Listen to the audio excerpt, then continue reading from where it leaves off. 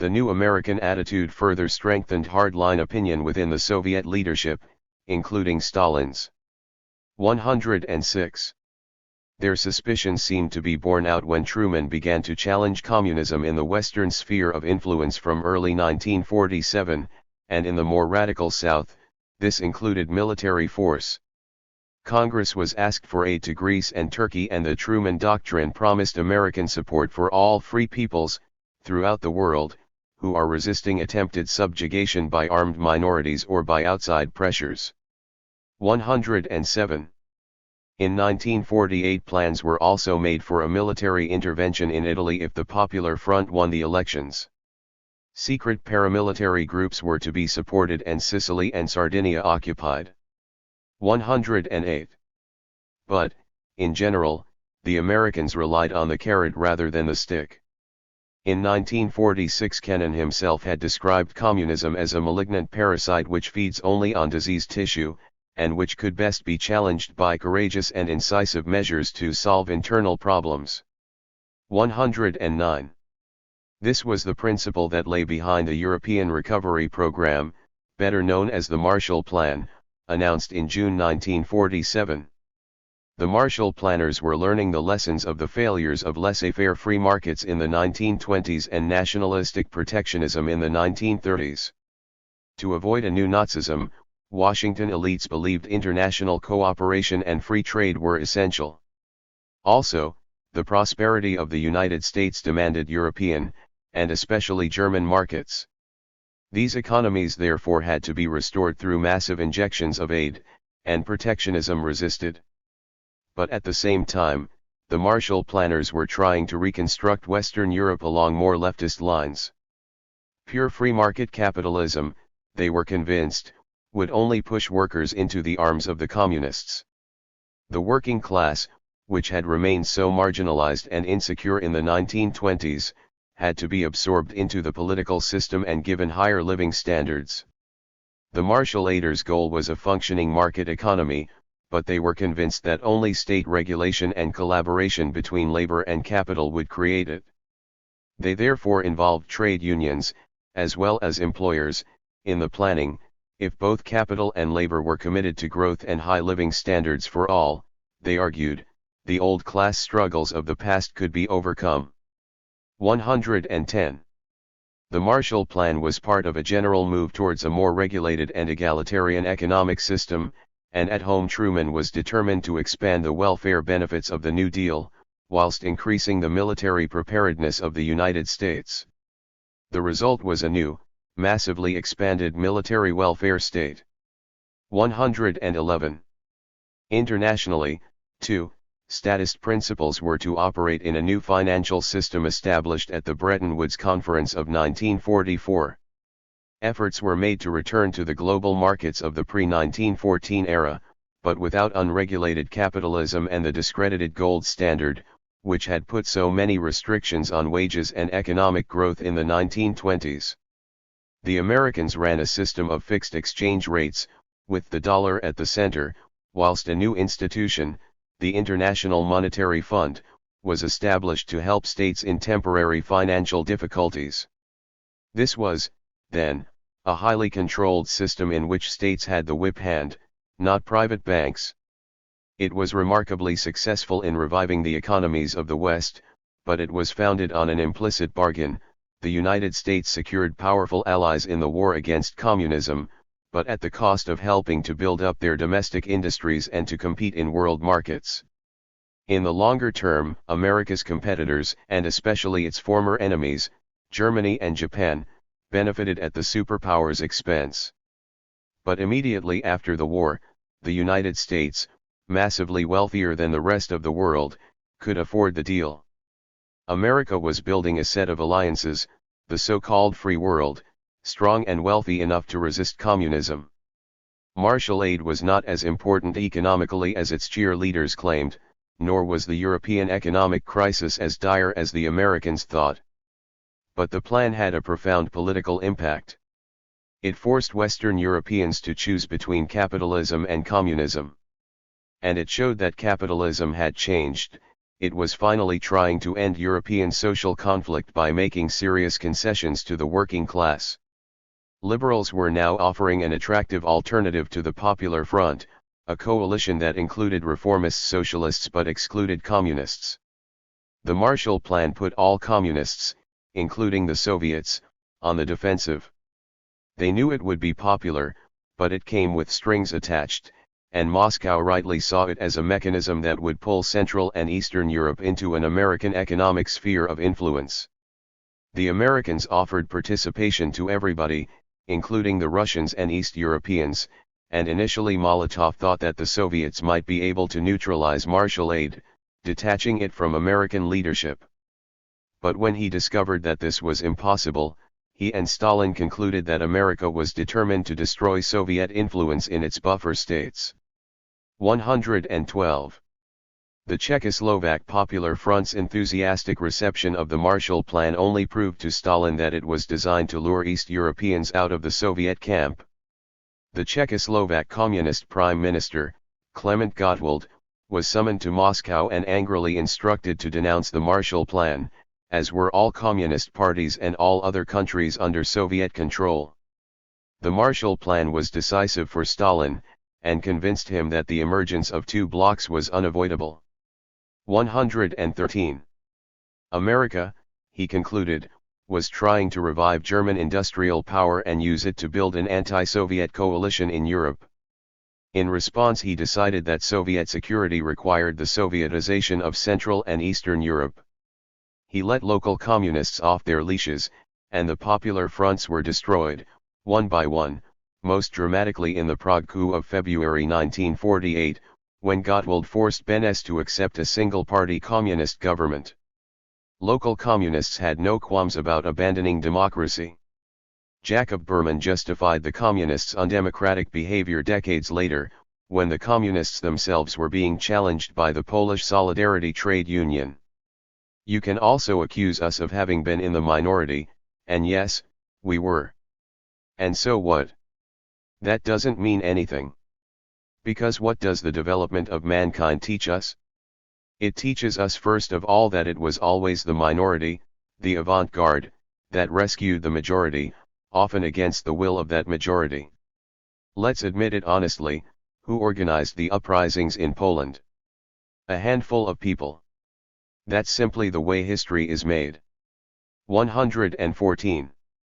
As Berman makes clear, many of the Stalinist leaders were true believers, convinced that the Soviet system was best for their countries. They were eager for the rapid transition to socialism. Most of the new leaders, the little Stalins of the new order, had spent a good deal of time in the Hotel Lux and other Comintern establishments, Poland's Boleslaw Bierut, Czechoslovakia's Klement Gottwald, Hungary's Matyas Rákosi and Bulgaria's Foucault Chervenkov, Dimitrov's brother-in-law, had all spent long periods in exile in Moscow.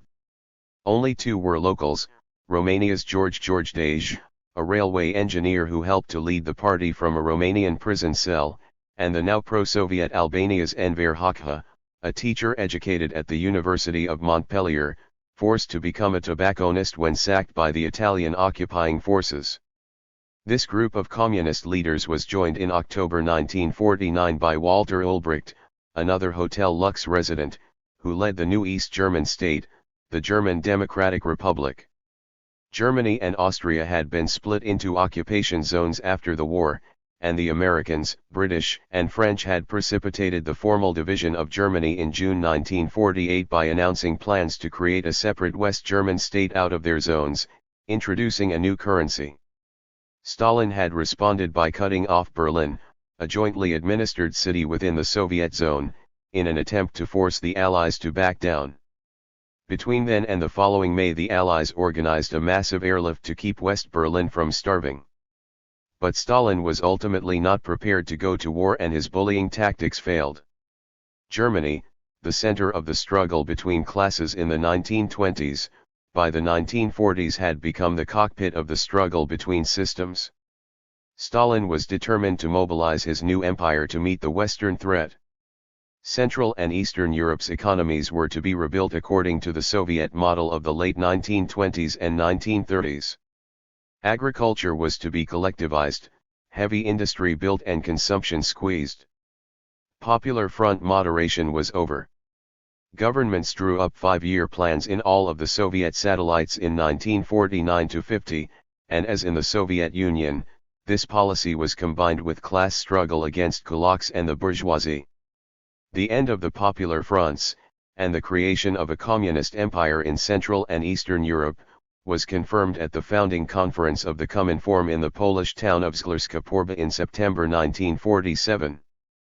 Purportedly an organization for sharing information between communist parties, it was not designed to be a successor to the Comintern, spreading international revolution. Rather, it included only the East European parties and a few strategically important West European parties, and was to subject them to the dictates of Soviet foreign policy. 115. Stalin had become convinced that the relatively loose supervision over European communist parties had to end. He knew that his demands would be unpopular amongst national parties, and he kept the purpose of the meeting secret.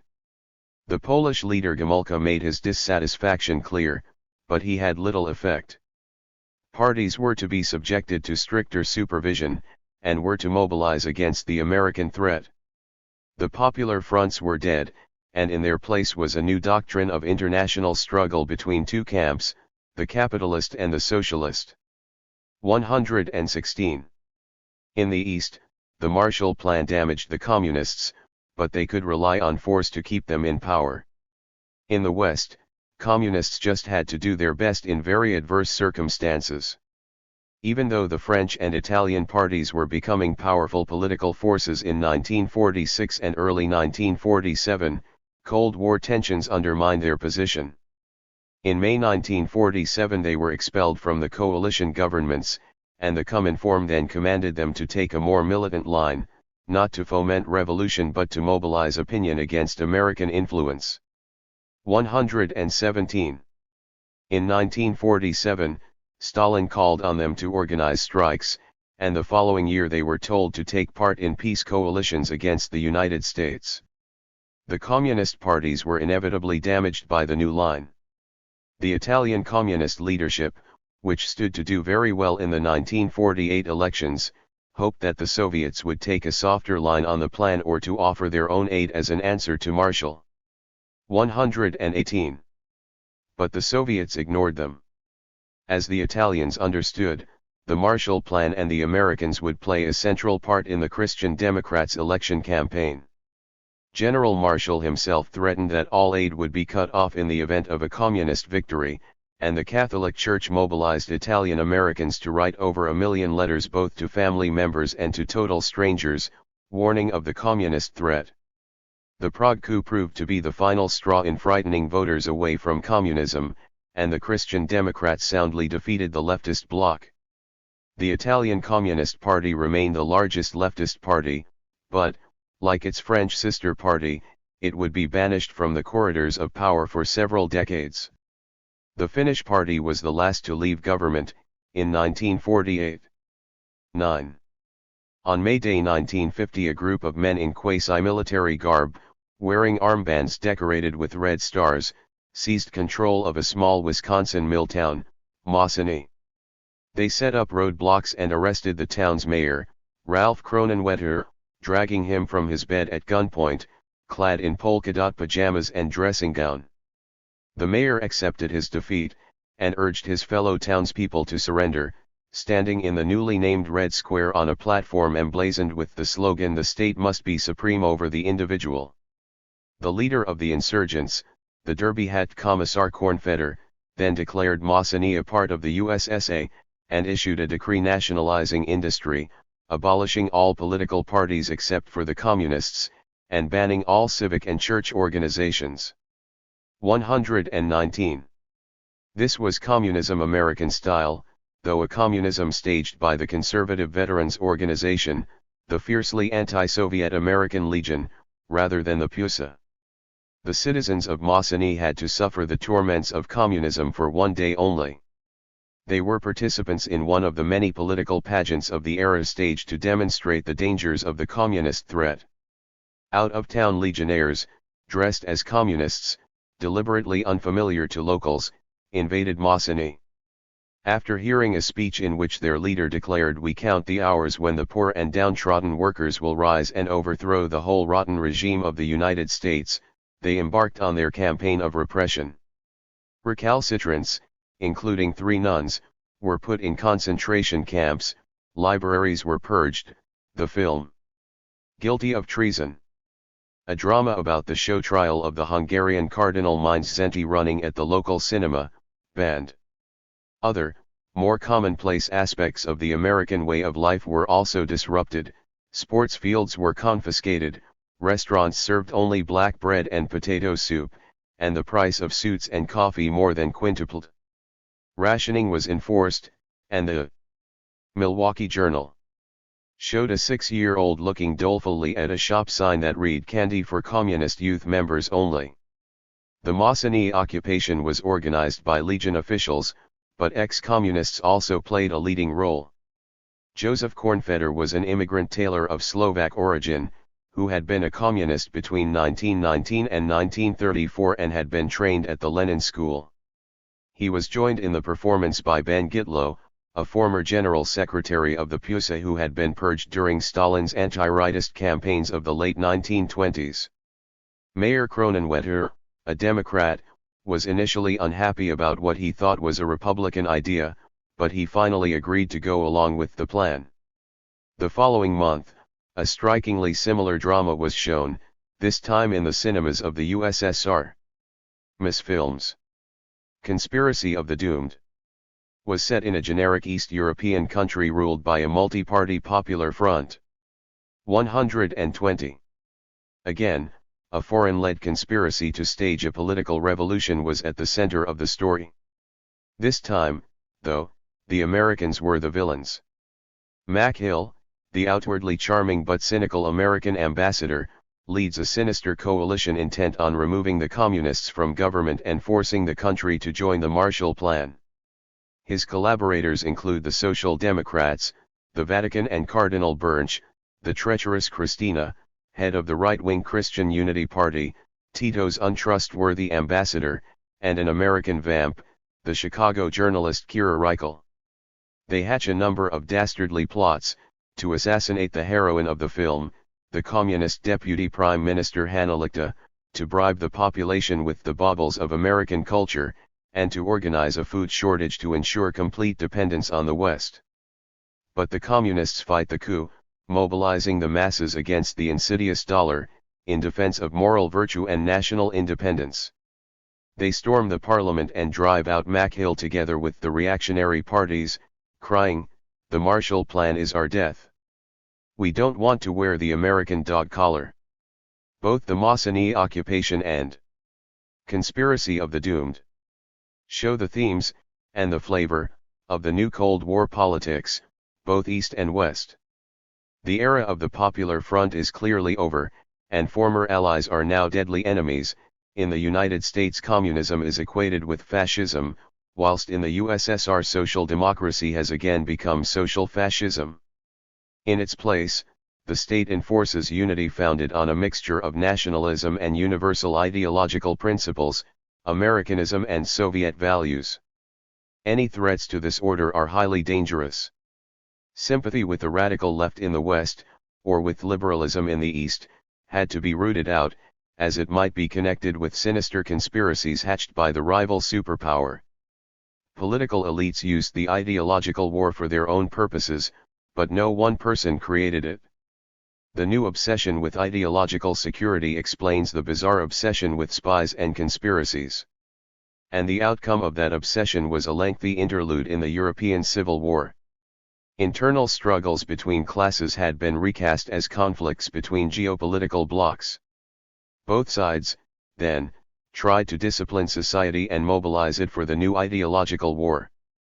121. But the effect of that mobilization was much greater in the Soviet bloc than in the West, and the balance between repression and persuasion varied. Repression was by far the most intense in the Soviet bloc, as will be seen in Chapter 7. In the Western sphere, it involved most violence in Southern Europe. The American-backed monarchists in Greece and the authoritarian Spanish regime used force to suppress communists, whilst Italy in the late 1940s saw harsh police repression of the left. 122. In America itself, communists were discriminated against, not repressed, and some 10,000 to 12,000 communists, real or alleged, lost their jobs. 123. 3 months before the Maussanee invasion, Wisconsin's own senator, the Catholic Irish-American Joe McCarthy, had delivered his first famous speech claiming he knew of 57 communists within the State Department.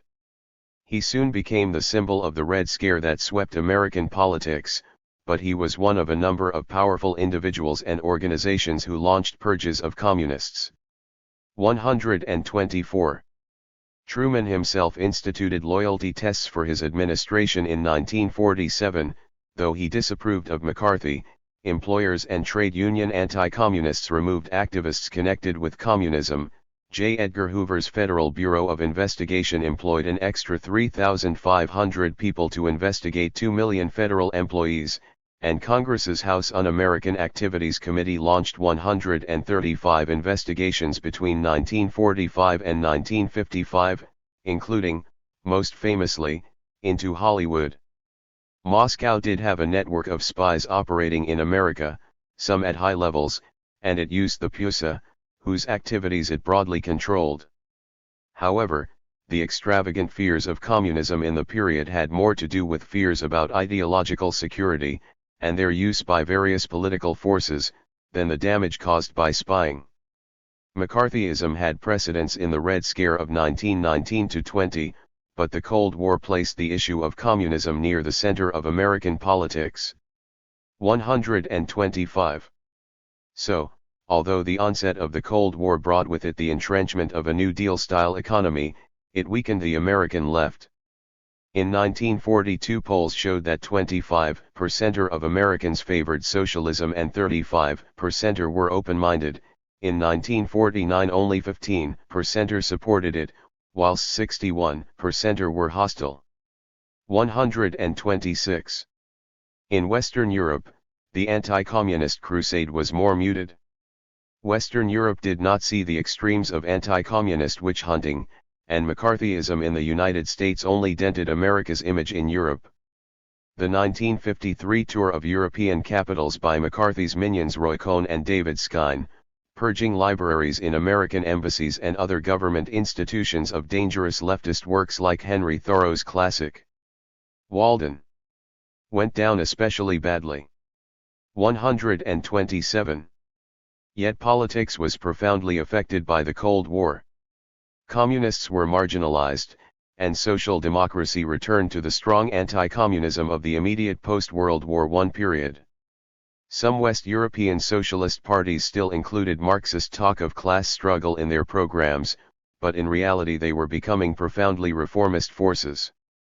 Cold War liberalism was remarkably successful in achieving its main goals, destroying the Popular Front, presenting communism as the enemy, and providing an alternative that attracted much of the population. It proved to be a powerful engine of social integration. In Western Europe and the United States, workers were finally absorbed into the political and economic community. In the United States, excluded ethnic groups, especially African Americans, Catholics, and Jews, found the anti-communist crusade helped them gain acceptance in a Protestant-dominated polity. 128. Both Catholics and Jews had strongly sympathized with the victims of late Stalinist communism. Jews, once the most pro-communist of all ethnic groups, understandably became the most hostile when their confreres became targets of Stalin's post-war anti-cosmopolitanism. 129. The Vatican, of course, had long been strongly anti-communist, but Catholics also responded to the sufferings of their brothers and sisters in Eastern Europe. American Cold War liberalism also managed to retain its ideological attractiveness in Western, and increasingly Eastern, Europe. The United States did establish an informal empire, but American wealth and its liberal ideology allowed it to avoid the exploitative excesses of the 19th century European empires. This was an empire by invitation, the embossed card issued by both elites and organized labor. 130. In much of Europe and Japan, it could present itself as a genuine purveyor of universalist values, selflessly seeking to help those under its protection achieve modernity. East of the Iron Curtain, Stalin's approach was very different. As will be seen, the relative liberalization of the wartime period was soon replaced by a new form of communism that exaggerated the paternalistic, statist and xenophobic elements of the Stalinism of the 1930s. The ideological conflict between communism and the West was therefore being reconfigured, from a social conflict within the blocs, to a geopolitical struggle between them. Cold War between the superpowers was accompanied by a cold peace within. Politics was stabilized, class conflicts tamed. A lake, once choppy, was frozen. The ice was thicker in the northwest of Europe, the USA and the USSR, more fragile in Central and Eastern Europe. It was also thinner in Southern Europe. Greece had shown the weaknesses of British and American power, Yugoslavia the USSR's. This, though, applied largely to the global north. In the south, and especially Asia, the situation was very different. Internal conflicts there continued to be violent and inequalities stark. Nationalists confronted European empires, whilst highly unequal and divided agrarian societies generated calls for fundamental social change. Neither the American nor Soviet blocs found it easy to absorb this turbulent part of the world, but as the war ended it seemed as if the United States might be in a better position to compete for influence. It was massively wealthier and had the power to project force anywhere. It could also appeal to nationalists, as it initially rejected the imperialism of its European allies. As the United States National Security Council explained, 19th century imperialism was no longer acceptable because it was an ideal culture for the breeding of the communist virus. 131. The post-war Soviet Union, meanwhile, was poorly equipped to spread its influence in this newly radicalized world. The Comintern's strategy since the revolution had largely been aimed at Europe. The Popular Front had been fashioned to appeal to European left liberals, and the Cominform was entirely focused on Europe. Meanwhile, Stalin's approach to the developing world was founded on a mixture of realpolitik and skepticism about the readiness of agrarian non-European societies to achieve socialism in the near future. He did not want to encourage independent communists in their revolutionary ambitions, partly because they might challenge Moscow's preeminence, partly because they might alienate the Western powers and undermine the wartime agreements on the division of Europe. He therefore refused to help the Greek or Vietnamese communists, and was also initially reluctant to recognize Mao Zedong, the leader of the Chinese communists. 132. His betrayal of indigenous communists was most striking, and counterproductive, in Iran, where the communist-led Popular Front Today party was eager to take power. Stalin had no interest in an Iranian revolution, and insisted that it was premature. His objective was a bourgeois Iranian state, friendly to the USSR and prepared to grant it oil concessions. He put pressure on Tehran, using the presence of Soviet troops in the north and support for the Azeri independence movement, and the Today was forced to follow the Soviet line. Stalin's policy, however, was a spectacular failure, destroying the prospects of communist influence. The Americans put pressure on the Soviets to withdraw their troops, and by 1947 the Today had been banned and the Shah was moving into the American orbit. In East and Southeast Asia, however, Stalin had less direct power, whilst the local communists were more confident. Their communist parties had melded the Soviet tradition with indigenous ideas, stressing the anti-imperialist elements of Lenin's and Stalin's legacy. And it was the synthesis that was to give communism a new lease of life. In the West, communism had found fertile soil largely in tension between social classes. In Russia, communists benefited from both class conflict and a powerful desire to improve the status of a backward nation.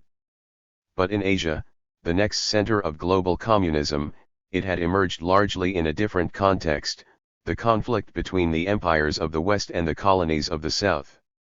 And to understand these powerful, new versions of communism, we need to return to the aftermath of World War I. For this catastrophic war had brought not only a crisis of Europe's elites, but also of its overseas empires. The East is red. In June 1919 a 29-year-old native of French Indochina, Nguyen Tat Ton, entered the Palace of Versailles. According to some reminiscences, he wore a mourning suit, but if he did it was a hired one. He was a far from eminent figure, working as a retoucher of photographs and fake Chinese antiques. In his hands he held a petition, which he hoped to deliver to President Wilson and his fellow peacemakers. Entitled The Demands of the Annamite People, it was a relatively moderate document, demanding political autonomy for the Vietnamese and equal rights with their French imperial masters. 1. It was signed with the pseudonym, Nguyen Ai Quoc, Nguyen the Patriot.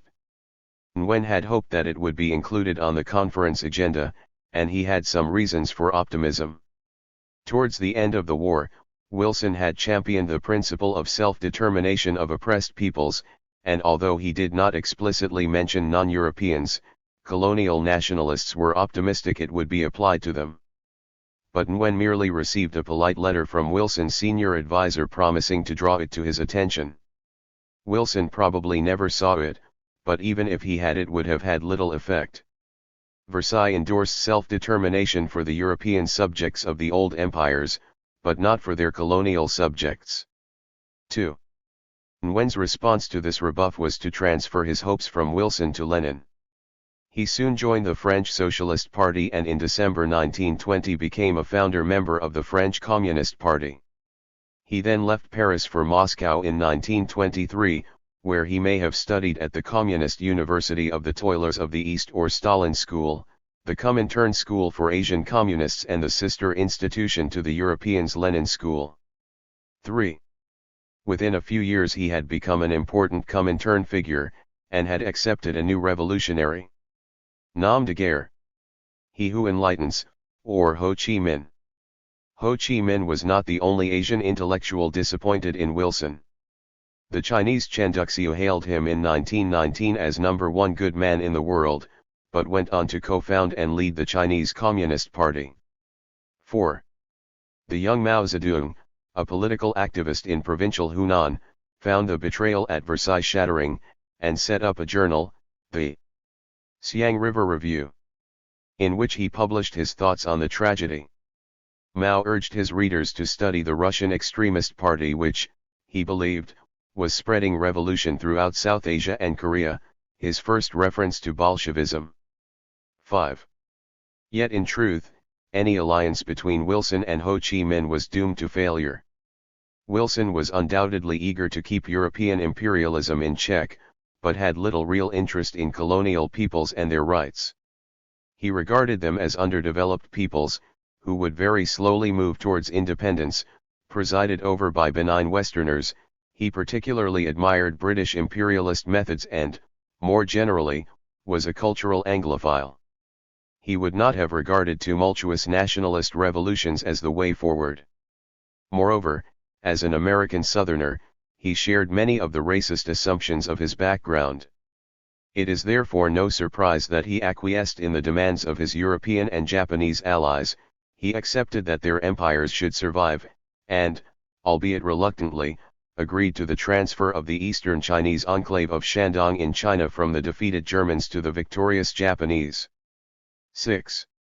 Moreover, if Wilson was no radical, Ho Chi Minh was certainly no liberal. The son of a disgraced government official, he left Vietnam in 1911 and traveled the world, working as a ship's kitchen hand. Embarked on what was effectively a grand tour, he visited the colonial world and then spent extensive periods living in the United States, London, and Paris. Already resentful of the French imperial presence in Vietnam, his experiences allowed him to generalize his critique of imperialism, and witnessing the humiliations of African Americans in the United States and of Africans and Asians in the European empires sharpened his consciousness of white racism. By the time he reached London he was already seen as a radical. The great French chef Auguste Escoffier spotted him in the kitchens of the Carlton Hotel, and offered to teach him how to cook if he abandoned his revolutionary ideas. Ho agreed to learn the art of patisserie, but spurned Escoffier's political advice. He became involved in an organization to improve the conditions of Chinese laborers, and protested in favor of Irish independence. 7. On arriving in Paris in 1917, Ho became active in labor and socialist circles. He was a reserved figure, amongst the French at least. The French socialist Léopoldis rather patronizingly described his chaplin-esque aura, simultaneously sad and comic. He was très sympathique, reserved but not shy, intense but not fanatical, and extremely clever. 8. But one of his fellow nationalists described Ho Chi Minh as a fiery stallion. 9. And by 1921 he had concluded, partly as a result of reading Lenin's theses on national and colonial questions, that only violence and socialism would free his people. 10. Ho was in Paris at a time when the old order was under attack in the colonial periphery, as well as in Europe. In parts of the British Empire, the Great War had a similar effect to the one it had in Europe. Almost 1 million Indian soldiers had fought in British armies, whilst tens of thousands of Chinese went to Europe to work on the home front. Indians and Chinese, like the European working classes, felt that they should have some compensation for their sacrifices. At the same time, it was clear to many Asian nationalists that Europe had been hugely enfeebled by war, and the international balance of power was changing. As Ho wrote presciently in 1914, I think that in the next 3 or 4 months the destiny of Asia will change dramatically. Too bad for those who are fighting and struggling. We just have to remain calm. 11. As Ho realized, war was weakening old hierarchies throughout the world. In Europe, this took the form of social revolutions. Outside it, anti-colonial revolts. 1919 saw rebellions against the British in Egypt, Afghanistan, and Waziristan, Gandhi's civil disobedience campaign in India, and the declaration of an Irish Republic.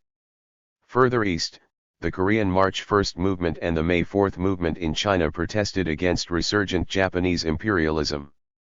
Communism was in some ways a useful vehicle for frustrated anti-colonial movements.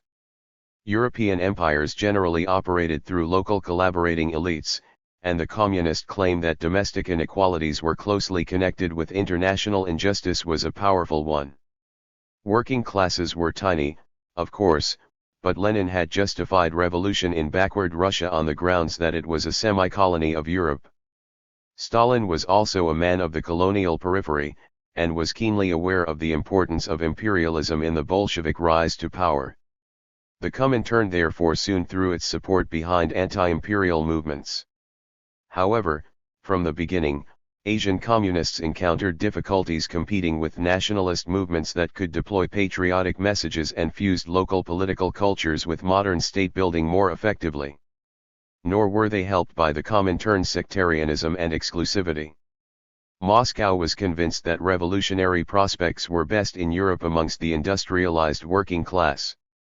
The colonial world, they believed, could not achieve socialism for some time to come and had to concentrate on the anti-imperialist struggle, in alliance with bourgeois nationalists if necessary, with the aim of establishing independent democratic republics.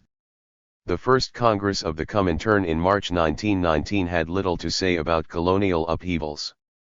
Hopes for revolution in Western Europe were still high. By the following year, however, it was becoming clear that Western Europe would not fulfill its revolutionary promise.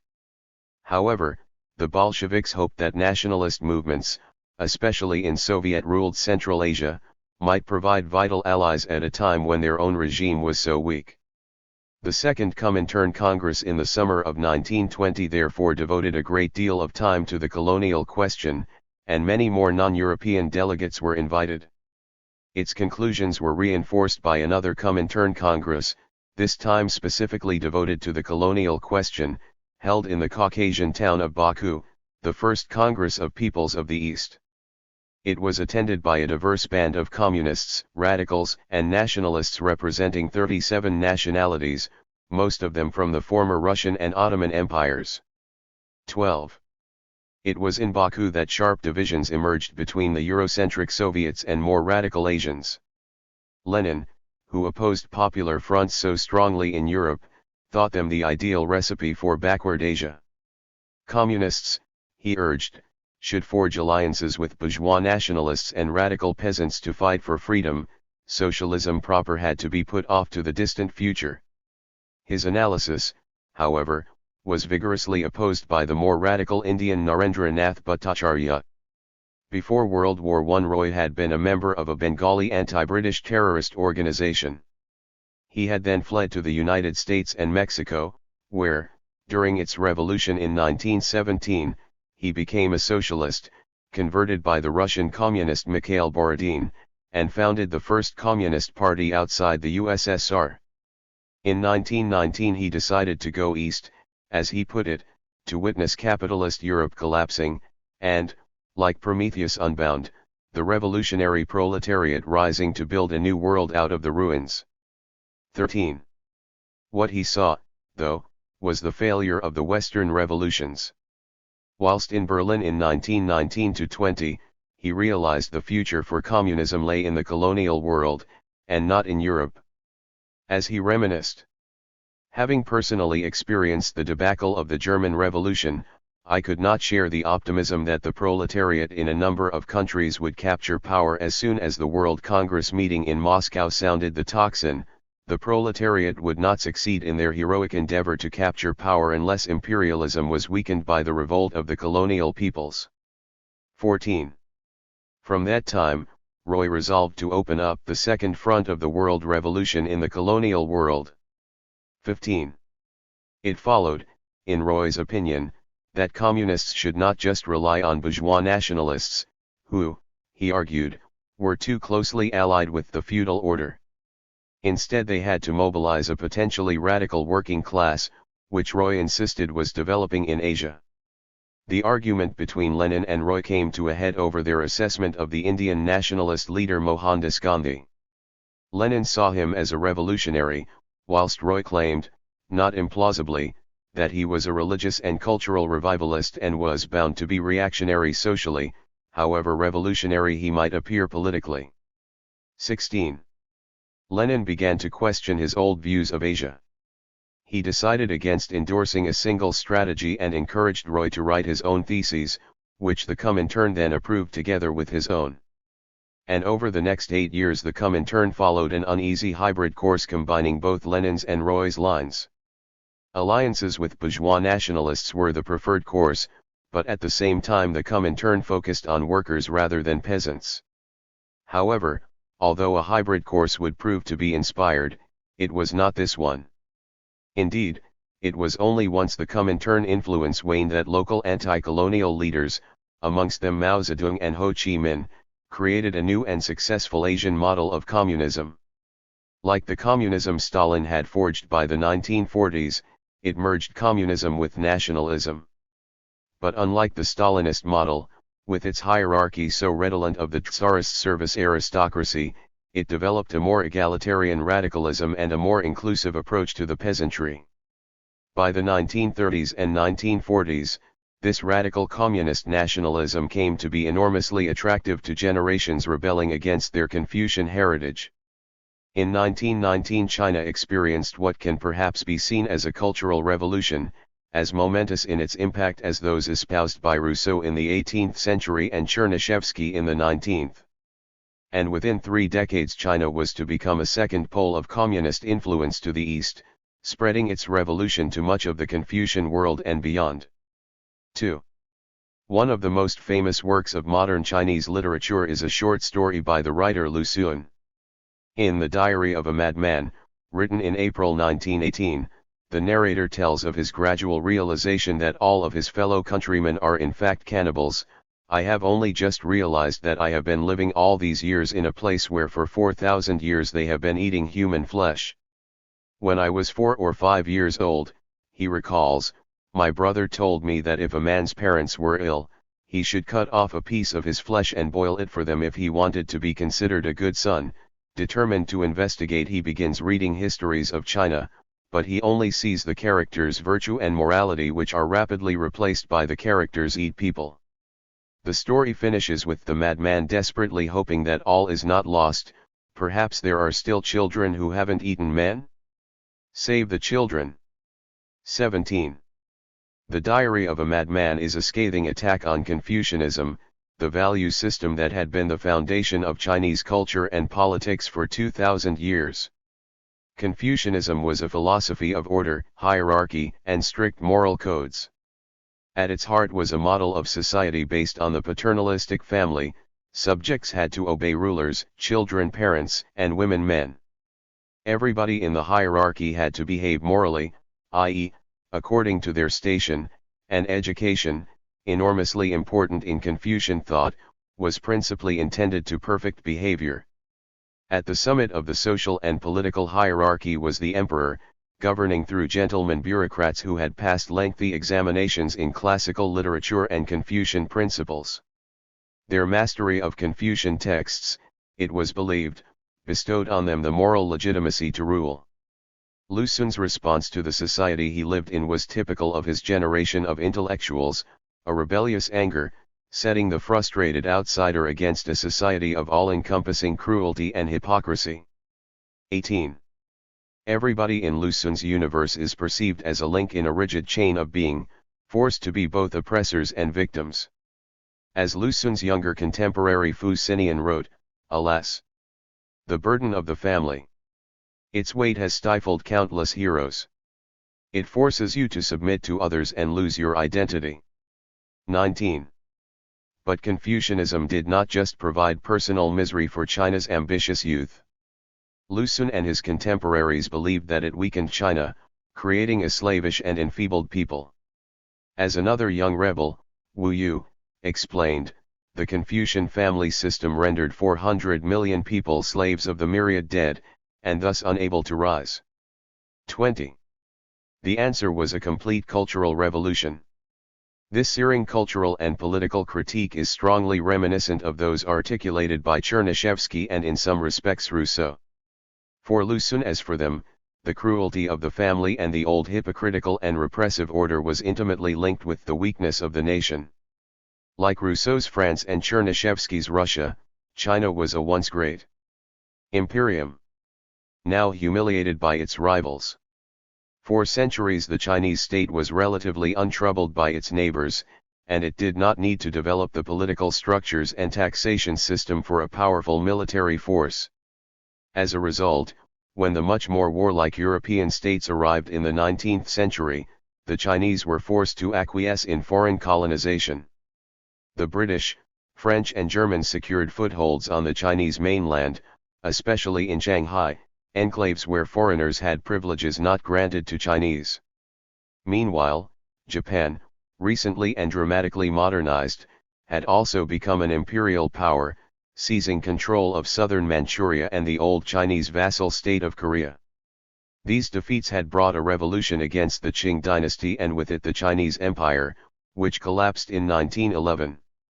But the revolution had hastened, not staunched, China's decline. The new leader, the head of the Nationalist Party, Sun Yat-sen, was soon replaced by the conservative Yuan Shikai, and after Yuan's death in 1916, central rule in China collapsed, degenerating into a congeries of warlord-governed regimes, an empire no more. It was in this weakened, divided state that it faced the peacemakers at Versailles. On May 4, 1919, the news that the Japanese had been awarded the ex-German colonies inspired 3,000 students to gather in Tiananmen Square, before moving on to stage a more destructive protest in Beijing's diplomatic quarter. More importantly, Versailles focused the minds of Chinese students and intellectuals on the need to revive China.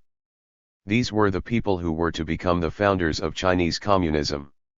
The May 4 movement proposed largely cultural solutions to China's plight. Confucianism had to be replaced once and for all with a new culture. Rather like Chernyshevsky's New People, the new Chinese had to escape from the bonds of the traditional family into a world of freedom and romantic love. At the same time, the very ethos and behavior of Chinese had to be made modern. Just as Chernyshevsky had decried the Russians. Asia China. or Asiatic values, so the May 4 intellectuals despaired at what they saw as an ingrained Chinese servility. Chen Duxiu, the Dean of Humanities at Peking University and an influential leader of the New Culture movement, urged young Chinese to be independent, not servile, and aggressive, not retiring. 21. But where were these models of behavior to be found? For some, like Chen, the answer was in Western culture. Chen, the son of a minor official and himself educated for the Confucian examinations, now rejected ancient Chinese culture wholesale. The Chinese had to learn from Mr. Science and Mr. Democracy. But others, like Li Dazhao, the librarian at Peking University and, with Chen, a co-founder of the Chinese Communist Party, were less enamored of Western liberalism and science. Li was from a rather less exalted background, a rich peasant, and by the time he was at school the old Confucian examination system had been abolished. He therefore had less emotional investment in rejecting the past, and sought rather to adapt Chinese culture, not replace it wholesale. He put more faith in the will of the people than in liberal capitalism or constitutional politics. Indeed, he was one of the first to welcome the Russian Revolution as a model for China. So whilst both Chen and Li were to become communists, they came to represent different wings of the movement.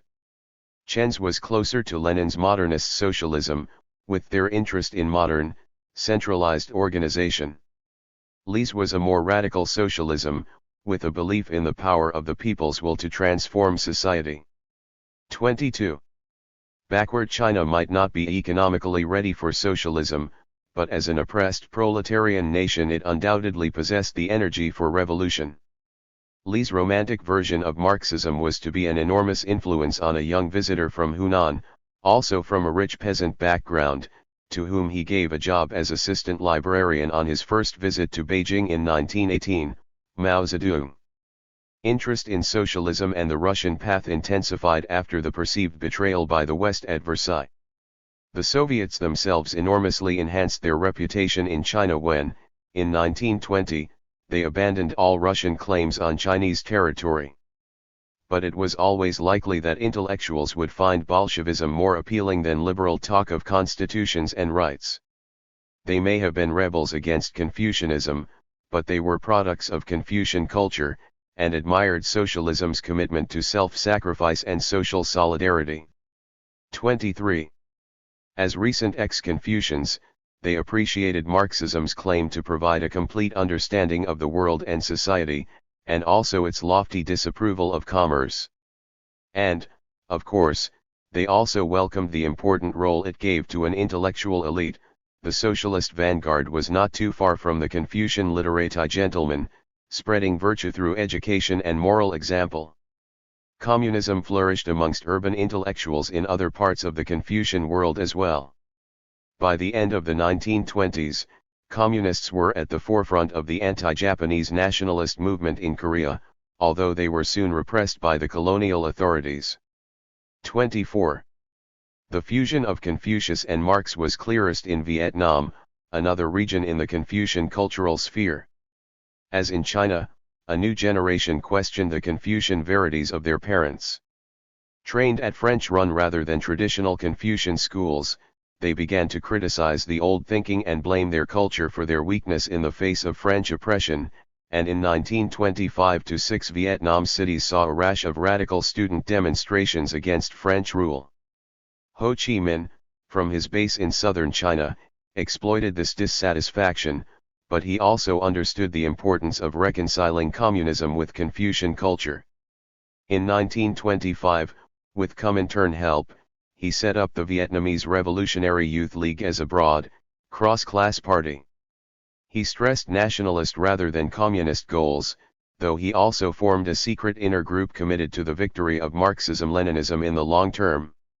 Ho's Marxism had a strongly Confucian flavor, and he even attempted, rather unconvincingly, to reconcile the two great sages, Confucius and Lenin.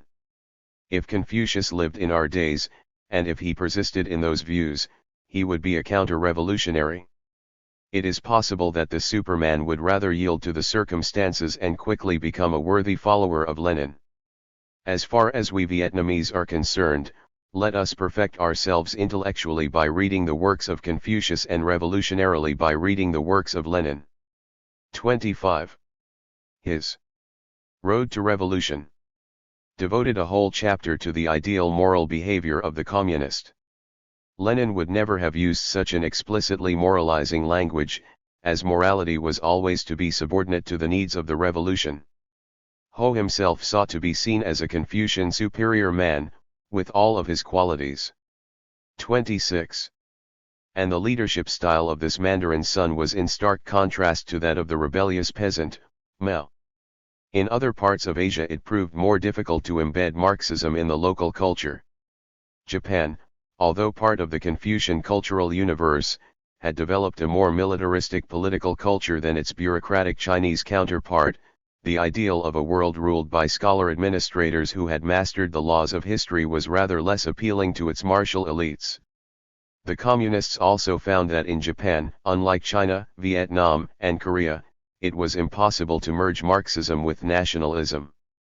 A powerful and successful Japanese nationalism, fostered by political and military elites, already flourished, and Japan had an empire of its own.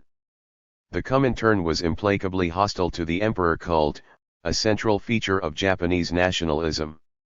Japanese communists pleaded for the Comintern to relax its rigid line, but in vain, and such wranglings meant that the communists in Japan were easily presented as foreign stooges and were subjected to harsh repression.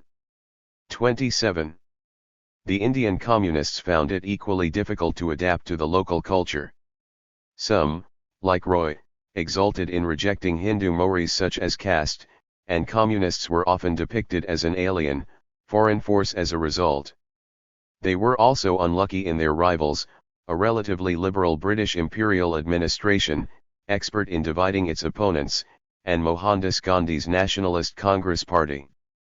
Gandhi created a highly successful nationalism, blending a curious mix of mildly progressive though anti-modern socialism with Hindu traditions. He succeeded in forging a powerful coalition of the dominant peasantry and urban middle classes whilst retaining the moral high ground by using a pro-poor rhetoric and rejecting violence.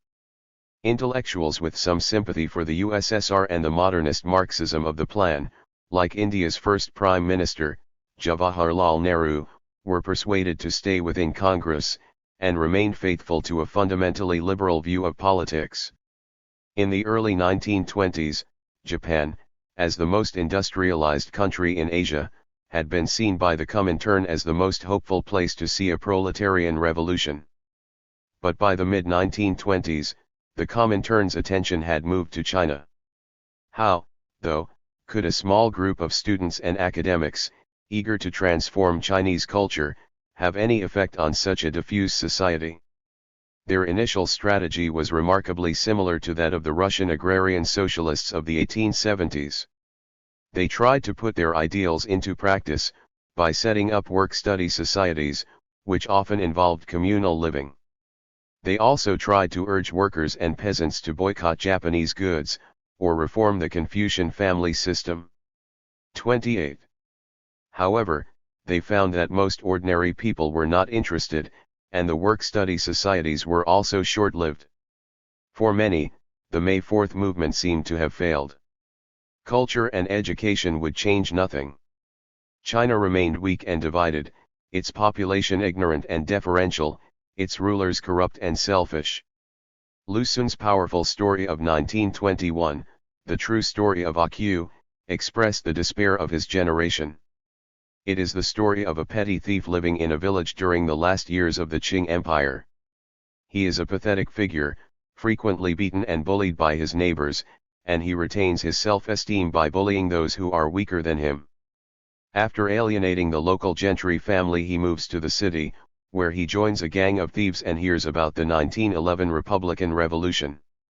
On returning to the village to sell stolen goods, he tries to frighten the gentry by pretending that he is himself a revolutionary. However, real nationalist revolutionaries descend on the village and join forces with the gentry to arrest him for a theft he has not actually committed. The story ends with the execution of A.Q. A.Q. is China, at the mercy of its more powerful neighbors. but he is also the unenlightened poor Chinaman, pathetically ignorant of his humiliating position within an entrenched social hierarchy. 29. It was this awareness of the enormous difficulty of transforming China that led many of the May Fourth generation from a romantic socialism or anarchism to Bolshevism. There was at first a great deal of ignorance about the ideology. When Li Dazhao wrote one of the first articles about it in November 1918, the subject was so alien that the printer transliterated the word Bolshevism into the Chinese characters for Hohenzollern. 30. However, what little was known of Marxism appeared extremely appealing at this time of crisis. It was committed to uniting a disorganized and vociferous nation, it was not afraid to use violence, and, unlike a nationalism based on the 19th century European model, it identified selfish elites as the main obstacle to national rebirth. On July 1, 1921, Chen Duxiu echoed Lu Xun's pessimism about the Chinese, and his Promethean frustration with their supposed passivity. They were a partly scattered, partly stupid people possessed of a narrow-minded individualism with no public spirit, who are often thieves and traitors and for a long time have been unable to be patriotic. Democracy was impractical. Instead, it would be best to undergo Russian communist class dictatorship. Because in order to save the nation, make knowledge widespread, develop industry and not be stained with a capitalist taint, Russian methods are the only road. 31. Given their admiration for the Soviet example, it is no surprise that Chinese communists looked to Moscow and the Comintern for help. Indeed, the Chinese Communist Party was essentially a joint Chinese-Soviet venture from the beginning, largely set up by Chen Duxiu and the Russian Comintern representative, Grigory Ivwodinsky. Formally established in Shanghai in July 1921, it sought to absorb many of the study groups in the cities of China, and to subject them to Bolshevik-style discipline. But from the very beginning there were tensions between the Chinese and Moscow. Of course, Bolshevization was a fraught process everywhere, and initially it was easier than in the West because the Chinese communists welcomed the discipline they thought they lacked. Yet the cultural differences between the Russians and the Chinese were probably greater, and the power of locality, lineage, and personal networks even stronger in China than elsewhere. Moreover, Moscow was imposing a much more gradualist strategy on Asia than Europe, so the gap between the goals of the Comintern and of the locals was bound to be that much greater. The conflict between Lenin's alliance strategy and Roy's proletarian radicalism, far from being resolved, continued to dominate Chinese communist politics throughout the 1920s. 3. In 1923, a young Russian emissary to China, Sergei Dalin, wrote about his experiences in the Komsomol newspaper. Komsomolskaya Pravda. Matters are discussed without a chairperson or secretary and everyone speaks whenever they like or feel it necessary, he complained. Discussion was endless, and the Chinese were reluctant to come to decisions. When, during one debate, Dalin suggested that each side sum up for 5 minutes before holding a vote, they fell silent, opening their eyes wide at me, so that I looked in the little mirror hanging on the wall to see if there was dirt on my face. Suddenly, they all began to laugh. Evidently, no one had ever made such a proposal in thousands of years of Chinese history. Later I learnt that Chinese refrain from a final decision until everyone is in agreement. 32. Dalin's complaints were typical, and despite the Comintern's efforts to create a Bolshevik-style party, it ran up against opposition from Chen and others, who were determined that the party remain a relatively broad church. The Comintern did not always use the best techniques to achieve its aims. Some officials, like Wodinsky, were sensitive and popular amongst the Chinese, others, like the Dutchman Hendrikus Sneevliet, who had had considerable experience in Dutch-ruled Indonesia, were more overbearing. One Chinese communist who worked with him remembered, he left the impression with some people that he had acquired the habits and attitudes of the Dutchmen that lived as colonial masters in the East Indies. 33. One way of inculcating Bolshevik methods and attitudes was by sending Chinese communists to Moscow for training. At its height, the Communist University of the Toilers of the East had 1,500 to 2,000 students at any one time. Its curriculum was very similar to that at the Lenin School for Western Communists, although language problems complicated things, and students had to slave endlessly over their Russian. Learning new forms of behavior was also fraught with difficulty. Students here, as in other party institutions, were expected to undergo self-criticism, or study criticism. Students had to criticize their fellows, and then submit to criticism themselves. This emotionless struggle would help them to eliminate bad thoughts. By the 1930s, these struggle sessions were exported to China itself, and became a central part of Communist Party practice. But in the early years they were deeply unpopular, breaking with the traditional Chinese emphasis on face and group consensus. 34. However, the Soviet-Chinese relationship was not only damaged by these questions of centralization, but by a more fundamental political question, the relationship between communism and nationalism. Chinese intellectuals were attracted to communism because it could be yoked to the nationalist cause. It seemed like a way of reviving a weak China. But how could class struggle be reconciled with national unity? The Comintern answered the question by following its highly gradualist line. A cross-class national bourgeois revolution would have to unite China first. In 1923, the Comintern therefore decided to support not only the Communists but also Sun Yat-sen's nationalist Kuomintang, which was looking for foreign friends. The Kuomintang received a dedicated Soviet advisor, Mikhail Borodin, and Red Army officers taught Kuomintang and Communist soldiers at the Huangpu Military Academy on an island south of Canton. Nationalists also joined Chinese Communists at the Sun Yat-sen University of the Toilers in China in Moscow, founded in 1925. 35. The Comintern persuaded the Kuomintang and the Communists to join together in a united front. The Communists would become a bloc within the Kuomintang that would, at some time in the future, take over the whole party. The Kuomintang welcomed both Soviet military aid and advice. It even reorganized the party along centralized Bolshevik lines, underlining the appeal of the Soviet organizational blueprint in Asia. But it was divided between a left, committed to the Communist alliance, and a right, closer to the Chinese elites. On Sun's death in 1925, it looked as if the center had won, when Chiang Kai-shek, the head of the military section at the Huangpu Academy, took control.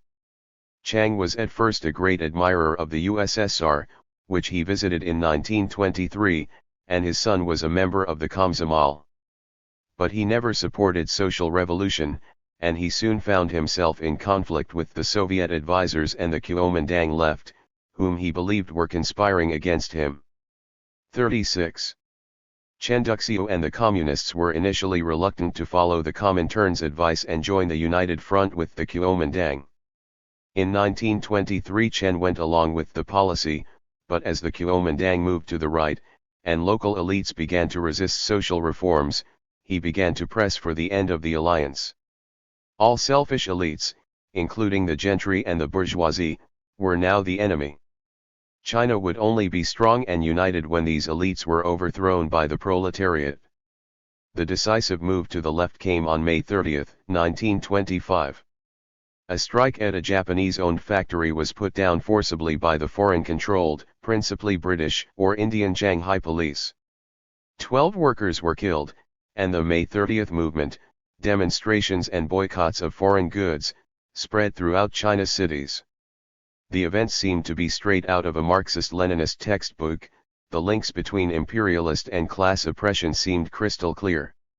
Communism became more fashionable amongst writers and intellectuals, and membership of the party swelled to 60,000, it was on the verge of becoming a mass party for the first time.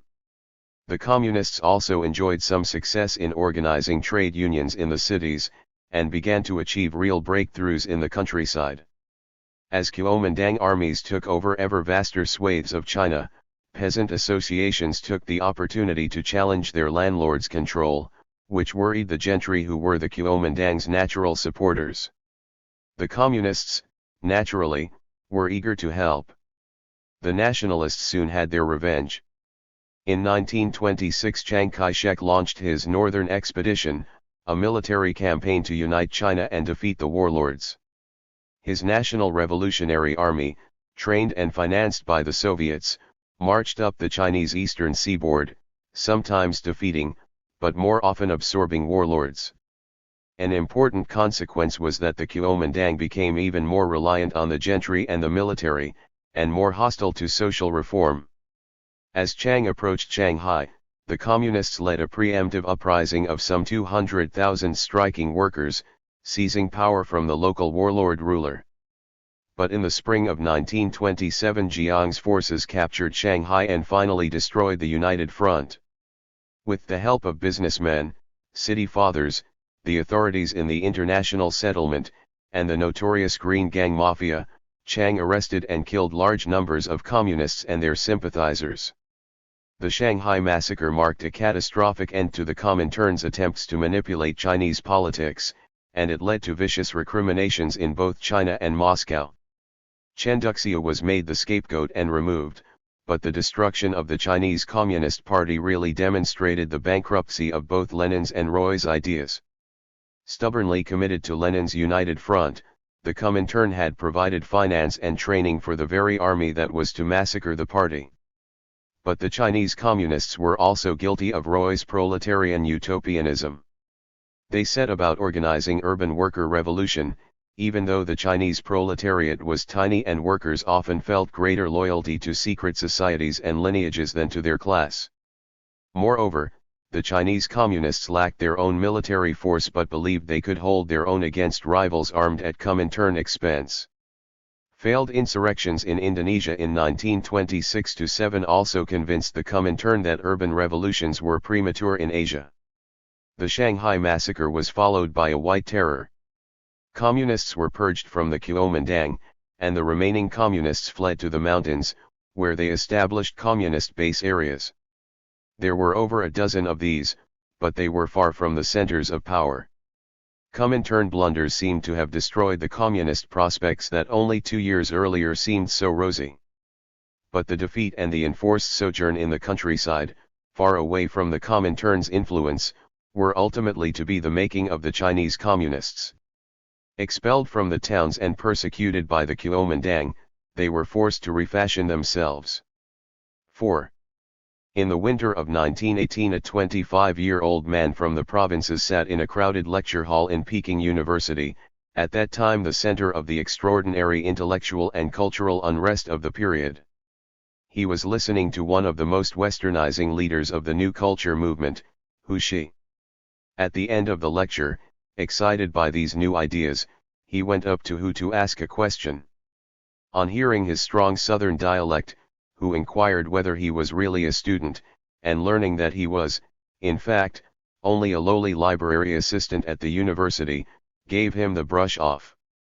37. The young librarian was Mao Zedong, who had left his native Hunan and was in Beijing for a few months, before his mother's illness forced him to return home to his ancestral village. Mao was just one of many young, idealistic Chinese, desperate to take part in the revival of their country and learn about new, foreign ideas. And despite his humiliating treatment by Hu, it was in fact his provincial, rural origins that fitted him to adapt those ideas to Chinese soil far better than more educated and sophisticated students. The parallels between Mao and Stalin are striking.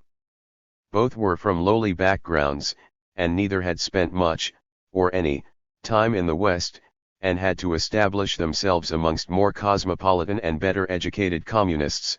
Both were suspicious of the educated intelligentsia, both spent their youths on the periphery of great but declining empires, amidst a politics of angry nationalism, and then made their way, by a tortuous route, to the imperial center. Both were interested in military issues from an early age, and established themselves as leaders during civil wars. Both were ruthless political Machiavellians, both were clever but educated only to a relatively low level in a traditional system that stressed the importance of morality and ideology, whether orthodox or Confucian. And both had a belief in the power of ideas in politics, and were initially on the radical side of the Marxist movement.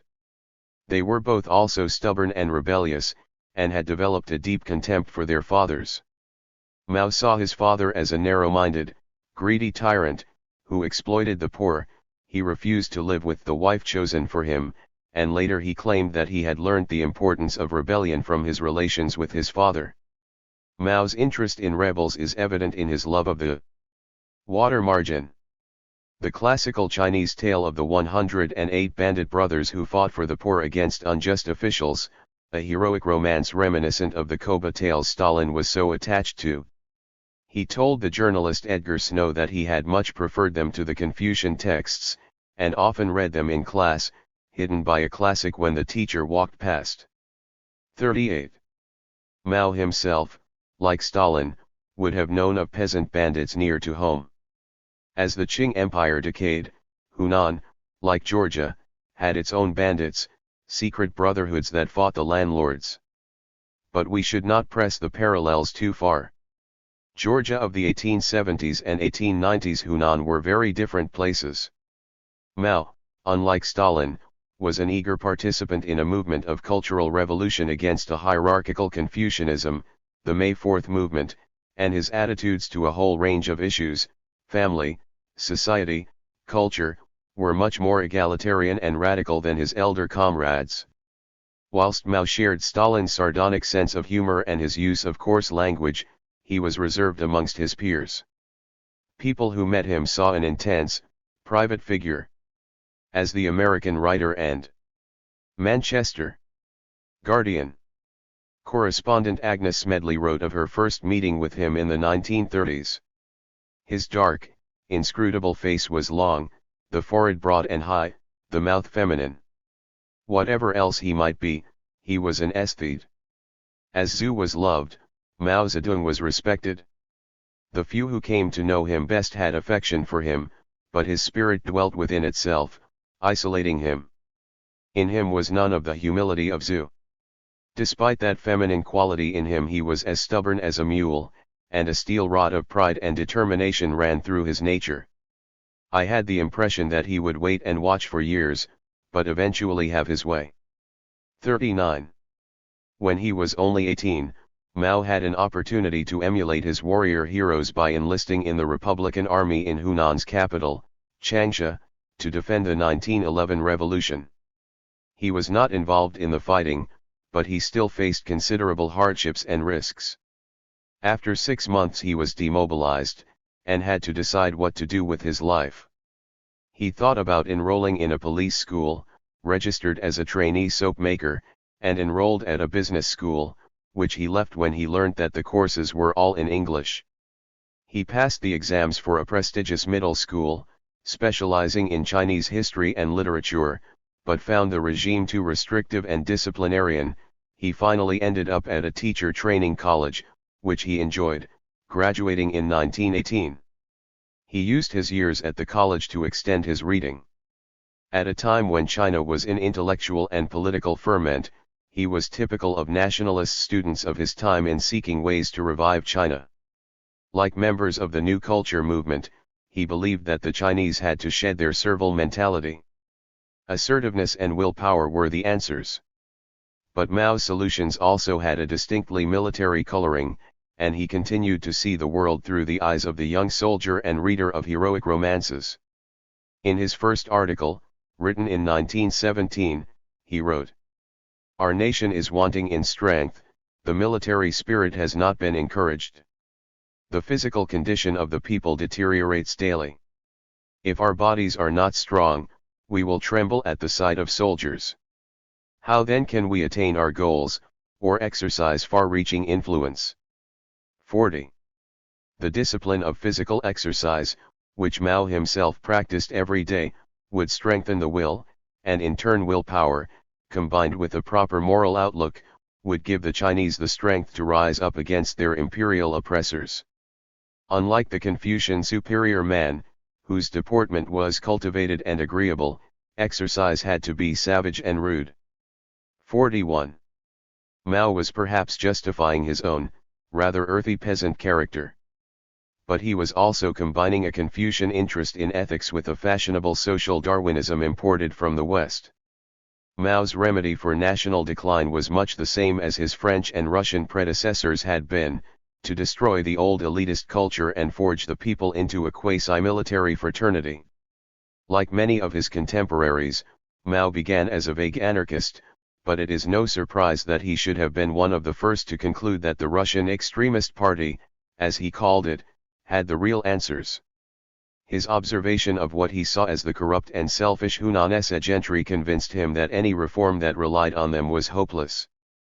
42. In 1921 he went through the options available to China, and argued that all models, from social reformism to moderate communism, would fail to change China.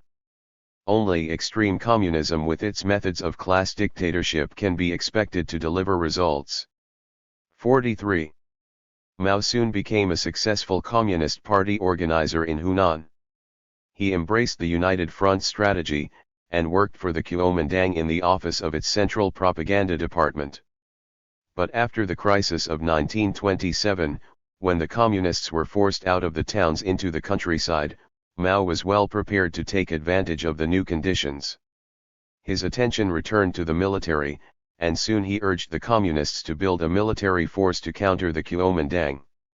As he famously declared, "We must be aware that political power grows out of the barrel of a gun." 44. Mao also had a deep interest in the countryside and its social tensions. He was not sentimental about rural life, but, as his doctor reminisced, Mao was a peasant and he had simple tastes. 45. Like other southern Chinese peasants, he never brushed his teeth, and merely rinsed his mouth with tea. Foreign visitors were sometimes disconcerted when he took his clothes off in mid-conversation to search for lice. 46. From 1925 onwards, Mao became increasingly convinced that the peasantry had to play a decisive revolutionary role.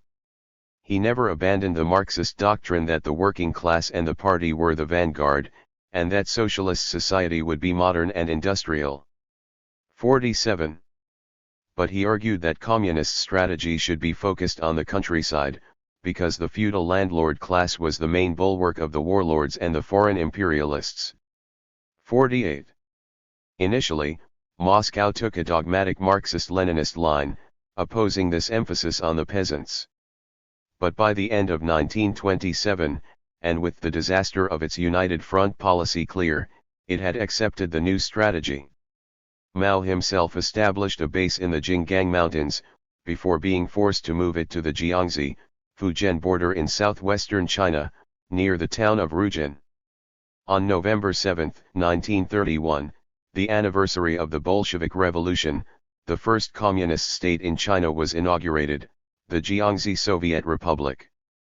The ceremony took place in a clan temple outside the capital Rujin, the regime's headquarters.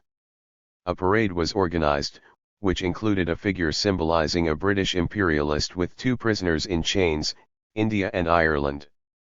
Mao, standing with others on a Soviet-style podium and surrounded with red flags and hammers and sickles, was declared president of the new republic. 49. It was in this period that the party developed the notion of the guerrilla people's war, which was to be so important in adapting communism to the conflicts of the Third World. The Central Committee of the CCP issued a general outline for military work in May 1928, which explained the strategy in detail. The Communist Red Army was to mobilize local peasants into Red Defense detachments to fight against local landlord militias and the Kuomintang, whilst confiscating land and distributing it to the poor. Meanwhile, the party was to be dominant and would perform agitation and propaganda amongst the soldiers. Relations between officers and soldiers were to be egalitarian, and efforts were made to exclude the petty bourgeoisie from the army. The Jiangxi bases were to be the germ of a communist state, whilst supplying the Red Army and resisting Kuomintang incursions. 50. This, then, was a very different model of military organization to the conventional European one, and indeed the one taught by the Soviets at the Huangpu Academy. It was paradoxically Chiang Kai-shek and the Kuomintang who were more impressed by Soviet ideas than the communists were, and they tried to create a hierarchical, all-encompassing national structure to mobilize the population for military and labor service. According to their Bayagia system, All households were to be registered through a complex bureaucratic organization supervised by a mixture of central envoys and local elites. The Kuomintang's effort had some successes, and was by no means doomed to failure. 51. But given the political chaos of the time, the proliferation of armed gangs, and the weakness of central government, its top-down approach was over-ambitious and could easily be frustrated by disobedient local officials. The communist strategy, in contrast, was a local rather than a national one, and was only likely to succeed at a time of extreme political disruption. But it was effective at knitting together a society pulverized by war, whilst forging disparate military groups into coherent forces. 52. Mao was just one communist military commander of many, but he became a particularly successful and committed practitioner of the guerrilla People's War.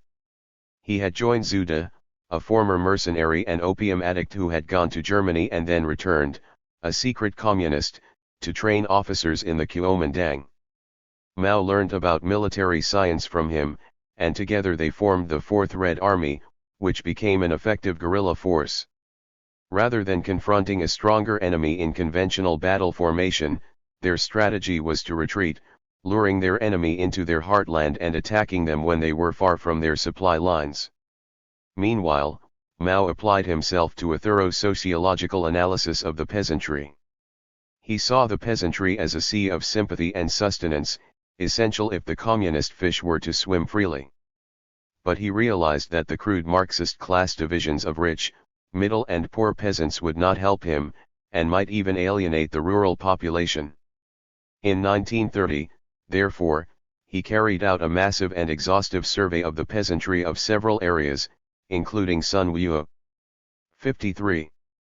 He itemized the numbers of shops and the 131 consumer goods available in them, as well as the professions and political attitudes of the inhabitants. He soon concluded that the rich peasants were a tiny, isolated minority. The party could therefore draw on the fat to make up the lean, that is, redistributing the land of the rich to the poor, without upsetting the majority. 54.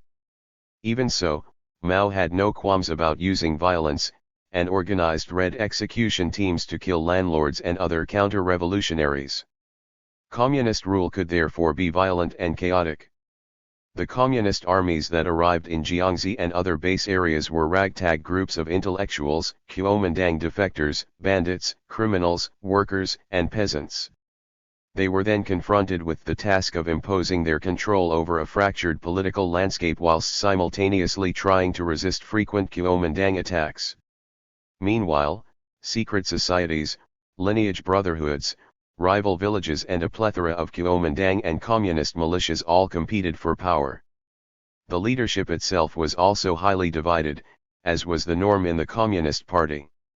Despite Mao's military success, Moscow and the Shanghai-based Communist Party thought him much too revolutionary and undisciplined. In 1929 the Comintern had tried to impose control over the Chinese Communists, by sending Wang Ming and the so-called returned students, trained at the Sun Yat-sen University in Moscow, to run the party, and they in turn were intent on imposing control over this stubborn maverick. They disliked Mao's preference for informal, guerrilla war, preferring more conventional military action. And they tended to favor attacks on cities to Mao's rural methods. Mao's appointment as president of the Jiangxi Soviet was actually a clever way of promoting him out of harm's way. 55. By 1934 Mao had effectively been sidelined by the Muscovite group. Paradoxically, however, it was Chiang Kai-shek who came to his rescue. Jiang's fifth campaign against the Jiangxi Republic was successful, and the communists were forced to flee. The tortuous search for a new base area, which took them from the southwestern region of Jiangxi to the northern region of Shaanxi and the city of Yan'an, became known as the Long March. Mao yet again showed his prowess as a military leader and the success of his guerrilla methods, swiftly re-establishing himself as a contender for sole leadership. In future years Mao skillfully transformed the Long March into the transcendent moment in communist mythology. Mao became a Moses, leading his chosen people to the promised land, enduring enormous suffering on the way. 56. In fact, Mao and the central leadership had a rather more comfortable journey than most, because they were born in litters. Even so, the Long March was an extraordinary feat. 6,000 miles were covered in a year, about 17 miles a day, over what was often very difficult terrain. They were pursued by the Kuomintang, and were especially vulnerable at river crossings. Of the 86,000 that set off, only a few thousand reached the safety of Yan'an. As the Communists fled from Jiang's armies, more dangerous enemies were gathering their forces. The Japanese, their economy ravaged by the Great Depression, now sought captive markets in China. Meanwhile, of course, Nazism had forced the Comintern to change its line. Moscow now pressed Mao and the Yan'an government to create a popular front with the Kuomintang in order to resist the Japanese. Mao, unsurprisingly, was hostile to the idea. In 1936 he gave in to Comintern pressure, however, taking part in campaigns against the Japanese, but he resisted Moscow's continuing attempts to force him into a close alliance with the nationalists. He insisted on maintaining the independence of the Communist Party, expanding the communist base areas, and following his tried and tested guerrilla tactics. The Long March had enhanced Mao's prestige, but he was still part of a collective leadership, and the Comintern was still trying to assert its authority. Again, Stalin sent Wang Ming to re-establish Moscow's chain of command and to force Mao to accept the Popular Front policy. For a time Mao was under serious threat. It may be that Stalin was planning to implicate him in a planned trial of Comintern rightists in 1938. 57. But Mao was rescued by renewed tensions between Chiang and the Communist Party, and by the capture of Wang's capital, Wuhan, by the Japanese. Mao's strategy of fleeing to distant Yan'an was vindicated. By the end of 1938, Mao had secured Moscow's support as party leader, though it was only in 1943 that Mao's dominance was wholly secure. And it was in this period, holed up in Yan'an, that Mao established himself as preeminent leader, and began to forge a new radical communist amalgam. The Yan'an region had been the cradle of Chinese civilization, but it had become one of the most isolated and poorest parts of China. The landscape was rugged, the earth yellow. Edgar Snow, the American journalist, tried to convey the effect to his distant readership, using the common references of European modernist culture. There are few genuine mountains, only endless broken hills, hills as interminable as a sentence by James Joyce, and even more tiresome. Yet the effect is often strikingly like Picasso, the sharp-angled shadowing and coloring changing miraculously with the sun's will, and toward dusk it becomes a magnificent sea of purpled hilltops with dark velvety folds running down, like the pleats of a mandarin skirt, to ravines that seem bottomless. 58. The town of Yan'an, meanwhile, was an ancient stronghold, far from the sophistication of the cities of the eastern seaboard, with massive crenellated walls, dominated by a white pagoda on a hill. But it was precisely its distance from cosmopolitan civilization that made it ideal for Mao's new communist community. Mao had always been mistrustful of big cities, and felt much more at home in this provincial backwater. Yan'an was also an ideal place for Mao to establish himself as the prophet of a new, sinified Marxism. 59. Mao, who had had so much trouble from Moscow-educated communists, realized that he needed to establish a theoretical justification for his independent line. It was not enough to be a military leader and expert on mobilizing the peasantry. In the next few years he sought to establish an agreed party history that vindicated his alleged deviations, and he wrote several works of Marxist philosophy, which were to become the foundations of Mao Zedong thought. Mao's untrained Marxism was idiosyncratic, and did not stick to the rigid, dogmatic language that was taught in Moscow. Agnes Smedley commented on his style. Mao was known as the theoretician. But his theories were rooted in Chinese history and in experience on the battlefield. Most Chinese communists think in terms of Marx, Engels, Lenin, and Stalin, and some take pride in their ability to quote chapter and verse of these or lecture on them for 3 or 4 hours. Mao could do this too, but seldom attempted it. His lectures were like his conversations, based on Chinese life and history. Hundreds of students who poured into Yan'an had been accustomed to drawing their mental nourishment only from the Soviet Union or from a few writers of Germany or other countries. Mao, however, spoke to them of their own country and people. He quoted from such novels as Dream of the Red Chamber, or All Men Are Brothers. His poetry had the quality of the old masters, but through it ran a clear stream of social and personal speculation. 60. It was intrinsically difficult to translate Marxist concepts into Chinese. Words like bourgeois or feudal could not just be imported unchanged as they could into European languages. The word proletariat itself was rendered by the Chinese characters for without property class, blurring the distinction between the urban and rural poor, and making it easier to treat the peasantry on a par with industrial workers. But Mao went further, and deliberately used traditional Chinese terms to describe Marxist ideas. For instance, he used the old term for autocracy as an equivalent for dictatorship. 61. He also used the Confucian concept of great harmony as synonymous with communism, combining a Marxist theory of history with a traditional Chinese notion of a future golden age. 62. The works of Marxist philosophy he wrote in this period were also full of Chinese concepts. His discussions of dialectics and the conflict of opposites, though central to a view of Marxism so concerned with struggle, were also reminiscent of Daoist theories on the presence of opposites, yin and yang, in all things. 63. Mao read Soviet textbooks on dialectics carefully, but his annotations often showed he wanted to relate general abstractions to concrete, Chinese circumstances. 64. Yet the sinified Marxism of this period was less specifically Chinese than is sometimes thought. 65. It was, in fact, a version of egalitarian radical, mobilizing communism suited to a guerrilla force that needed to gain the support of peasants. It tended to see the power of human will and ideological inspiration as important, and not just economic forces. 66.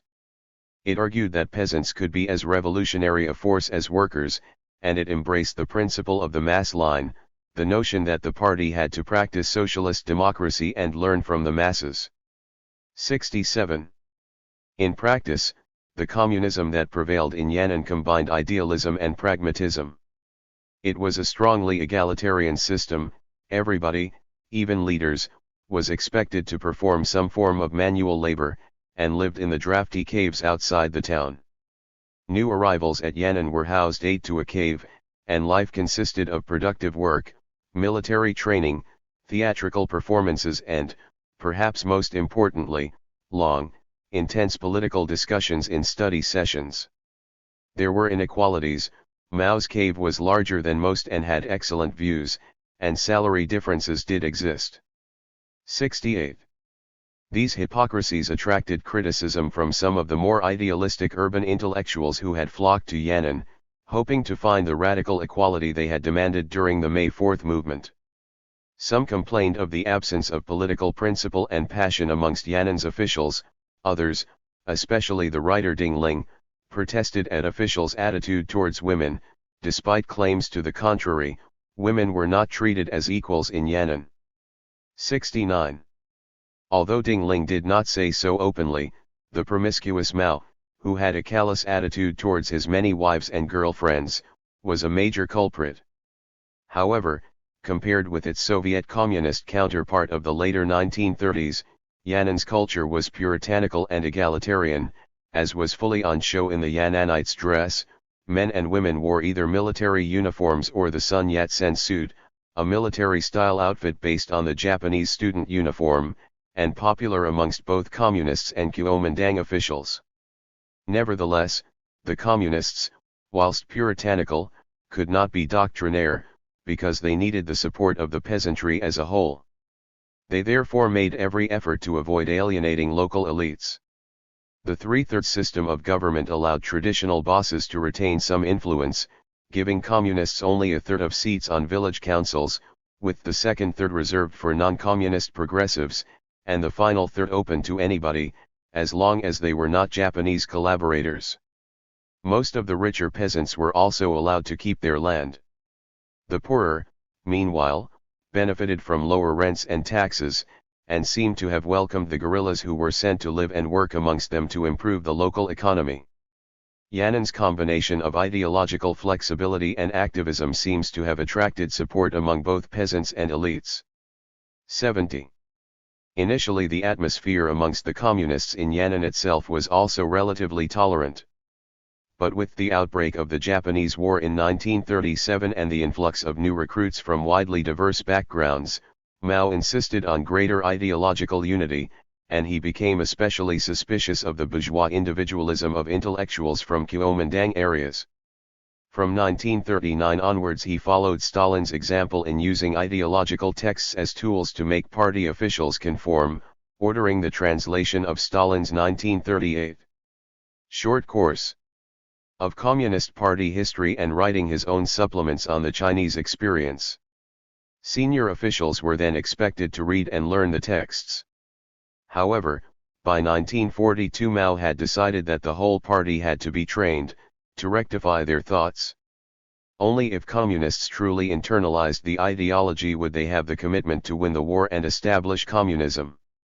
Rectification was a Chinese variation on the Soviet Party purge, though it was much more elaborate, probably reflecting a Confucian belief in the importance of moral education and correct thinking. 71. Party members were instructed to study 22 texts of ideology and party history, most of them written by Mao himself, which members were told to relate to their personal experience. They filled out questionnaires, which asked them to give accounts of any instances of dogmatism, formalism, and sectarianism, and to describe their plans for thought reform. They were also expected to denounce others in so-called short broadcasts. These documents were then checked by leaders, and the group then held a session in which individuals were publicly criticized and confessions made. Eventually most errant party members were received back into the fold, their thoughts supposedly reformed. As in the Soviet Union, some accepted that purges were necessary, and that their thoughts had needed reform. Do Shangchu, a regimental commander of the People's Liberation Army, admitted that the rectification had forced him to change his old-fashioned attitudes to marriage. His future wife would have to be politically reliable and somebody he loved, not just an obedient homemaker. 72. Others found it deeply unpleasant. As one Yannan veteran reminisced, you had to write down what X or Y had said, as well as what you yourself had said that was supposed to be not so good. You had to dig into your memory endlessly and write endlessly. It was most loathsome. 73. The rectification soon escalated into a more violent campaign of repression. 74. This was partly because the communists were under increasing military pressure from the Kuomintang, following the effective end of the alliance in 1941, and paranoia reigned. But Mao and his own Ezhov, Kang Sheng, were also responsible. The sinister Kang, Mao's pistol as he was sometimes called, came from an elite background and was a cultivated man, a poet, calligrapher, connoisseur of erotic literature and Song dynasty pots. He had lived in the Hotel Lux throughout much of the 1930s, and had worked with the Soviet secret police to spy on the Chinese in Moscow. He was one of the returned students flown to Yannan with Wang Ming, and had an unusually cosmopolitan appearance, wearing a mustache, a Soviet-style black leather jacket, and with a preference for high black leather boots and riding crop. He also had a fondness for black Pekingese dogs and employed the chef who had prepared delicacies for the last emperor. 75. Yet despite his Soviet connections and pantomime villain habits, Kang enjoyed a close relationship with Mao, whom he helped with his poetry and calligraphy. He soon became the head of the security service in Yannan, the euphemistically named Social Affairs Department. Kang claimed that the rectification campaign had exposed the presence of spies in the party's ranks, and with Mao's support he launched a Rescuing the Fallen campaign, which used torture, round-the-clock interrogations and terrifying mass struggle meetings to force confessions. This was no repetition of Stalin's terror. There were relatively few executions, but the campaign, which Mao had promised would be educational, not repressive, caused deep anxieties amongst some leaders. Ultimately Mao was embarrassed by the episode and apologized for excesses. The rescue campaign may have done more to damage Mao within the party than help him, but by 1943 his power was secure. After years of expert manipulation of party politics, he had emerged triumphant, and he had established a new charismatic form of leadership, the first leader to rival the status of Lenin and Stalin. 76. Mao Zedong thought was declared to be the ideology of the party, and the famous anthem "The East is Red" was adapted from an old love song. The East is red, the sun rises. In China a Mao Zedong is born. He seeks the people's happiness. He is the people's great savior. 77. It is important to remember, though, that despite his pretensions Mao was not the only guerrilla leader during the period, and Yan'an was not the only communist base. Chinese communism was a polycentric movement, and the Long Marchers left behind a number of smaller armies scattered throughout southern and central China which succeeded in tying down many of Chiang Kai-shek's forces. Their experience was very different to that of the Yan'anites, and they were forced to adopt different tactics, eschewing peasant mobilization and relying on traditional feudal and clan networks. 78. It was the Yan'an experience, however, that was ultimately to prove most influential on the party. In future years Mao was to try to resuscitate its spirit, most notably during the Cultural Revolution, but in the shorter term it gave the party the cohesion to exploit the chaos of the war. But the Japanese invasion of China in 1937 was perhaps most crucial in delivering ultimate victory to the communists. The communists could present themselves to the peasants as defenders of their localities against the Japanese. 79. They therefore enlisted the support of some Chinese in guerrilla actions, whilst avoiding head-on military confrontations. Meanwhile, the conventional military machine of their Kuomintang rivals was worn down by the superior Japanese forces. 80. The Communists had used the war against the Japanese to expand the areas under their control, but when the Japanese were defeated in 1945 they were still in a relatively weak position, largely confined to the northwestern periphery of China. The Kuomintang controlled most of China, including the urban centers, had the support of the United States and was recognized by the USSR, which tried to force the Communists to forge another united front with the nationalists. When the Soviets withdrew from Manchuria in the spring of 1946, fighting for control soon broke out between the Communists and the Kuomintang, and the Chinese Civil War began. The Communists played a weak hand well.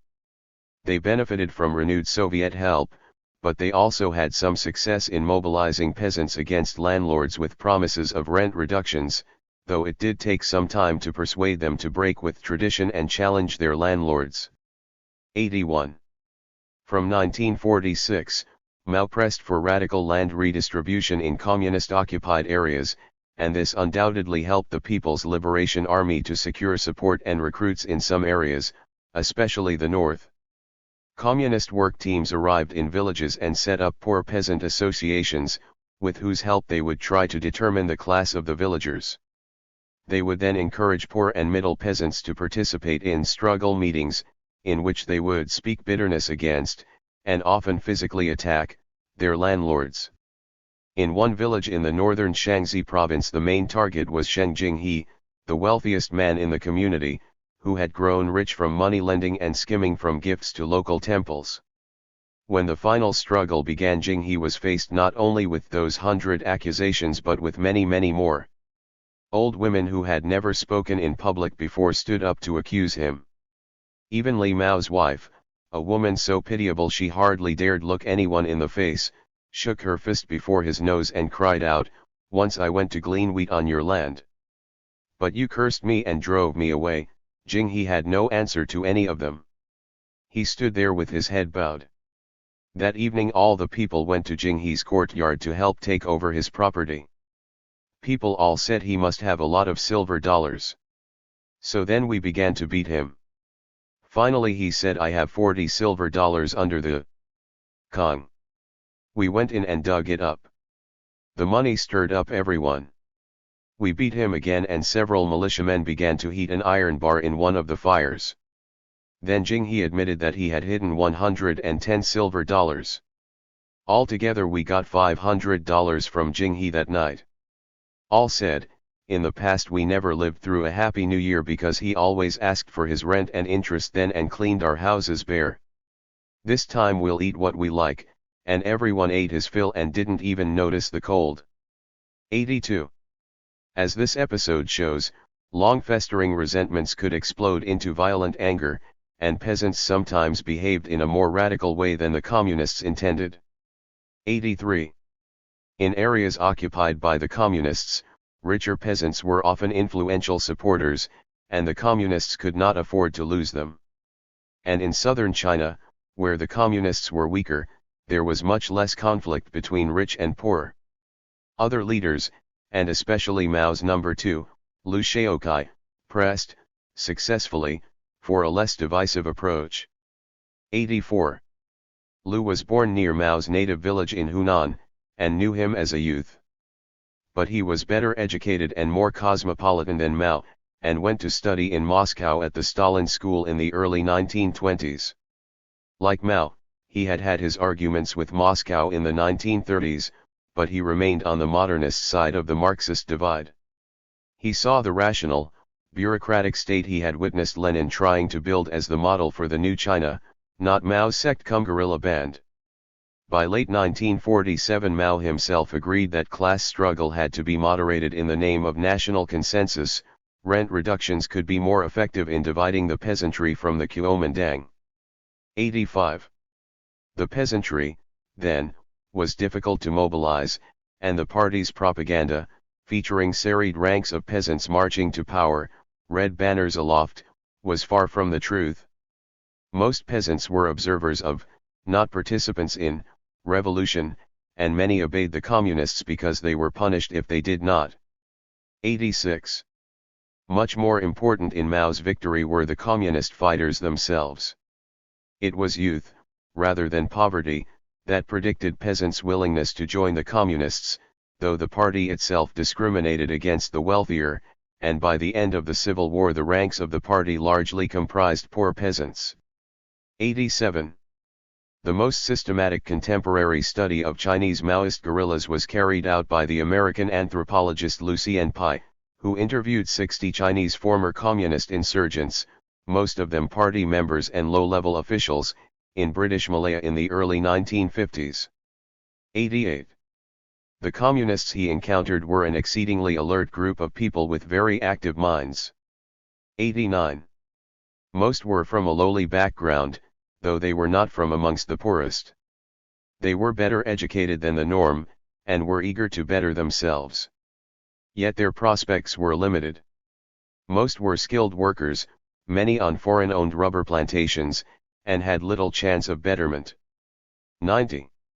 They were dissatisfied with their status and the way their superiors treated them.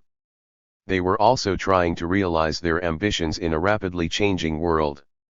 This led them, like the May 4th generation of urban intellectuals, to question their parents' Confucian values. They were convinced that their parents' world of filial piety and ritual would condemn them to low status and poverty. They wanted to be modern. They therefore relied more on peers than elders. Friends and male comradeship were important to them, and they often had charisma, becoming the informal leaders of their peer groups. They also lived in a chaotic world where politics mattered. With the Japanese invasion, the lives of ordinary people were clearly and directly affected by the world of high politics. Many of them had lost family members during the occupation. They felt they needed to become involved in politics, both to protect and to advance themselves. One option was to join one of the many community associations, secret societies, clans, and trade organizations. But the Communist Party offered something different. It was perceived as more reliable than traditional associations in helping its members. it seemed to make sense of the politics of the time and had a clear strategy. It was modern, yet not Western and imperialist, it was committed to the ordinary person, people like them. 91. It was well organized and powerful, and it promised to help the Chinese assert themselves. As one said, I thought their propaganda said that if I joined them, I would be like those who were running China. I knew the communists were very powerful in China and no one dared oppose them. Communism and the October Revolution had shown how a poor, weak nation could suddenly become one of the great powers, as another explained, until the Chinese learned about the Russian Revolution, we were no good at politics and we made fools of ourselves. However, now the Chinese communists have learned from the Russians how to have a revolution, and no one laughs any more about the Chinese Revolution. 92.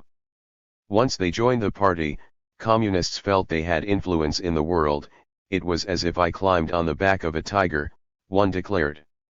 It was very exciting and I had the power of the tiger, I moved as he moved. They did not at first object to party customs such as rectification. As eager self-improvers they were happy for the party to correct them, though they soon became anxious that group criticism might lead to a loss of status within the party. Indeed, for communists brought up in a Confucian culture, a primary attraction of the party was the moral education it offered. The political commissar told me he would help me learn about Marxism-Leninism, so that I would be able to get rid of my bad habits, one remembered. 93. Maoist Marxism-Leninism served a number of other functions for the guerrillas. It could be a source of emotional sustenance in battle. The political commissar would frequently give long political lectures before fighting started, and each soldier would step forward with a clenched fist salute, promising to sacrifice his life to the Marxist-Leninist cause. According to one soldier, when we had all finished making our speeches, and I had told them that I wasn't afraid to die a true revolutionary, it didn't seem as though it would be very serious if we were all killed. That's how fierce Marxism-Leninism is. The ideology was also seen in another way, as a special, esoteric knowledge, which showed how history worked and how to win the political struggle. The Malayan guerrillas were particularly impressed that the communists had shared this valuable knowledge with them, unlike the selfish Westerners who kept the secrets of their success to themselves. Marxism-Leninism teaches one how to carry out a revolution and what history will be like. The communists have books that tell how to be successful politically, and they let everyone read them so that if you want to help them you will know what to do. The democracies keep everything secret and tell no one what their plans are. Who knows what the strategy and tactics of Wall Street are? If I had wanted to work for the democracies against the communists, how would I have known what to do? 94. Within China itself, the communists were one of a number of forces, regional, liberal, student and secret society, opposing a Kuomintang that was divided, compromised by discredited elites and corrupt. 95. Massive amounts of collaboration between Chinese elites and the Japanese during the war split the Kuomintang supporters, and the party was shattered by the war against the Japanese. Nationalist administrators after the war were widely seen as greedy, imposing unpopular taxes, and unable to meet the expectations for social justice that were then so common, in Asia as in Europe. The nationalists found themselves suppressing student demonstrations and rural unrest, whilst Chiang Kai-shek's attempts to strengthen central state control also alienated regional elites. The communists did attract much peasant and even some urban support, but their cohesiveness was perhaps their main advantage. Ultimately their victory was a military one, and it was by no means a foregone conclusion. Both sides made strategic errors, but Chiang Kai-shek's were more serious. 96. He was forced to retreat to Taiwan, where the Kuomintang ruled for many decades. In the spring of 1949 Mao found himself traveling from the village of Zibapo in Hebei province, the communist headquarters since 1947, to the old imperial capital of Beijing. Mao was clearly nervous. He joked that it was rather like making the journey to sit the imperial Mandarin exams. 97. For whilst the trip was a relatively short one geographically, In cultural terms it was equivalent to the Long March. Mao had to transform himself from guerrilla leader to master of one of the largest states on the globe. On October 1, 1949, Mao Zedong ascended Tiananmen, the gate of heavenly peace, to the old forbidden city in the center of Beijing, and addressed a crowd of about 30,000, famously declaring, "The Chinese people have now stood up." His audience stood in the square in front of the gate, waving the new Chinese flag, red with 4 small yellow stars surrounding a larger star in the upper left-hand corner. Speaking in his high-pitched voice, he announced the foundation of the People's Republic of China. It was followed by a military parade, made up of thousands of civilians, some holding portraits of leaders, others playing waist drums and dancing the traditional northern Chinese yanga. The ceremony had been carefully planned, and every element was there for a reason. 98. It owed much to the Soviet demonstrations for the anniversary of the October Revolution in Red Square, but, unlike them, it also had a strong peasant, folk element. Meanwhile, the parade's symbolism carefully combined Soviet communism and Chinese nationalism. October was the anniversary of both the 1911 revolution against the Qing and the Russian Revolution, whilst the red of the flag referred both to Communist Revolution and China's Red Earth. The stars also showed that the communists were committed to national unity. They represented the 4 classes of the people: the national bourgeoisie, the petty bourgeoisie, the workers, and the peasants, surrounding the great Communist Party, all of whom were to be part of the Chinese new democracy. Mao was showing that the new regime was communist, unashamedly nationalist, and pro-peasant. October 1949 marked the culmination of the post-war reddening of the East. As in Europe, the end of Axis power rule helped the anti-imperialist communists, as did the serious damage done to old elites by collaboration. China joined 2 other states, North Korea and Vietnam, as part of the new Asian Communist Brotherhood. All 3 regimes had close similarities, and differed from their East European confreres. They were created by peasant parties, operating in Confucian societies that had fought guerrilla wars against imperialist powers. Yet each state was born in rather different circumstances.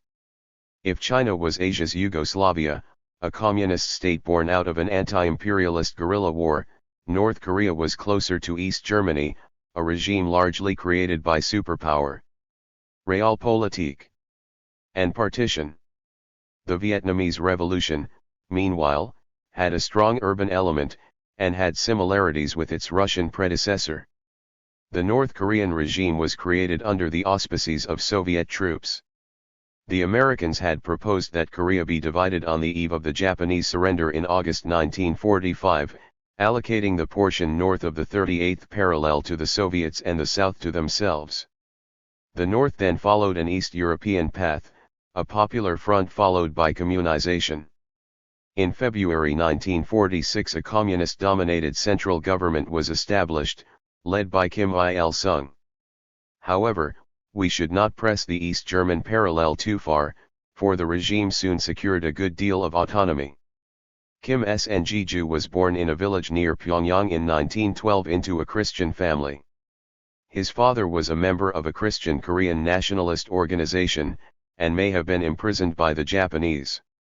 On his release in about 1920, the family emigrated to Manchuria, joining a large Korean émigré community.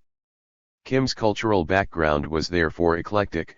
He was Korean, born in a state ruled by the Japanese, was educated in Chinese schools in Mandarin, but also returned to Korea for 2 years at the age of 11 to attend a Christian school. Indeed, he was for a time a Sunday school teacher, a fact not recorded in his official biography. 99. He followed his father into nationalist politics, joining a Marxist group at school in 1929 and, after a brief time in prison, joined a Chinese Communist Party-led guerrilla force in 1931 to fight the occupying Japanese. He rose through the ranks, and became a regional commander of the guerrilla army. He spent most of his youth outside Korea, then, but it would be a mistake to see him as a foreigner. He, like many of his fellow guerrillas, saw himself as a Korean nationalist, though one fighting for international communism under the leadership of the USSR. There were close links between eastern Manchuria and the lawless borderlands of North Korea, and Koreans were involved in the guerrilla struggle against the Japanese throughout the region. It was in this tough guerrilla milieu, fighting against an extremely resourceful and harsh Japanese enemy, that Kim's politics were forged. By 1940, however, the Japanese were winning, and Kim, like many other fighters, was forced to seek refuge over the border in the Soviet Union. Kim flourished during his 5-year sojourn there and embraced Soviet life with enthusiasm. He seemed to prefer the culture of the Red Army to his former guerrilla life. He received training at the Khabarovsk Infantry Officers School, and became a captain in the Red Army. He fathered 2 sons and a daughter during this time, to whom he gave Russian names. His elder son was called Iry. The man who came to be known as Kim Jong-il was known as Iry Arsenovich Kim for the first few years of his life. Kim seems to have wanted to continue his career in the Red Army, but on the fall of the Japanese the Soviets had different ideas for him. They had begun to mistrust the North Korean nationalists whom they were trying to work with, and decided to impose a more reliable, communist leadership. The 33-year-old returnee was an ideal candidate, even though initially he was not keen. 100. He was introduced to the public in October 1945 at a ceremony to honor the Red Army. He had been billed as a venerable, heroic guerrilla leader, and many confused him with a semi-mythological, Robin Hood-style fighter. When they saw him, naturally, they were deeply disappointed. A young man of about 30 with a manuscript approaching the microphone. His complexion was slightly dark and he had a haircut like a Chinese waiter. His hair at the forehead was about an inch long, reminding one of a lightweight boxing champion. He is a fake. All of the people gathered on the athletic field felt an electrifying sense of distrust, disappointment, discontent, and anger.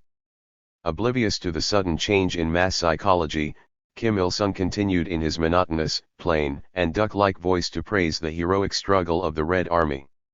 He particularly praised and offered the most extravagant words of gratitude and glory to the Soviet Union and Marshal Stalin, that close friend of the oppressed peoples of the world. 101. Kim, then, was a Soviet puppet, but the Soviets were not interested in micromanagement, and left much of the day-to-day administration to the Koreans. 102. Despite his inauspicious start, Kim proved able to manage the factions within the party, his own Manchurians, the Koreans who had stayed under the Japanese, the Soviet Koreans who had lived in the USSR, and the Yan'an communists who had been attached to the Chinese communists in China. 103. As will be seen, he also laid the foundations for a regime that attracted a great deal of support by forging together communism and Korean nationalism. Just as Korea was being divided in August 1945, another communist regime was rising from the ashes of Japanese rule, in Vietnam. But unlike the Koreans, the Vietnamese communists came to power as part of a genuine, indigenous revolution, a mixture of the Chinese guerrilla revolution of 1949 and the Bolshevik urban revolution of 1917. 104.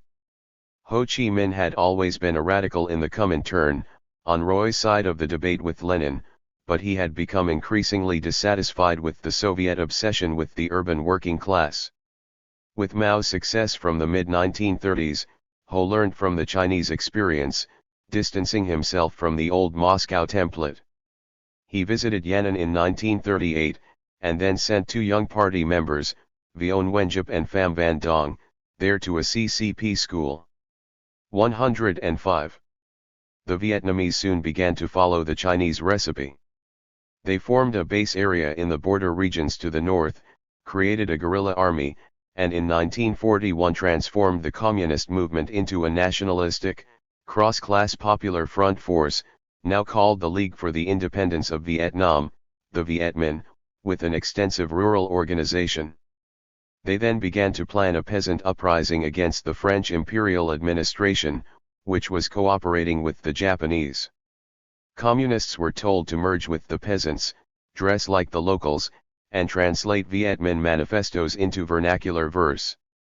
They took advantage of peasant resentment at the disruption of traditional agriculture, first by French colonial exploitation, and then by brutal Japanese exactions. Most help to the communists, however, was the famine of 1944-5, which was made worse by Japanese wartime exactions and not helped by the French, who attracted most of the blame. 106. In March 1945, central control of the country was weakened further when the Japanese launched a coup against the French administration and set up a puppet government under Emperor Bao Dai. When the Japanese finally surrendered to the Americans in August, the Viet Minh were in an ideal position in the north, with strong support in both Hanoi and the countryside, and merchants and officials stood by as they took over. In the south, the Viet Minh also took control, although there they had more serious nationalist rivals. On September 2, 1945, Ho stood in Ba Din Square in Hanoi, dressed in a humble khaki suit and blue canvas shoes, and declared the independence of Vietnam, under communist control. His speech quoted both the American Declaration of Independence of 1776 as well as the French Declaration of the Rights of Man of 1791. 107. Ho still hoped that he might secure American support by signaling that he was still committed to a broad, non-ideological government in the medium term. Stalin had not yet given the Vietnamese communists any recognition or aid. However, when the French returned to the south with British help soon after the Declaration of Independence, nationalist groups began to withdraw their support for the Viet Minh. The communists, with strong support in the north, were soon on the defensive in the south, and by 1947 the Viet Minh were fighting another anti-colonial war against a French-backed regime. The subsequent restoration of European colonial rule after the defeat of the Japanese enraged and emboldened communists throughout Asia. In many places they were able to exploit the economic disruption in the countryside caused by the war and harsh Japanese exploitation. But outside China, Vietnam, and Korea, they were generally unable to fuse communism with an attractive nationalism. The Indonesian Communist Party took part in fighting against the Dutch, but it had little success. The indigenous socialist leader Sukarno, who sought to combine a non-Marxist socialism with Islam, was much more able to forge such a diverse archipelago together than the communists. The Communist Party was finally crushed after a failed rebellion in eastern Java in 1948. It was only when it adopted a less revolutionary approach in the 1950s that its fortunes revived. More serious were communist insurgencies in American and British colonies, though, confined as they were to particular groups of the population, they also ultimately failed. The Americans granted independence to the Philippines in 1946, handing over power to a wealthy collaborator-landed elite. Its attempts to disband the communist-led People's Anti-Japanese Army precipitated a peasant rebellion in central Luzon. The hooks, though, were relatively few. The Americans also decided that communism was best fought by addressing social problems, and persuaded the Manila government that land reform could blunt the communists' appeal. The revolution was soon tamed by a judicious mix of repression and reform. 108. The Malayan communist uprising failed for similar reasons. The appeal of Maoism and guerrilla warfare took hold amongst the Chinese in Malaya, like the Malays, about 40% of the population. After the beginning of the Japanese invasion of China in 1937, it was then, at the age of 15, that their future leader Chin Peng first became interested in communism. 109. During World War II, the Malayan Communist Party, like the Vietnamese Communists, formed a guerrilla force to fight the Japanese and even received British support. But the British were soon to alienate the Chinese community, first promising them full political rights and then, when the war was over, reneging on that promise under pressure from the Malays. The Communists took up the Chinese ethnic cause, and fought a guerrilla insurgency against the British from 1948. 110.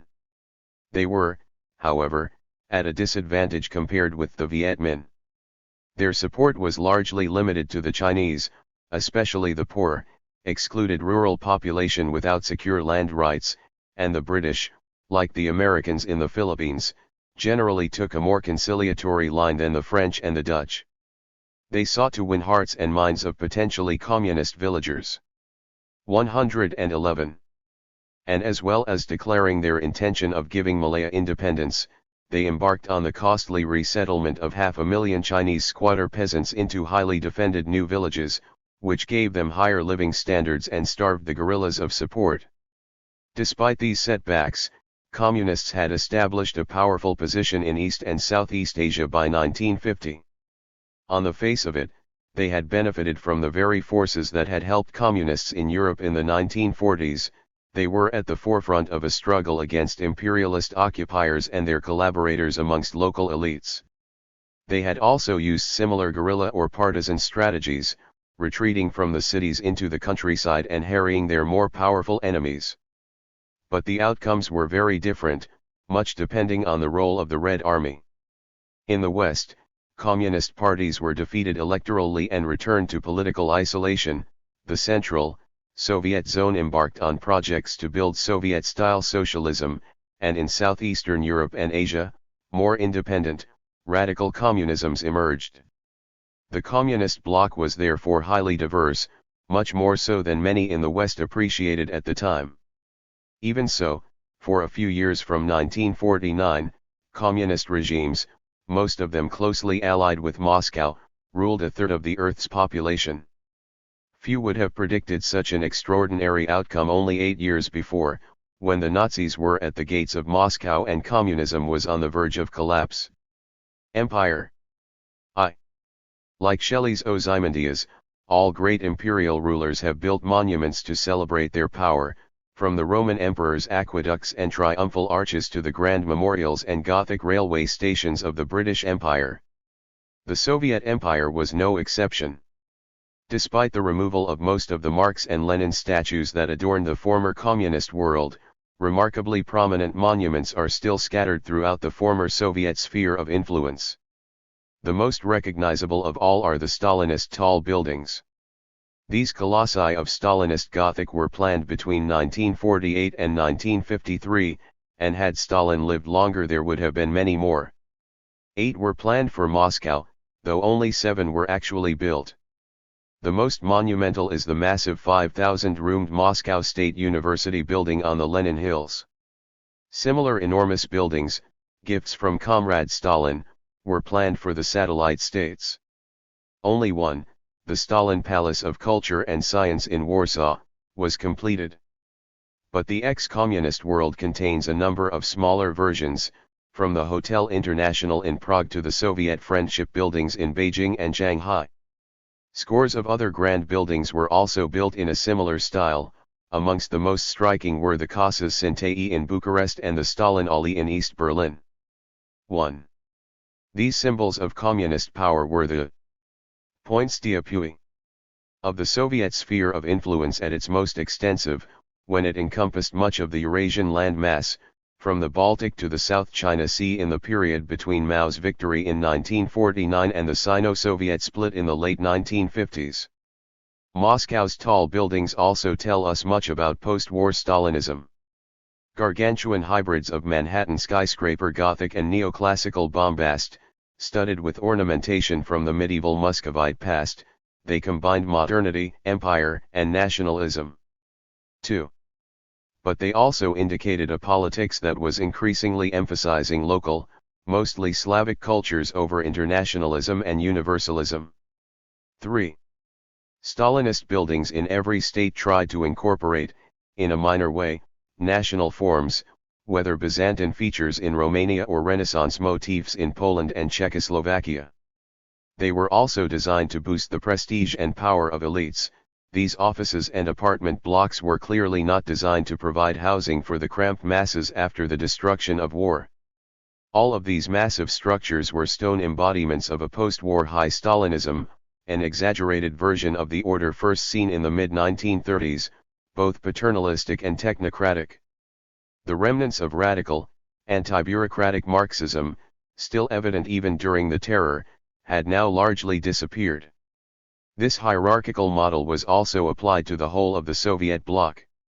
Indeed, there was something distinctly imperial about it. Of course, the USSR never called itself an empire, and it was deeply hostile to imperialism, which, following Lenin, was still seen as the highest stage of capitalism. Unlike many empires, it did not justify hierarchy on the grounds of ethnicity but as a reflection of different levels of socialist attainment. Russians were at the top of the tree because they were the most progressive people, not because they were racially or culturally superior. In practice, however, the USSR's relationship with its satellites in Eastern Europe was typically imperial, and its politics and culture were increasingly those of an imperial state. A hierarchy of power, centered in Moscow, extended to all Soviet bloc states. Russians had higher status than other nationalities, and socialist societies were becoming highly stratified, with the most loyal party members at the top. In some parts of the bloc, such a system required high levels of coercion and intimidation to keep it in place. Anxiety about maintaining control over a USSR and Eastern Europe devastated by war and lessons learned from the terror all fed the Soviet leadership's appetite for a fixed and ordered culture. At the same time, fears of foreign invasion and the desperate desire to raise international status reinforced inequalities at home. Khrushchev remembered, with some contempt, Stalin's anxieties that Westerners would look down on the Soviet Union. What will happen if they walk around Moscow and find no skyscrapers? They will make unfavorable comparisons with capitalist cities. 4. According to the Stalinist post-war vision, then, top officials were to live and work high above the ordinary people, a service aristocracy of technical experts and ideological visionaries, guiding the state machine towards a glorious future. At the same time, however, the Soviet leadership hoped to combine discipline with dynamism.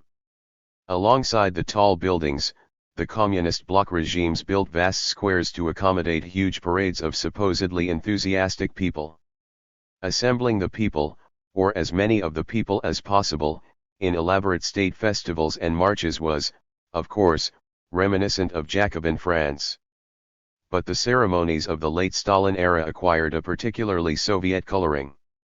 The original model was the Lenin Mausoleum, repository of the great man's mummified corpse, which served as a tribune on which leaders stood to welcome the masses processing the Red Square. Bulgaria followed the Soviet example most closely, with the construction of Dimitrov's mausoleum in 1949 and the ceremonial September 9 square in front of it. Tribunes and squares were also built in Budapest, Bucharest, and East Berlin. Only Prague, relatively undamaged by war, escaped Comrade Stalin's generosity. 5. Meanwhile, the Chinese built their own Stalinist spaces on their own initiative, with Soviet assistance. During the 1950s, the vast space in front of the Tiananmen Gate podium, what is now Tiananmen Square, was built, destroying countless ancient buildings and walls. How, though, could mass enthusiasm be generated within such a rigid political hierarchy? The contradiction was most visible in Warsaw, where the base of the enormous palace of culture served as the tribune for the mass parades. This highly unpopular building, symbolizing, as it did, not only Russian domination but also party and bureaucratic privilege, was hardly going to generate feelings of commitment amongst the ordinary workers marching past every May Day. Stalin had, of course, wrestled throughout the 1930s with the problem of how to mobilize the masses whilst subjecting them to discipline, and he had sought to do so through appeals to inclusive patriotism rather than class. The Stalinist regimes therefore sought to merge local nationalisms with Soviet communism, but inevitably the task was a difficult one. The Stalinists were therefore left with a problem. The economic system demanded high levels of heroism and self-sacrifice from workers and peasants, but it depended on repression and harsh discipline, wielded by white-collar workers and officials. Even more than in the USSR of the 1930s, the post-war Soviet system seemed to operate in the interests of the socialist intelligentsia rather than the workers and peasants. This had its advantages, as it attracted young, ambitious people eager to advance themselves and develop their countries. At the same time, however, many ordinary people were deeply alienated, as were the non-communist middle classes. The socialism Stalin exported throughout his empire therefore, like his buildings, looked monumental, but had serious cracks behind the facade. The balance between repression and mobilization, and levels of support, differed in the various parts of the communist bloc, however. It was at its most rigidly disciplinarian in the USSR itself. In Eastern Europe, in contrast, communist parties were more dynamic, for they were transforming their societies and building socialism from scratch. But the violence inevitably alienated many, and the bemedaled patriarchs found it increasingly difficult to inspire ordinary people. And as the hoped-for dynamism turned to stasis, Soviet socialism looked less like universal progress and more like Russian imperialism. The late Stalinist model was most appealing in China, part of the USSR's informal empire, for it was seen as more effective in building a modern state than the more egalitarian guerrilla socialism of the Civil War period. But here also the drawbacks soon became abundantly clear, and the way was soon prepared for a sharp rejection of the Stalinist vision. 2. In 1951 a certain Mishchenko, of the Molotov Military Academy in the city of Kalinin, reported on the visible poverty in its center. If the secretaries of the party committees take a walk along the streets of the regional center, they would notice that some kind of beggar is sitting on almost every street corner. It gives the impression that the center of the town of Kalinin is beggarly. Citizens of the countries of the People's Democracies study at the Molotov Academy. There is one indigent near the post office, who without fail seeks them out and begs. They will go home and say that the town of Kalinin is full of beggars. 6. Mishchenko's priorities were typical of the late Stalinist elite. Poverty and inequality within the USSR were less important than international status, and after World War II Stalin sacrificed the living standards of Soviet citizens to the needs of the crippling Cold War arms race. The Soviet Union was, of course, a victorious power, but its triumph had been a Pyrrhic one. At the end of the conflict it was at a huge disadvantage in its competition with the enormously wealthier United States, with a massive 23% of its assets destroyed and 27 million lives lost. It was faced with the task of rebuilding with a devastated population. 7 Labor shortages were especially bad in the countryside, and contributed, together with drought and harsh state grain requisitions, to the famine of 1946-7 in which between 1 and 1.5 million died. The Soviet state was barely able to cope with the chaos, disorder, poverty, and criminality in the aftermath of war. And at the same time it was faced with the task not only of rebuilding but also of creating a virtually new, technologically advanced military complex. By the end of the 1930s, the USSR had more or less eliminated the technological gap with Germany, but the challenge was far greater in the mid-1940s now that American weaponry had become atomic. The USSR faced all of these tasks at a time when the ideological preparedness of the population, as the official jargon put it, was seriously dilapidated. The wartime experiences of many Soviet soldiers presented a major challenge to the values of the regime. Some had fought in partisan units, where they had become used to a degree of equality and autonomy. More importantly, millions of soldiers had visited the West, and were in a position to question official propaganda. One political officer, charged with repatriating Soviet citizens who had sought sanctuary in neutral Sweden, reported that, after they have seen the untroubled life, certain individuals among our repatriated draw the incorrect conclusion that Sweden is a rich country and that people live well, but some even claimed that they were better fed and treated as German prisoners of war than they had been in the Red Army. Unsurprisingly, Stalin suspected all ex-prisoners of war of anti-Soviet thinking, and on their homecoming many were dispatched to the Gulag. Faced with deteriorating relations with the West and disunity at home, the Stalinists imposed a regime that reinforced the nakedly coercive elements of the pre-war order and depended on patriotic, rather than class mobilization. The speech which George Kennan saw as an attack on the West signaled the end of wartime liberalization in the spring of 1946. The entire country was now to be mobilized to reconstruct the economy. Problems of labor shortage were addressed by increasing the levels of unfree labor beyond those already seen before the war. About 4 million students aged between 14 and 17, mainly from the countryside, were conscripted into factory jobs, where they worked for nothing but their board and lodging. 91 of the greatest contributions was made by the Gulag, the vast archipelago of labor camps, most of them in remote Siberia.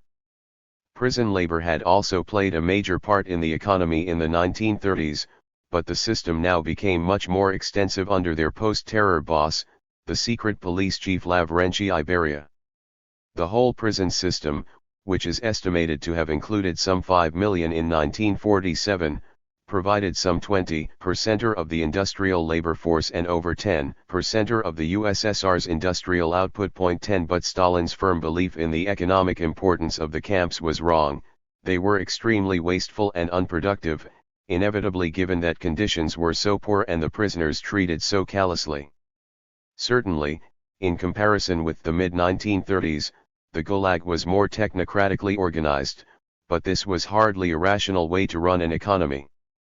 In her brilliant pen portrait of one Gulag director, called Imuov, Evgenia Ginsburg, a worker on his Siberian state farm during the war, vividly illustrated how technocracy and a belief in the Stalinist hierarchy combined to produce extraordinary cruelty. Called Imuov, a child of peasants, had benefited from the interwar social mobility and had become a teacher of dialectical materialism before an embarrassing family scandal led him to move to Siberia. Nevertheless, in the eyes of his bosses he was a good director.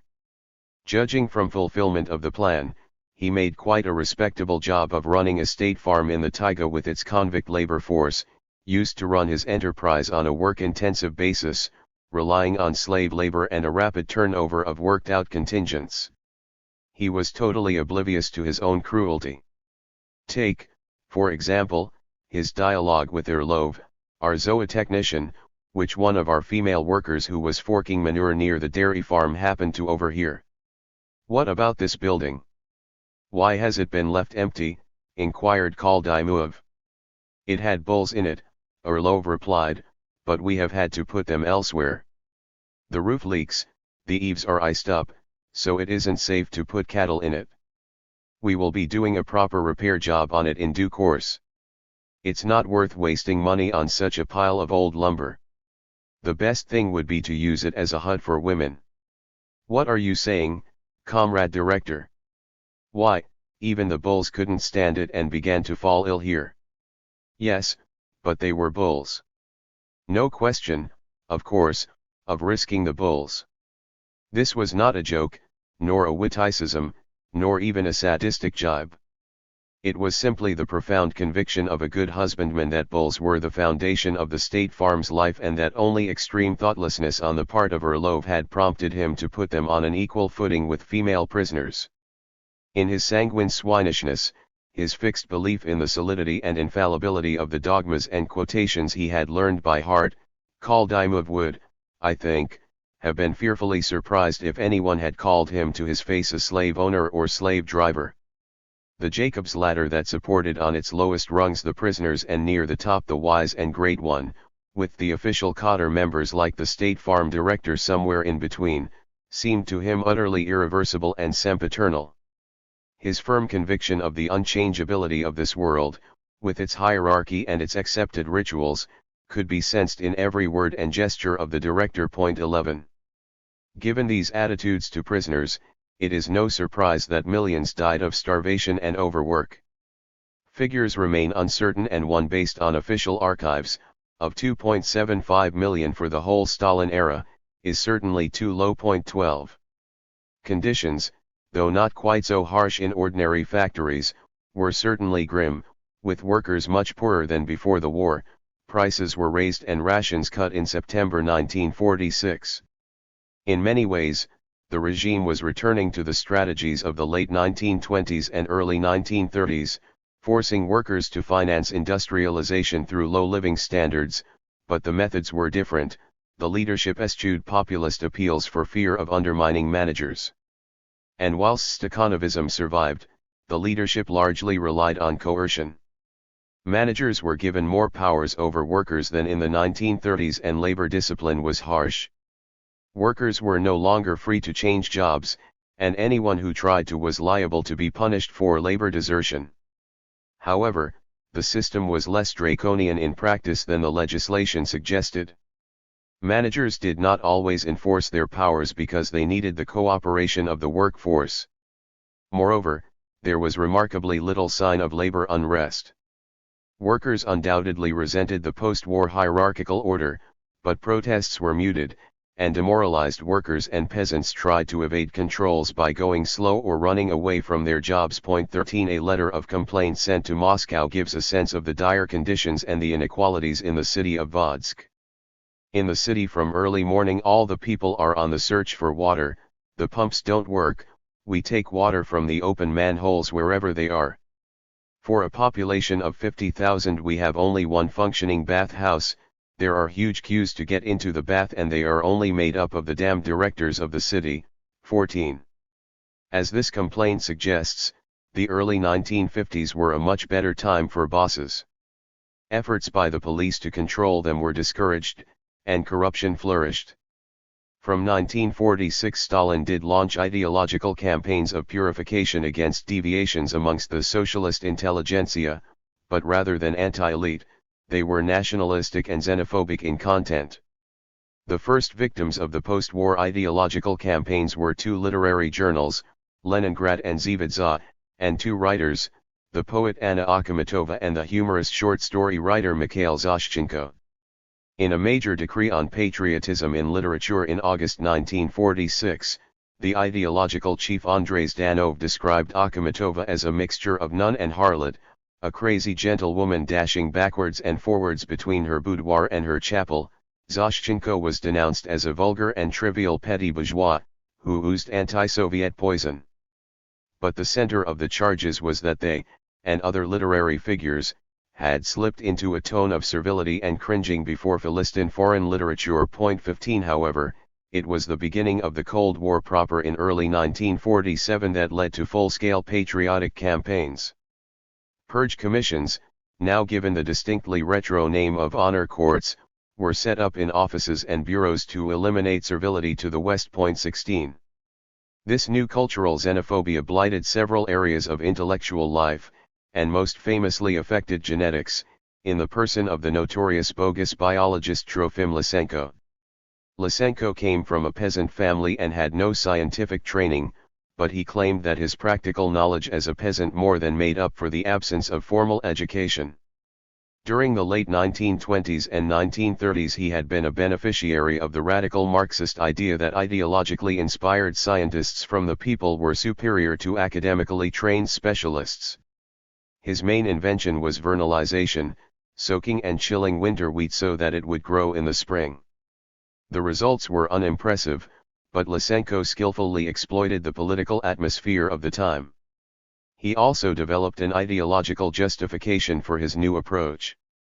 Changes in the environment, not just genes, could improve plants, a doctrine that accorded with Marxist ideas on the importance of the environment over heredity. Lysenko fought a long-running battle with geneticists in the Academy of Sciences throughout the later 1930s, but failed to secure political support. Stalin was not then prepared to endanger economic development by subordinating scientific research to Marxist speculation.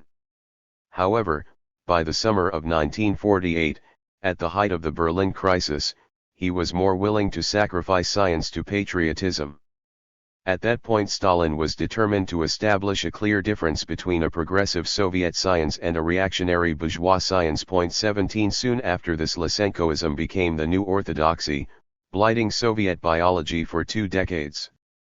Stalin was, however, more circumspect about subjecting physics to such ideological tampering because he was unwilling to risk the atomic project. Even so, science became increasingly bound up with national pride.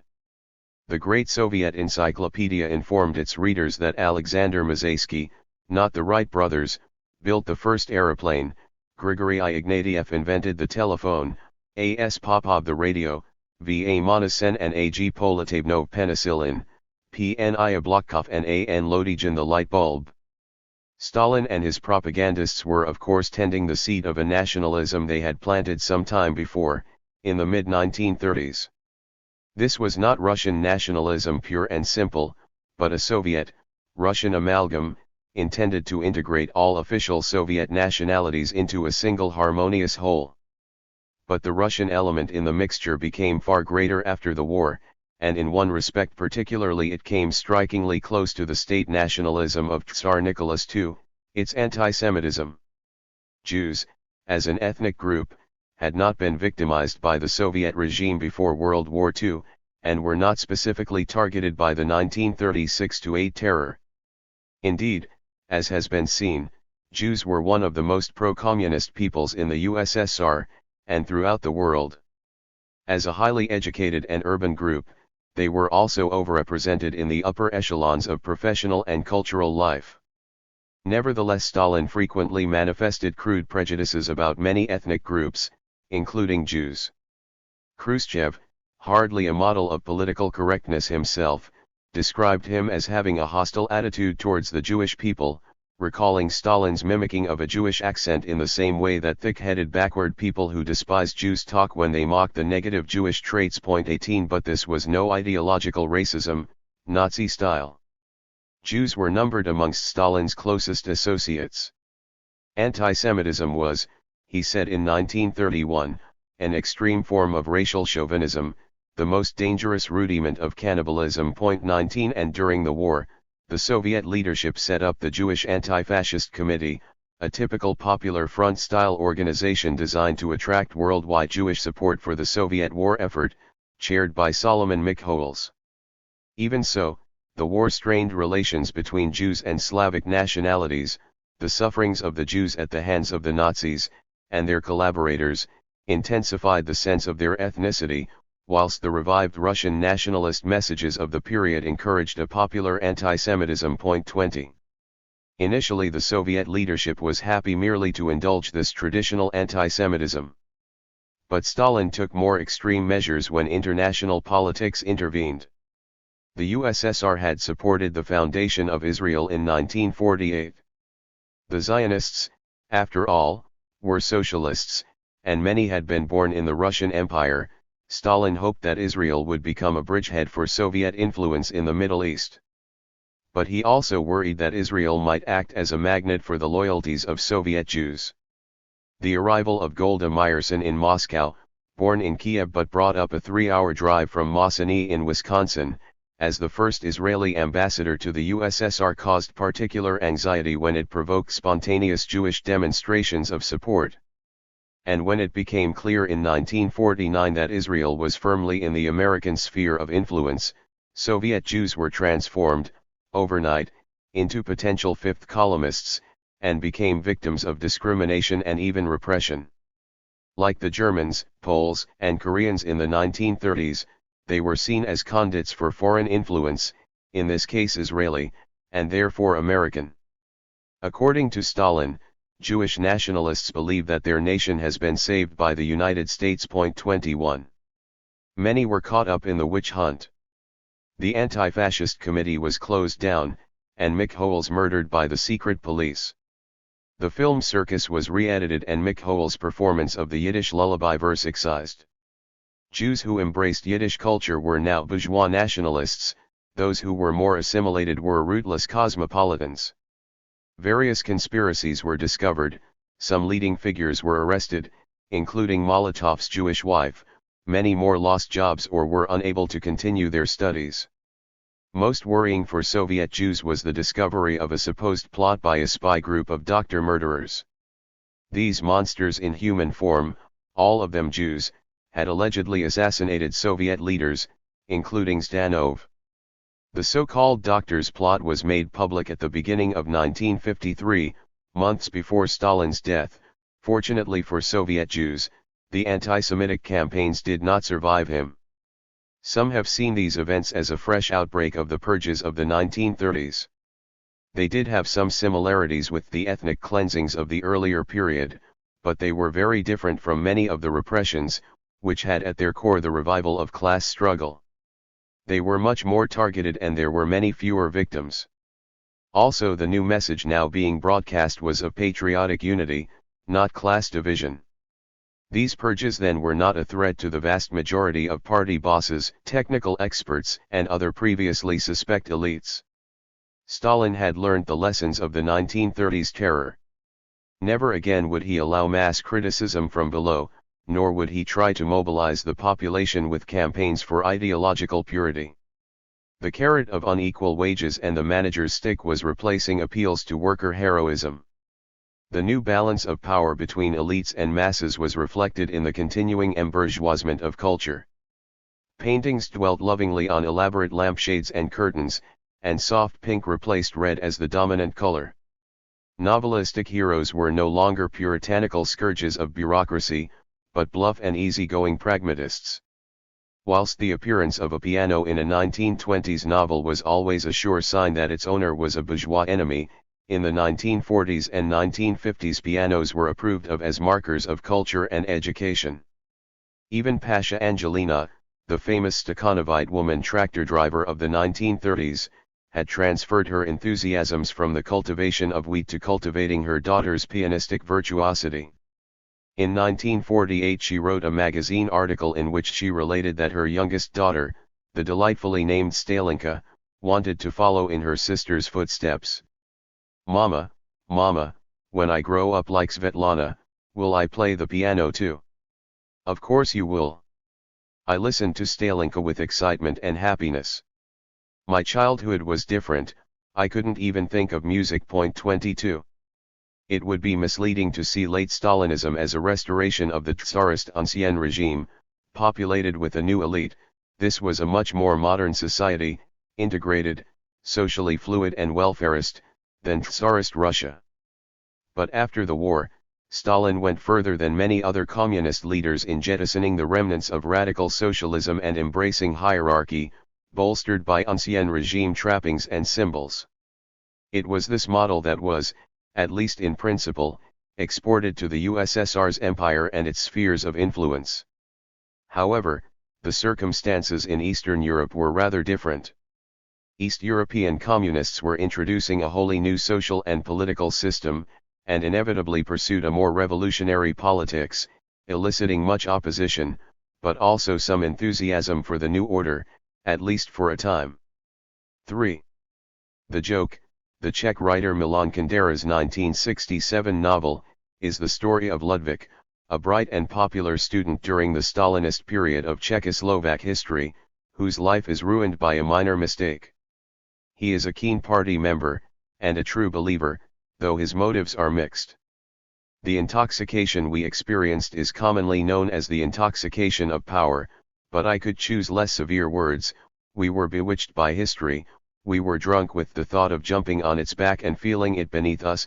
Admittedly, in most cases the result was an ugly lust for power, but there was still an altogether idealistic illusion that we were inaugurating a human era in which man would be neither outside history, nor under the heel of history, but would create and direct it. 23. Yet far from being history's master, he becomes its victim. For a tiny crack opened up between the person I had been and the person I should and tried to be. 24. Whilst he can be earnest and committed at party meetings, he adopts a teasing, cynical persona when flirting with his fellow student Marketa. Marketa is a very different type of true believer, a straightforward, unsophisticated and humorless enthusiast. Much to Ludvík's chagrin, she sends him a postcard praising the healthy atmosphere of calisthenics, discussions, and songs. Upset that she prefers party propagandizing to him, he sends a jokey riposte, "Optimism is the opium of the people. A healthy atmosphere stinks of stupidity. Long live Trotsky." Ludvík. But for the party this is no joke, and he is denounced as a Trotskyist and a cynic, whose nihilistic attitudes are sabotaging socialism. Stripped of party membership and with it his university place, he is forced to work in a labor brigade in the mines. Initially he attempts to rehabilitate himself, but he ultimately lapses into angry contempt for the shallow, folksy nationalism now being propagated by the party. The bitterness stays with him, and lays the ground for another series of disastrous jokes. Kundera's novel was loosely based on his own experience. The son of a famous pianist, he joined the party in 1948, a true believer, and has even been accused of informing on a Western spy.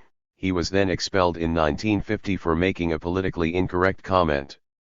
He was therefore ideally placed to capture the atmosphere amongst educated youth during the revolutionary years of the early 1950s.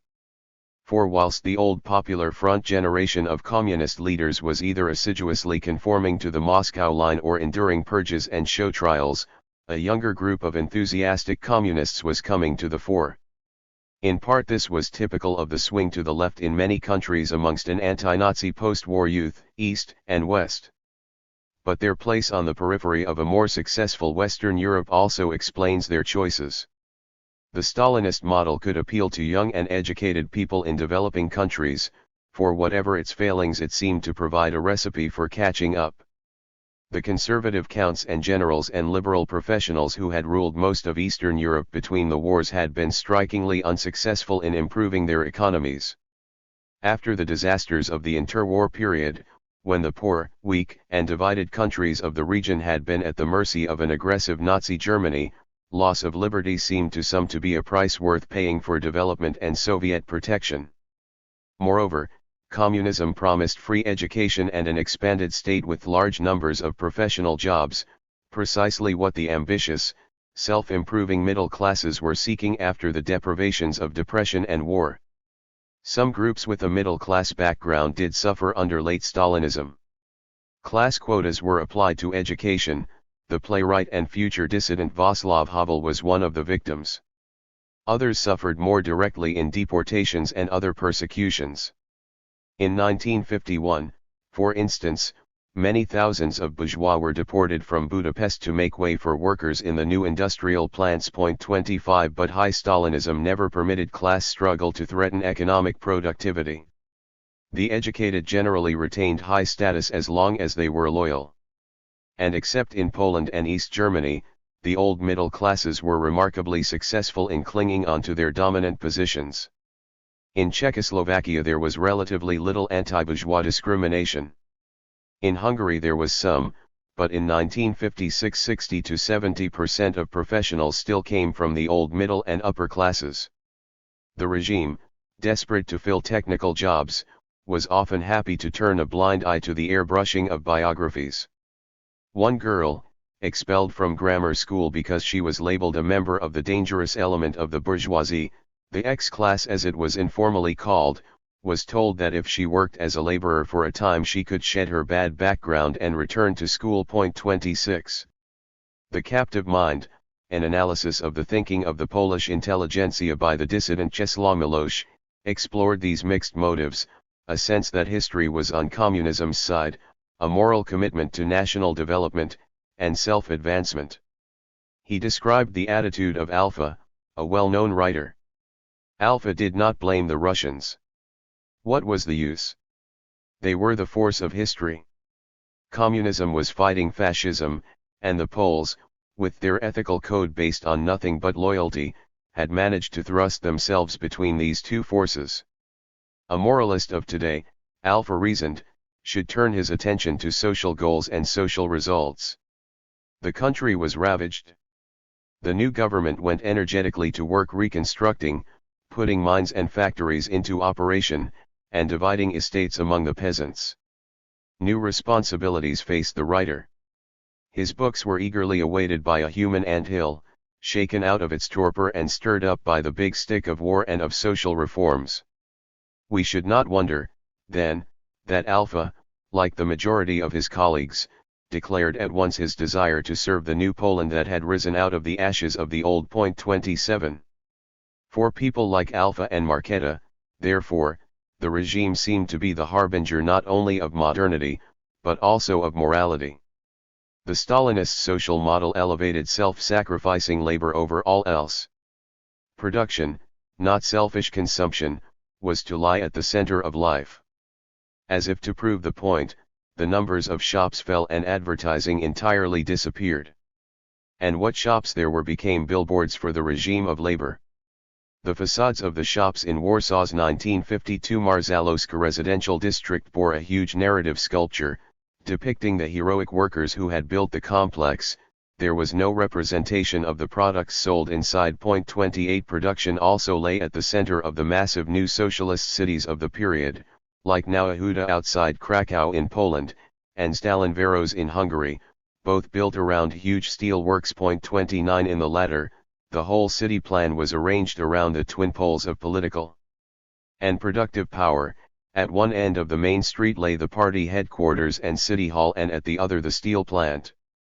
The ideal of the large, collectivist factory was also brought to the countryside, through collectivization. As in the USSR, these campaigns were accompanied by repression of kulaks, and were also highly unpopular amongst the small-holding peasantry, now corralled into collectives and forced to give more food to the state for lower prices. Indeed, despite valorization as the owners of the state, workers and peasants tended to be the groups most disillusioned with communism, for it was they who bore the brunt of Eastern Europe's revolution from above after 1949, a revolution even more rapid and radical than the USSR's in the 1930s. This economic revolution probably damaged living standards even more than in the 1930s USSR. Except in the more developed Czechoslovakia, investment in the industrial plan was set at between 20 and 27% of national income, compared with 9 to 10% before. 30 Consumer goods were no longer a priority, and collectivization contributed to dire food shortages. For communist leaders, such suffering was the inevitable price of development. Without foreign help there was no alternative to reducing consumption to fund investment. The Polish secret police chief, Jacob Berman, explained. We had to see this realistically, and the whole thing boiled down to solving the puzzle of whether to build at the expense of consumption, which could bring the risk of upheavals along with it, and indeed this happened in 1956, or not to build and resign ourselves to a situation with no prospects. 31. Others, though, were skeptical of Berman's reasoning. For critics, the 5-year plans were imperialist projects, pure and simple, designed to extract resources for the Soviet military effort.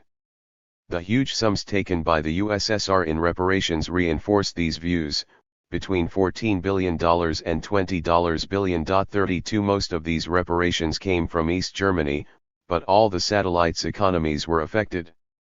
The euphemistically named Council of Mutual Economic Assistance, founded in January 1949, was also designed in such a way that economic cooperation furthered Soviet interests.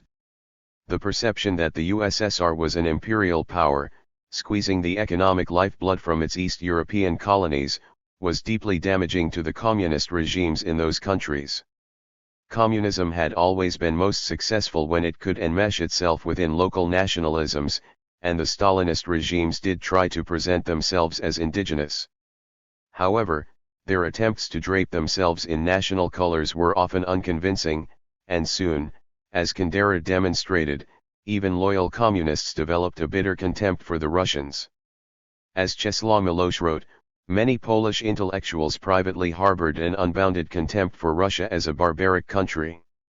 Their position was socialism, yes, Russia, no. 33 Rather like Bellakon in 1919, they came to believe that East Europeans were actually far better able to realize socialism than Russians because they were more civilized, intelligent, and organized.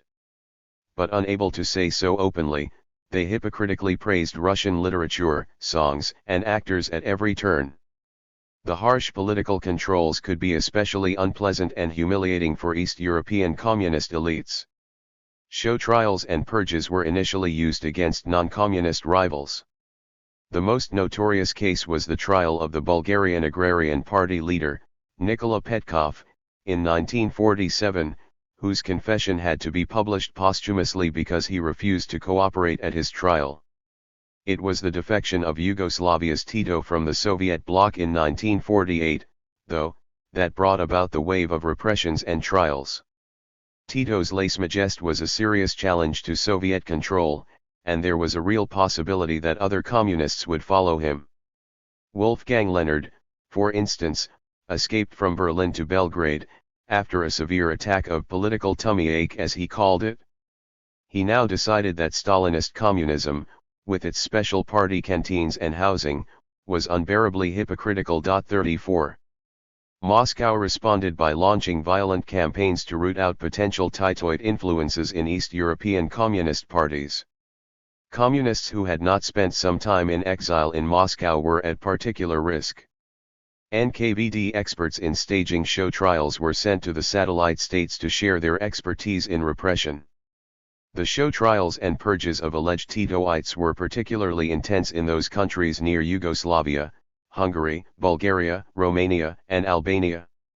In Poland, Władysław Gomulka was also accused of Titoism in 1951, because he had objected to the harsh centralization of the Cominform and called for a national road to socialism.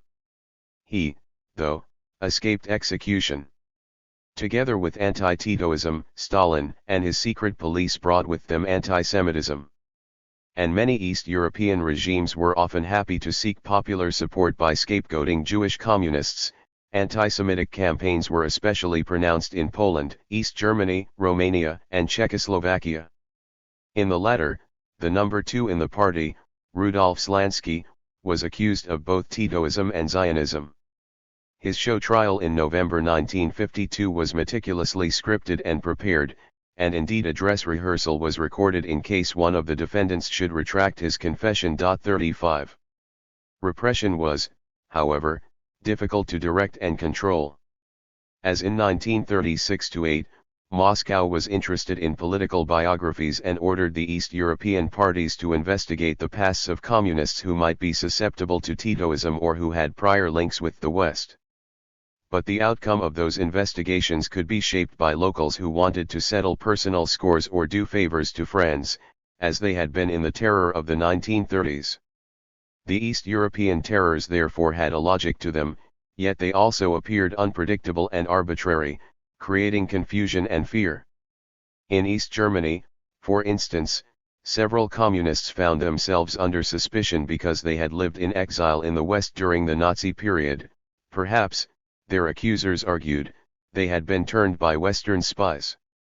The inmates of concentration camps were also investigated, some were accused of cowardice, others of recklessness. And it was in these kinds of cases that local politics could come into play. Erich Honecker, the future East German leader, received a party reprimand for escaping from a Nazi prison without party permission, but this had no further consequences.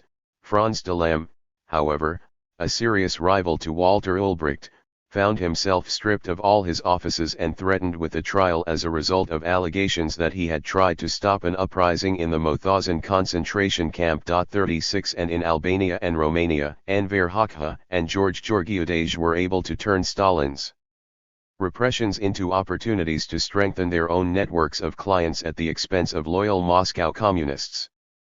East European communists had, therefore, been granted their wish. Stalin had destroyed the popular fronts, put them in power and allowed them to embark on full Sovietization. But they had paid a high price. They did have considerable powers over their countries, but their influence ultimately derived from Moscow. It was, as Gomulka commented, a reflected brilliance, a borrowed light. 37 Leaders even found that they were expected to synchronize their lives to coincide with Stalin's eccentric daily routine. Jacob Berman remembered how he would go to work at 8 a.m., return home for lunch with his wife and daughter between 3 and 4 p.m., and then go back to the Central Committee for 6 where he would work until midnight or 1 a.m. Stalin remained at his desk until late in the night and his subordinate leaders had to be there in case he phoned. Every high official had to follow the same schedule. 38. In Moscow, the heads of East European parties were treated as subordinates in an imperial court, rather than heads of state in their own right. One of the most unsettling of experiences was the invitation to dine at Stalin's Kuntseva dacha on the outskirts of Moscow. These dinners went on all night, and the senior guests often found that they were the entertainment. According to one, Stalin tried to get them drunk so they would spill secrets.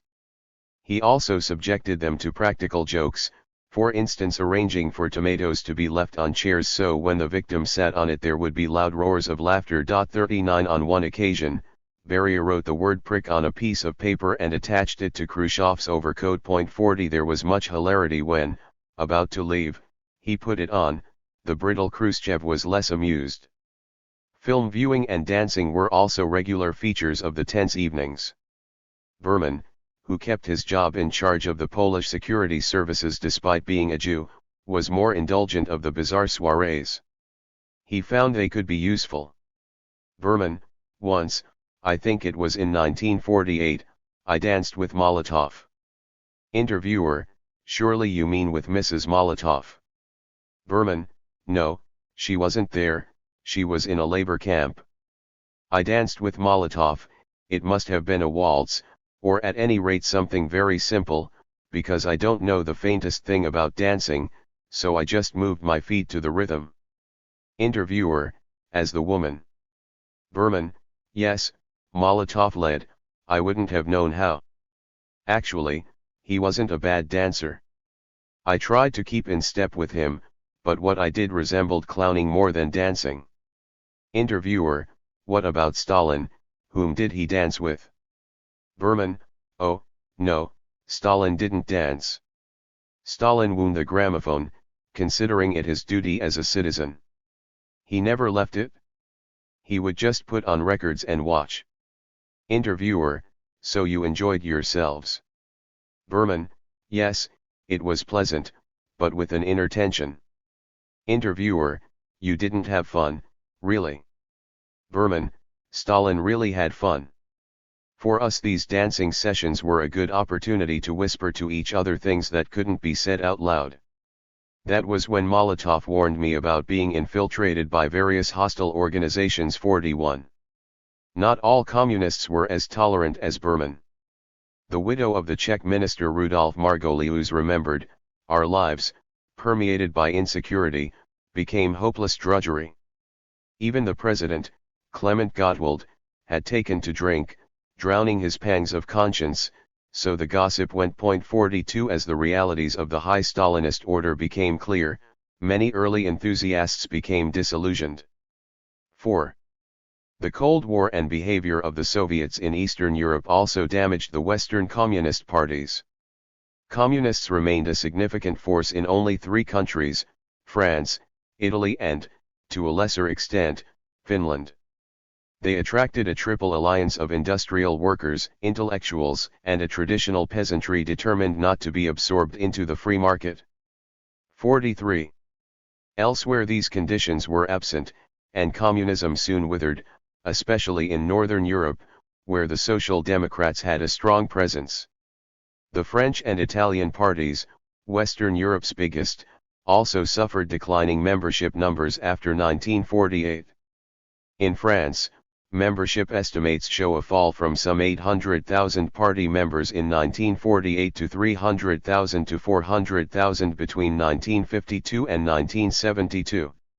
Yet the French Communist Party benefited from its outsider status, challenging the entrenched Parisian establishment. It took 26.6% of the vote in the 1951 elections, and in 1956 55% of Parisian workers voted communist. 44. The turn towards high Stalinism in the USSR did not discomfort the French party too much, for its social conservatism and anti-intellectualism, its strict discipline and its Manichaean outlook all remained close to the Stalinist worldview. It proceeded to create a counterculture, free of the influence of America and consumerism. Morality was strict and puritanical, and every aspect of life was politicized. For members, the party continued to be the center of intense emotional involvement. The writer Dominique Desanti found communist life completely absorbing. She and her fellow communists felt themselves almost wholly cut off from the outside world. 45. The party had its own parallel society, its organizations for youth and sport, its children's holiday camps, to keep people in the fold. Despite its closed and dogmatic culture, the party attracted support beyond its committed membership.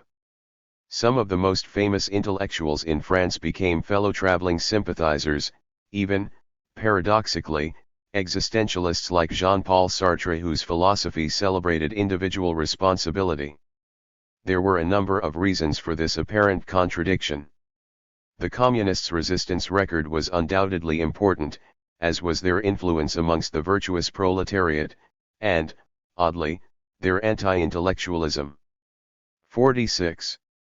Simple anti-Americanism and snobbery about Coca-Cola and other accoutrements of the new consumer culture also had a place. But imperialism was also a major issue. The French, supported by the United States, were fighting an anti-nationalist war in Vietnam, and the communists were the only major domestic force to oppose the fighting. It was this issue that helped push a semi-detached Sartre towards the Communist Party between 1952 and 1956. He had undergone a conversion and had developed a hatred of the bourgeoisie. 47. High Stalinism was, ironically, benefiting from anger at Western imperialism. Moral outrage was being transferred from inequalities at home, to inequalities abroad. As Sartre was later to write in his preface to Frantz Fanon's great anti-imperialist polemic. The wretched of the earth. Europe was a pale fat continent, and the Third World was the future. 48. The consequence, of course, was that the progressive left was often willing to ignore repression in the Eastern Bloc in the fight against what it perceived as the more brutal repression in the South. The most notorious case was the controversy over Viktor Kravchenko's memoirs. I Chose Freedom. With their lengthy account of the terror and discussion of the Gulag. When they were published in French, the party's journal, Les Lettres Françaises, accused Kravchenko of being part of a CIA conspiracy to discredit the USSR. Kravchenko sued in 1948, and a galaxy of non-communist intellectuals spoke in defense of the French party and the USSR. Even though Kravchenko won, the damages were small and the moral victory belonged to the French communists, who continued to follow a slavishly pro-Moscow line. 49. Lysenko, socialist realism, and Russian xenophobia were all defended by the French comrades. Similar to the French party was the Finnish. After its electoral defeat in 1948, it retreated into its own world, nurturing a workerist political culture. It continued to be highly successful in elections.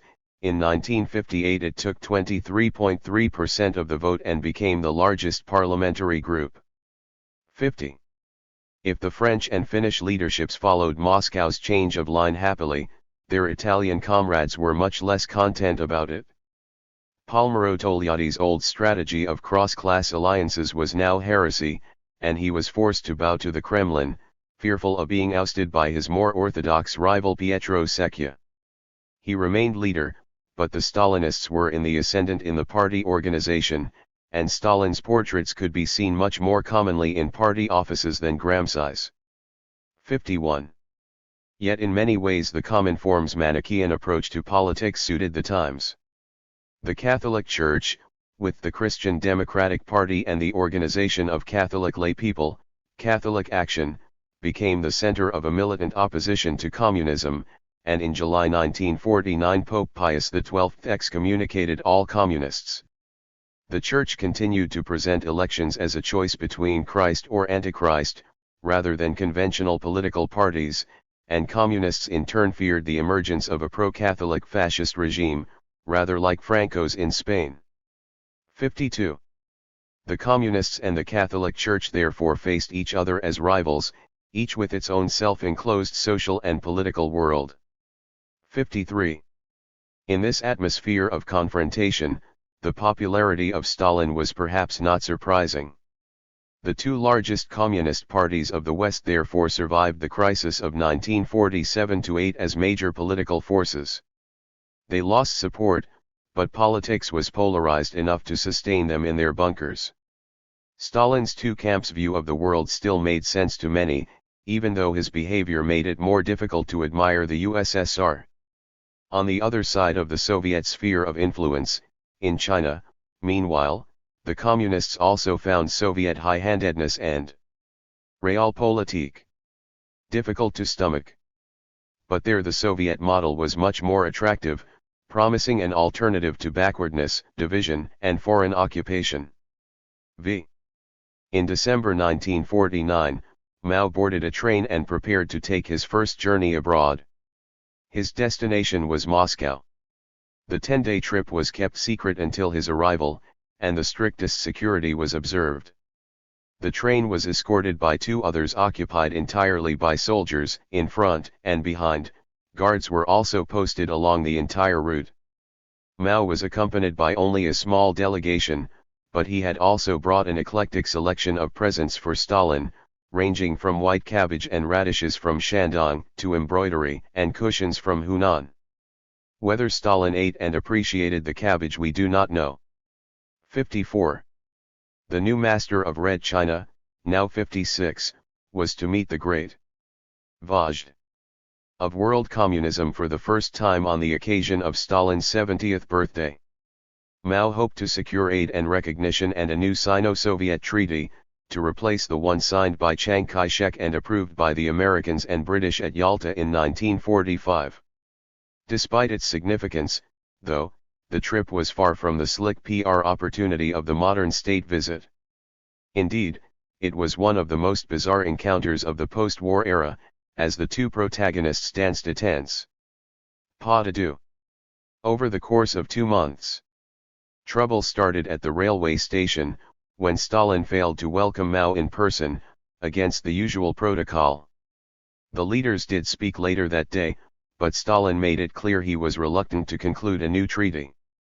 He was happy to give aid, but did not want to risk upsetting the Yalta arrangements, and thus give the Americans an excuse to unpick them. Stalin also mistrusted Mao. So soon after the Yugoslav split, Stalin was worried that this guerrilla leader who had caused Moscow so much trouble over the years might well turn out to be a disloyal Asian Tito.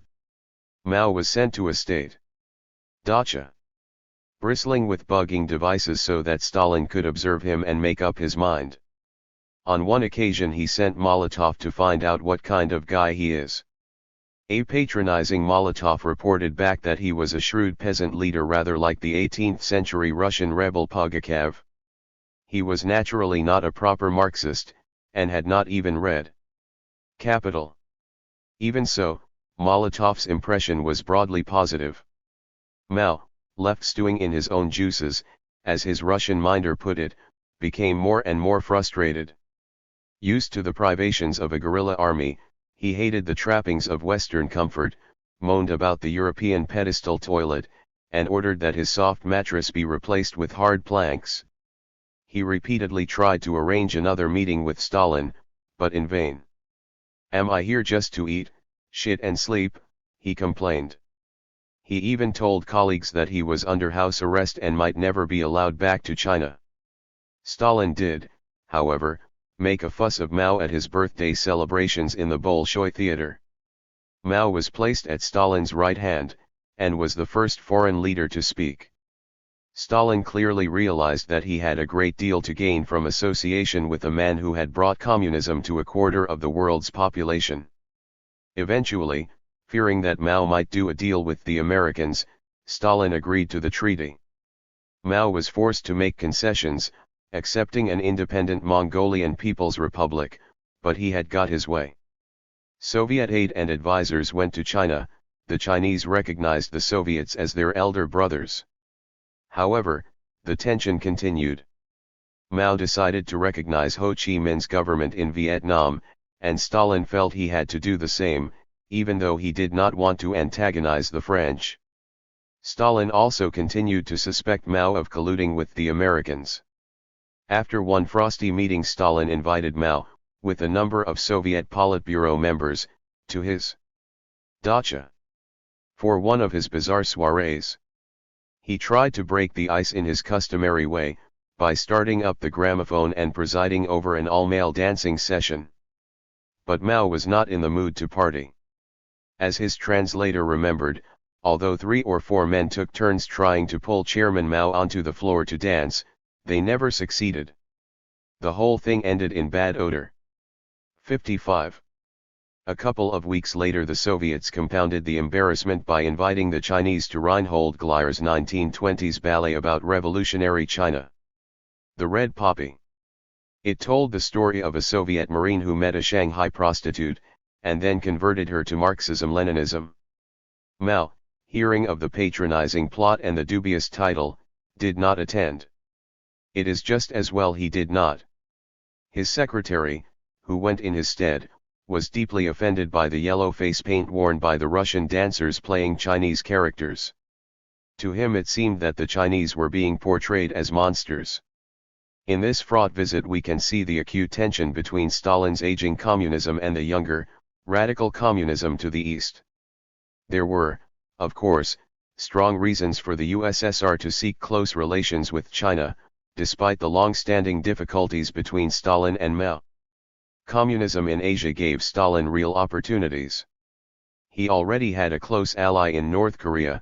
In North Vietnam, Ho had drifted away from Moscow towards Beijing, but Stalin could influence events in Vietnam through China.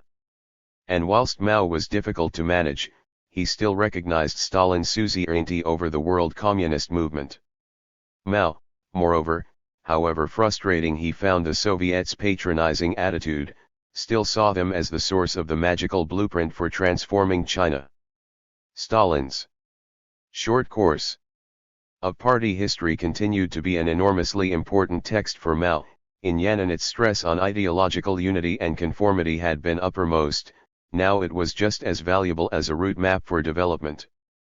By 1945 the short course was one of the 5 must-read books for Chinese communist officials for the transition to socialism. 56. The USSR, it was commonly believed, was fundamentally the same as China, only about 30 years ahead. As the slogan of the mid-1950s went, the Soviet Union's today is our tomorrow. The short course's narrative of Soviet history could plausibly be mapped onto China's.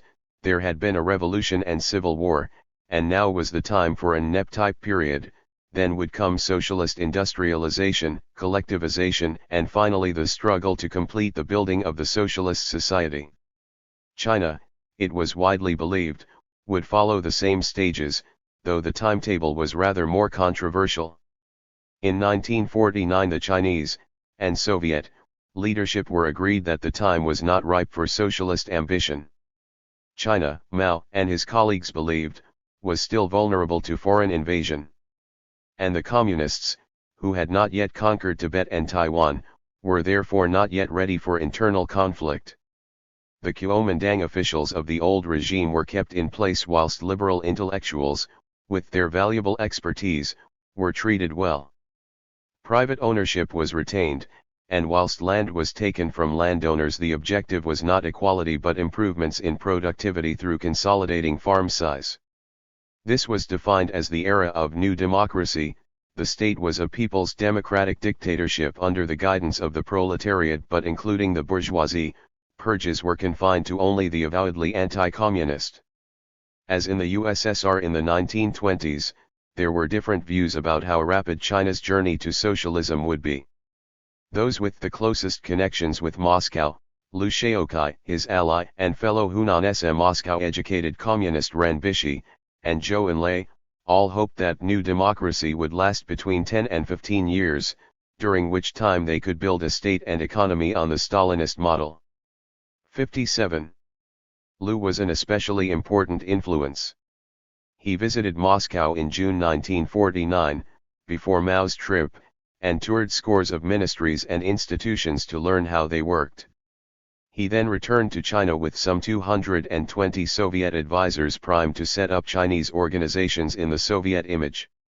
However, rather more important than the relatively modest number of advisors were translations of a wide range of Soviet how-to books. 58.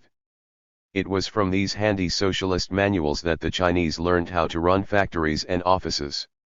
Textbooks were much more effective than tanks in exporting the Soviet model of modernity.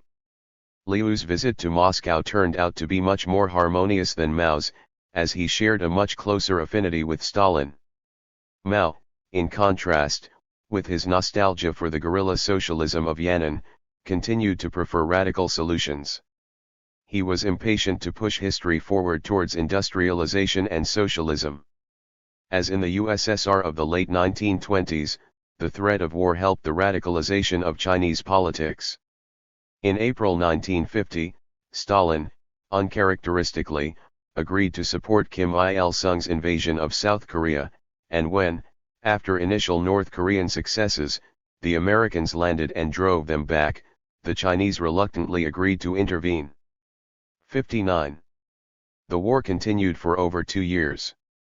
The struggle was a huge burden on China. It was a conventional war of mass armies, planned and partly financed by Moscow, but fought largely by Chinese soldiers. 3 million Chinese fought there, and over 400,000 died. Mao's eldest son, Ning, was amongst them. China itself spent between 20 and 25% of its budget on the campaign, and the war caused enormous hardships on the front and at home. The Korean War had the effect of accelerating calls for rapid industrialization, and Mao began to discuss the need for a 5-year plan as early as February 1951. But war legitimized radicalism more generally, and strengthened the supporters of violent class struggle. For example, the land reform of 1949 and 1950 had begun to stall as party bosses found it difficult to enforce redistribution against the opposition of landlords, clans, and temples, and the war became an opportunity for the party to accuse foreign enemies of colluding with the bourgeoisie within. Land reform quickly escalated into violent class struggle. Speak bitterness meetings, public humiliations, and straightforward violence, not always endorsed by the authorities, became common. Meanwhile, 43% of the land was redistributed to 60% of the population. Although this undoubtedly strengthened support for the new regime, it did so at an enormous human cost. It has been estimated that between 1 and 2 million died in these land reform campaigns. The Chinese Communists were not yet imposing collective farms on the population, but in some ways they were even more radical than their Soviet predecessors in the early 1930s. Determined to root out old identities of class, clan, and region, they put enormous efforts into categorizing the rural population by class, and class labels, whether landlord, rich peasant or poor peasant, became crucial in determining people's lives. Between 1951 and 1953 the CCP extended class struggle to the towns with the campaign to suppress counter-revolutionaries, the 3 Antis campaign against corrupt officials, the 5 Antis against the big national bourgeoisie, and a thought reform campaign against intellectuals. These campaigns often involved extreme violence. 60. The suppression of counter-revolutionaries campaign alone led to between 800,000 and 2 million deaths, and countless more were dragged before mass public trials. As in the countryside, the party was often successful in mobilizing the majority against the minority. Between 40 and 45% of all Shanghai workers sent denunciations against counter-revolutionaries to the authorities. According to one report, 30,000 attended one accusation meeting in Beijing directed against the 5 major tyrants, a group of local bosses. As they had done in the land campaigns, the communists mobilized the respected elderly to denounce their enemies. As the criminals entered, suddenly mass feeling erupted with the sounds of curses and slogans that shattered the earth and sky. Some spit on the criminals. Others burst into violent tears. One 80-year-old woman came forward on her walking stick, confronting the accused. "You never thought you'd see today." "Ha! I never did either. The previous court system belonged to you, but now Chairman Mao will repay us our blood debts." 61. In September 1952 Mao announced to his colleagues that the era of NEP-style reconstruction was drawing to a close and the time was ripe for China to embark on building socialism. The first 5-year plan, when the socialist sector of the economy would begin to squeeze out the capitalists, began in 1953.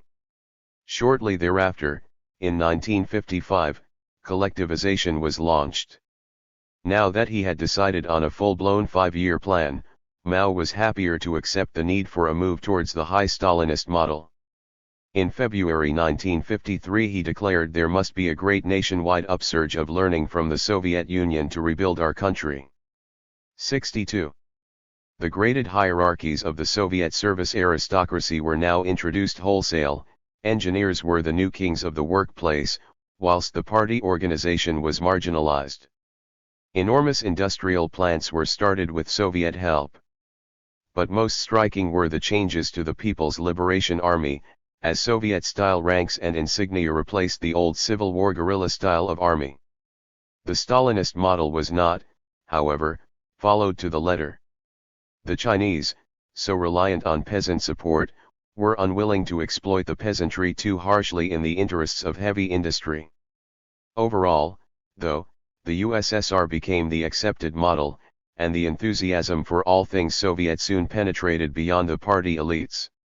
In urban areas, especially amongst the educated, the pro-intelligentsia high Stalinism of Moscow inevitably proved to be far more attractive than the peasant socialism of Yan'an. Russian novels were widely read in translation and Russian films were shown throughout the country. Ostrovsky's How the Steel Was Tempered had the highest sales of all, and its hero, Pavel Korchagin, became an example for all to emulate. From 1952 several schools established Pavel classes as part of a Reading Good Books, Learning from Pavel campaign, whilst a 1956 Soviet film, dubbed into Chinese, was shown throughout China the following year to celebrate the anniversary of the October Revolution. There is some evidence that Ostrovsky's book was genuinely inspirational amongst young people, in part because Korchagin was such a flawed hero. His poor behavior at school and his impulsiveness made him easier to like than the remote and improbably virtuous Chinese New Socialist men. Korchagin represented revolutionary romanticism, tempered with some realism. 63. Cinema became a major conduit of Soviet ideas into China. By 1957, 468 Soviet films had been translated and shown in China, seen by almost 1.4 billion Chinese. These films propagated a number of messages. The heroism of the little man, people like Korchagin, was one, but the films also popularized modern ideas, such as gender equality. 64. How the Steel Was Tempered. Like many other Soviet films, showed women fighting and working alongside men. China's first female tractor driver, Liang Jun, claimed that the film inspired her to seek work. The Soviet Union, as seen through film, seemed like the acme of modernity. As the historian Wu Heng remembers, thinking about the early 1950s, it seems that everything new and exciting came from the Soviet Union and anything from the Soviet Union was new and exciting. Repeated over and over in schools, parks, and on streets was the slogan, "The Soviet Union's today is our tomorrow." It was both exhilarating and uncanny to see your own future written on someone else's face, especially when this someone else had yellow hair and pink skin. My mother, along with all her colleagues at the Central Academy of Drama, immediately permed her hair into numerous curls to resemble those of the robust Russian heroines. Fused with my memory of my mother's hairstyle during that period was a kind of dress that people called a boulaji. It had short puffed sleeves, a buttoned-up collar and a wide, floating skirt, and was always made of colorful fabric with cheerful patterns, again associated with the revolutionary spirit of the Soviet Union. 65. However, as Wu Heng illustrates, the Soviet modernity transmitted to China was of a particular type. In fashion, as in many other areas, the official embrace of the Soviet model after 1953 marked a transition rather similar to the one that the USSR underwent in the mid-1930s, from the more egalitarian, guerrilla socialism to a more joyous and aspirational society. In the late 1940s, the Lenin suit, a female version of the Sun Yat-sen suit, based on the Soviet Red Army uniform, had become popular amongst female revolutionaries, and was common attire amongst urban women in the early 1950s. But in 1955, inspired by the Soviet model and fed up with Yan'an-style austerity, several leading cultural figures, including the poet Ai Qing, launched a dress reform campaign. For Ai Qing, the Sun Yat-sen and Lenin suits did not harmonize at all with the joyful tenor of life. In the Soviet Union, he explained, If there are 6 or 7 girls walking along together, they will all be wearing different styles of dress, whereas Chinese children dress up like little old people. 66. Despite a great deal of press coverage in 1956, the dress reform campaign was not entirely successful, and many women clung to their linen suits. In part, the reason was economic. Full skirts demanded more material than linen suits. But expense was not the only reason. Popular values were not yet in tune with this departure from Yan'an guerrilla socialism. One of the supporters of dress reform explained the enduring popularity of the linen suit amongst women. They have linked together cotter suits and progressive thinking, cotter suits and simplicity of lifestyle, cotter suits and frugality. Although this is all erroneous, there is no denying that in it we find encompassed the desire of women for progress and for equality with men in life and work, as well as a view of simplicity and frugality as the core elements of Chinese aesthetics. 67. The conflicts over revolutionary fashion mirrored the continuing tensions within Chinese politics. Mao was willing for a time to embrace the Soviet model, but he never jettisoned his guerrilla values, and it was not long before he would turn against the tide from Moscow. A different blending of the Chinese-style peasant guerrilla tradition with Soviet-style hierarchy is evident in communist North Korea. Kim Il-sung himself had been immersed in both Chinese and Soviet communist cultures, but Korean political culture was crucial in forging this very specific model of communism. 68. Like the Chinese Party, the Korean Workers' Party, as the Communist Party was called, was predominantly a peasant-based party, and had secured considerable support from the poorer peasantry with its land reform of 1946. Its kinship with the Chinese Party was also evident in the enormous emphasis it placed on self-criticism and thought unity. Korea's Confucian culture contributed to the stress on ideas and thought, but the Japanese colonial administration's efforts at ideological conversion, something many communists experienced in prison, may also have been influential. 69. At the same time, however, Kim found the high Stalinist model attractive. The Japanese had left the North with the foundations of a heavy industrial economy, and the regime launched a typically Stalinist program of industrialization, helped by Soviet experts and technical training. By the end of the 1940s, Korea had become part of a broader Soviet economic empire, exporting raw materials in exchange for manufactured goods. 70. Kim's personality cult also had echoes of Stalin's and Mao's, though its extravagance and intensity were of a different order, and here non-communist sources were crucial. 71. Stalinist and Maoist imagery and language were certainly present. Kim was compared, like Mao, with the sun, but so was Confucian familial imagery. Kim's revolutionary lineage was praised, and he was presented as the father of the Korean people. Korean shamanistic folk religion also played a part. Kim was presented as the mother of the nation, and had a magical control over the weather and harvests. He was also, moreover, hailed as a transformative philosopher king who gave on-the-spot guidance, advising workers how to use lathes and peasants how to improve their crop yield. North Korea is still littered with thousands of signs commemorating his inspirational visits. Finally, Christian elements penetrated the cult. His biographer wrote that a shining star marked his rise to the leadership, and he shed precious blood to save the nation. A curious mixture of high Stalinism and Korean tradition was also evident in the social order.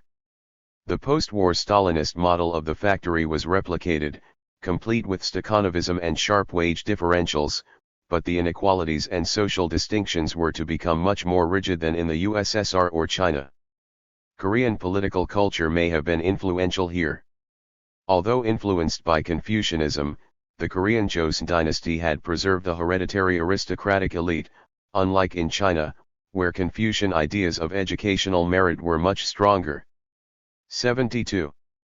The rigid communist hierarchy of core class, wavering class and hostile class was therefore reminiscent of the Joseon dynasty's tripartite division of society into the Yangban, commoners and outcasts or slaves, and heredity remained crucial in determining people's life chances. 73. As will be seen, these hereditary hierarchies had also emerged in China, but Mao was determined to undermine them. Kim, in contrast, buttressed them, a hierarchical outlook which was reflected in the extraordinary use of two different words for comrade.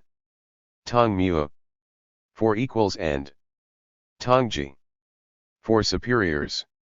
Kim and his fellow communist leaders were to create a form of communism with strong local roots that were to prove remarkably resilient. It was to become one of the most ancien regime. Like of all communist powers, and its social structure proved unusually rigid.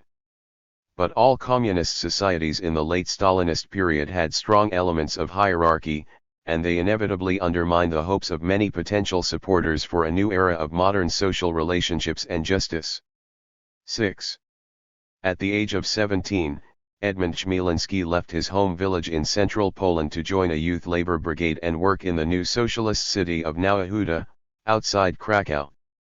Chmielewski had been traumatized by war, his father had been killed, and at the age of 11 he had been interned in a Nazi slave labor camp. On his return to his home village he was confronted by poor prospects. He was at the bottom of the village hierarchy, treated badly by his teachers and the local priest. His uncle, a communist youth organizer, offered him an escape route, even though his mother tried to keep him in the village. My decision was unalterable. I wanted to live and work like a human being, be treated the same as others and not like an animal. There was no force or might that could keep me in the village that I hated so much, which had looked down on me throughout my childhood. 74. When he arrived, Chmielewski was issued with a new khaki uniform, complete with cap and red tie. Sometimes I furtively looked at myself in the mirror and I couldn't get over how different I now appeared. He was now an equal, part of a new army of labor. Equal rations were given to everybody at dinner, and all of us were equal. For the first time, he fell asleep completely happy. Although the work was hard, and Chmielewski was surprised that his brigade was expected to build a huge plant with only very basic tools, he became an enthusiastic Stakhanovite laborer, engaging in heroic socialist competition to reconstruct the country after the war. I firmly believed that with a common effort we would build in a few years a splendid city in which I would live and work. I didn't count the hours of work. I built as though I was building my own house. I believed that I was working for myself and my children. 75. However, his story ended in tragedy. He won a scholarship to study at a vocational school, but even so he could not afford all the fees. He had a nervous breakdown, blaming trade union and party bosses for the injustice, and ended up a homeless alcoholic. He rejoiced when the old regime was removed after the rebellion against the Stalinist order in October 1956. Chmielewski's memoir, written in 1958, after the high Stalinist period but still under communism, was undoubtedly influenced by the ideological nostrums of the time, but its account of youthful enthusiasm is corroborated by others, and indeed makes sense. Chmielewski believed communist promises of a new system, of a semi-militarized guerrilla society of equals, all striving for the common good, which would bring personal education and advancement, and it is no surprise he was taken with the vision. However, like many others he found the new order much more stratified, unjust and harsh towards the poor than was promised. The dreams of many young communists like Chmielewski foundered when confronted with the reality of the hungry state and the new class. Young and ambitious people like Chmielewski, desperate to escape from rural backwaters, were precisely the sort of people willing to be forged into new socialist people, much as they had been in the USSR of the 1930s. And there were real benefits to conformity. Large numbers of managerial and technical positions were waiting to be filled in post-war Eastern Europe, especially in Poland and the GDR, and levels of social mobility in this period were much higher even than in the West. Chmielewski may have found that mobility had its limits, but many others were able to afford an education and join the ranks of middle management. Established, older workers, however, had fewer incentives to become part of the regime's new labor army. They remained loyal to older working-class cultures that the communists were trying to break. 76. The late Stalinist order in industry was an even more authoritarian and non-egalitarian version of the one developed in the USSR in the mid-1930s. It was founded on a rigid hierarchy. Plans and work targets were laid down by the ministry at the center, and then communicated down the line of command to be implemented by managers and foremen. Each worker was given what was effectively a mini-plan to fulfill, and was paid according to how much he or she produced. Bosses were therefore given even greater powers than they had wielded under the capitalist system. In practice, shortages of labor, and the boss's need to secure workers' cooperation, prevented managers from throwing their weight around too much. But workers still resented their powers, especially over the allocation of jobs, where they could show favoritism. For example, a worker's pay very much depended on whether the norm was easy to fulfill or not, and shortages of materials could make it impossible for the worker, however heroic, to make a reasonable wage. Unequal pay was also a source of resentment. It was common to pay workers on a piece rate system, and this gave power to foremen and bosses who could decide who was to be given the easy and who the difficult jobs. And at the same time that technicians and bosses were given higher pay and privileges, older, more equal wage scales were scrapped. This was particularly controversial in the GDR, where many of the technical specialists were former Nazis who had been fired in 1945 and then rehired. According to one party report, party members were deeply hostile to these policies. The intelligentsia must be brought to account once and for all. The preferential treatment of the intelligentsia is bullshit. The stores where the intelligentsia have the right to go shopping must be smashed. 77. Especially unpopular were the Stakhanovites, who cooperated with managers to overfulfill their norms, and, just as in the USSR in the 1930s, this put pressure on all workers to do the same.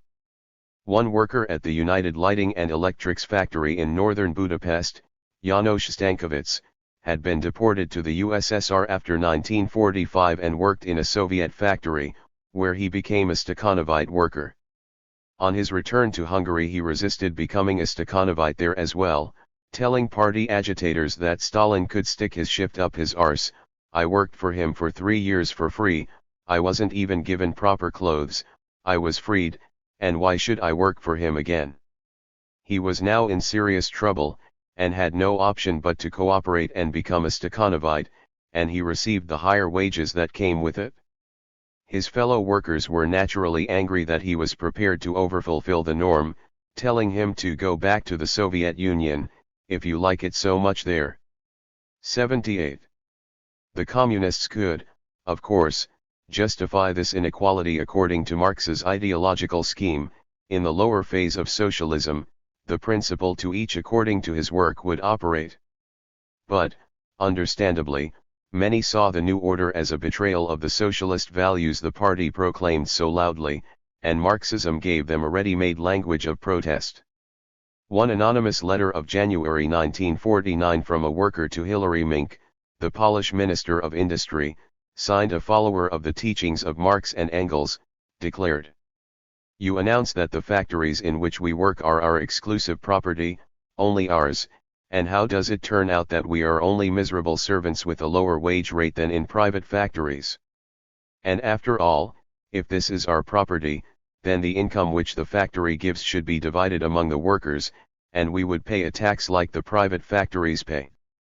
You don't like it, do you? For then there wouldn't be money to build you palaces in which there are dozens of square meters of space for each bureaucrat." 79. There was one area of life, though, where the regime was too egalitarian for many workers' tastes: the place of women. The communists pressed for women to be employed in all jobs, even those that were traditionally done by men. Some women did become party activists and hero workers, but the obstacles were enormous. Male workers often successfully resisted the employment of women, and women tended to be confined to traditionally female roles, whilst earning less than men. Meanwhile, the life of the hero laborer, working all shifts to overfulfill the plan, was difficult to reconcile with family life. 80. This was not the only concession the regime had to make to East European workers. In many places, pre-existing socialist cultures gave workers the confidence to resist the communists. In the GDR, for instance, old social democratic workers were at the forefront of complaints. 81. In some cases, the ideal of creating a new socialist man, full of enthusiasm for communist ideology, was more or less abandoned. The Polish sociologist Hanna Swidozimba noted that as long as workers worked, ideological incorrectness was permissible. In my contacts with workers at the time, I was struck by their freedom of expression, their aggressive attitudes toward their superiors, and the system of the time, shown sometimes very sharply at public meetings. This was not a matter of personal courage in that community, but the result of the ruling ideology, and also the social practice of the Stalinist system.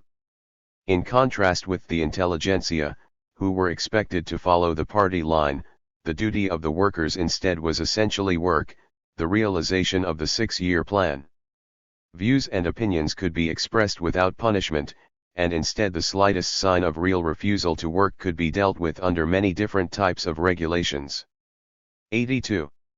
If East European communist regimes, dealing with a pre-existing industrial workforce, had to make compromises with workers, the Chinese communists were in a much stronger position. In 1949, manufacturing had largely taken place in small-scale workshops. It was the communists themselves who created large-scale industry, much as the Soviets had done in the 1930s, and their large factories and plants were modeled on those found in Soviet textbooks. This made it much easier for the regime to mold its workforce. Moreover, as the gulf between rural and urban economies was even greater than it had been in Eastern Europe and the USSR, the Chinese economy enjoyed a huge labor surplus. Nevertheless, the regime could not provide industrial jobs for all comers, but those who did find work with relatively high wages and benefits soon rose to the top of the labor hierarchy.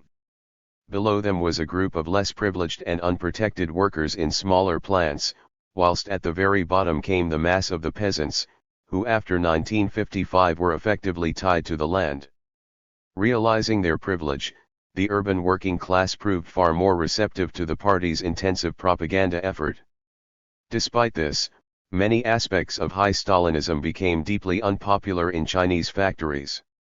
The Soviet piece rate and wage system, introduced between 1952 and 1956, was not only difficult to organize in circumstances where skilled managers au fait with its complexities were scarce, but also caused intense hostility amongst workers used to more egalitarian wage regimes.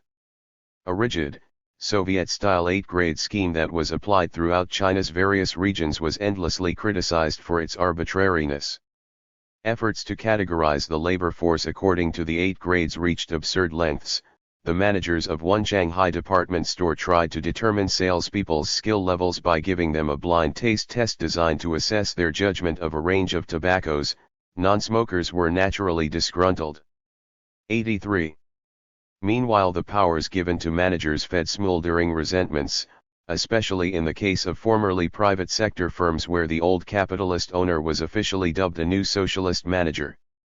These various grievances constituted a powder keg of anger, which would explode the moment Mao began to question the hierarchies of the so-called Soviet model of management in the late 1950s.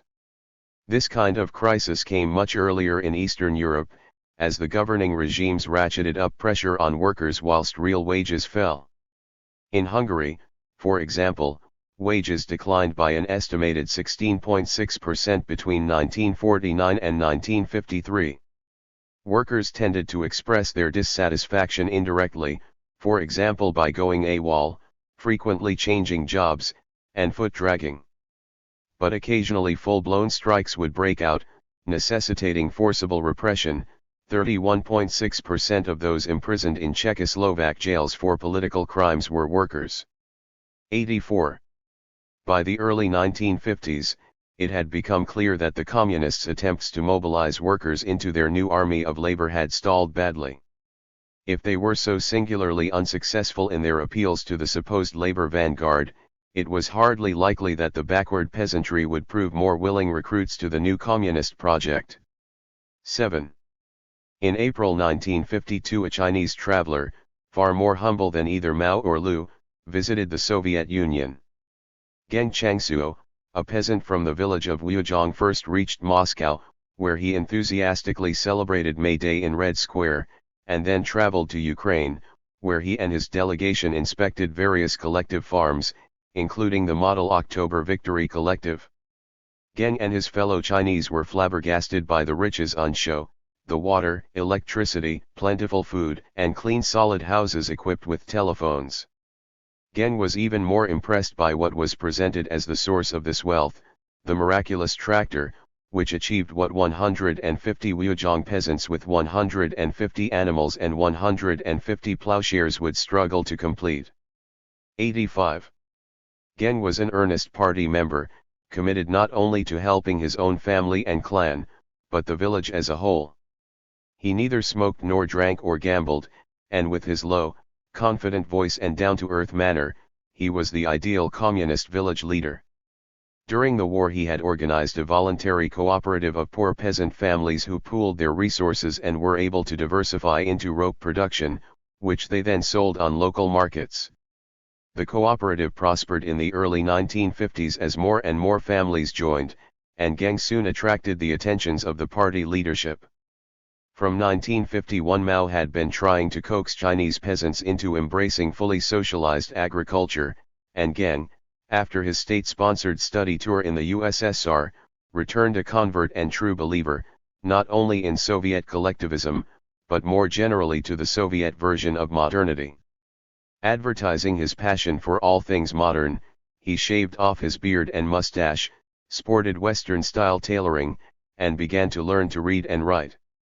He soon embarked on a mission of proselytization, explaining how collectivization and mechanization, and especially the tractor, transliterated as twilogy, a word the Liuzhong peasants had never heard before, had brought the USSR prosperity.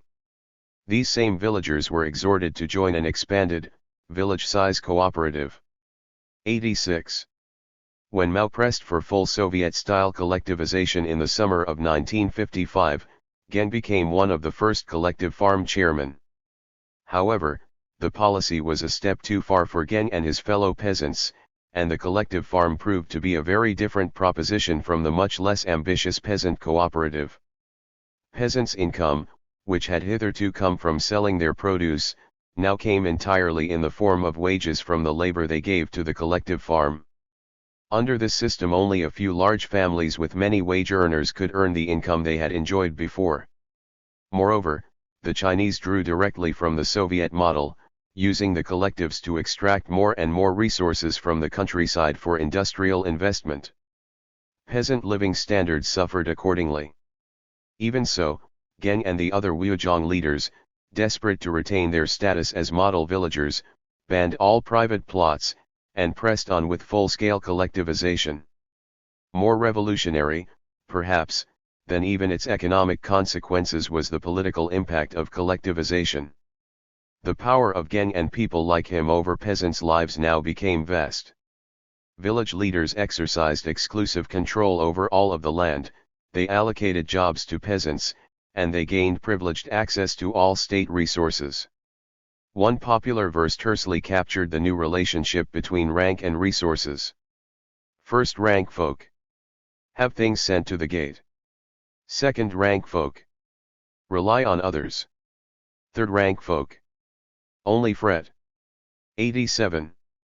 Geng was one of the more honest and altruistic officials, and put much effort not only into persuading peasants of the advantages of the collective farm but into making the system work.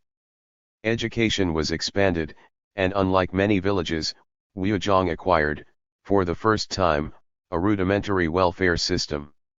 However, even the virtuous Geng was soon wrapped in all the trappings of local bossdom, for alongside schools and welfare, Liuzhong could also now boast its own village security apparatus. The new police force was led by the feared Fierce Zhang, a former poor peasant, who recruited a rough and ready cadre of local toughs to keep order. When, for example, a group of villagers uprooted 1,500 cotton plants in protest at the low price for cotton being offered. This security force used torture to flush out the culprits. In other Chinese villages, abuses by officials could be even worse.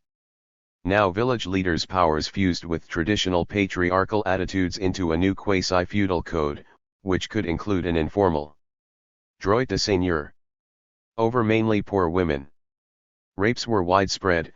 Two of Mao's former bodyguards, for instance, rewarded with high office in Tianjin, used their power to terrorize local women.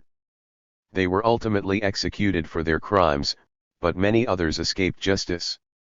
88. The story of Gengchangsuo and Wujiang village encapsulates many of the hopes and disappointments of what was called the Soviet model in China. Some aspects of collectivization could appeal to some peasants. The tractors and the large-scale agriculture all promised the riches small-scale agriculture could not deliver, whilst education and welfare promised integration and opportunities in the broader national community. But collectivization soon created a new hierarchy, a powerful privileged stratum which often behaved arbitrarily and exploitatively. The peasantry, as a whole, remained at the bottom of the social hierarchy, isolated from the rest of China and tied to the land, over which they exercised much less control than they had before. Meanwhile, rural resources were sucked out of agriculture and pumped into heavy industry, whilst the incentive system damaged productivity, laying the ground for food crises in the longer term. Soviet Eastern Europe had experienced collectivization in a similar, though even more traumatic way. China escaped violent dekulakization. The Chinese Communist Party succeeded in persuading peasants into joining collectives without a full-blown class struggle campaign. Eastern Europe, however, following the Soviet 1930s blueprint more closely, launched collectivization and dekulakization simultaneously. Pressure to join the collective was often intense, and in some areas, coercion was explicit. In others, it was less direct. Peasants would find that they could only buy non-agricultural goods in state shops if they were collective farm members. As one Bulgarian peasant put it, of course, you did not have to join the cooperative, unless you wanted shoes on your feet and a shirt on your back. 89. Even so, as in the USSR of the 1930s, there was a good deal of resistance. Peasants mistrusted the detachments of officials sent from the towns to impose the collectives, and refused to give inspectors information about who owned what. It was not, moreover, easy to persuade peasants to denounce their influential wealthy neighbors. In the Romanian village of Hurseni in the Altland region of southeastern Transylvania, for instance, party officials tried to persuade the poor peasant Nicolae R to denounce his allegedly kulak neighbor Iosif Oltean, who had promised him 20 kilograms of wool and 10 of cheese in return for work, but had only delivered a nugatory quantity of poor quality wool. Nevertheless, Nicolae defended his neighbor. Oltean was a good man who helps us poor people, even if he was greedy. 90. Peasants were profoundly alienated by the loss of their land. The new Marxist-Leninist ideology, which regarded labor as the prime virtue, was diametrically opposed to the moral economy of many peasants, which saw landowning and economic independence as a mark of status. But the high food delivery quotas demanded by the state to feed workers and finance industrialization were, if anything, even more unpopular than dekulakization or collectivization. One woman peasant from the Hungarian village of Sarost, south of Budapest, remembered her misplaced hopes that she could deliver enough tax to the state by growing 1.7 hectares of sunflower seeds. One came home without a penny. Everything went to taxes, not enough was left even to buy an apron. 91. On the collective farm itself, pay was low and conditions were poor. One peasant from the Bulgarian village of Zamfirovo remembered. It was terrible. I remember nearly collapsing in the fields one day during the wheat harvest. We worked all day in unbearable heat, doing everything by hand just like before. The work was hard and the pay very low, only 80 stotinki a day, and any pay in kind was deducted from that. People were worse off. Even the poorest people who joined the cooperative with little land felt worse off. I remember one summer somebody came to the fields to sell beer and sodas, and even though we were dying of thirst, no one could afford to buy them. 92. As in China, the weakly constrained power of the new village political elite inflamed peasant anger further. Quotas depended on the whims of collective farm officials. Meanwhile, peasants found that people higher up in the political hierarchy were given more credit for their collective farm work than others. Life became intensely political, as villagers' future became dependent on relationships with the new bosses. Some resisted the harsh policies, and rebellions and demonstrations broke out in several areas. One of the most violent and disruptive was in the Bosnian Bihać region in May 1950, though elsewhere they rarely posed any real threat to the authorities. A more common way of resisting collectivization was simply to leave agriculture altogether, something that some East European governments, desperate for industrial labor, encouraged. Resistance and resentment slowed the pace of collectivization, and by the time of Stalin's death it had made surprisingly little headway in Eastern Europe.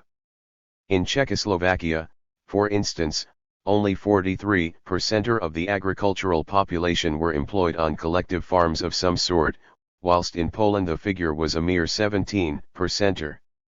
Indeed, it was only in the early 1960s that collectivization was completed, and then only after serious concessions had been made to the peasantry, allowing private plots and giving peasant households the right to organize the use of labor, for example. In Poland and Yugoslavia, collectivization was simply scrapped, and the countryside reverted to small private farms. In 1949, the Communist Party organization in the East German town of Plauen drew up one of its regular reports on popular opinion. It concluded that whilst the highly qualified workers and technical intelligentsia were reasonably content, the broad masses of the population, workers and peasants, were not. 93. And by 1953 there is a great deal of evidence that this distribution of happiness held for much of Soviet Eastern Europe. Efforts to break peasant cultures were inevitably unpopular. Meanwhile, the high Stalinist system, in which a new class of bureaucrats was set above the laboring classes as official resource extractors for the ever-ravenous state, could not be sustained for long, especially in societies with indigenous socialist traditions of a pre-Soviet provenance. In the closing years of the high Stalinist era, the Soviet satellite regimes became increasingly reliant on naked coercion to force through unpopular economic policies. In 1950 in Poland, and 1952-3 in Romania, Bulgaria, and Czechoslovakia, currency reforms effectively confiscated people's savings, and in Czechoslovakia they led to a wave of protests. 94. By 1953, it has been estimated that between 6 and 8% of all adult males in Soviet Eastern Europe were in prison. It was no surprise that the high Stalinist system did not long survive its architect's demise. Parricide. On a bright summer's day in June 1962, beneath the shadow of the monumental Moscow University building, a good-humored and avuncular Nikita Khrushchev released a goldfish into a newly constructed pond. Shortly afterwards, a young child was given a giant key on behalf of all pioneers, the key to the land of the Romantics, as the press put it. Both were part of the opening ceremonies for the new Pioneer Palace, a center for the party's children's organization on the Lenin Hills.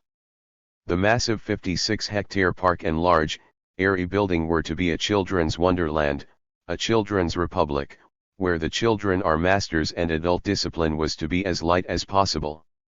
The project's creators claimed that children would teach each other, using peer pressure to maintain discipline. 1. This was all a long way from late Stalinism. Stalin loved to be shown patting children's heads, but handling goldfish in public would have been beneath his dignity. The building itself was also a sharp contrast to its forbidding Stalinist neighbor. In the modernist international style created in the 1920s, it was decorated with modern sculptures and reliefs, some in a primitivist, childlike style, not with the old neoclassical figures of muscle-bound workers. It was low-rise and deliberately democratic, with large glass windows and doors on all sides, open to the joyful children running in from the surrounding park. The Pioneer Palace was ideology in concrete.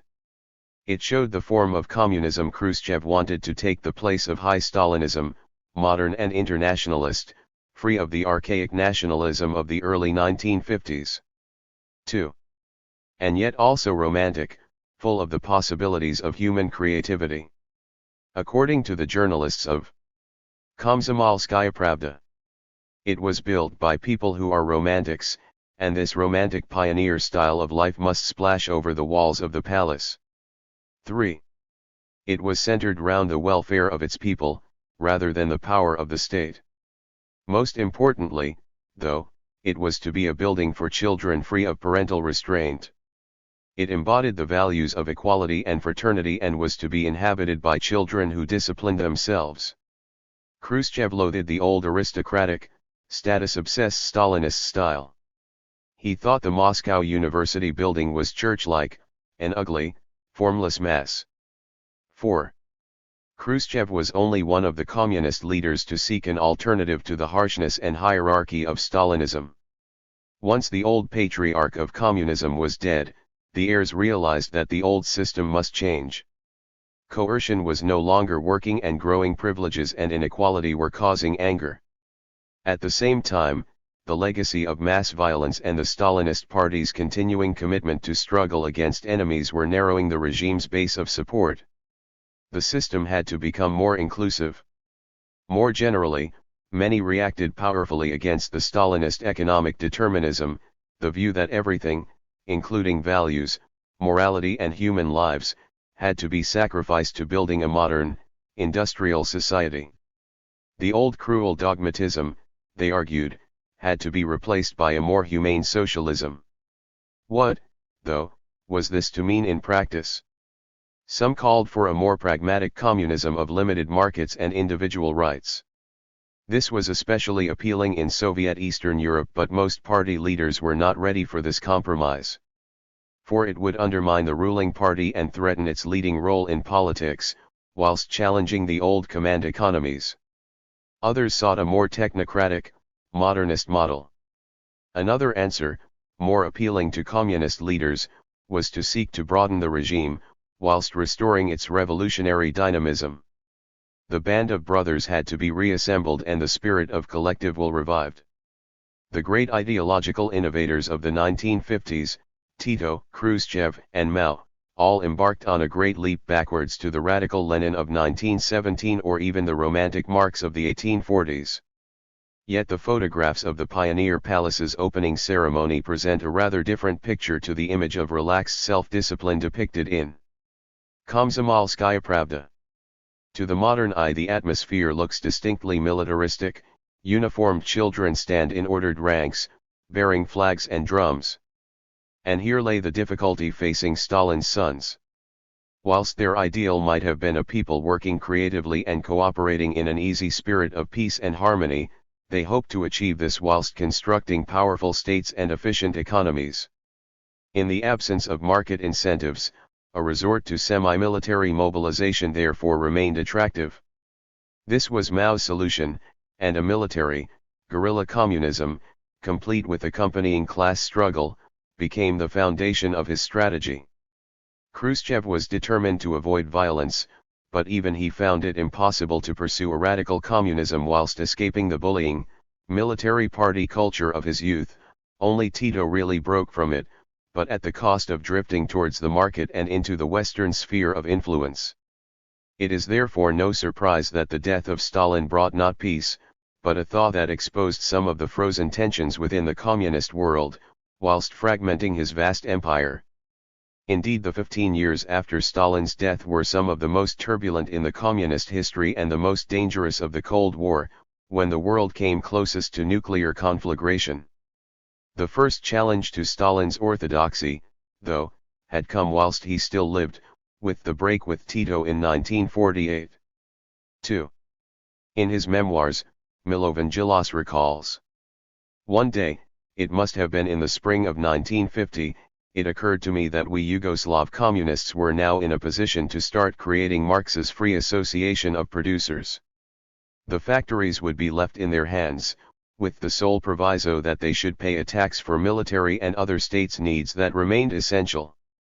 He then revealed his new idea to the ideologist Edvard Kardelj and the economic chief Boris Kiedrich while we sat in a car parked in front of the villa where I lived. Kiedrich was skeptical, but eventually they took it to the boss. Tito paced up and down, as though completely wrapped up in his own thoughts. Suddenly he stopped and exclaimed, "Factories belonging to workers, something that has never yet been achieved." With these words, the theories worked out by Kardelj and myself seemed to shed their complications and seemed, too, to find better prospects of being workable. A few months later, Tito explained the workers' self-management bill to the National Assembly. 5. Gillas was describing the first of many returns to Marx of the 1950s, as communists tried to find an alternative to Stalinism. Gillas's account of Eureka moments, fevered discussions about Marxism in the backs of cars and sudden decisions in party villas tells us a great deal about the closed nature of Tito's leadership. Yet his story of the origins of the new Yugoslav model of communism is not entirely convincing. Tito and the leadership had been looking for new models for some time before the break with the USSR. More importantly, the rhetoric of self-management was highly misleading. Gillas and his friends were doubtless sincere in trying to find a democratic Marxism, and their ideas caused enormous excitement amongst Western socialists. But in practice, Yugoslav self-management had little to do with the romantic Marx's ideas of democratic participation in management, or even the workers' control of Lenin's state and revolution. The reforms were the beginning of Tito's move towards the market, and the Yugoslav model showed how difficult it was to re-radicalize Marxism in Europe after Stalin. As in China, the roots of the Yugoslav communism are to be found as much in the experience of partisan warfare as in Moscow and the Comintern. But in Yugoslavia, with its ethnic and economic diversity, two models of governance emerged as the war ended. The first, in the relatively peaceful and prosperous Slovenia, was moderate and pragmatic. Local assemblies were relatively democratic, land redistribution was limited, and the state used money to give people incentives. The second, in the poorer, war-torn Bosnia-Herzegovina and Macedonia, was more radical and egalitarian. Here shortages and inflation had destroyed the value of money. Communists resorted to rationing, ideological enthusiasm, and the mobilization of labor teams to keep the economy going. 6. Tito's objective in the first few years of communist rule was to combine the pragmatic Slovenian and radical Bosnian models and apply them to the rest of Yugoslavia. Many policies of the early years echoed Lenin's NEP. Tito, apprehensive about alienating his peasant supporters, eschewed collectivization, whilst Kiedrich's five-year plan of 1947 was not modeled on Stalin's. It was an amalgam of hundreds of local plans. The center used financial incentives, not political commands, and budgets were expected to balance. At the same time, however, Tito wanted rapid development for his poor and vulnerable country, something moderate NEP-style policies would not achieve. So the communists decided to rely on voluntary, unpaid shock work to push the economy forward. The Communist Youth League was particularly active, and led 62,000 young people in building the Brčko, Banovici Youth Railway. Several idealistic communists from around the world also joined the labor platoons, much as their predecessors had flocked to Spain in the 1930s. One of them was the future Cambodian communist leader Pol Pot, who was studying in France at the time. For Yugoslavs, however, participation was not always voluntary, and conditions were poor. Nevertheless, some enthusiasm persisted, as one worker declared, "Although we are tired, together, and with song, it is easier." 7 This type of mobilization, though, had its disadvantages for Tito. In its enthusiasm for social transformation, the Youth League often encouraged the unauthorized persecution of class aliens, something the leadership did not want. This schizophrenic combination of two very different approaches continued until 1947, at which stage Tito understood his real vulnerability. A wily operator, Tito had secured foreign aid from both the Americans and the Soviets after 1945. With the beginning of the Cold War, though, Western aid stopped, and following the break with Moscow in 1948, Yugoslavia was left friendless and threatened by a possible Stalinist coup. Paradoxically, Tito resisted Stalin by emulating him with a much more centralized, militaristic strategy. These years saw some of the harshest repressions of the period, including purges of Cominternists and the foundation of the Naked Island prison camp for political opponents. The old idealism came under severe strain. Gilas commented angrily to the security chief Aleksandar Rankovic, "Now we are treating Stalin's followers as we treated his enemies," to which Rankovic replied despairingly, "Don't say that. Don't talk about it." 8. Repression, though, was combined with pro-worker campaigns rather similar to Stalin's in the early 1930s. The party encouraged workers to criticize managers and experts, at the cost of losing control of the workforce. These years were grim ones for Tito and his circle, constantly terrified of assassination, Soviet invasion, and economic collapse. But in 1950 salvation arrived in the form of American aid. It was the United States, keen to have an ally in the communist world, that decided to keep Tito afloat, and the Americans, the International Monetary Fund and World Bank all provided loans. Loans, of course, had to be repaid, and that meant that budgets had to be balanced, which in turn made more radical socialist experiment impossible. Military-style mobilization had to give way to strict accounting and efficiency. Meanwhile, the regime decentralized power, and officially transferred all property from the state to so-called worker councils.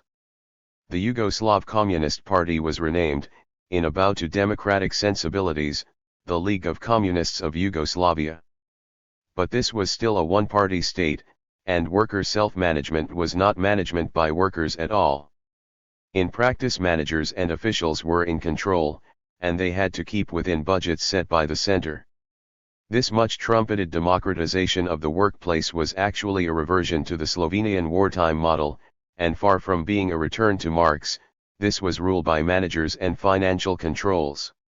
After 1950, Yugoslavia was neither a command nor a market economy but something in between. The state managed the economy by regulating prices and issuing credits rather than by political diktat. In some ways, it continued to behave like a typical communist state.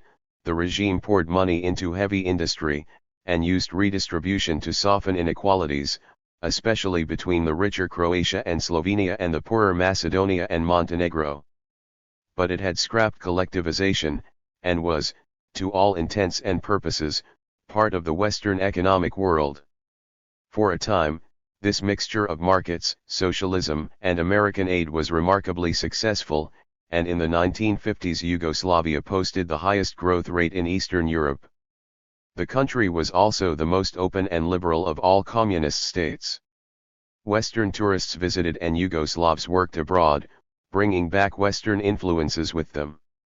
At the same time, tensions between the republics were held in check by memories of wartime bloodletting, and by Tito himself.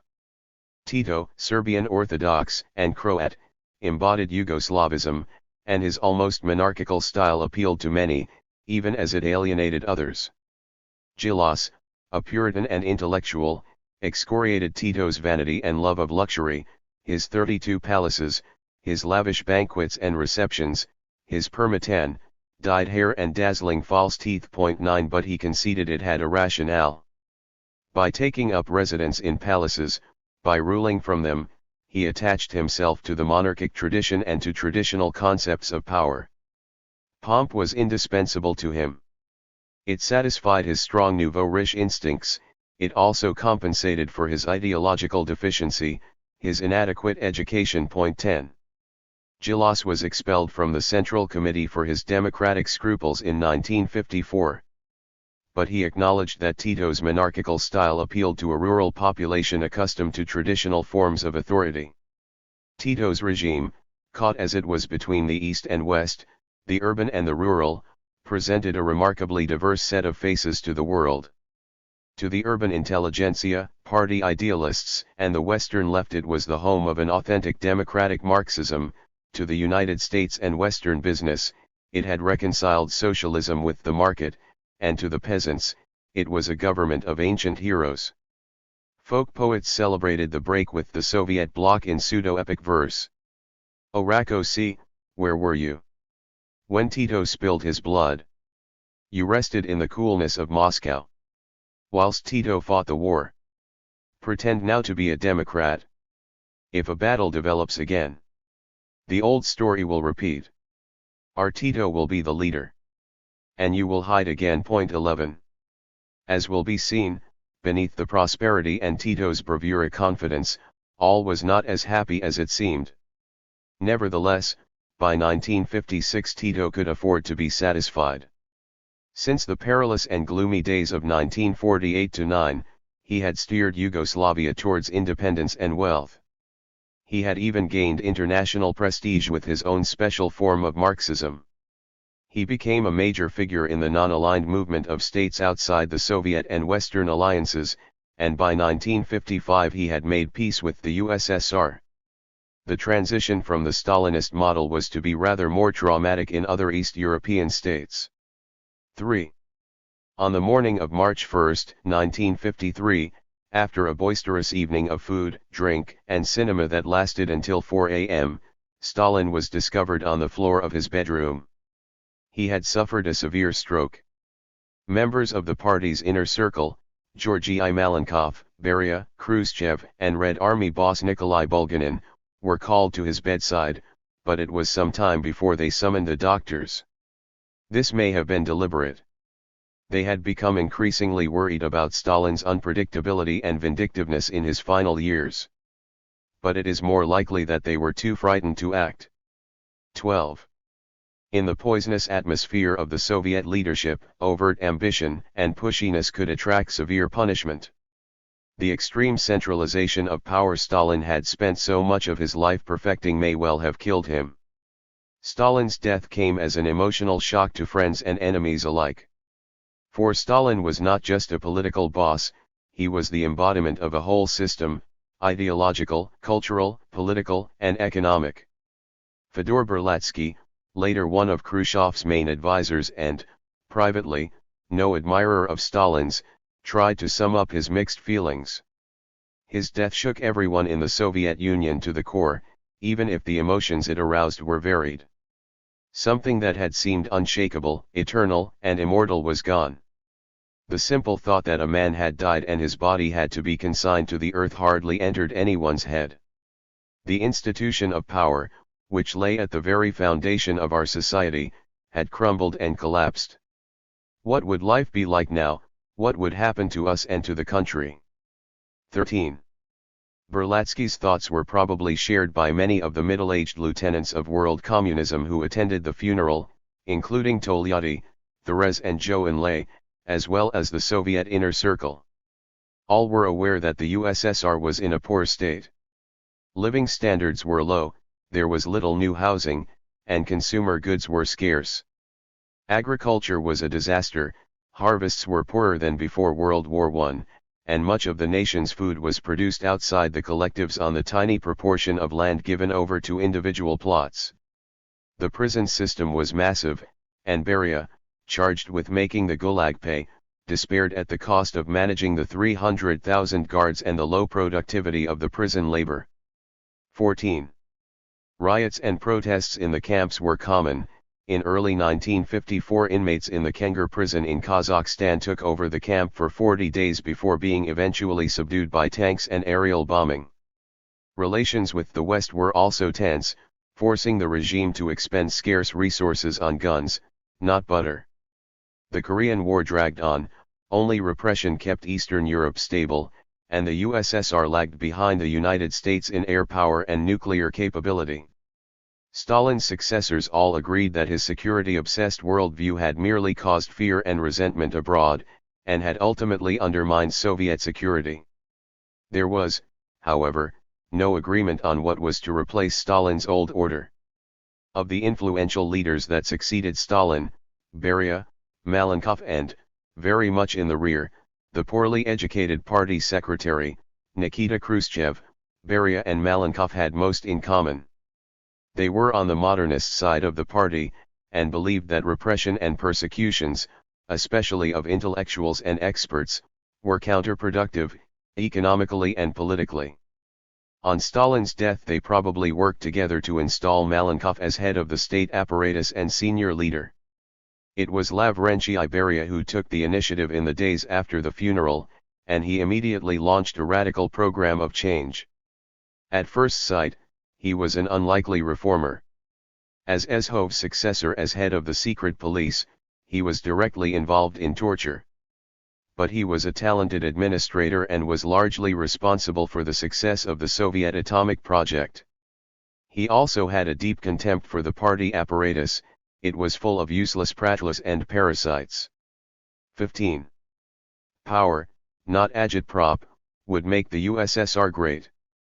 Beria had no moral qualms about repression, but he realized how economically irrational it was. On Stalin's death he began to review Stalin's fabricated cases. He told his fellow party leaders that over 2.5 million people were languishing in the Gulag who were no threat to the state, and proposed the release of over 1 million non-political inmates. Forced labor, he argued, was less efficient than free. The Gulag had to be drastically reduced. 16. At the same time, he challenged the Russian chauvinist and imperialist elements of late Stalinism, condemning discrimination in favor of Russian personnel and language, something he felt keenly as a Georgian. 17. Most dramatic and controversial, though, were Beria's foreign policy proposals. He and Malenkov were convinced that the health of the economy depended on serious concessions to the West, and they had some success in winning over their colleagues. Soon after Stalin's death, the USSR helped to bring the Korean War to an end and restored relations with Tito's Yugoslavia. More controversial, however, were Beria's proposals for the future of the GDR, where unrest was rife and thousands were continuing to leave for the West in response to Walter Ulbricht's harsh policies. Beria, it seems, proposed that the Soviets cut their losses and abandon socialism there completely. Why should socialism be built in the GDR? Let it just be a peaceful country. That is sufficient for our purposes. 18. Malenkov probably had sympathy with Beria's ideas, but the old Stalinist Molotov was strongly opposed, as was Khrushchev. Beria became vulnerable on the issue, partly for ideological reasons, but largely because his colleagues did not trust him. They were right not to. He was clearly maneuvering for the top job and might well have killed them had he succeeded. Once Khrushchev and Malenkov had come to this conclusion, they began to conspire against him, securing the support of the army, together with the old guard Molotov and Kaganovich.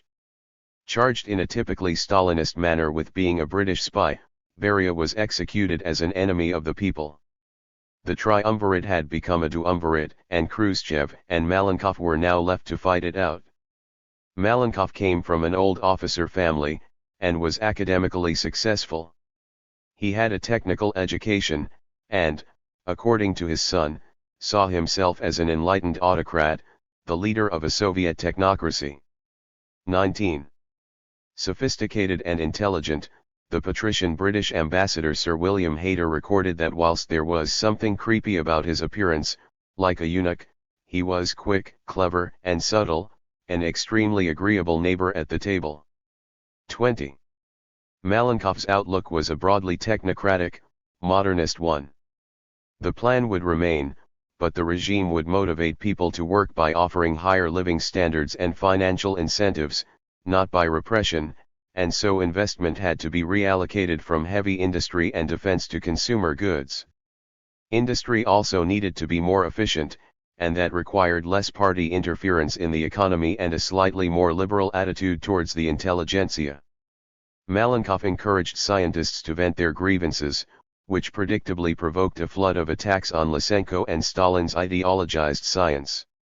Malenkov also continued to defend a less confrontational foreign policy, and was committed to serious détente with the West, though he did not pursue Beria's controversial proposals on East Germany. He used the testing of the new Soviet hydrogen bomb in August 1953 to argue both that the USSR was now strong enough to seek peace, and that the Old East, West confrontation had to be superseded. Any war between the United States and the USSR, he declared in March 1954, would mean nuclear conflagration and the destruction of world civilization. In making this statement, Malenkov was implicitly challenging Marxist-Leninist orthodoxy.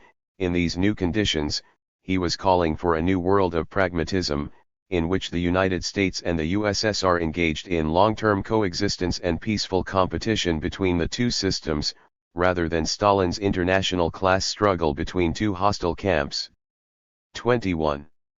The brief influence of Malenkov after the death of Stalin therefore presented the West with a real opportunity to reduce Cold War tensions, and it was an opportunity it missed, as Charles Bolin, the American ambassador in Moscow at the time, admitted. 22. The respected World War II General Dwight Eisenhower had been elected American president in 1952 in an atmosphere of recriminations over Truman's alleged loss of China and the Soviet acquisition of the atomic bomb in 1949, and he promised to wage a more vigorous, but cost-effective, struggle against communism. A committed Christian, he saw the Cold War in highly ideological terms, as a war in which the forces of good and evil are massed and armed and opposed as rarely before in history, as he declared in his inaugural address. 23. His Secretary of State, John Foster Dulles, had a similar view, though he was, if anything, even more confrontational as he feared the power of communism in the Third World. Containment, he argued in 1952, had had its day. The United States had to roll back communism. At first, therefore, Washington was determined to use Stalin's death and the tensions within the Kremlin to weaken the USSR. Eventually Eisenhower did make some proposals to reduce the threat of nuclear war, but few serious efforts were made to achieve détente. It may be that any lessening of tensions was impossible because too many leaders, on both sides, saw the conflict in absolute ideological terms, and were suspicious of the motives of the rival superpower. 24. Even Malenkov retained deep suspicions of the capitalist West. But had Eisenhower followed Churchill's advice in May 1953 and held talks with Malenkov without conditions in that year, the Kremlin's more hardline Cold Warriors might have lost influence. As it was, Malenkov found himself under increasing pressure from the ambitious Khrushchev, and in January 1955 he was sacked as prime minister, accused of rightism and condemned for neglecting the struggle against the international bourgeoisie. The West now had to deal with a much less easygoing leader, Nikita Khrushchev, whose vision of peaceful competition was a more ideologically committed and confrontational one. Sir William Hayter's first impression of Khrushchev at a dinner for the then British Prime Minister Clement Attlee was predictably less flattering than his view of Malenkov. He found him rumbustious, impetuous, loquacious, freewheeling. In a deft if patronizing pen portrait sent to his London bosses, he described Khrushchev as a combination of a peasant from a 19th-century Russian novel, shrewd and contemptuous of the master, and a British trades union leader of the old-fashioned kind, with a chip on his shoulder. The result was a leader suspicious of the baron, now transformed into the capitalist powers of the West. 25. Hayter's remarks were undoubtedly snobbish, but this product of the British class system understood the importance of hierarchy and status, in both the USSR and the international arena, better than many others. Of all communist leaders, Khrushchev's background was one of the poorest. He was born into an illiterate peasant family in Kursk province in April 1894 and for much of his youth lived in deep poverty. His father was a seasonal laborer in the mines, and at the age of 14, after a parish school education, Nikita followed him to work in the industrial town of Iozovka, named after its founder, the Welsh businessman John Hughes. This was a huge cultural transition, and Khrushchev was eager to become a modern person. He began as an apprentice fitter, and like many first-generation workers developed an enthusiasm for all things mechanical that lasted for the rest of his life. 26. He even built his own motorcycle out of spare parts he managed to find around the town. 27. His first proper job was in a factory linked to the mines where labor radicalism was strong, and he soon became involved in illegal trade union activities. He was the type of person likely to become a communist leader and reminds one of Stalin and Tito, popular, gregarious, a natural leader, ambitious and eager to better himself. Khrushchev was a politician of a strongly populist hue. He joined the Bolshevik Party in 1918, became a political commissar in the Red Army, and after the Civil War returned to the Iozovka mines as deputy manager. He had the classic democratic style prized at the time, spurning the office and report writing to roll up his sleeves and help the workers out. It is no surprise that he briefly joined the Trotskyist opposition in 1923, a lapse which he managed to survive. Even though he had clearly found his niche as a party activist, he always wanted to make up for his lack of education and at one time had ambitions to become an engineer. He made 2 attempts to return to college. In the early 1920s he went to a party workers' faculty to prepare him for a course at Mining Technical College, and in 1929 he went to the Industrial Academy in Moscow. Each time he found the academic demands a struggle, and returned to full-time party work. The radical Marxist politics of the late 1920s were especially appealing to him, and the populist Khrushchev could support Stalin's great break with genuine enthusiasm. He was rapidly promoted and by 1932 was effectively running the Moscow party organization as Kaganovish's deputy. One of his most high-profile jobs was overseeing the construction of the first 2 lines of the Moscow metro, with its People's Palace-style stations bedecked with chandeliers and statuary. He was the ideal early Stalinist party boss, enthusiastic, mobilizing, down in the tunnels day and night, driving his workers on to achieve extraordinary feats despite immense hardship and numerous accidents. He was also prepared to implement Stalin's repressions, and benefited from them when he replaced the purged boss of the Ukrainian party in 1938. Like many other party members, however, he became disillusioned and angry as he saw people he knew to be innocent accused and killed. He reportedly told an old friend at the time, "When I can, I'll settle with that Mudakshvili in full," combining the word for prick with Jugashvili. 28. Khrushchev's attitude towards Stalin's legacy was therefore more complex and ambiguous than that of his colleagues. Beria and Malenkov saw Stalin's repressions as irrational, and had no trouble cutting themselves loose from the boss. Khrushchev, in contrast, had a more emotional reaction.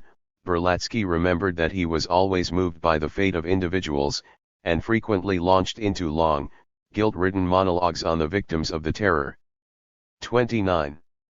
He was as determined as his colleagues to replace Stalinist dogmatism and xenophobia with a new world of science and modernity, but he had been forged by the party of the 1920s and 1930. He was a true believer in the ideals of military-style radical communism, the collective, socialism, achieving great things by force of will. So whilst determined to abandon violence, he tried to revive the mass mobilizing spirit that had so often been its progenitor. The differences between Malenkov's and Khrushchev's reform program soon became obvious. Whilst Malenkov was willing to sacrifice guns for butter, Khrushchev insisted that it was perfectly possible to have both. To square the circle, he looked to the mass mobilization methods of 1930s Moscow, proposing a massive expansion of the area devoted to grain and maize, especially in western Siberia and Kazakhstan, the so-called Virgin Lands program of 1954. This was a typical Khrushchev solution. It was massively ambitious, claiming to solve the food problem at a stroke, and it relied on the self-sacrifice of some 300,000 young Komsomol volunteers who were sent to these remote regions in specially chartered trains. And for a time it appeared to be a huge success. The 1958 harvest was almost 70% or above the 1949-53 average. Khrushchev's solutions may have seemed naively optimistic to some, but they were, in fact, in greater accord with the party's culture than Malenkov's, which appealed principally to the urban managerial and educated classes. This popularity was easy to explain. Khrushchev was not asking the USSR to retreat before a more powerful West, risking a rollback of communism. Nor was he challenging entrenched military and heavy industrial interests. And he was also giving the leading role to the Communist Party and the Central Committee. After 1945, Stalin's lack of interest in grand ideological campaigns had led to a decline in the party's influence in relation to state administrative bodies, but Khrushchev promised to put it back at the very center of Soviet politics. It is no surprise that he had no trouble winning over the party's Central Committee in engineering the fall of Malenkov. Khrushchev now had the power to impose his new vision, and he did so in a momentous act of parricide, his denunciation of Stalin at the 20th Party Congress in February 1956. As Mao justly commented, Khrushchev did not just criticize Stalin, he killed him. There were various reasons for this brave, if reckless, step. In part, Khrushchev was motivated by raw politics. Although Khrushchev had taken part in the terror, his rivals, Molotov and Kaganovich, were far more closely implicated, and any attack on Stalin was effectively an attack on them. Nevertheless, there was clearly an idealistic motive to the speech. Khrushchev was convinced that the party's moral stature was central to its success, and the only way to restore that stature was to admit the horrors of the past and start anew. On February 25, after an exhausting 10 days of Congress speeches, the Soviet delegates were asked to stay for an extra meeting. The speech Khrushchev gave at this secret session was probably the most extraordinary in the history of the Soviet Communist Party. His excoriating denunciation of the Vazd lasted for 4 hours. In it he detailed Stalin's responsibility for the torture and murder of honest and innocent communists, his cruel deportation of whole peoples, his vainglorious recklessness during the war, and his treachery towards Leninist principles. Khrushchev delivered the speech at a highly emotional pitch, at one point even berating Stalin's old associates. "Hey you, Klim," he sneered at Kliment Voroshilov, "cut out the lying. You should have done it long ago. You're old and decrepit by now. Can't you find the courage and conscience to tell the truth about what you saw with your own eyes?" 30. Yet despite this language, Khrushchev's was a controlled and calculated attack.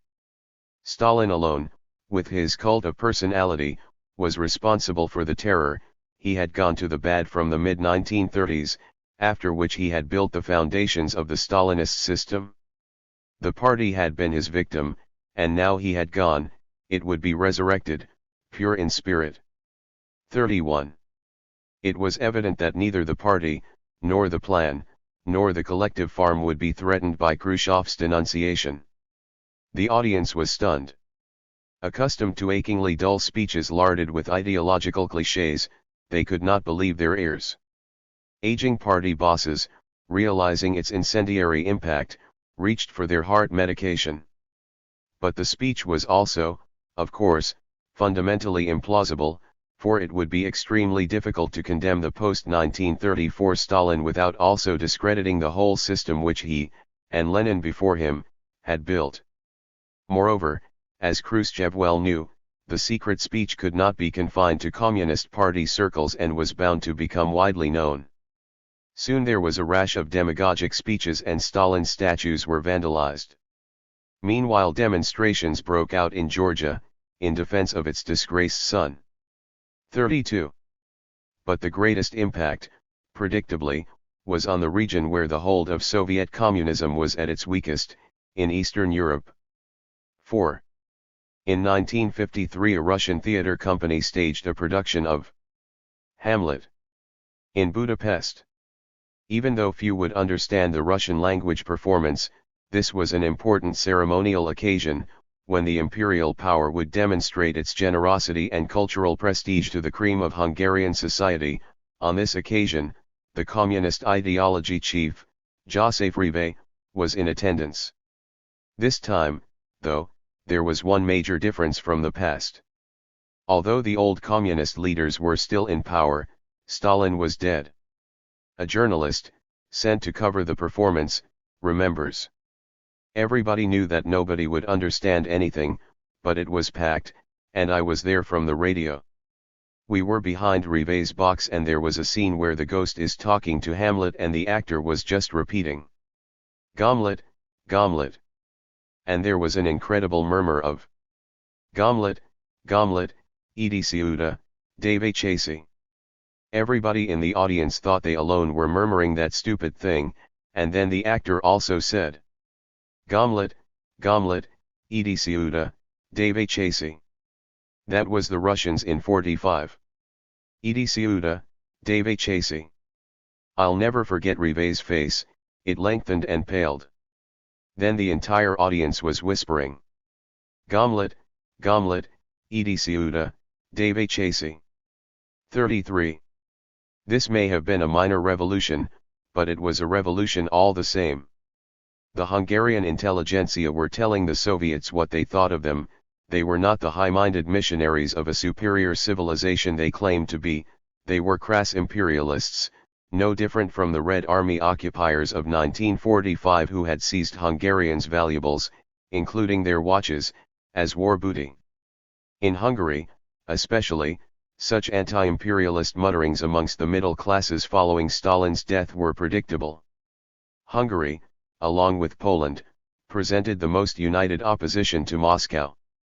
All social classes could identify with their powerful nationalisms, in which anti-Russian feeling featured strongly. Elsewhere societies were more divided. In East Germany, where much of the old elite had been killed or had fled to the west, and Czechoslovakia, where indigenous communism still had a hold, middle-class groups were less angry. Here it was workers who rebelled. And paradoxically it was generally not hardline Stalinists who provoked these revolts but Malenkov-appointed reformists. For Moscow's liberalizing reforms often helped the middle classes and peasants rather than the workers. Workers may have been disadvantaged under high Stalinism, but they did not do well from market reforms either. Stalin's death put all of the little Stalins under pressure. Beria and Malenkov had an extensive intelligence network and realized how fragile Soviet rule was in Eastern Europe. Reform was deemed essential to shore up the crumbling empire. East European leaders were bullied into adopting a new course, a mixture of technocratic and decentralizing reforms. East Germany, the biggest worry for Moscow, was the first in line. The rigid Ulbricht, whom even the conservative Molotov thought somewhat blunt and lacked flexibility, was summoned and told of the Kremlin's grave concern about the situation in the GDR. 34. In June 1953 he reluctantly introduced reforms, which helped small and medium-scale enterprises, lessened discrimination against the bourgeoisie, and relaxed controls in the countryside. They did not, however, improve workers' wages or reduce plan targets. On June 16 the laborers building the monumental Stalin-Ali Boulevard protested, sparking 2 days of working-class strikes and risings throughout East Germany. Only Soviet troops rescued the regime. Ulbricht beat a rapid retreat and made concessions to the workers, but the incident was profoundly embarrassing for this alleged workers' state. Czechoslovakia witnessed similar unrest in the same month and for much the same reasons. Shortly after attending Stalin's funeral, Clement Gottwald died, and a new collective leadership took power. The veteran trade unionist Antonin Zapotocki, a Malenkov protege, became president, and Antonin Novotny, a member of Khrushchev's client network, party boss. Zapotocki pleased peasants with the end of forced collectivization, but his simultaneous currency reform hit workers' living standards. The result was serious unrest in the Lenin car plant in Plzeň, strikes, the burning of Soviet flags and demands for free elections. Repression was swift and brutal, but again the workers ultimately got their way and received higher wages. All leaders in the Eastern Bloc were forced to bend to the winds of change coming from Moscow. Collective agriculture was relaxed, whilst in some places collective leaderships replaced the little Stalins, at least in theory. Even so, old Stalinist regimes remained in control, and in Romania, Bulgaria, Albania, and Poland reforms were limited. It seemed, by late 1954, that the East European regimes had largely weathered the storm of Stalin's demise with a mixture of concessions and repression. There was one notable exception, Hungary, and here the problem was Moscow's indecision. Like Ulbricht, the Hungarian leader Rákosi was summoned to Moscow and forced to accept the Malenkov ally, Imre Nagy, as prime minister.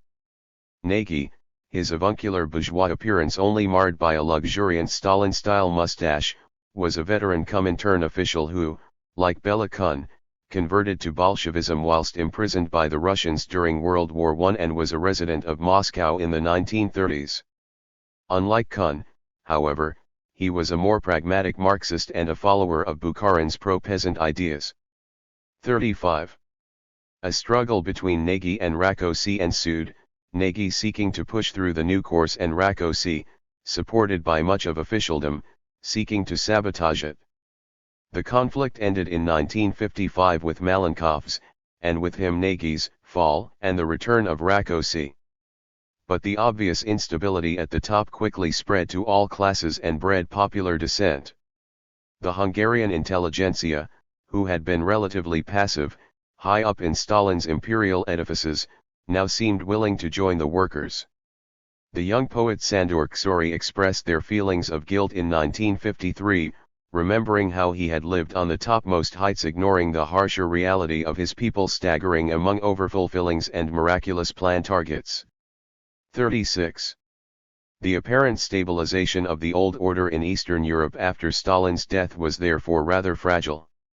Even so, Khrushchev still tried to replace the old paternalistic relationship between the USSR and its satellites with a more fraternal one, for both moral and economic reasons. In April 1956 he abolished Stalin's instrument of control, the Cominform, and he also sought to repair relations with Yugoslavia. From 1955 he wooed Tito assiduously, trusting that their common hatred of Stalin would persuade Tito to rejoin the Soviet bloc. He sincerely hoped that the secret speech would draw a line under the past, reunify the bloc, and legitimize a new cohort of East European leaders committed to the new course. However, it proved difficult to heal the wounds inflicted by Stalinist imperialism. Tito welcomed the diplomatic rapprochement, but he refused to give up his ideological independence, and continued to promote the Yugoslav model as an alternative to the Soviet one. Meanwhile, in Eastern Europe itself, Moscow's more liberal policy threatened to destabilize communism, and Soviet control. The first crisis developed in Poland. The secret speech had killed not only Stalin's reputation, but also Poland's party leader Bierut, who was ill in hospital. On reading the text after the session he was so shocked by Khrushchev's lèse-majesté that he succumbed to a fatal heart attack and died. The new leader, Edvard Okab, bent to the Malenkovian line and implemented moderate new course reforms, but they failed to prevent popular rebellion.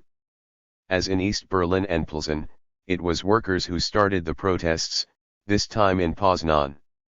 Low living standards lay at the root of the discontent, and as so often in communist systems, workers condemned communists from the left for exploiting them as the capitalists had done. As one older worker complained, "I have slaved all my life. I've been told that before the war it was the capitalists who profited from my work. Who profits now? It is a treat when I give the children butter on their bread on Sundays. It was never so bad as that before the war." 37. Many believed that the Russians, not the Polish communists, were really profiting from the exploitative system. Butter, it was alleged, was being shipped eastwards, glory to our Polish railway workers. Poles joked. If it weren't for them, we'd have to carry our coal to the east on our backs. 38. The Poznan riots of June 1956 were put down, but war then broke out within the party between the Stalinists and reformers led by Gomulka, now released from jail. Pressed by an increasingly angry public opinion, the Polish Communist Party planned to install Gomulka as first secretary and remove the Soviet-imposed Minister of Defense, Marshal Rokossovsky. The Soviets were seriously concerned. They regarded Gomulka as anti-Soviet and Khrushchev even feared that Poland might break away from us at any moment. On the morning of the crucial Central Committee meeting on October 19, a delegation including Khrushchev, Mikoyan, Molotov, Kaganovich and Marshal Konev flew to Warsaw in a dramatic move to forestall the reformist coup. At the same time, Soviet troops were moved to the border. Talks between the Russians and the Gomulkists continued into the night. The explosive Khrushchev was furious at what he saw as the Poles' rude resistance. Indeed, he was so incensed that on his arrival in Warsaw he had shouted and shaken his fist at Okab in full view of the airport staff. 39. However, despite his apparent weakness, Gomulka prevailed. He may not have had superior military power, but he had the party, the secret services and much of the nation behind him. He insisted, moreover, that he had no intention of ending party control or taking Poland out of the Soviet bloc. Reform would be limited to decollectivization, liberalizing economic reforms, freedoms for the influential Catholic Church, and limited socialist democracy. The uninvited guests returned to Moscow, apparently reassured, but the following day Khrushchev's anger returned and he ordered that troops be sent in. Mikoyan, realizing that he might regret it, managed to delay the final decision, and Khrushchev again changed his mind. 40. An invasion had been averted, just. Hungary was less fortunate because the party was more divided. Hardliners had more influence, convinced by the failures of 1919 that only harsh, Stalinist methods could break the reactionary classes.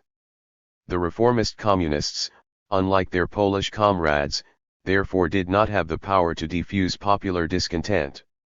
Khrushchev forced Rákosi to resign in July 1956, but imposed another leader with hardline connections, Erno Gero.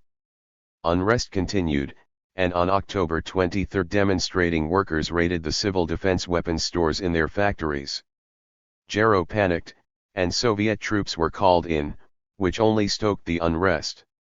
The communist power structure, highly divided, disintegrated within a few days. Revolutionary committees and worker councils filled the vacuum. Gero tried to recover the situation by appointing Nagy as prime minister, but it was too late. Nagy could no more control the popular anger than Gero. If he was to stay on the crest of the revolutionary wave, he had to become ever more radical. Delacroix would have recognized the Budapest of October 1956. As Miklos Molnar, a communist and participant in the Hungarian uprising, has written, this was perhaps the last of the revolutions of the 19th century. Europe will probably never see again this familiar and romantic picture of the rebel, gun in hand, cries of freedom on his lips, fighting for something. 41. Hungary's was a genuinely spontaneous, cross-class revolution. It included many different political strands, from radical left to radical right. There was no time to develop a coherent program. Initially, the rebels had no plans to destroy one-party rule but only to modify it, to transform an austere, unforgiving, and imperial socialism into a more humane and national one. The rebels' first manifesto of October 23 even adopted the rhetoric of Leninism to condemn the current regime. Bela Kovacs, a former chair of the Old Peasant Smallholder Party, urged that the changes of 1945-8 be preserved. No one should dream of the old order. The world of counts, bankers, and capitalists is gone for good. Anyone who sees things now as if it were 1939 or 1945 is no authentic smallholder. 42. Doubtless, had the insurgents actually formed a government, tensions between democratic socialists and nationalists would have surfaced rapidly. The Hungarian events could not have been more painful for Khrushchev. Budapest was like a nail in my head, he remembered. 43. Intent on transforming Stalin's empire into a fraternity of nations, he now had to make a stark choice between brutal imperialism and humiliating retreat. The choice was made all the more embarrassing because simultaneously the old colonial powers, Britain and France, were secretly helping Israel against Nasser in Egypt, in their ill-fated attempt to restore neo-imperial influence in the Middle East. On October 30 the Presidium took an extraordinary decision, to accept that Hungary could go its own way, they would rule out force, withdraw troops, and negotiate. 44. But this idealistic line lasted for precisely one day. As the Presidium met, violence on both sides in Hungary was escalating. Nagy could no longer channel popular resentment into reformist communism and had bowed to popular pressure, calling for the withdrawal of Hungary from the Warsaw Pact and the creation of a multi-party Popular Front government. From Moscow's point of view, there was now a real risk of revolutionary contagion. Disturbances broke out throughout the region, and Romania closed its border with Hungary as students from its Hungarian minority demonstrated in Transylvania. Khrushchev was terrified that the West would intervene, his whole reforming project would collapse and the Stalinist hardliners would have been proved right. According to one witness, Khrushchev told Tito that people would say when Stalin was in command everybody obeyed and there were no big shocks, but that now, ever since they had come to power, Russia had suffered defeat and the loss of Hungary. 45. On October 31, Khrushchev reversed his earlier decision. János Kadar, a reformist who had been imprisoned by the Stalinists, was taken to Moscow and persuaded to return to Hungary with Soviet tanks, on condition that there would be no return to the old order once the rebellion had been put down. On November 4, Warsaw Pact forces entered Hungary and Nagy fled to the Yugoslav embassy. Resistance was heavy. By the 7th, the 39th anniversary of the October Revolution, Kadar had established his new regime after some 2,700 had died in the fighting. Repression was harsh. 22,000 were sentenced, 13,000 imprisoned, about 350 executed, most of them young workers. Some 200,000 managed to escape to the west. 46. Nagy was not so lucky. He was tricked into leaving the Yugoslav embassy and arrested, imprisoned, and finally executed in 1958. 1956 devastated the reputation of Soviet communism in Eastern Europe. Harsh repression of workers' councils and revolutionary committees looked like counter-revolution, not progress. For many East Europeans, Russia and its satellites seemed the very reincarnation of the reactionary post-Napoleonic Holy Alliance. v. 1956 was also damaging for communism in Western Europe. Khrushchev looked like an aging imperialist, not that different from the socialist French Prime Minister Guy Mollet and his conservative British counterpart Anthony Eden, who had invaded Egypt at the same time. The Hungarian invasion triggered mass defections in all parties. The Italian Communist Party lost 10% of its membership, and Erich Hobsbawm, who remained a communist after 1956, remembered how difficult it was to deal with the reality of Soviet violence, both past and present. He and his fellow party members lived on the edge of the political equivalent of a collective nervous breakdown. It is difficult to reconstruct not only the mood but also the memory of that traumatic year.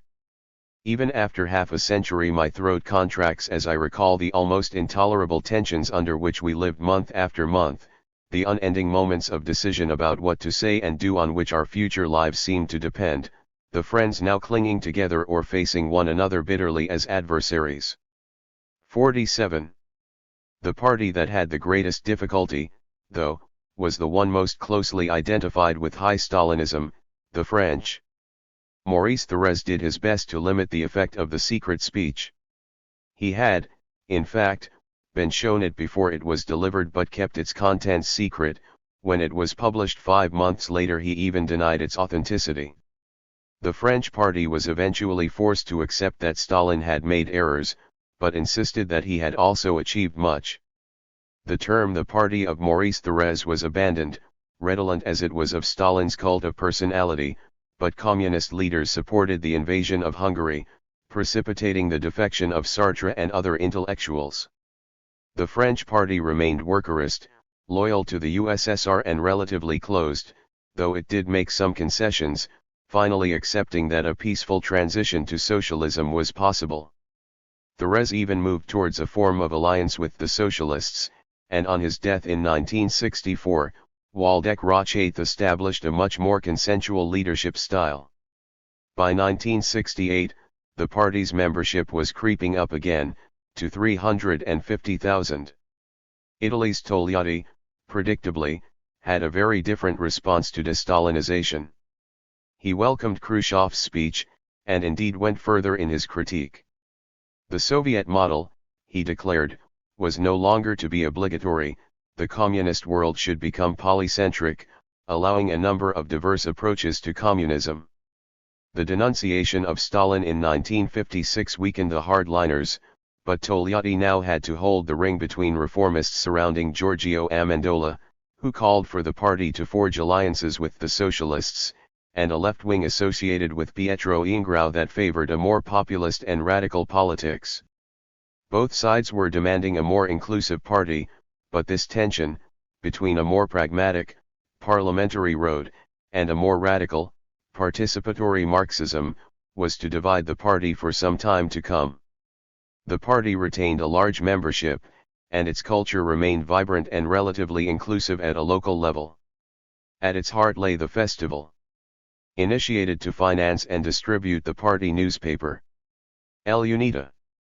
The Festa El Unita were modeled on the church Fest, and competed with them, as a boastful communist pamphlet from the Bologna region makes clear. What incenses the clerics? 276 sectional. Fest. 1,500 cell. Fest. An unprecedented provincial festa. 28 million in contributions. 48. The communist festivals were a mixture of community bonding, entertainment and politics, in that order. They would begin with a procession, the people bearing red flags and banners rather than statues of the Virgin. They would then enter the site of the festa, filled with propaganda stalls and posters on the struggle for justice in Italy and internationally. But at its center would be long tables laden with local food and drink, cooked by the comrades. To add to the egalitarian atmosphere, party bosses would serve ordinary members at table. 49. The Fest reinforced the bonds of community, and Italian communism was expert at making itself the center of working-class and peasant neighborhoods. In some areas, such as Emilia-Romagna in central Italy, a very high proportion of the adult population joined the party. This was far from the Leninist party, a vanguard committed to ideology and revolution.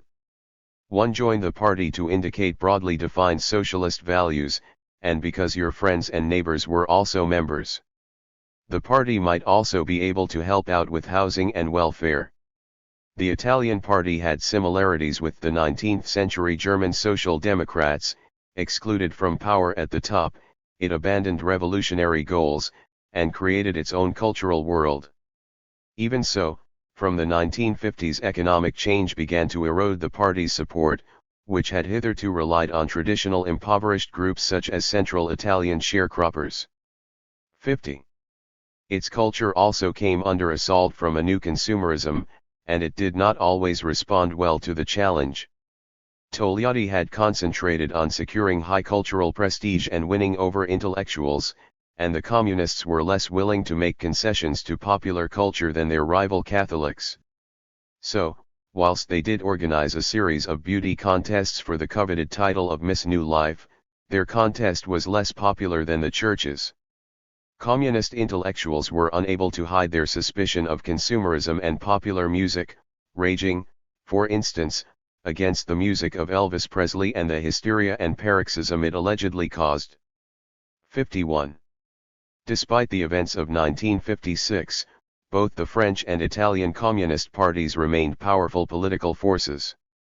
In France, the mass of the membership seemed unperturbed by Hungary, and in Italy membership remained above 2 million for much of the Cold War era, with a youth wing of some 400,000. In the Eastern Bloc, too, the violence of that year if anything stabilized politics, and led to a more viable modus vivendi between communist regimes and society over the next decade. Most East European governments established a more liberal, less austere form of communism from the late 1950s, and after a period of repression Hungary itself was to become one of the most relaxed countries in the bloc. For their part, potential rebels in Eastern Europe realized they had to make the best of the situation. American covert actions before 1956 had encouraged some to believe that they might intervene, but their refusal to do so in that year showed there was no real plan to roll back communism. The lake had refrozen and the cracks could no longer be seen, but the ice would never again be so thick.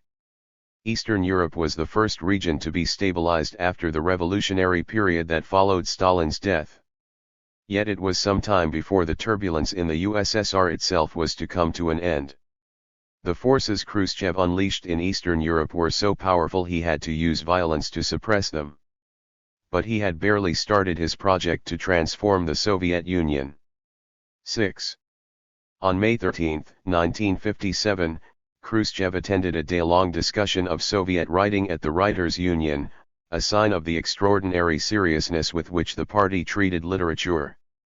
A number of novels, including Vladimir Dyudentsev's Not by Bread Alone of 1956, had elicited vicious attacks from influential Stalinists. The writers listened in trepidation, not knowing which side the leader would take. They were to be disappointed. Khrushchev gave a typically rambling 2-hour-long speech, which descended into farce when an elderly Armenian writer interrupted to complain about the shortage of meat in her homeland. Yet the message of the speech was clear: Dyudentsev and other writers had been taking their criticism of Stalin too far.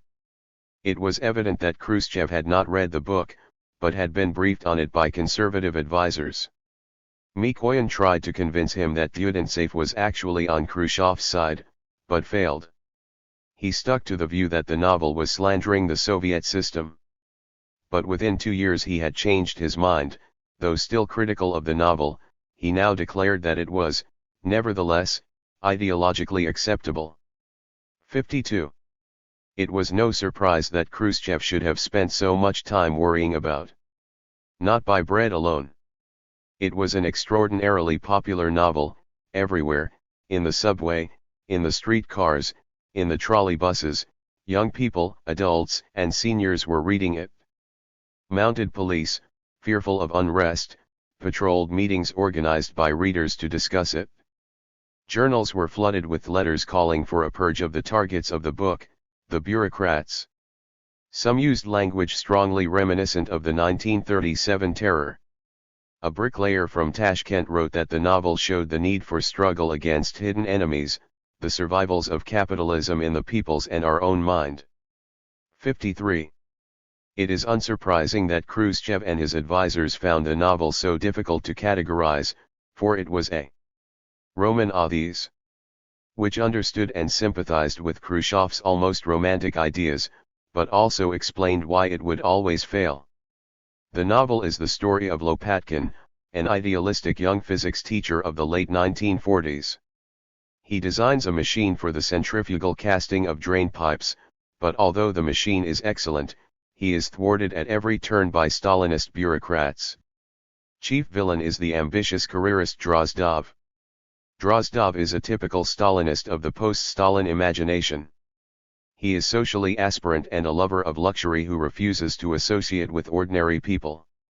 He is also a Philistine technocrat, whose bedtime reading includes Stalin's very unidealistic chapter on dialectical materialism in his short course of party history. Drozdov describes his philosophy thus: I belong to the producers of material values. The main spiritual value of our time is the ability to work well, to create the greatest possible quantity of necessary things. The more I strengthen the base, the firmer our state will be. 54. For Lopatkin, this is an extreme form of vulgar Marxism. Men need ideals, they cannot live by bread alone. Lopatkin, though, is in a small minority. Cynical bureaucrats hound him and steal his ideas, and eventually succeed in having him banished to a prison camp.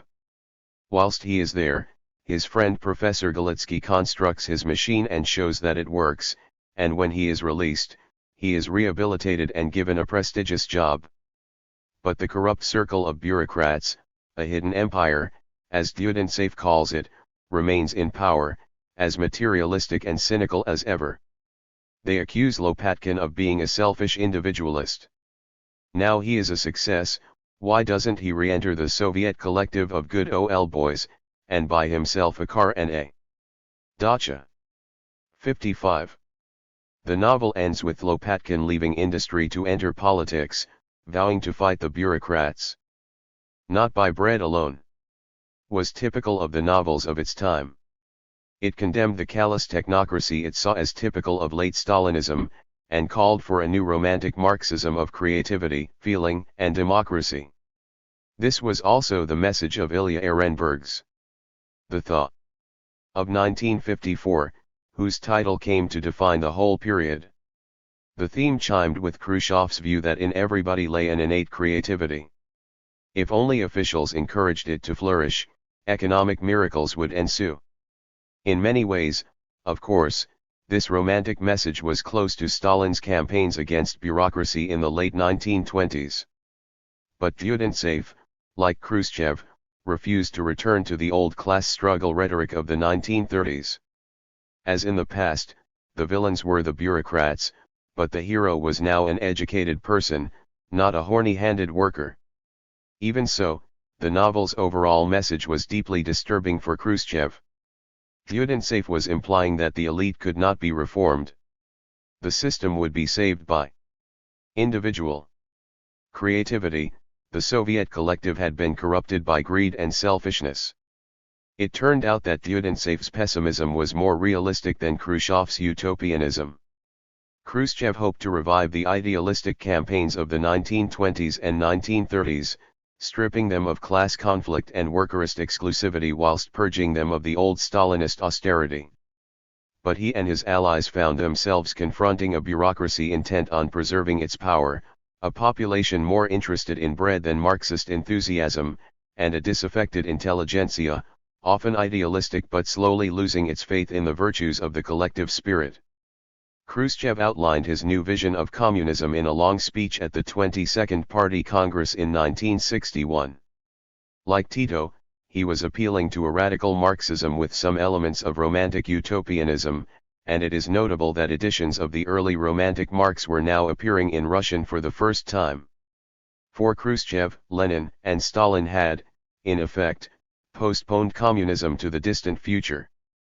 Socialism, with its inequalities of income, its use of money to incentivize people to work, and its all-powerful state, would continue for some time.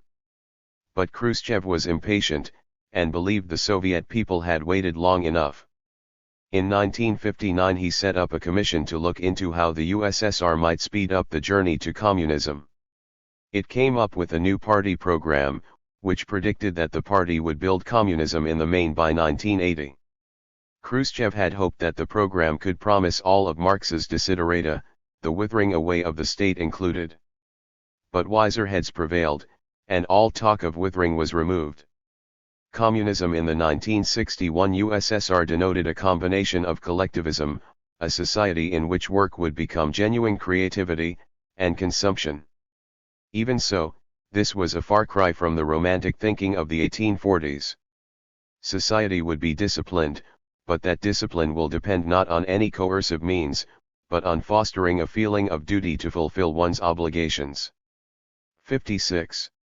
This would transpire within the next 20 years, but Khrushchev insisted that the time was ripe for the end of repression immediately. Indeed, the class struggle was formally ended. The dictatorship of the proletariat, founded by Lenin, was abolished. The USSR now included all classes, and was described as an all-people state.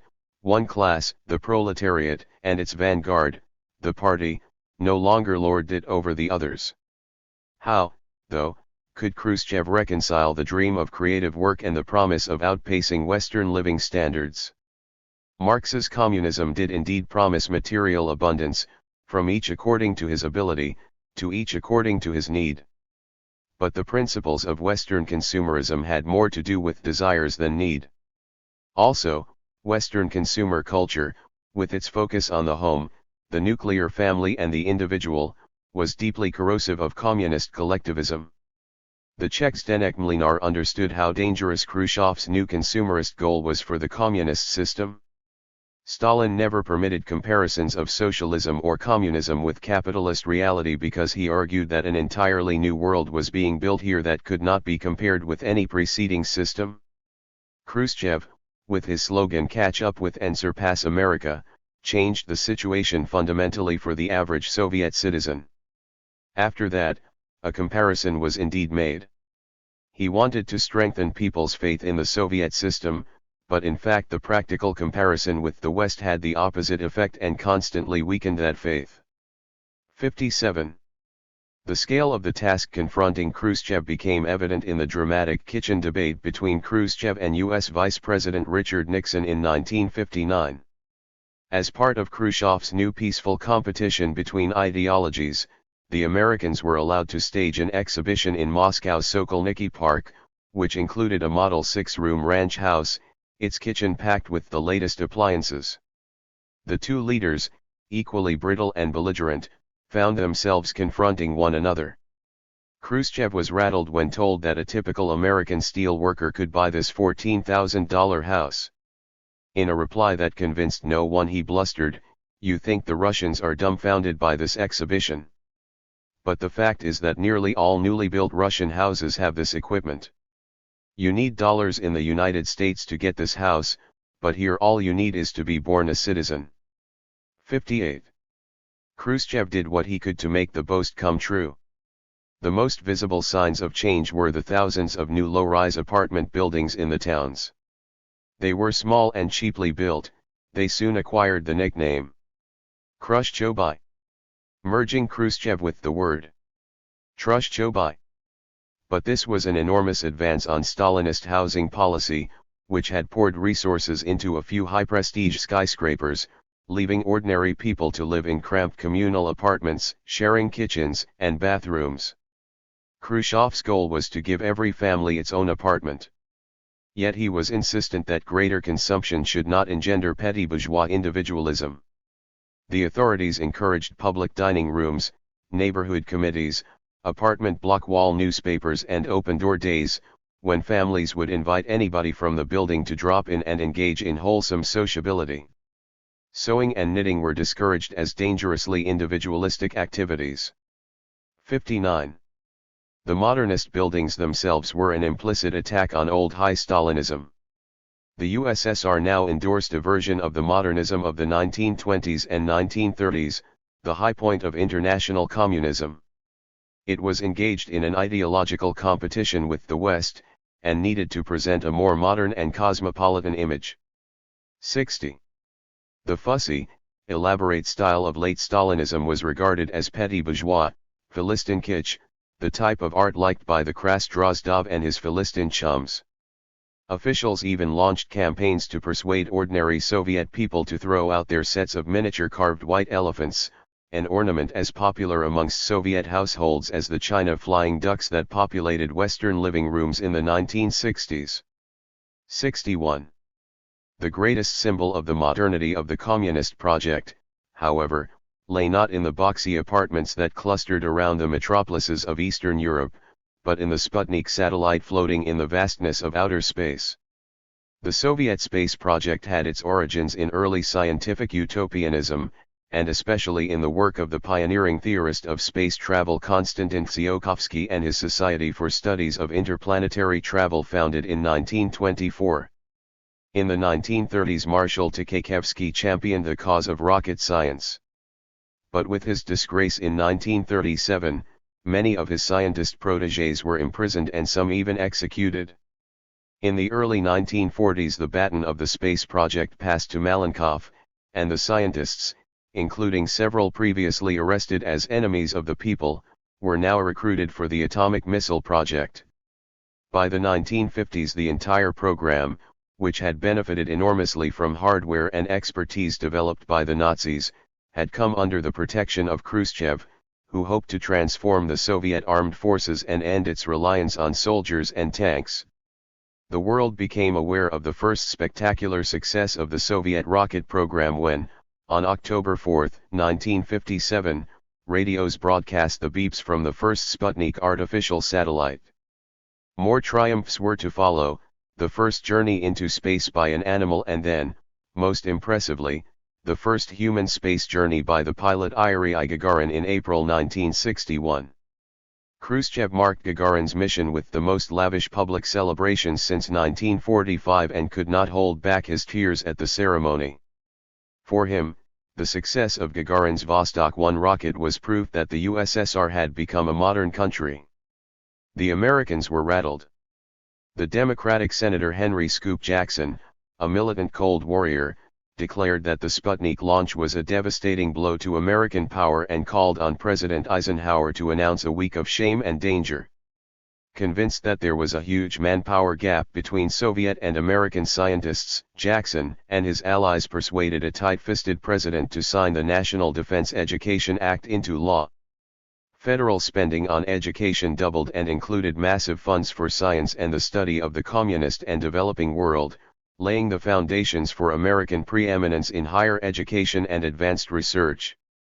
The space program might have planted in the minds of its enemies the idea of the USSR as a land of enlightened, rational citizens, but the transformation of image into reality proved a far greater challenge. After a period of relative tolerance during wartime and the late Stalinist period, Khrushchev returned to the atheism of the 1920s and 1930s, closing churches and introducing new courses on scientific atheism into universities.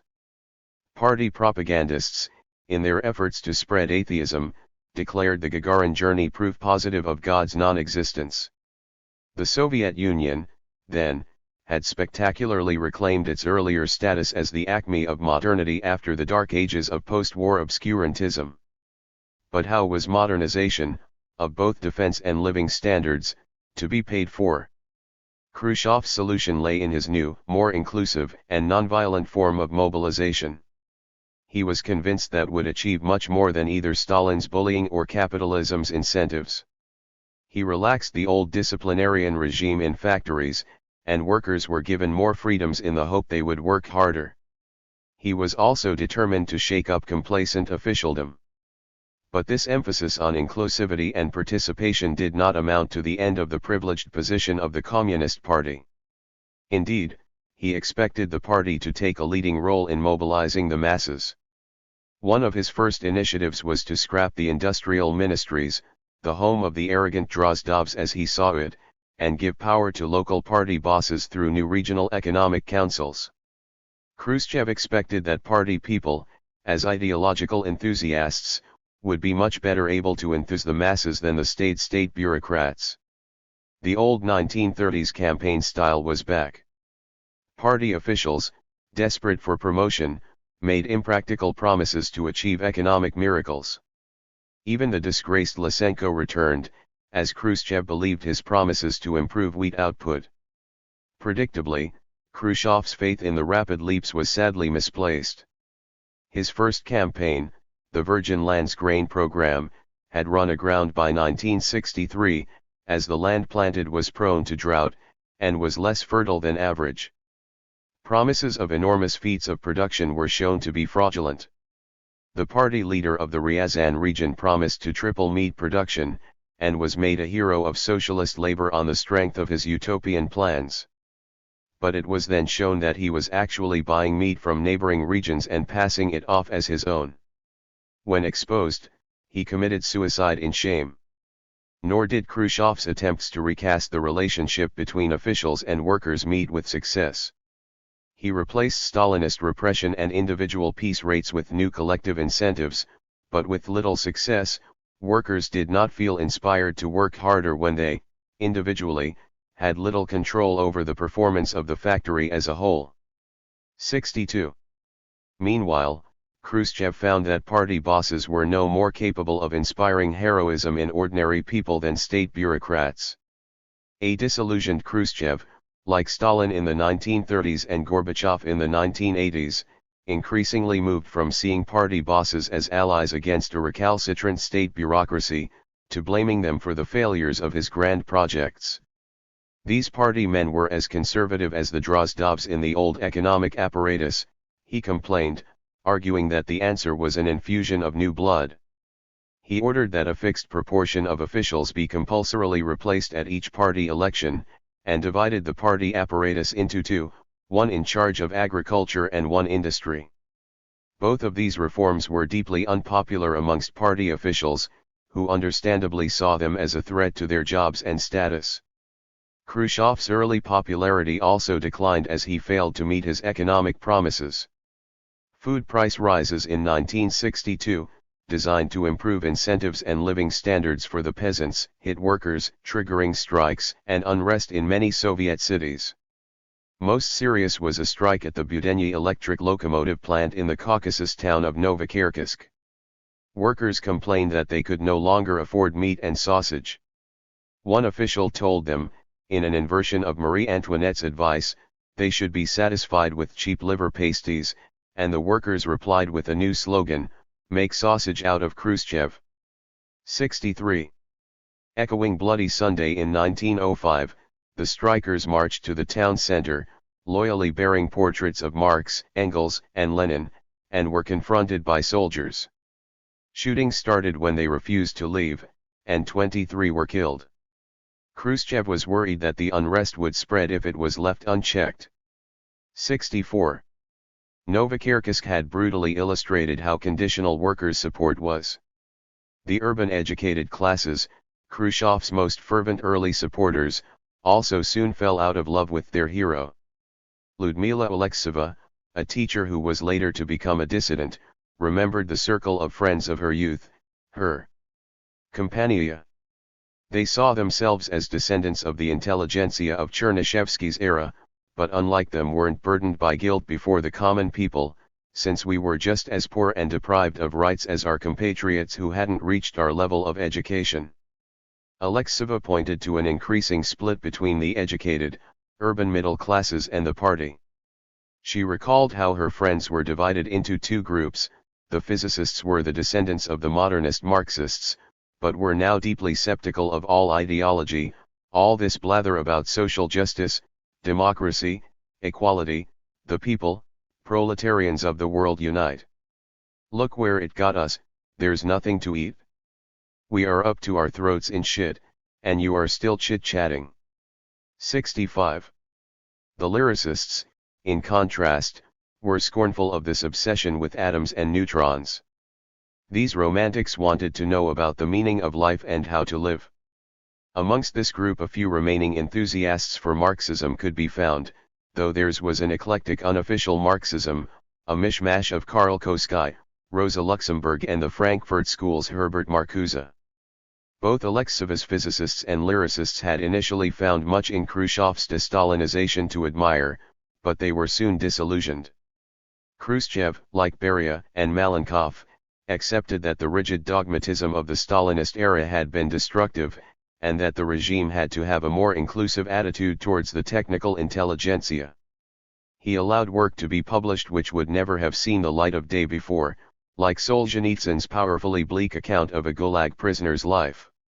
One Day in the Life of Ivan Denisovich. But the rehabilitation of Lysenko and the criticism of Dudintsev disappointed his erstwhile supporters. In his memoirs, Khrushchev regretted that he had not courted the intelligentsia more, but the problem was in part a cultural and generational one. The poorly educated party official of the 1920s and 1930s had little in common with the urban sophisticates of the 1960s.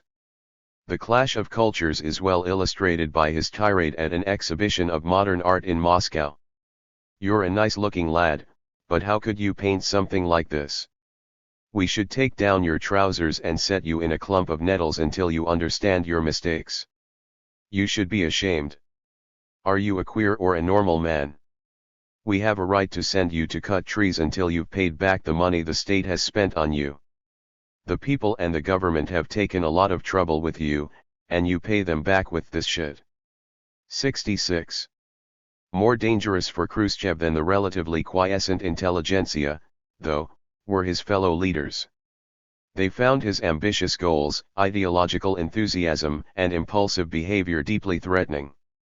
His behavior on the foreign stage was especially unsettling and embarrassing. Khrushchev had promised to convert the old East-West military confrontation into peaceful ideological competition, but he presided over the most tense and dangerous period of the Cold War. His leadership was marked by a series of crises: Hungary in 1956, his attempts to drive the West out of Berlin in 1958, culminating in the construction of one of the greatest symbols of the Cold War confrontation, the Berlin Wall of 1961, and, most serious of all, the Cuban Missile Crisis of 1962. It would be unfair to place all of the blame for the warming of the Cold War at Khrushchev's door. The world of the early 1960s had become much more ideologically charged than that of a decade earlier. The true believer Mao was snapping at Khrushchev's heels, whilst Fidel Castro's Cuban Revolution of 1959 announced the arrival of a new generation of Third World communists. Meanwhile, though the policies of President John F. Kennedy, elected in 1960, were marked by a great deal of flexibility, he was determined to negotiate from strength. He also injected a new energy into the struggle against communism in the Third World, and was willing to use covert military action. Khrushchev, determined to retain the ideological leadership of world communism, responded to these challenges impulsively, with none of Stalin's fearful caution. Khrushchev was also trying to mount an ambitious foreign policy on the cheap, reluctant as he was to cut living standards, and he hoped to reduce spending on the conventional military whilst building up nuclear weapons. Yet his plans did not go smoothly. Red Army officers were naturally unhappy at the proposed cuts in manpower, whilst the construction of long-range intercontinental ballistic missiles proved much more expensive and difficult than he had expected.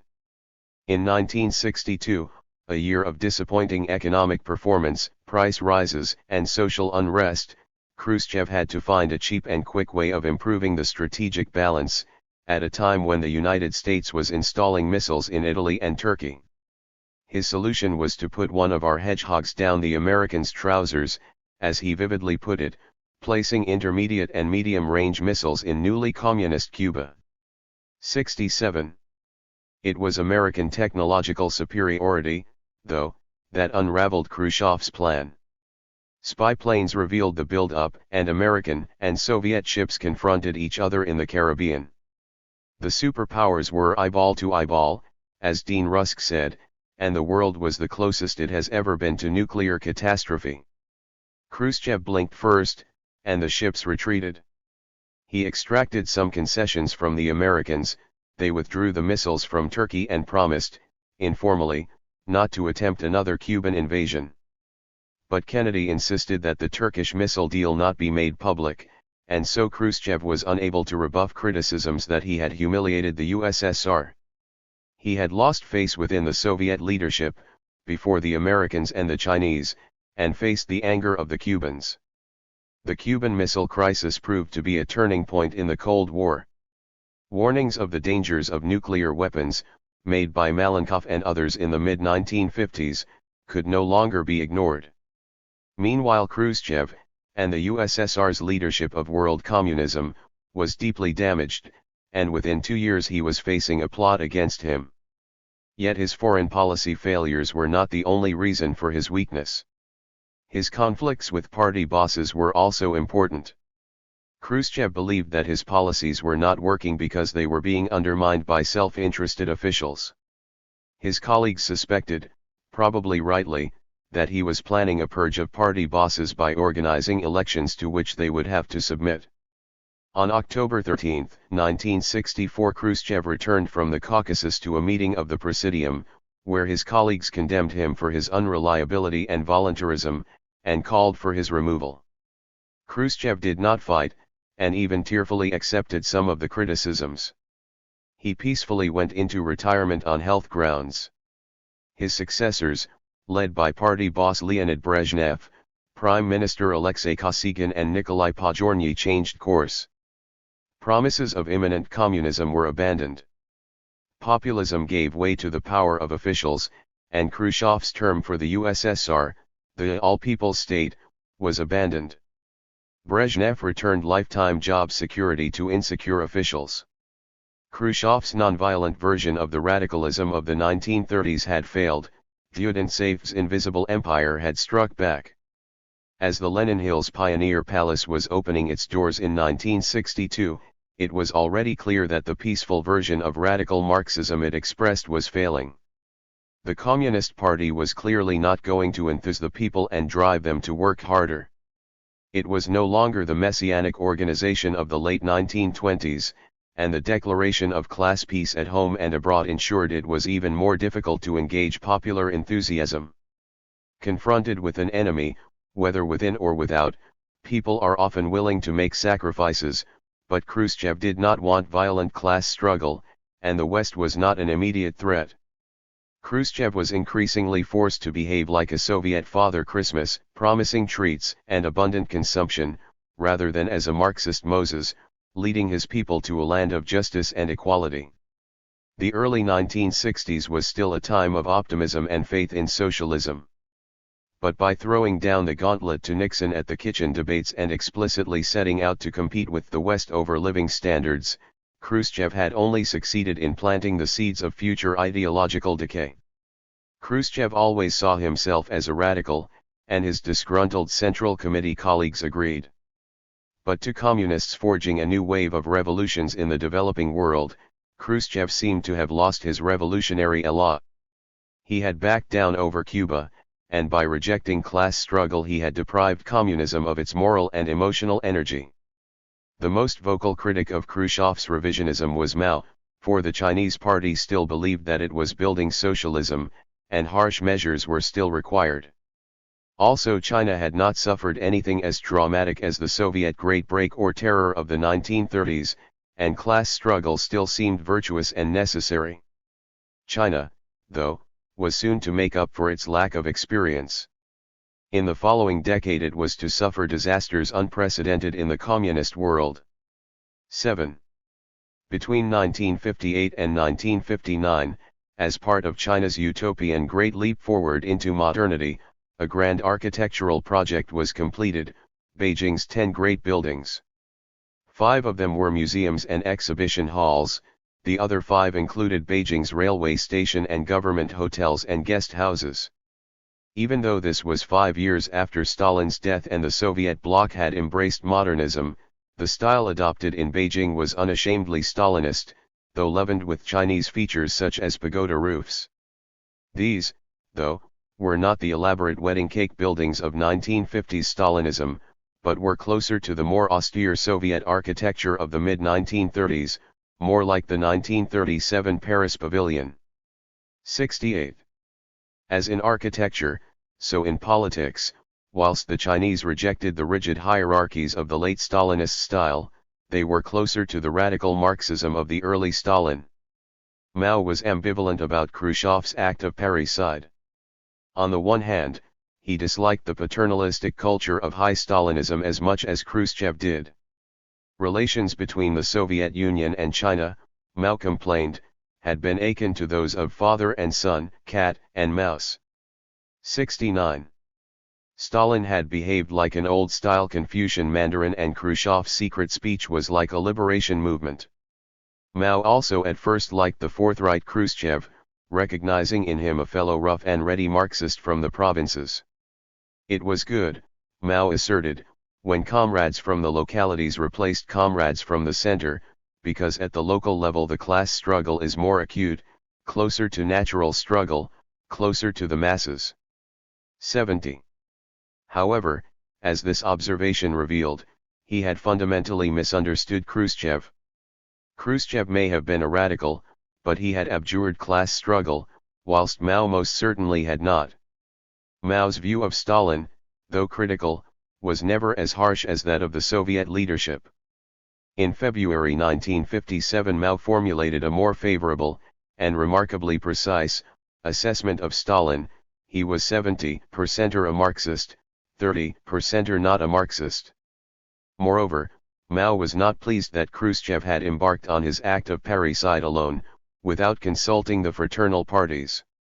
Khrushchev himself, he concluded, was adopting the arrogant, imperial mantle of the old patriarch. In the mid-1950s all was set fair for the Chinese Communists. The party had its enemies, but it also attracted wide support as a force for justice and economic development. The political situation was stable, the USSR was helping its younger brother.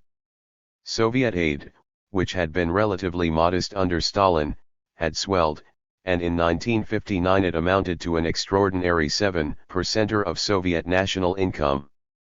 71.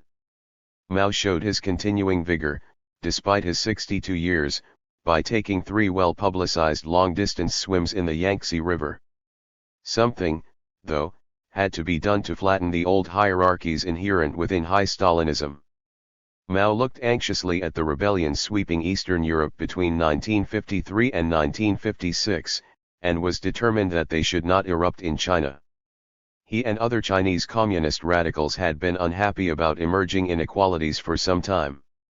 The transformation from a guerrilla to a professional army was particularly galling. Army officers were behaving like petty feudal lords, using their soldiers as servants and even exercising droit de seigneur over local women. Mao's solution was to bring soldiers closer to local peasant communities by, for example, donating their excrement to the villages for fertilizer, or helping them in pest eradication efforts. Naturally, professional, technically proficient officers found this political interference and slanting of military priorities deeply irritating. Mao's general approach, though, was closer to Khrushchev's, or even Malenkov's, at least initially. The party, he concluded, needed to be rectified, but this was not to be an old-style class struggle, for that might undermine the pace of economic development. Rather, this was to be a liberal purge. Bourgeois intellectuals, rather than the red classes, workers, peasants, and party activists, would be invited to offer their criticisms. And it would not be done through abrasive and confrontational struggle sessions, but as gently as a breeze or mild rain. Officials would be cut down to size, but every attempt would be made to avoid a revival of communist puritanism and dogmatism, as had happened in Yan'an in 1943. 100 flowers were to bloom in culture and 100 schools of thought contend in science. 72. At first, intellectuals sensibly kept quiet. They feared retribution from party bosses if they spoke openly. Mao, though, eventually persuaded them he was serious. For a 5-week period from May Day 1957, they obeyed Mao's calls for frank and open criticism. Mao, predictably, did not like what he heard. The criticisms were vitriolic. Corruption, rigged elections, and party arrogance were all targets, as expected, but so was collectivization, the party's monopoly of power and slavish emulation of the Soviet Union. In Peking University, a democracy wall was plastered with posters attacking the party. Mao soon realized that his liberalizing revolution had got out of control and was undermining the legitimacy of the party itself. He soon performed an abrupt volte-face and launched a brutal attack on rightists. Over 300,000 intellectuals fell victim to censure, their careers ended. Mao was never again to follow Khrushchev's strategy of controlled liberalization, indeed, it was only to be repeated after his death. From thenceforward, as far as Mao was concerned, intellectuals were irredeemably anti-communist. Nevertheless, he continued to look for an alternative to what he saw as the Stalinist order now embedding itself in China. He found it by going back to the guerrilla socialism of Yan'an and in radical class struggle. The drawbacks of the old Stalinist model were particularly glaring in the economy. How was China to overcome the disparities with the West, and indeed with the USSR? On his second trip to the USSR in 1957, Mao had been deeply impressed by the Moscow University building, but Stalinist methods seemed unlikely to help China reach those heights of wealth and culture. 73. Stalin's strategy had involved squeezing the rural sector and pouring these resources into heavy industry. But there was a problem applying this to China. Chinese agriculture was much poorer and less productive than the USSR's had been in 1928, when Stalin began his economic transformation. In truth, there was not much of a surplus to extract. How was the state to pay for industrialization? Mao's solution was the Great Leap Forward of 1958. This campaign was even more utopian than Stalin's Great Break, though it did have a certain logic to it. China was abundant in one resource only, peasant labor, and Mao was determined to exploit it to the absolute limit. The theory of the Great Leap was that the peasantry would achieve huge productivity improvements in agriculture by, for example, building irrigation systems, whilst simultaneously constructing industry. Unlike most models of development, industrialization was to happen not in towns, but in the countryside. Peasants were to achieve these ambitious feats as part of revolutionary armies led by party activists. The hope was that the self-sacrificing spirit of the Revolutionary War could be reignited and transferred to the economy. At the same time, the use of guerrilla-style work brigades would dissolve the political inequalities of feudalism and Stalinism. As Mao explained, "Our revolutions follow each other, one after another. After a victory, we must at once put forward a new task. In this way, cadres and the masses will forever be filled with revolutionary fervor, instead of conceit. Indeed, they have no time for conceit, even if they like to feel conceited." 74. This rhetoric was, of course, eerily familiar. Indeed, it echoed Stalin's in the late 1920s. Willpower could achieve anything when properly mobilized. There was no fortress the Bolsheviks could not storm.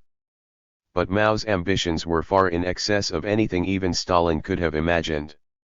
The British economy, it was announced, would be surpassed in 15 years, and as enthusiasm intensified, this timetable was compressed. In September 1958, Mao claimed that China would catch up with Britain the very next year. 75. Moreover, Mao asserted, China was on the threshold of full communism. In the cities, the Great Leap took the form of a more utopian and participatory version of Stalin's first five-year plan. It was a time of democracy. Criticisms of managers and specialists by party activists were energetically encouraged. Expertise was no longer privileged. Everybody, from the poorest peasant to the highest academician, could be a specialist, or in the regime's famous slogan, both read and expert. But the real focus of the Great Leap was the countryside. People's communes, created out of groups of villages, were charged with organizing the peasants for the great tasks Mao had set them. More than 100 million men and women were mobilized in semi-military units to work on irrigation, reforestation and anti-flood projects, often far from home. Peasants were also encouraged to build industry in the countryside, constructing small steel furnaces. Bulletin Yulong, a rural official from Henan province, who volunteered to build steel furnaces some distance to the south of his village, remembered the martial atmosphere. We were divided into companies of 180 people, like a military company. Indeed, everything was a copy of the military system. We were soon given green military uniforms, and the running of daily life was also militarized. Every morning, a bugle blew to rouse everyone. 76. All able-bodied people were expected to participate, and this raised the question of who was to look after children, cook, and perform domestic tasks. Here again the communes stepped in. Nurseries and schools were built on the assumption that the promised rise in productivity would pay for them. Food was free, and everybody ate in public dining halls. Wage rates were flat, no longer linked to productivity. Self-sacrifice, not money grubbing, would motivate the heroic Chinese people. The Great Leap was not just to be economic, but cultural as well. Theaters for the performance of regional operas sprang up, and millions of men and women were encouraged to write poetry and so break the stranglehold of the old elite on culture. State scribes traveled the country to collect this new people's literature. To begin with, the Great Leap Forward had some support in the countryside. One villager from Zhenbu village in Guangdong, southern China, recalled the altruism of the time. The people's consciousness was so high at the beginning of the Great Leap Forward that we wanted to do everything in a collective manner. There was no need even for shop assistants in the shops because people could be trusted to leave the correct amount for the goods they had taken. 77. Bulletin Yulong also found the collectivism of the era exhilarating. I'll never forget the excitement when I saw my first furnace.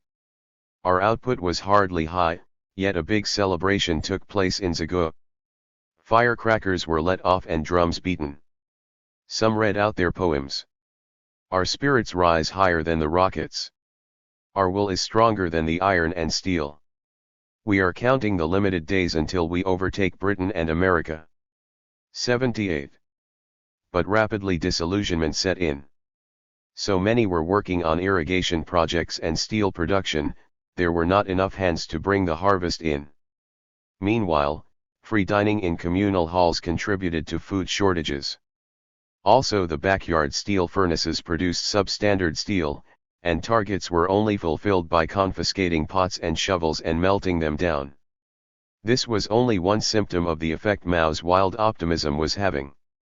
Party bosses had come under intense pressure to promise the earth, lie about their achievements and cover up failures.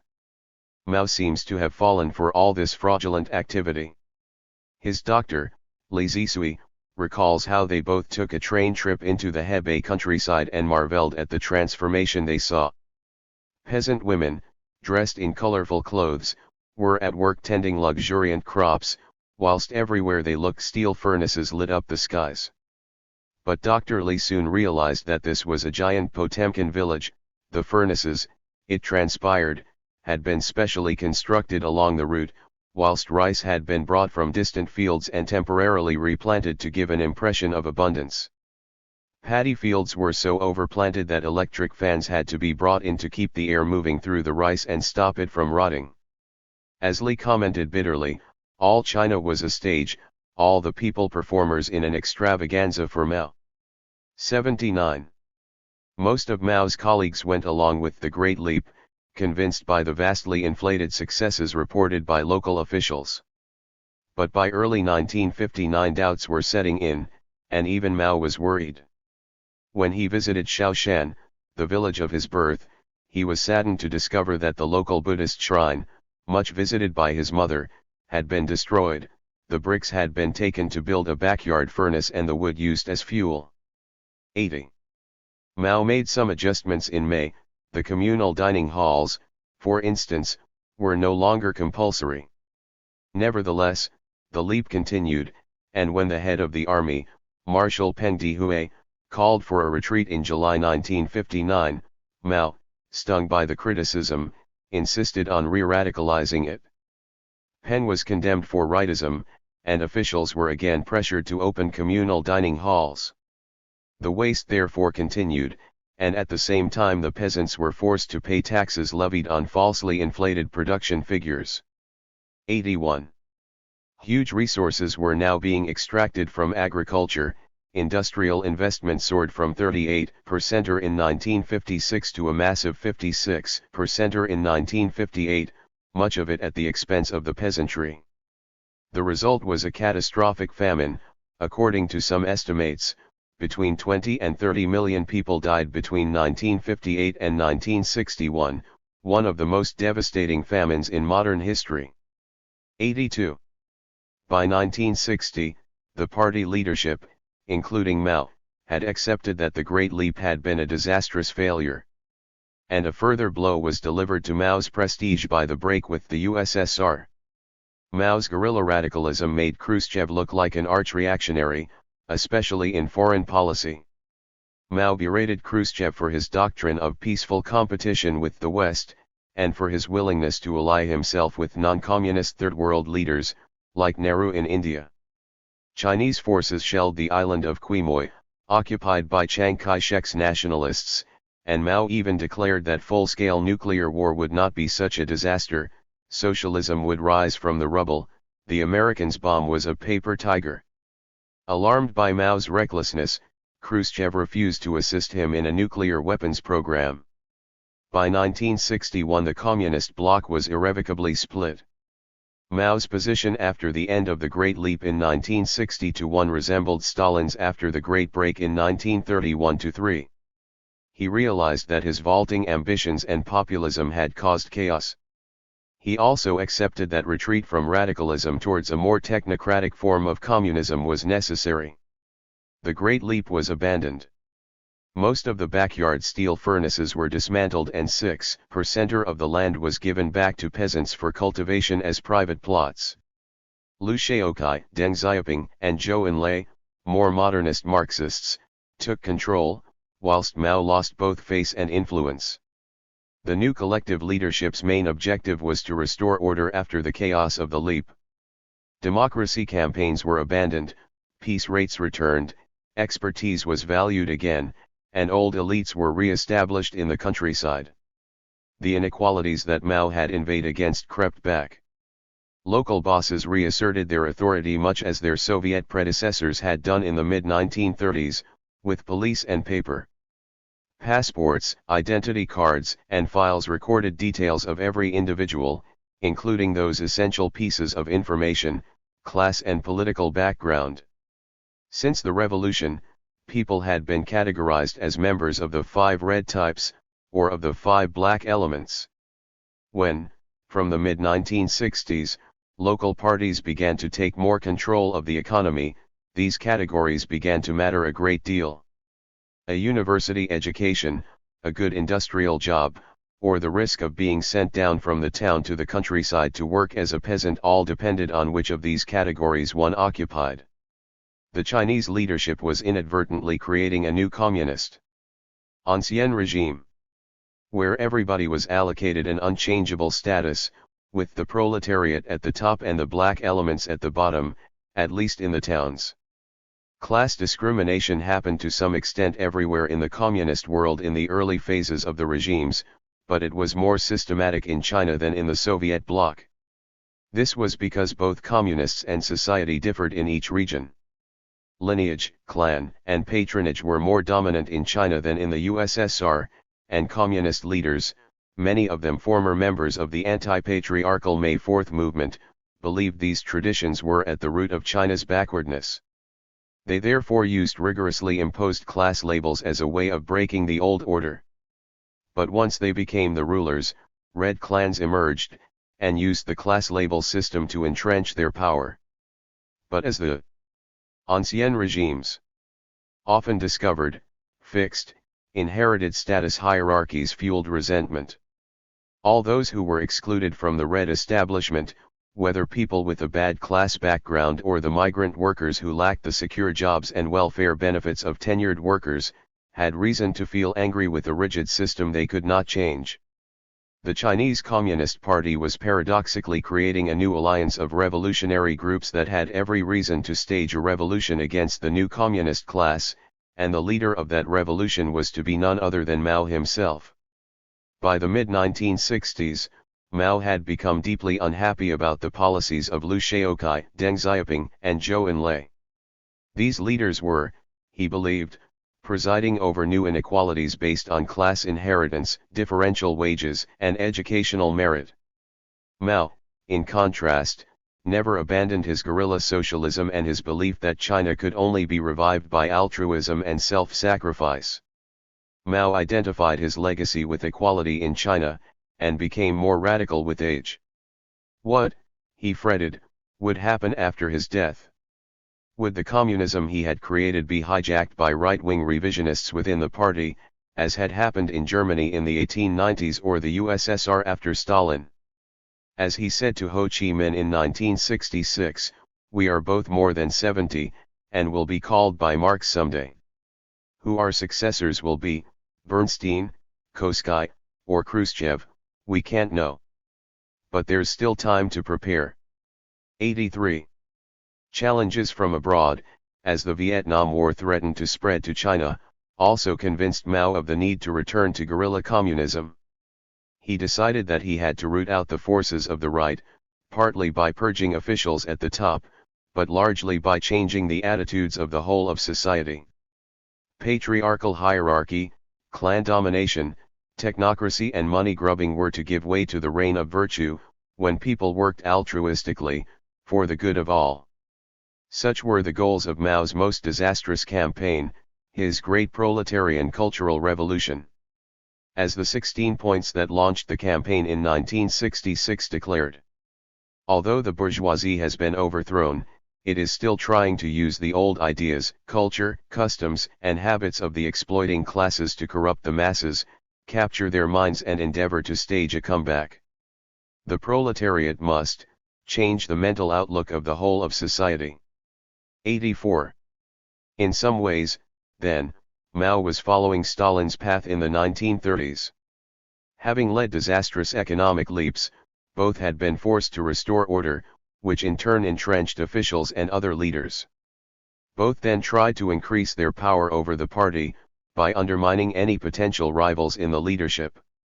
At the same time they launched ideological campaigns, purging non-believers or rightists from the bureaucracy, Stalin in the terror and Mao in the Cultural Revolution. Both campaigns also rapidly escalated out of control. But Mao was much more radical in his methods and goals. Stalin preserved hierarchy, and relied on the secret police. Mao returned to the guerrilla socialism of Yan'an and mobilized the masses in the hope of creating the new socialist man. Mao, then, was not merely imposing his will on the party, he was launching, as he saw it, a communist revolution within a communist state, a revolution that in effect became, uniquely, a civil war. Within the Communist Party, and amongst the population as a whole. Typically for Chinese politics, this devastating revolution from above began in a rather subtle, oblique way, on November 10, 1965. A play, The Dismissal of Hai Tui from Office. About the removal of a virtuous Ming dynasty official by a tyrannical emperor, became the subject of a campaign of press criticism, orchestrated by Mao and his wife, Jiang Qing. They claimed it was an Aesopian attack on the chairman, alleging that parallels were now being drawn between Hai Tui and Marshal Peng Dehuai. They then used the case to condemn a group within the leadership whom they accused of right-wing revisionism, including Peng Zhen, the party boss and mayor of Beijing and a close ally of Liu Shaokai, and Liu Ding'ai, the head of party propaganda. Speaking in March 1966, Mao used the vivid language of ancient myth. The Central Party Propaganda Department is the palace of the Prince of Hell. It is necessary to overthrow the palace of the Prince of Hell and liberate the little devil. The local areas must produce several more to vigorously create a disturbance at the palace of the King of Heaven. 85. Soon Mao was using more radical language and leveling more fundamental criticisms at the revisionists within the party. On May 16, the First Cultural Revolution circular described them as representatives of the bourgeoisie and people of the Khrushchev brand still nestling in our midst, and called for a mass campaign against them. Naturally local party bosses became anxious, and they, with Liu Shaokai's support, tried to blunt the campaign, leading Mao and the radicals to raise the stakes. Mao now called for the creation of so-called Red Guard groups, many made up of students, as a new vanguard to attack revisionism in the party and, more generally, the four olds within society as a whole, old ideas, old culture, old customs, and old habits of the exploiting classes. In August Mao himself donned a Red Guard armband, and 13 million Red Guards from across the country visited Beijing in 8 mass rallies, all brandishing their little red books of Mao quotations. Throughout China, young Red Guards, often school children, rampaged through the streets. They enforced puritanical morality, forcing women to cut their hair and remove jewelry. They changed shop signs and street names, and they broke into bourgeois houses and smashed or looted their belongings. Gao Yuan, the schoolboy son of a provincial official, remembered. With a red flag reading Red Guard fluttering at the head of our column, we set out for the center of town. Most of us carried the little red book, as we had seen the Beijing Red Guards doing in pictures in the newspapers. As we marched, we bellowed the new song of the Red Guards. We are Chairman Mao's Red Guards. Tempering ourselves in great waves and winds. Armed with Mao Zedong thought. We'll wipe out all pests and vermin. We reached 3 elaborately carved marble arches that straddled the street. The triple archway had stood there for 200 years. Although I had happy memories of playing under the shadow of the arches, I did not feel too bad about destroying them. Of all 24 Chinese feudal dynasties, I disliked the Qing most, it was under the Qing that the Western powers had begun to subjugate China with opium and gunboats. To the clamor of "Smash the Four Olds," the resplendent structure came down and smashed into a pile of broken stone. 86. Mao's Cultural Revolution, then, bore striking similarities to the Soviet Cultural Revolution of the late 1920s, in that it combined a populist attack on capitalist backsliders in the party with a sudden leap to modernity.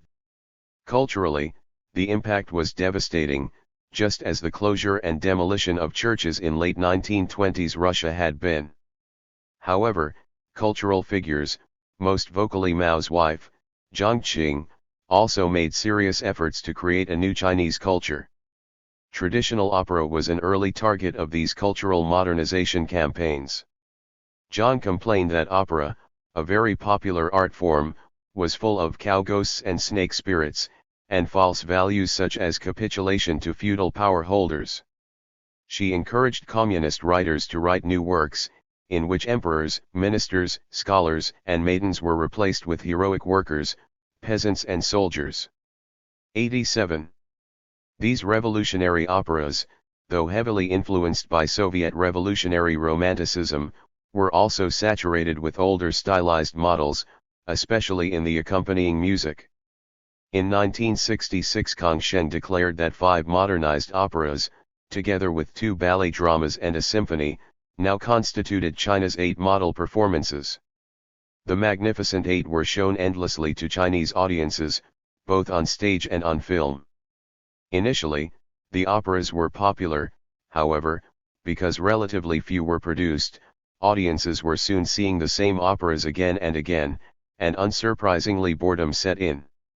As the joke went, the culture of the Cultural Revolution amounted to 800 million people watching 8 shows. 88. Though very self-consciously modern, the new culture of the Cultural Revolution also harked back to the guerrilla socialism of Yan'an.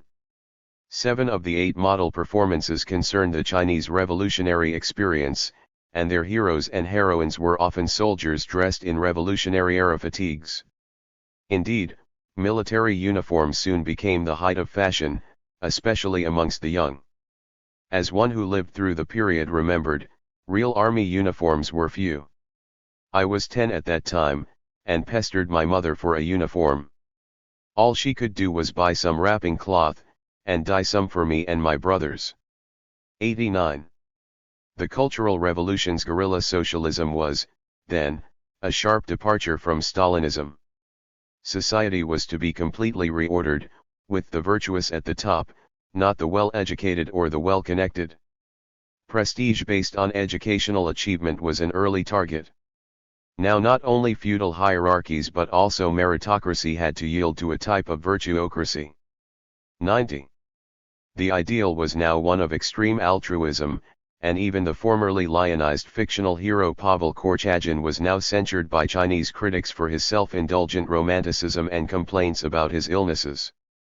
The new order particularly affected schools and universities. Following Mao's belief that merit as tested by exams merely reinforced class divisions within society, political activism was to count for more than educational achievement. Students confronted an entirely novel set of incentives, where political virtue, not intellectual distinction, would gain the rewards of prestigious urban jobs. Students were amongst the most enthusiastic supporters of the Cultural Revolution. But towards the end of the year official attention shifted to workers, who were now encouraged to embark on vocal campaigns against their bosses. Lu Kuokai, a member of a group of rebels in a Guangzhou factory, described how Hadid bad factions responded eagerly to Mao's signals by rebelling against Hadid good groups. On December 25, 1966 protesters closed down the Ministry of Labor in Beijing, and the next day Jiang Qing supported them, berating the vice minister for treating them as the Cinderellas of the working class. She said, "The Ministry of Labor is simply the Ministry of the Lords. Even though the country has been liberated for so many years, the workers are still suffering so much, it is unbelievable. Does your Ministry of Labor know about this or not? Do you mean to say that contract workers are the offspring of a stepmother? You, too, should work as a contract worker. Saying this, Zhang even burst into tears. 91. On hearing that the Cultural Revolution group now supported their cause, contract workers throughout the land rose up to demand the end of their subordinate status. They also, more generally, demanded less high-handed, more comradely and dignified treatment by officials. 92. The Cultural Revolution reached the countryside last of all, though the inhabitants of some villages had experienced the remoralization of politics as early as mid-1965. When Chen village, in Guangdong province, was visited by party work teams from the town sent to spread Mao's radical message, individual piece rate wages gave way to a work points system designed to encourage collective labor and reward. At the same time, local political structures, based on kinship networks and family favoritism, were shaken up. One such network was that of Chen Qingfa, nicknamed Hot Sauce after his temper and his willingness to resort to physical violence during an argument. However, rural power structures did not really change until the most radical phase of the Cultural Revolution in 1967. In Chen village, Qingfa's rival, Chen Longyang, with the help of radical urban students sent to the countryside, seized control and imposed a terrifying reign of virtue. Longyang, who rejoiced in the nickname Old Pock Mark, came from a more modest background than Qingfa, and had the support of poorer peasants excluded from village politics. He was also more Puritan in his lifestyle and morals. He decried clannishness, he zealously organized collective labor and was more respected than the luxury-loving Qingfa. But the Cultural Revolution allowed him to wage a moralistic terror against bad people, including Qingfa and even some of the radical students, and he soon alienated many of the villagers. They may have found Qingfa's rule corrupt, similar to the gentry of old, but they also found it more human than Longyang's harsh and vengeful behavior. 93.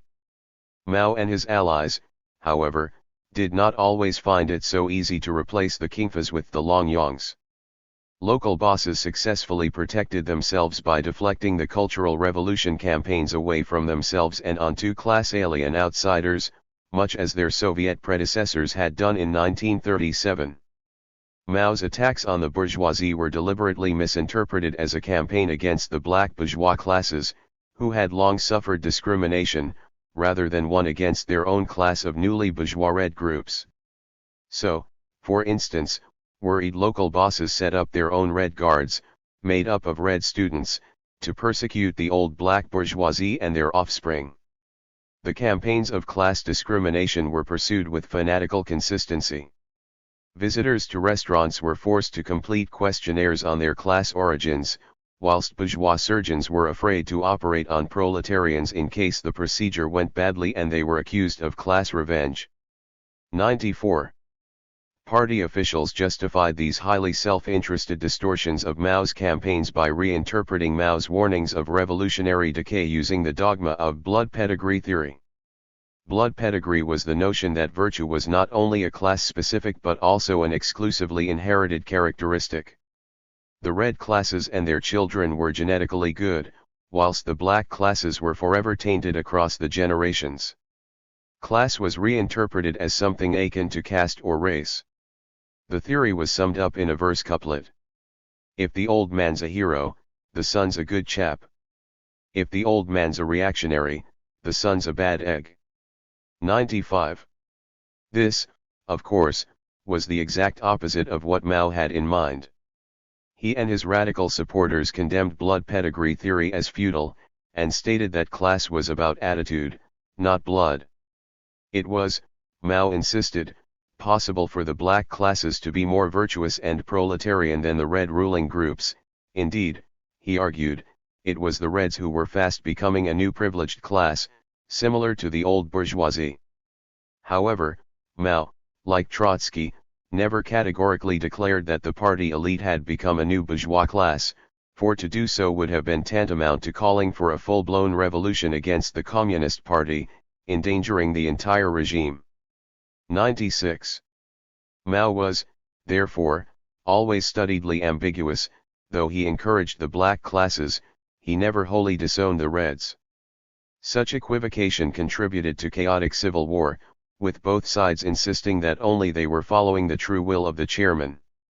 The former bourgeoisie, allied with underprivileged workers and other stigmatized blacks, advanced their claims to revolutionary virtue by forming their own Red Guards.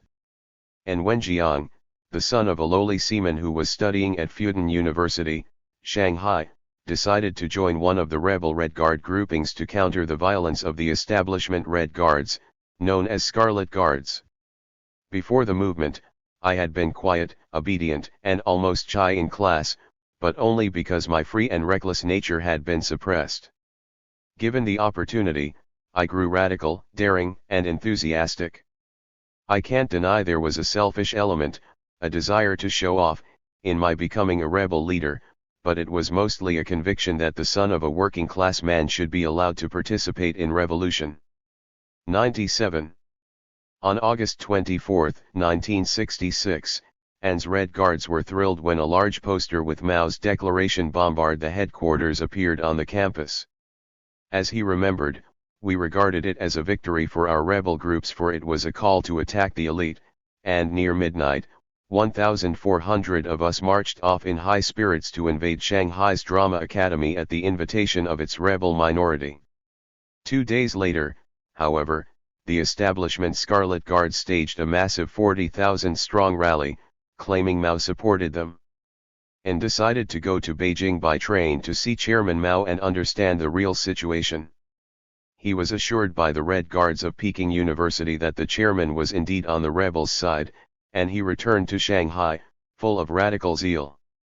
98. This civil war dynamic soon spread throughout China as rival Red Guard units fought for dominance. Most institutions and workplaces, schools, universities, and factories, had their competing Red Guards. As Mao later recalled, everywhere people were fighting, dividing into two factions. There were two factions in every factory, in every school, in every province, in every county. There was massive upheaval in the country. 99. The young were most active in the Red Guards, but much of the urban population was sucked into the revolutionary turmoil. By the end of 1966 the blacks were in the ascendant, but the Reds continued to defend themselves. Mao understood perfectly well that the Cultural Revolution was generating extreme violence, and saw that Beijing and the Central Party were losing control. Nevertheless, he would not retreat, determined as he was to foment a real revolution from below against the party bureaucracy, not merely a purge from above. For once perfectly unambiguous, Mao, entertaining guests at his birthday party on December 26, 1966, proposed a toast to the unfolding of nationwide all-round civil war. 100. This heartless insouciance was also evident in Mao's justification of the chaos and violence that engulfed China. It's a mistake when good people beat up on good people, though it may clear up some misunderstandings, as they might otherwise not have got to know each other in the first place. 101. For Mao, disorder was less dangerous than allowing the old elite to remain in power. The most decisive signal that the tide had turned against the Reds and in favor of the radicals and the blacks, was the January storm of 1967 in Shanghai. Here, unusually for China, the rebels were not students like in Wenjiang, but largely unprivileged workers. The local party had amassed battalions of Red Guards to oppose them, but the 800,000 members they claimed to have could not defeat the rebels. On December 30, 1966, some 100,000 rebels attacked 20,000 establishment Red Guards and after 4 hours fighting were victorious. On February 5 Mao approved the end of the local party's power, and its transfer to a new organization, the Shanghai People's Commune, modeled on the Paris Commune of 1871. The January storm buffeted the whole country. The young Gao Yuan, a child of the party establishment, now became a victim of the violence he had previously meted out to others. When he awoke one morning and went out to buy food, he was shocked to see notices posted around the town center, declaring that the time is ripe to seize power from the Counter-Revolutionary Party Committee and government, an elite that included his father. The rival Black Red Guard group, the so-called Mao Zedong Thought Red Guards, broke into his house and held his father in the painful jet plane position for 2 hours, kneeling down, his arms outstretched and a red guard foot on his back. They then ceremonially crowned him with the cap of an old-style feudal official, as worn by actors in traditional operas, to symbolize his ejection from office. 102. Across the land, political factions subjected their enemies to similar public humiliations, torture and even death. Meanwhile in Beijing, a secret police-style organization established by Mao, the Central Case Examination Group, investigated and purged the so-called enemies of the Cultural Revolution Group. Liu Shaoqi and Deng Xiaoping were now denounced as China's Khrushchevs. The high point of Mao's radicalism came in the summer of 1967, when, realizing that the conservatives were winning, he ordered local military authorities to arm the left.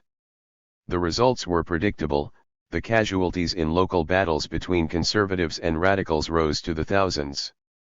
By the end of August, Mao had begun to accept that the Great Chaos had become too dangerous, and he launched a new campaign to support the military and cherish the people, using the army, which had previously allowed the radicals free rein, to restore central control. Mao toured China establishing new revolutionary committees, thus restoring the shattered party organization, but it was a lengthy process. Competing factions had to be united and radical Red Guard movements suppressed. The army itself now embarked on a campaign of purging and killing, rather more systematically than the Red Guards had. This was the period when the Cultural Revolution was at its most bloody and brutal. It was only in September 1968 that the last of the stabilizing revolutionary committees was put in place. Alongside political centralization went a restoration of cultural order, especially when it came to the thorny question of Mao's own cult. As was often the case in communist regimes, Mao's cult had emerged during periods of threat, when the leadership needed to consolidate its power, in Yan'an in the early 1940s, and during the leadership crisis surrounding the Great Leap Forward.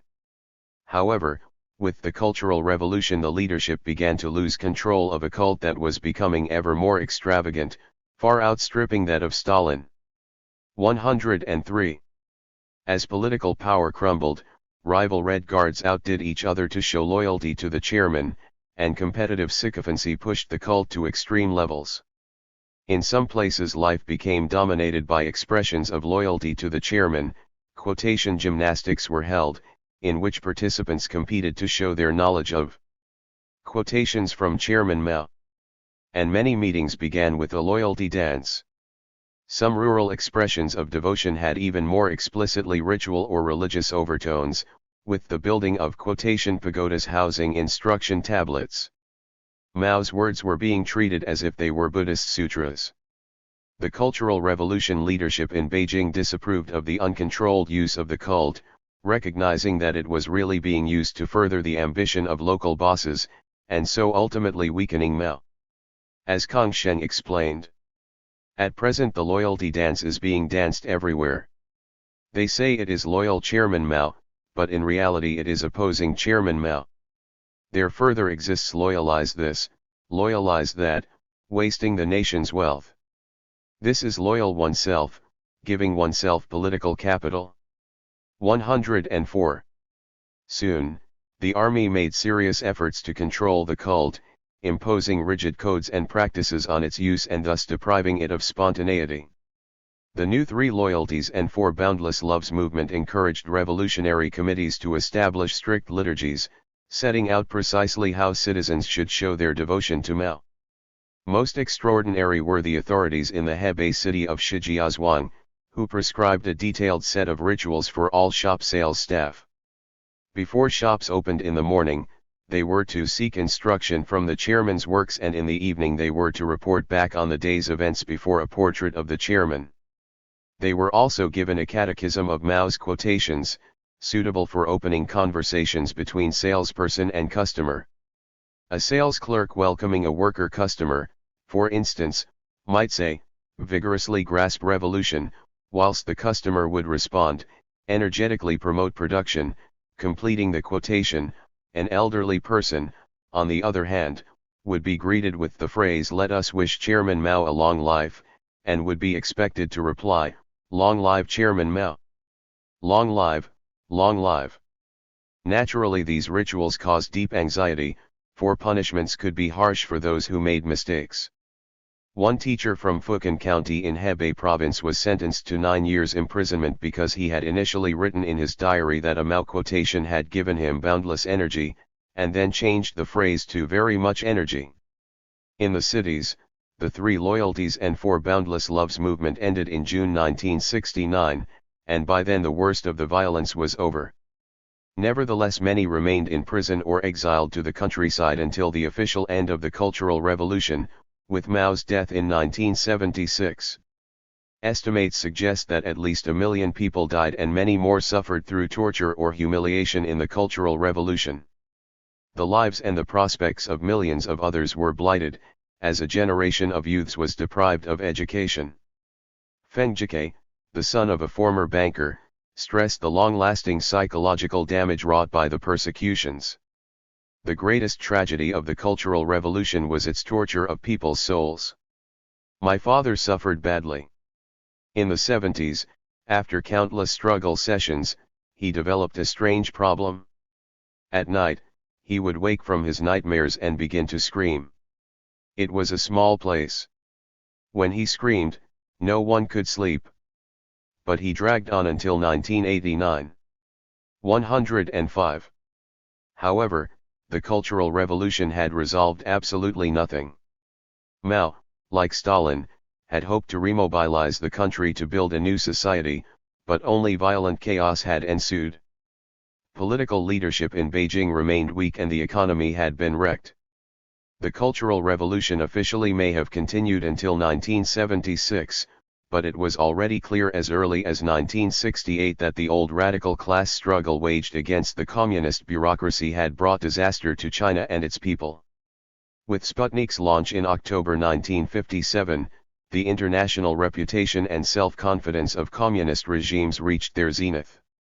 As in Fraser's Golden Bough, it seemed as if the sacrifice of Stalin, the mythical king, had permitted a reinvigoration of the system.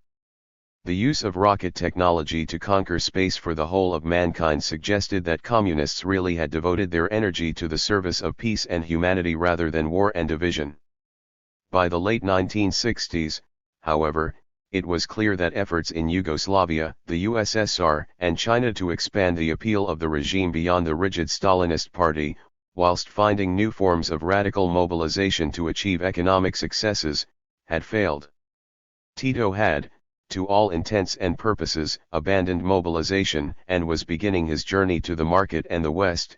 Khrushchev found it difficult to escape the crude militarized methods of the 1930s, whilst Mao's extremism had demonstrated how fearsome and destructive a highly radical, egalitarian communism could be.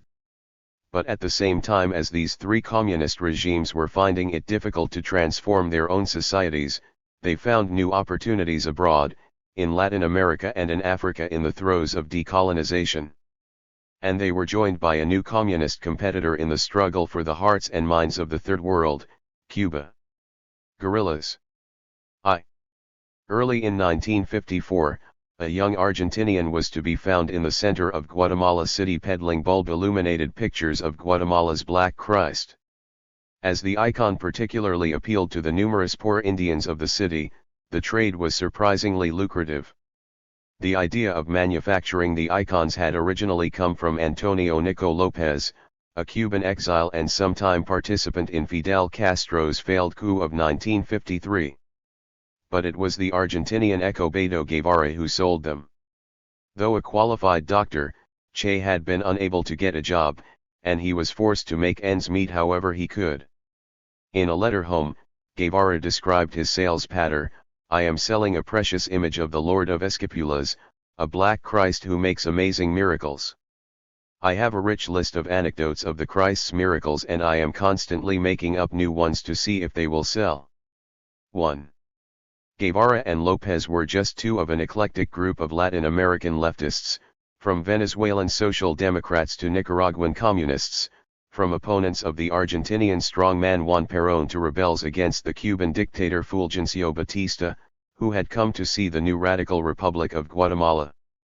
Rather like the Europeans who had flocked to Republican Spain 18 years before, many Latin Americans on the progressive left saw Guatemala, ruled by the socialist Jacobo Arbenz, as the hope of the continent.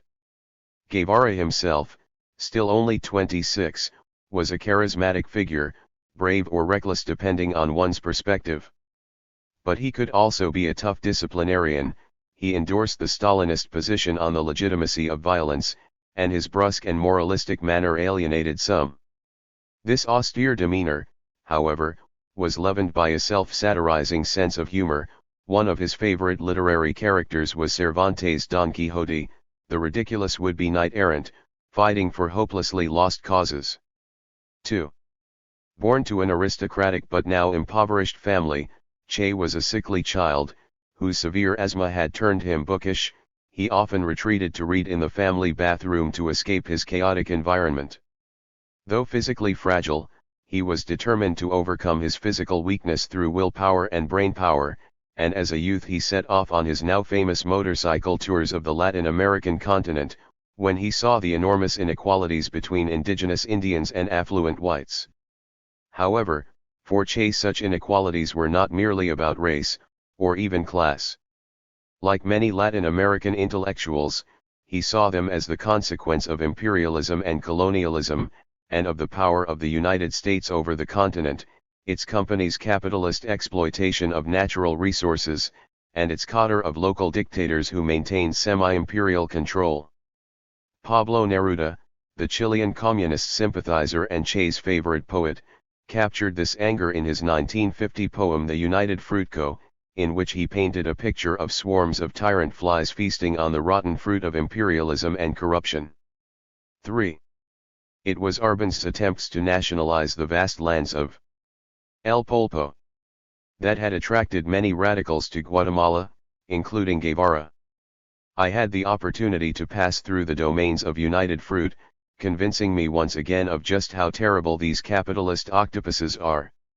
I have sworn before a picture of the old and mourned comrade Stalin that I won't rest until I see these capitalist octopuses annihilated. In Guatemala I will perfect myself and achieve what I need to be an authentic revolutionary. 4. El Polpo, however, proved resilient, and it was not United Fruit that capitulated but the Arbenz regime.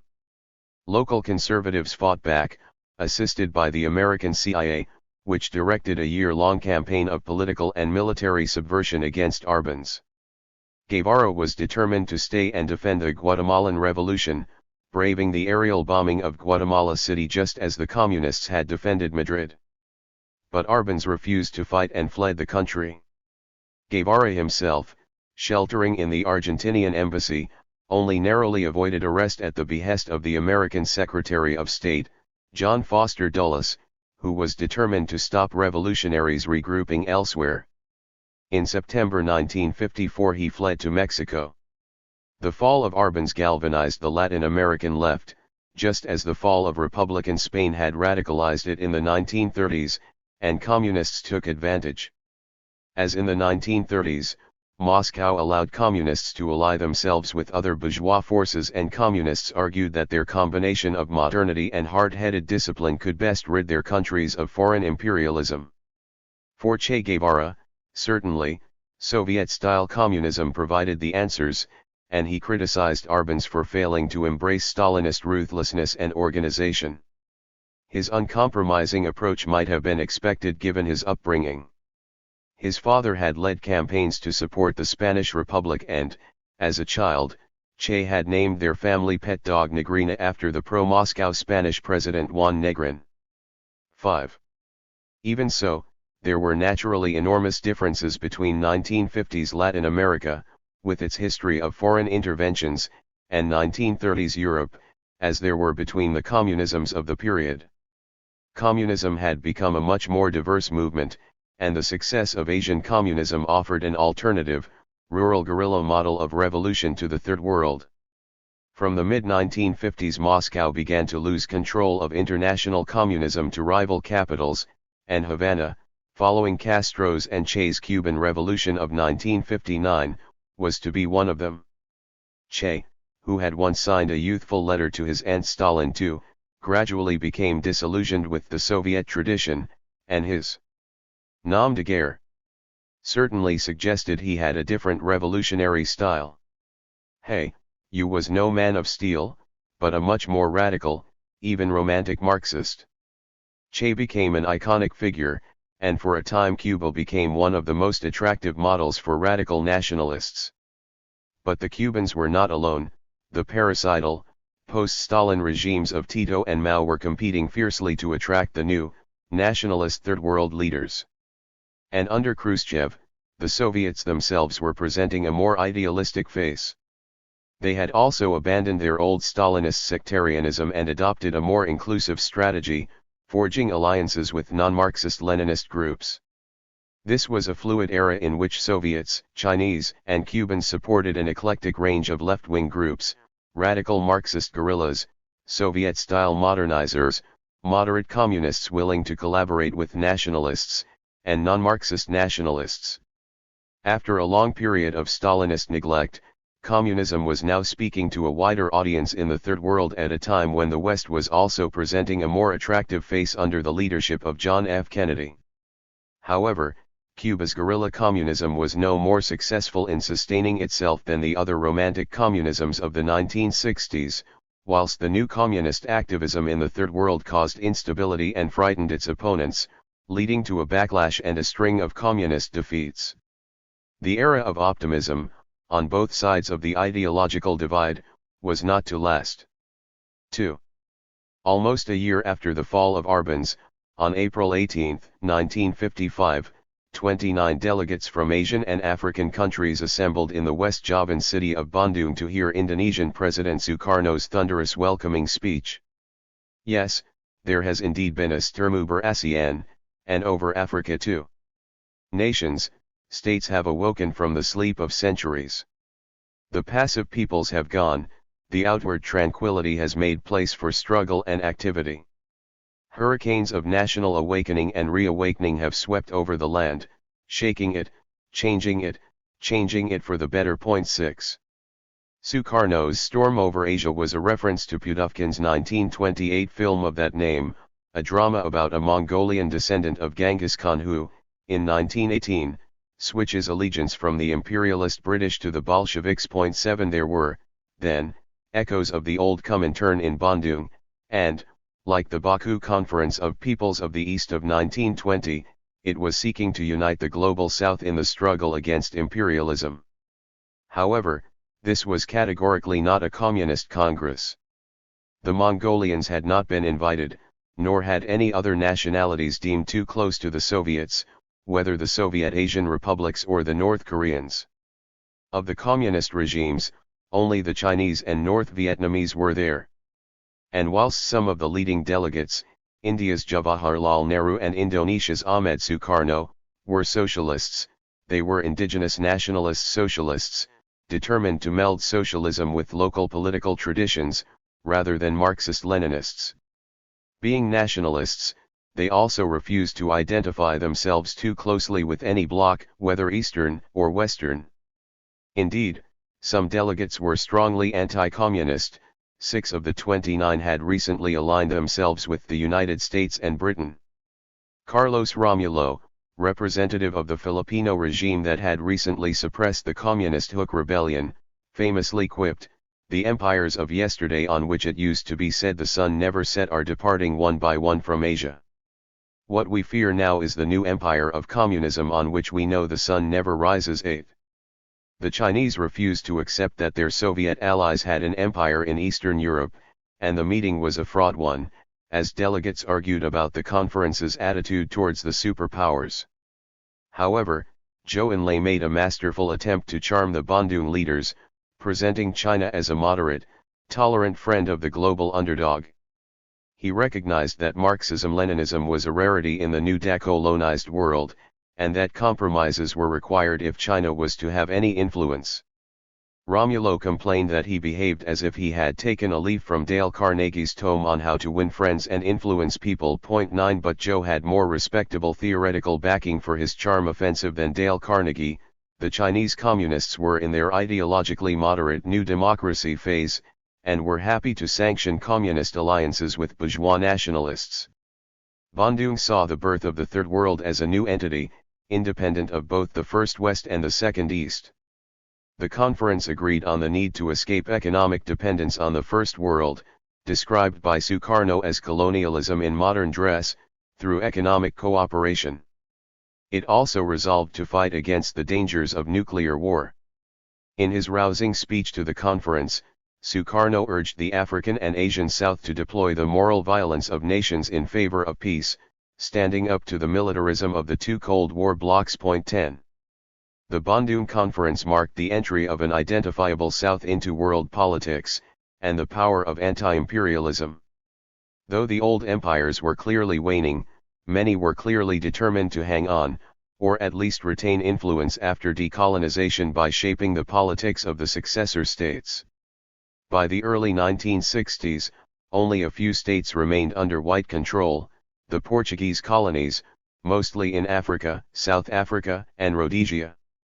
Nevertheless, many Third World leaders still saw imperialism as a powerful force, and notions of neocolonialism and informal empire were much discussed, especially in connection with the United States and its prominent role as the new supporter of old, pro-Western collaborators.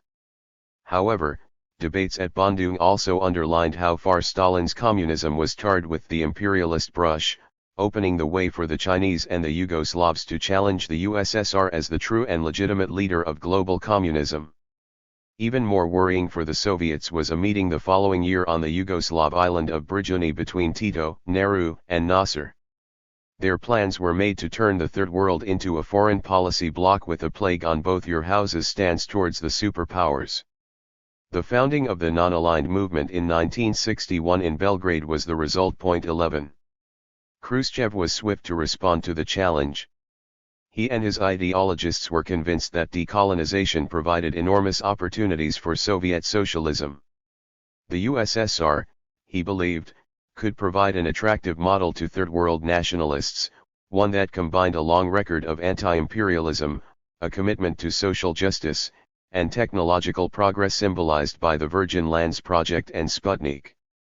With Soviet encouragement, he argued, bourgeois progressive nationalists would gradually move into the socialist camp. Meanwhile, as their economies developed and working classes became stronger, anti-imperialism would become anti-capitalism.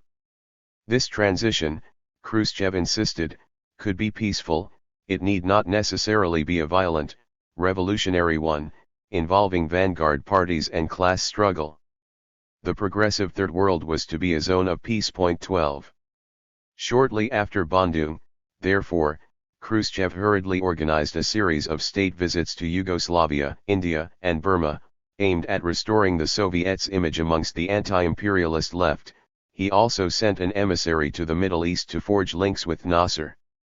This marked a dramatic departure from the late Stalinist view of all non-aligned leaders as potential enemies. 13 And it necessitated a major change in Soviet doctrine, for with the end of the Popular Front in 1947 the USSR had seen the world as divided into two camps.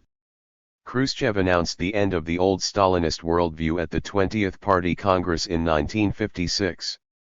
The USSR, he proclaimed in 1960, was happy to see national democratic states, in which communists forged alliances with left-wing bourgeois nationalists. 14. This was, in effect, a version of the old United Front policy, with bourgeois nationalist governments taking the place of nationalist parties. The new policy took the form of increased aid to Nehru's India, Nkrumah's Ghana, Sukarno's Indonesia, and Ben Bella's Algeria. But from a propaganda perspective, Khrushchev's most effective intervention was in formerly Belgian Congo. On giving the Congo independence in 1960, the Belgians, with the support of the Americans, had backed an insurgency against the elected left-wing nationalist Patrice Lumumba. Lumumba's capture and assassination in 1961 was a setback to Soviet policy, but he became a martyr to the cause of Soviet-backed anti-imperialism, and his death resonated throughout Africa. Following the Sino-Soviet split of the late 1950s, meanwhile, the Chinese provided stiff competition to Moscow in its quest for Third World influence. In the early 1960s, Zhou Enlai and Liu Shaoqi crisscrossed Africa and Asia, and visited large numbers of non-aligned leaders from Burma to Egypt, from Algeria to Ethiopia. The Chinese now presented themselves as a radical alternative to the Soviets and strong opponents of the policy of peaceful coexistence with the West. In 1965, Lin Biao, the radical military leader, argued that Chinese guerrilla experience was much more suited to freedom struggles in agrarian societies than the Soviet model. Their old strategy of encircling the cities by first liberating the countryside could be applied to the whole world.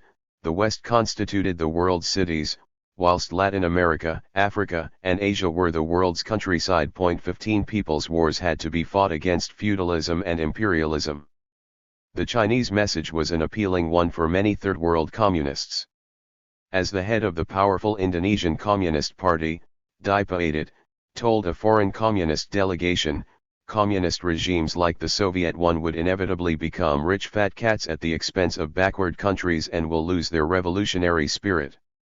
He was particularly exercised by the fact that he had paid much more for a shirt in Moscow than in New York, and even then the quality had been distinctly inferior, proof positive that the Russians were even more money-grubbing than the Americans. 16 The Indonesian party was one of the main allies of the Chinese, but Beijing also funded the Vietnamese and a number of African and Middle Eastern non-communist regimes and independence movements. The 1960s Third World United Front of indigenous socialists and communists, like its 1920s predecessor, was highly unstable, for the renewed prestige of international Marxism increased communist support in many post-colonial societies, which inevitably threatened nationalist leaders. Nasser responded by brutally suppressing the Egyptian communists in 1959, and Abdel Karim Qasim of Iraq, a left-wing nationalist leader who came to power in 1958 in collaboration with the communists, soon began to regret the alliance. For whilst there were only about 25,000 Iraqi Communist Party members, affiliated mass organizations boasted some million members, about a fifth of the population. 17 One of the most striking examples of tensions between left nationalists and communists occurred in India, where the Communist Party of India won elections in the highly caste-divided southwestern state of Kerala in 1957, partly with the support of low-caste groups. The CPI, with Moscow's support, pursued a non-revolutionary set of policies. Indeed, its plans for land reform were strikingly similar to Nehru's own ideas. Nevertheless, it soon encountered serious opposition from conservative groups, and especially from the powerful Catholic Church, which opposed its education policies. The Catholics formed a liberationist militia, and local communists responded. In 1959 the threat of a Catholic coup d'état forced the communist chief minister Ilamkulam Namboodiripad to call on the center for help, and Nehru took advantage of the crisis to dismiss the government in July. 18. Khrushchev's efforts to improve the image of the USSR amongst Third World leaders benefited enormously from the Americans' deep mistrust of Third World nationalism. In the years after the war, the United States agonized over how to deal with the radical South. Its leaders understood that European imperialists and conservative local elites were fueling popular radicalism, and yet they were afraid that nationalists, many of whom were demanding land redistribution and other social changes, might ally with Moscow. In the early years, the Americans generally maintained their anti-imperial position. In 1949, for example, Secretary of State Dean Acheson warned the Netherlands that it would be deprived of Marshall Plan aid and military help if it used force to reimpose its rule on Indonesia. Indonesian independence rapidly followed. However, the loss of China to communism in 1949 had a major impact on American policy. It was a devastating trauma, and loomed over American foreign policy for years. Washington's belief that it could contain communism throughout the world was shaken, and policymakers increasingly moved from idealism to realpolitik, from the optimistic belief that Third World states could be converted to American-style liberal democracy, to a pessimistic fear that anybody who did not fully support private property, the free market and the American alliance was likely to defect to Moscow. The result was a tendency to exaggerate the communist threat and regard all socially radical nationalisms as potentially dangerous. This attitude led in turn to a strategy of supporting European empires or narrowly based conservative elites, which naturally fueled Third World fears of neocolonialism, a condition in which the vintage European empires seemed merely to have been replaced by a new American model. Unsurprisingly, this apparently seamless connection between European empire and American hegemony helped Moscow and Beijing increase their influence amongst Third World nationalists. Perhaps the most long-lasting result of this change in Washington was the jettisoning of serious efforts to lessen economic inequalities between the First and the Third Worlds.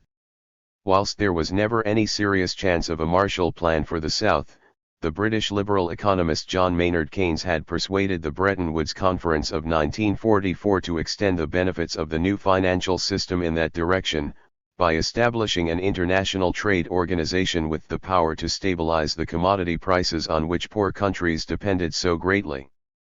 However, the ratification of Keynes's plan by the United States Congress was delayed, and after 1949 suspicion of international organizations in the United States was such that it was never passed. Its replacement, the General Agreement on Tariffs and Trade, offered no support for commodity prices. The result was growing economic inequality between the industrial North and agrarian South, as improving technology depressed agricultural prices whilst industrial prices rose. The economies of the South did grow during the 1950s and 1960s, but much more slowly than those of the industrialized North. 19 Many poor countries found themselves trapped, unable to rise up the ladder of development. Of more immediate importance, though, was the change in American foreign policy. In 1953, as the USSR began to move away from Stalin's Manichaean power politics, the new administration of President Eisenhower embraced Realpolitik, at least insofar as the Third World was concerned. The administration accepted that anti-Western feelings were growing, and were the result of racial feelings, anti-colonialism, rising nationalism, popular demand for rapid social and economic progress and other deep-seated causes. 20 And it was sometimes acknowledged that the United States needed to win hearts and minds, to wean nationalists away from communism. But soft power was less central to American policy under the Eisenhower administration than the use of force, often in the form of military aid to strongmen and dictators. Secretary of State Dulles was convinced that communism was an internationalist conspiracy, not an indigenous movement, and he favored firm action. 21. One of the main features of Eisenhower's Cold War strategy in the Third World, therefore, was the use of the CIA to stage coups d'état against nationalists deemed to be too close to communism. The first attack on a popularly elected government targeted that of the nationalist president of Iran, Mohammad Mossadegh. Fearing that he would deliver oil supplies to the Soviets, the CIA organized a successful coup in 1953. Mossadegh, however, was not alone. The United States found itself facing a whole series of popular nationalist leaders in the Middle East, committed to destroying European influence, and willing to make tactical alliances with the USSR. Sometimes the Americans intervened successfully, for instance saving the regime of the Lebanese President Camille Chamoun against radical challengers. Other cases were more difficult. Nasser nationalized the Suez Canal in 1956, provoking the bungled British, French, and Israeli invasion. By the 1950s, the United States even found itself moving closer to a state that was regarded by Third World nationalists as the most egregious example of imperialism and racism, South Africa. Despite CIA warnings about increasing African opposition to apartheid, American relations with South Africa actually strengthened during the 1950s as Washington sought strategic and economic advantages. But it was Vietnam that offered the most stark example of the United States' assumption of the mantle of the old European empires. President Roosevelt had been hostile to the continuation of French rule after World War II, but in 1950 Truman performed an about-turn, fearful that communist victory in Vietnam would lead to the serial collapse of pro-Western regimes throughout Southeast Asia. The Americans reluctantly compromised their anti-imperialist principles and recognized the French-backed South Vietnamese Bao Dai regime. In 1953 Eisenhower went further and approved the financing of most of the French campaign. But even that could not stop the French defeat at Dien Bien Phu in 1954 and their withdrawal from Vietnam. Neither the Russians nor the Chinese wanted war to continue against the Americans, and they therefore pressed a reluctant Ho Chi Minh to agree to a temporary partition of Vietnam into North and South, pending elections. He would control the North, whilst the South would be run by the American-backed Ngo Dinh Diem, a nationalist politician who had parted from Bao Dai in the early 1930s. For some time it looked as if the American strategy had worked. Diem, who had good anti-French credentials and local support from the Catholic Church, had some initial success in entrenching his government. 22 And for some time neither Moscow nor Beijing was eager to revive the war, whilst the North Vietnamese were distracted by a Chinese-style land reform whose violent excesses had become deeply unpopular within the party. 23 However, Hanoi became increasingly worried that the division of the country would become permanent, and at the same time the underground communists in the South, the National Front for the Liberation of South Vietnam, exploited resentment at the heavy-handed policies of Diem.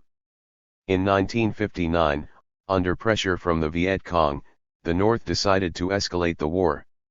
The United States may have succeeded in distancing itself from European imperialism by backing Diem's temporarily stable regime in South Vietnam in 1954, but in the same year it seemed as if Washington were following a Marxist-Leninist manual on how to be an imperialistic capitalist. It really did look as if it was promoting imperialism, and that imperialism really was the highest stage of capitalism. Jacobo Arben's threat to the interests of United Fruit led to lobbying in Washington. The company's tentacles reached the New York law firm of John Foster Dulles and his brother, Alan, the head of the CIA. More worrying to the White House, however, was Arben's willingness to work with the Guatemalan Communist Party, and despite minimal Soviet involvement, the administration was convinced that Guatemala threatened to become a launching pad for communism across the continent. The covert CIA campaign of subversion, Operation Success, finally toppled Arbenz in 1954. The operation may have lived up to its name in the short term, but it would eventually have a profoundly damaging effect on America's image. In Latin America, it helped to push some of the post-Bandung generation towards radicalism, and the first sign of this process was evident only 90 miles from the shores of the United States, in Cuba. 3.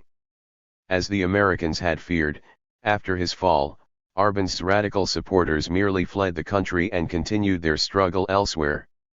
Flushed out of Guatemala, Che Guevara, his Cuban friend Nico Lopez and other radicals made their way to the Mexican capital.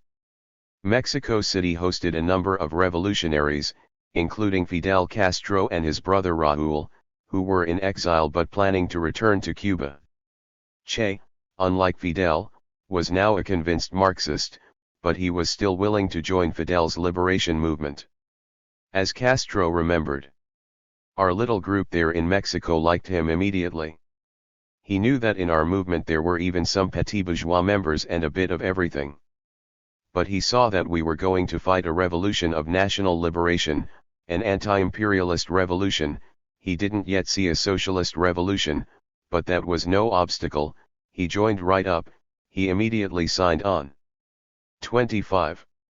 The son of a Spanish immigrant who had leased land from United Fruit and planted sugar, Fidel Castro was from a wealthy, but far from aristocratic or well-connected background.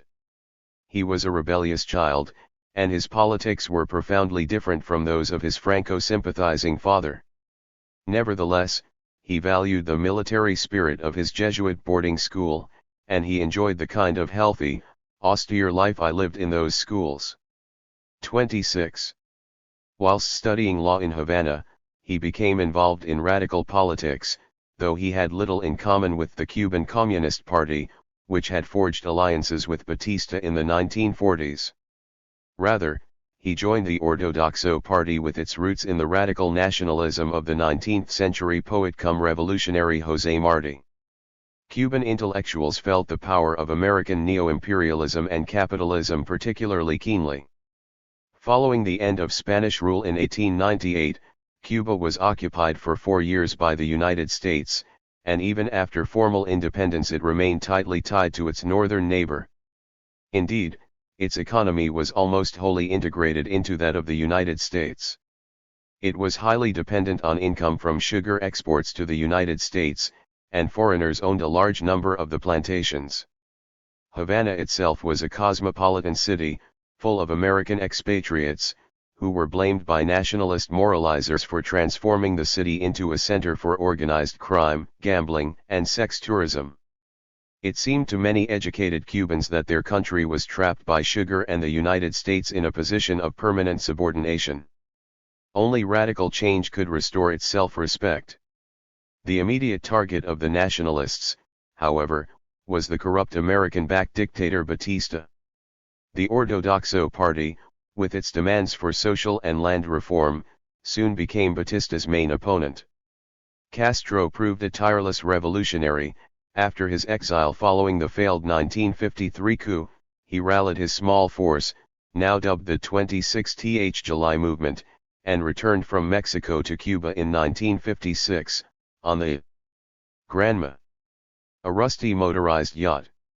The landing was a disaster, and only 22 revolutionaries of the original 82 managed to regroup, eventually establishing a base in the inaccessible Sierra Maestra, a poor region in the east of the island with a long-established tradition of peasant rebellion. From here Fidel and his band waged a guerrilla war, whilst at the same time urban rebels, the Llano, carried out a campaign of strikes and violence in the towns. 27.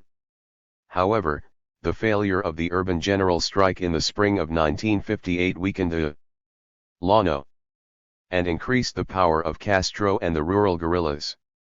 Batista responded to the guerrilla violence with more violence, and support for him ebbed away, not only within Cuba but also in Washington. On New Year's Eve, Batista, correctly sensing which way the tide of history was flowing, fled, and Castro and Guevara entered Havana 2 days later. Compared with the Vietnamese and Chinese revolutions, the Cuban Revolution was remarkably swift and easy.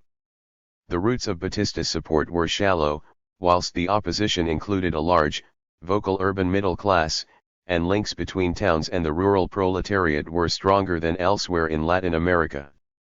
Castro was buoyed by enormous popular support for an end to the Batista regime, and he insisted that his was a nationalist revolution, not a communist one. Indeed, in a speech on January 1, he placed his revolution firmly in the tradition of past nationalist risings. This time Cuba is fortunate, the revolution will truly come to power. It will not be as in 1895 when the Americans intervened at the last minute and appropriated our country. No thieves, no traitors, no interventionists. This time the revolution is for real. 28.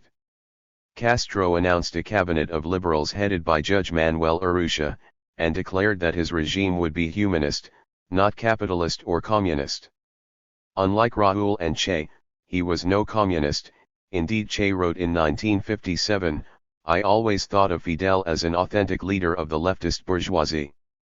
29. As late as May 1959, Castro could declare that capitalism can kill man with hunger, while communism kills man by destroying his freedom. 30. And the July 26 movement's economic program was not initially that radical. 31.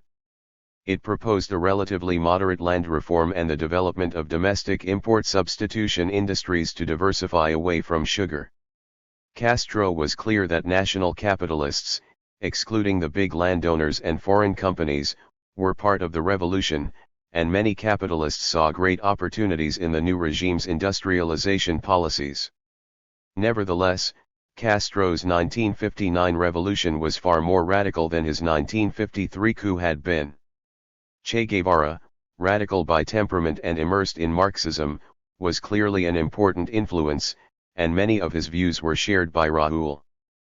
But the tough guerrilla life of Sierra Maestra, where Castro's compañeros lived in close proximity with poor peasants for the first time, also had an impact. It forged an egalitarian revolutionary culture.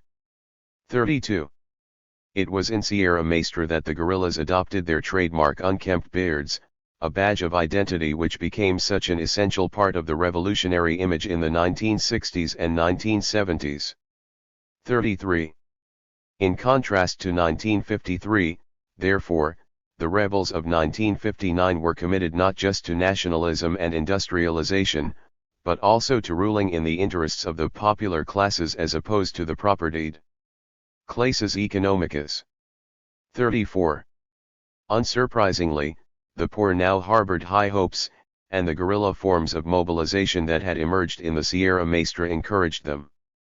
They therefore demanded more radical reforms, and Castro's rebel army, which had a great deal of power on the ground, was sympathetic to them. 35. There also seems to have been popular support for the summary trials and executions of Batista supporters, presided over by Che Guevara himself.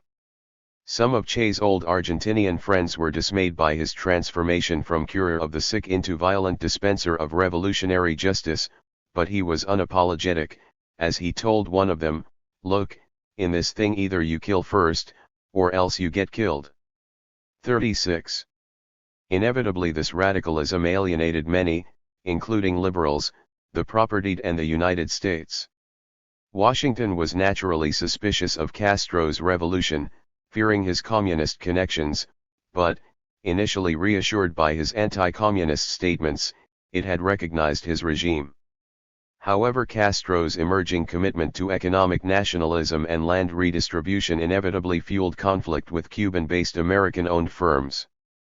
The trials and executions of Batista supporters, and the cancellation of elections, also convinced Washington that Castro had been lost to communism and could not be won back. Relations with the United States deteriorated, and by March 1960 Eisenhower had asked the CIA to plan a coup with the help of anti-Castro émigrés. 37. They were determined that Castro should suffer the fate of Arbenz 5 years before. In 1959 the Cubans and the Soviets knew little of each other, but in March 1960 Castro, convinced that the Americans were about to invade, asked for a meeting with the now well-traveled and cosmopolitan Anastas Mikoyan, who happened to be in the region. Mikoyan arrived in Havana, and they hit it off. The Cubans saw the USSR as a source of economic and military aid, and Khrushchev's Politburo regarded the Cuban Revolution as a chance to extend their influence, and to infuse some youthful spirit into the aging body of Soviet communism. 38. Mikoyan excitedly described Castro as a genuine revolutionary, completely like us. I felt as though I had returned to my childhood. 39. The Soviets agreed to send arms and oil in exchange for sugar, and dispatched a group of Spanish communist officers who had lived in exile in Moscow since the end of the Spanish Civil War to reorganize the Cuban army. 40. Castro was right to fear American intentions. Eisenhower and Dulles were indeed planning to support a full-scale émigré military invasion with American air cover, but the Cubans had a piece of luck in the form of a change of regime in Washington. With the election of John F. Kennedy, American foreign policy was again more synchronized with that of the USSR. Kennedy came to power, much as Khrushchev had, promising a new way of pursuing the struggle with the rival superpower that would be both more idealistic and more intelligent. Shocked by the loss of Cuba, the greatest defeat since the loss of China a decade before, he was determined to jettison the crude military methods of the Eisenhower era and to distance himself from European imperialism and its epigones in apartheid South Africa. As he explained, America had to be on the side of the right of man to govern himself, because the final victory of nationalism is inevitable. 41. Under Kennedy, Washington began to acknowledge more fully that communism could be the product of economic and political inequalities. Modernization theory, as developed by academics like the Kennedy advisor Walt Rostow, was the answer. Rostow and his followers maintained that all societies were on a similar modernizing path to liberal democracy, but in the transitional stage, before they reached full maturity, they could catch the disease of communism. The best solution was to accelerate the process of modernization, and the interests of the world were best served by trying to promote rapid development through financial assistance and the promotion of democracy. 42. In 1961, Kennedy even mobilized thousands of youths to spread American modernization throughout the world through the Peace Corps and its community development programs. Hard power, the military option, remained, but it had to be conducted through intelligent counterinsurgency campaigns, tempered with appeals to hearts and minds, or soft power. When it came to Cuba, Kennedy had real doubts about Eisenhower's planned invasion, and feared that if it went wrong it would damage America's reputation. Even so, he was as eager as his predecessor to eradicate communist influence from the United States backyard and decided to go ahead, though with a more covered, guerrilla-style operation and without air cover. The hope was that strategic landings by armed exiles would provoke spontaneous sympathetic uprisings amongst ordinary Cubans. The result, the Bay of Pigs landing of April 1961, was a complete fiasco. The expected pro-exile uprisings failed to materialize, and Castro's civil defense forces proved highly effective. Most of the invaders were captured, and the image of the United States in the Third World further besmirched. The Bay of Pigs invasion was also counterproductive, and merely pushed Cuba even further into the Soviet sphere. Castro was convinced that another invasion was imminent. Meanwhile, the CIA embarked on a long series of outlandish attempts to assassinate Castro, from exploding cigars to fungus-infected diving suits, and even to damage the supposed source of his charisma, his beard. Castro has claimed that over the years 600 attempts have been made on his life by the CIA and Cuban émigrés. 43. Greater reliance on the Soviet alliance was accompanied by a turn towards a more disciplined style of government at home, as the Cubans became convinced that the informal, participatory rule through the rebel army was not suited to national defense and state building. Diverse revolutionary organizations were integrated into a single body, the Integrated Revolutionary Organization, and Castro increasingly relied on the well-organized old Cuban PSP communists to provide an administrative infrastructure. The culmination of the Soviet alliance was Khrushchev's offer to station nuclear weapons on Cuban soil. Castro seized the opportunity, believing that the Soviet nuclear umbrella would finally guarantee his revolution against an American attack. But the subsequent Soviet capitulation to American threats during the missile crisis of October 1962 was deeply disappointing for Castro, and whilst Kennedy gave a verbal assurance that invasion would not be attempted again, he did not trust the American. Meanwhile, ample proof had been provided that the USSR could not be relied upon. Castro proceeded to turn against the Soviets.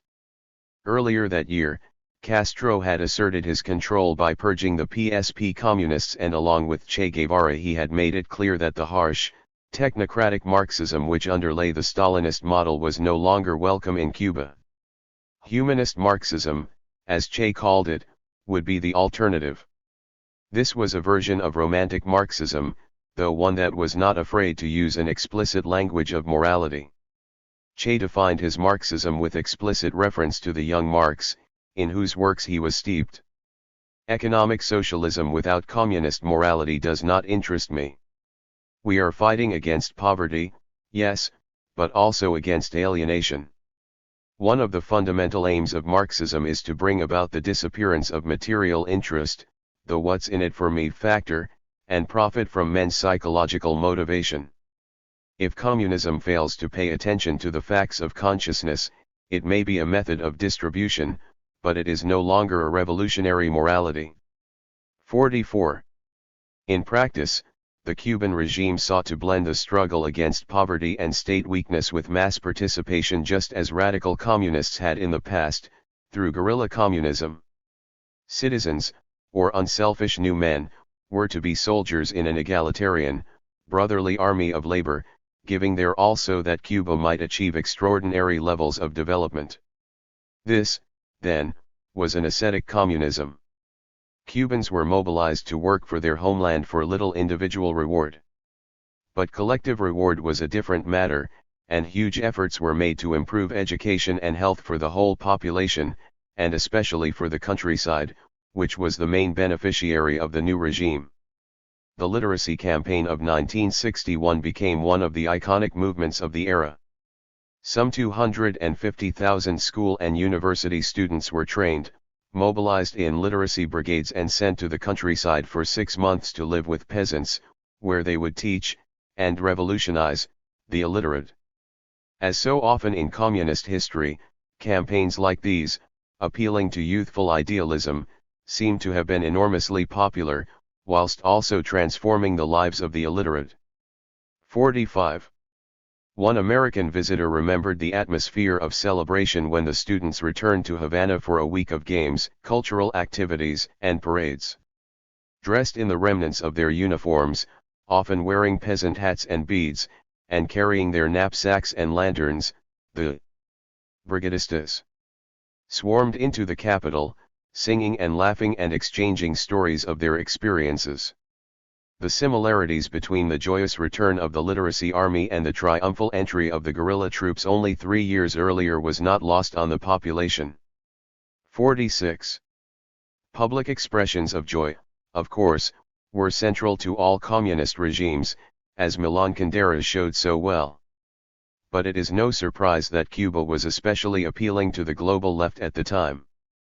Cuban communism was as puritanical and militaristic as any other form of guerrilla communism, and nonconformity and dissent were punished, most notoriously in labor camps established between 1965 and 1969.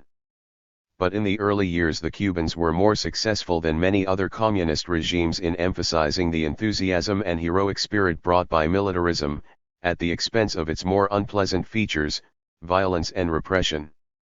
This was partly a matter of leadership and the culture of the party. Che and Castro tried to present their Marxism as one that genuinely relied on persuasion and consciousness, and unlike Mao and the Chinese leaders, they had not been brought up within a Soviet-influenced party culture of institutionalized self-criticism and purges.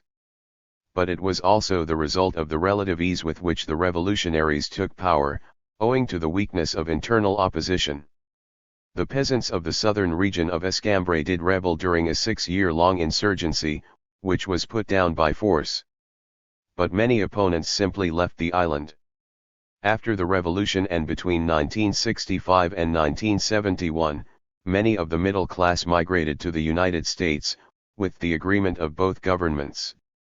The Cubans therefore avoided the systematic class struggle or mass persecution of the bourgeoisie seen in so many other communist regimes. 47. Meanwhile, the sense of being a David besieged by a bullying American Goliath inevitably bolstered the legitimacy of Castro in the eyes of those left behind, at least for a time. Yet Cuban communism was far from free of the other great disadvantage of radical Marxism, the economic trauma and dislocation it tended to bring in its wake. The direction of economic policy became clear very early on, when Che emerged not only as the main strategist of agrarian reform, but also Minister for Industry and head of the Cuban Central Bank. Che relished the incongruity of this last appointment, and humorously claimed that he had got the job by accident.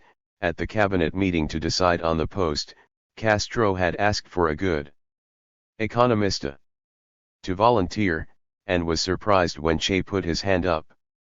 "But Che, I didn't know you were an economist," he exclaimed, to which Che replied, "Oh, I thought you needed a good comunista."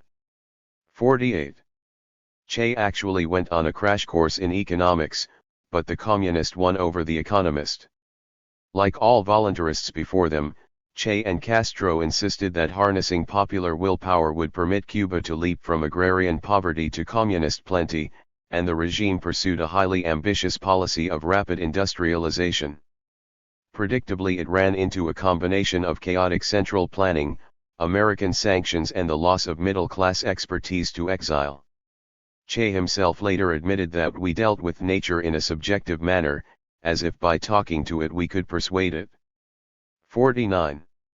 The result, by 1963, was economic crisis, and Che found himself fighting a losing battle against Soviet-supported technocrats who favored a less ambitious, more modernist approach. Che, wholly unsuited to the practicalities of economic management, became disillusioned. According to one of his friends, his spirit was smothered under the mountains of statistics and production methods. 50. It was during these debates over the direction of the economy that he began a fundamental reconsideration of the Soviet Union. Che recalled to another friend how he had been converted to Marxism in Guatemala and Mexico by reading Stalin's works. They had convinced him that in the Soviet Union lay the solution to life, believing that what had been applied there was what he had read about. But when he actually worked with the Soviets, he realized they had been tricking him. The result was a violent reaction against Stalinism in 1963-4. 51. Castro, however, took a more pragmatic view, and had more sympathy with the Soviets. From 1964 he realized that Che's recipes were too ambitious. Labor enthusiasm alone could not make tiny Cuba into a self-sufficient, industrial power. Soviet-style material incentives and the Soviet market for Cuban sugar would be needed for some time. Che, defeated, gave up on his efforts to apply guerrilla communism to the economy, and decided to employ it in a more appropriate area, spreading the Cuban model of revolution to the rest of Latin America and Africa. He resigned all of his offices, even renouncing his Cuban citizenship, and spent the rest of his short life as a revolutionary nomad. But the reconciliation between Cuba and the USSR was to be short-lived. Following the Sino-Soviet split and the fall of Khrushchev in 1964, the USSR seemed to be an increasingly unreliable protector, and from 1965 Castro yet again began to pursue a radical politics of mass mobilization to develop the Cuban economy.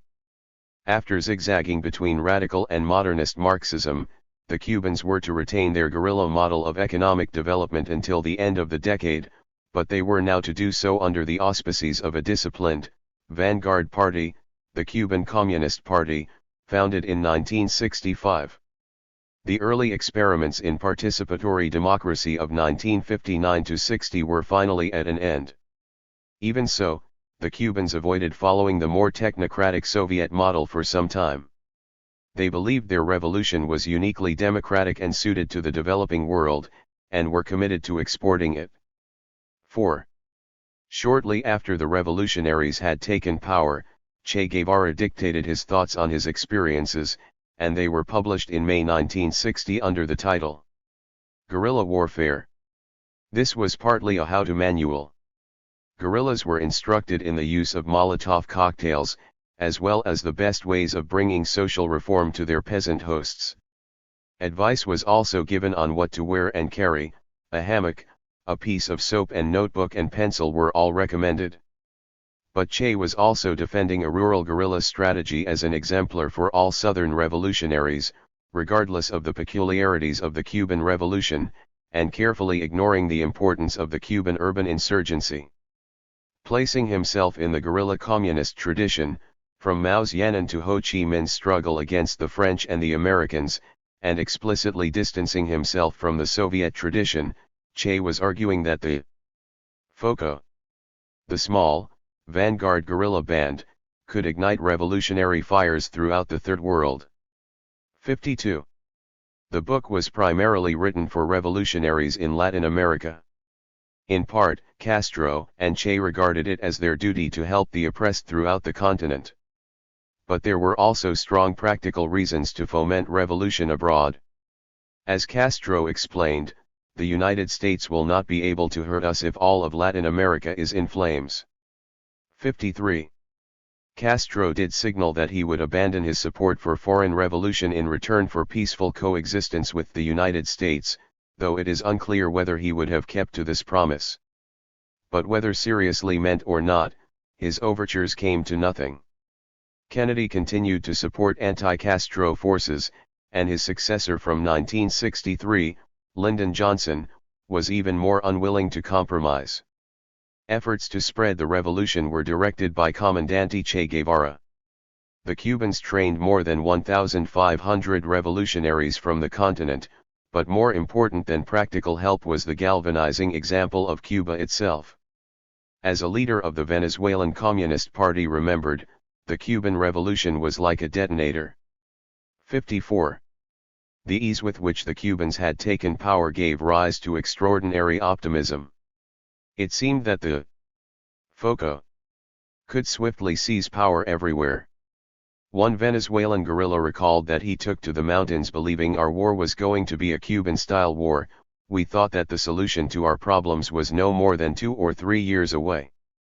55. The Cuban example inspired numerous communist guerrilla movements to take up arms across the continent, whether Castroist, Maoist, pro-Soviet communist or Trotskyist. However, most were small and lacked popular support. They only had any real impact in Venezuela, Guatemala, and Colombia, where brief periods of left-wing success had been followed by the victory of the right. 56. In Guatemala, a series of dictatorships had followed Jacobo Arbenz rule, and following the suppression of a left-wing military revolt in 1960, 2 officers set up a guerrilla group in alliance with pro-Soviet communists and then Trotskyists. In Colombia, the Communist Party had controlled peasant enclaves for some years, and when the military succeeded in putting them down in 1964-5, the Communist Revolutionary Armed Forces of Colombia emerged to fight back. Meanwhile, the Venezuelan guerrillas, supported by the Communist Party despite Moscow's displeasure, benefited from their participation in ousting the Pérez-Jiménez dictatorship in 1958, and then from some popular resentment at the economic austerity imposed by the democratically elected center-right. Nowhere, however, did the guerrillas pose a serious threat to the regimes. In Venezuela, a mixture of liberal democracy and repression damaged them. Elsewhere, guerrilla forces were no match for government's military forces.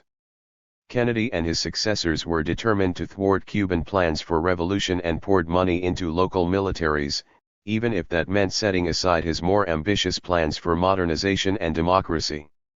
Between 1962 and 1966, 9 military coups took place in Latin America, and in at least 8 they were designed to replace governments that were felt to be too left-wing or soft on communism. 57. Divisions within the communist world also played a part in the failure of the FOCO. At first, the Soviets tolerated the Cubans in Latin America, but they soon decided that they were becoming too expensive, their plans were unrealistic, and they were spoiling relations with the United States at a time when Moscow sought détente. Local communist parties in other Latin American countries also resented what they saw as Havana's unrealistic ambitions. Most followed Moscow's gradualist line. Communists and workers had to unite with peasants and the bourgeoisie, rejecting a sudden Cuban-style leap from feudalism to socialism. Nor did the Chinese help the insurgencies, despite their guerrilla origins. Their relations with Cuba were poor, and whilst Maoist groups did spring up, usually made up of extreme hardliners, they secured little practical support from Beijing. 58. By the mid-1960s, it was clear that rural guerrilla revolution on the continent was failing, and the Cubans realized they had to retreat. They had, however, already found another outlet for their revolutionary energies, Africa. The Cubans felt a strong link with Africa. About a third of its own population could trace connections through ancestors brought to the island as slaves. The revolutionaries had formally abolished all racial discrimination in Cuba, and believed they had a mission to do the same abroad. But to the Cubans, Africa was also a continent where the United States seemed vulnerable, a power on the wrong side of history as the continent threw off European imperialism. In December 1964, Che Guevara embarked on a 3-month tour of the radical nationalist states of Africa, and in January 1965 he reached Brazzaville, the capital of the formerly French Congo. In 1963 the first self-proclaimed Marxist regime in Africa had taken power in an insurrection there, and the new government of Alphonse Massamba was happy to host the popular movement for the liberation of Angola, which was struggling against Portuguese rule in its southwest African colony. The meeting was a tense one. The MPLA wanted Cuban help, but Che was determined to pour all of his resources into the war in the neighboring Congo Leopoldville, where the Simbas, leftist followers of the assassinated Patrice Lumumba, were staging a remarkably successful rebellion against the American and Belgian-backed regime. Che proposed that the MPLA send their fighters to Congo Leopoldville and learn from Cuban trainers on the ground, in the course of the fighting. Naturally the MPLA, and its leader, the doctor and poet Agustin Jonito, were unenthusiastic about fighting somebody else's war, but despite their differences, the prevailing atmosphere was a good one as the MPLA were a Marxist group, and they had much in common with Che. 59. As one of the MPLA leaders at the meeting remembered, we wanted Cuban instructors because of the prestige of the Cuban Revolution and because their theory of guerrilla warfare was very close to our own. We were also impressed with the guerrilla tactics of the Chinese, but Beijing was too far away, and we wanted instructors who could adapt to our way of living. 60. Che was not only impressed by the Angolans' Marxism, but also by their apparent strength. He sent one of his associates to their training camp, where he saw an impressive guerrilla force, little realizing that what was being paraded before him was a continuous loop of the same men. He should have spotted the ruse, for the Cubans had done exactly the same thing when parading before journalists from the New York Times in the Sierra Maestra. 61. But the Cubans were fooled, and Che relented, agreeing to send instructors to the MPLA in Congo-Brazzaville. The following month, Che had a much less successful encounter with African guerrilla fighters in Dar es Salaam, the capital of Tanzania, which under the African socialist Julius Nyerere had become the main center for exiled fighters in the anti-imperialist struggle. The Cuban embassy gathered a meeting of about 50 people from a number of liberation movements, all seeking Che's support. Che's proposal that they all send their guerrillas to Congo Leopoldville was received in an atmosphere that was worse than cool, as he remembered. His audience objected that their duty was to defend their own people, not help other liberation movements. But although Che insisted that they had a common enemy, imperialism, and a blow against it in Congo Leopoldville would help everybody, he was forced to concede that no one saw it like that. Eduardo Mondlane, former United Nations diplomat and leader of Frelimo, the guerrilla movement fighting the Portuguese in Mozambique, was especially angry. At the end of the meeting, the farewells were cool and polite, and Che concluded, "We were left with the clear sense that Africa has a long way to go before it reaches real revolutionary maturity. But we also had the joy of meeting people prepared to carry the struggle through to the end." 62.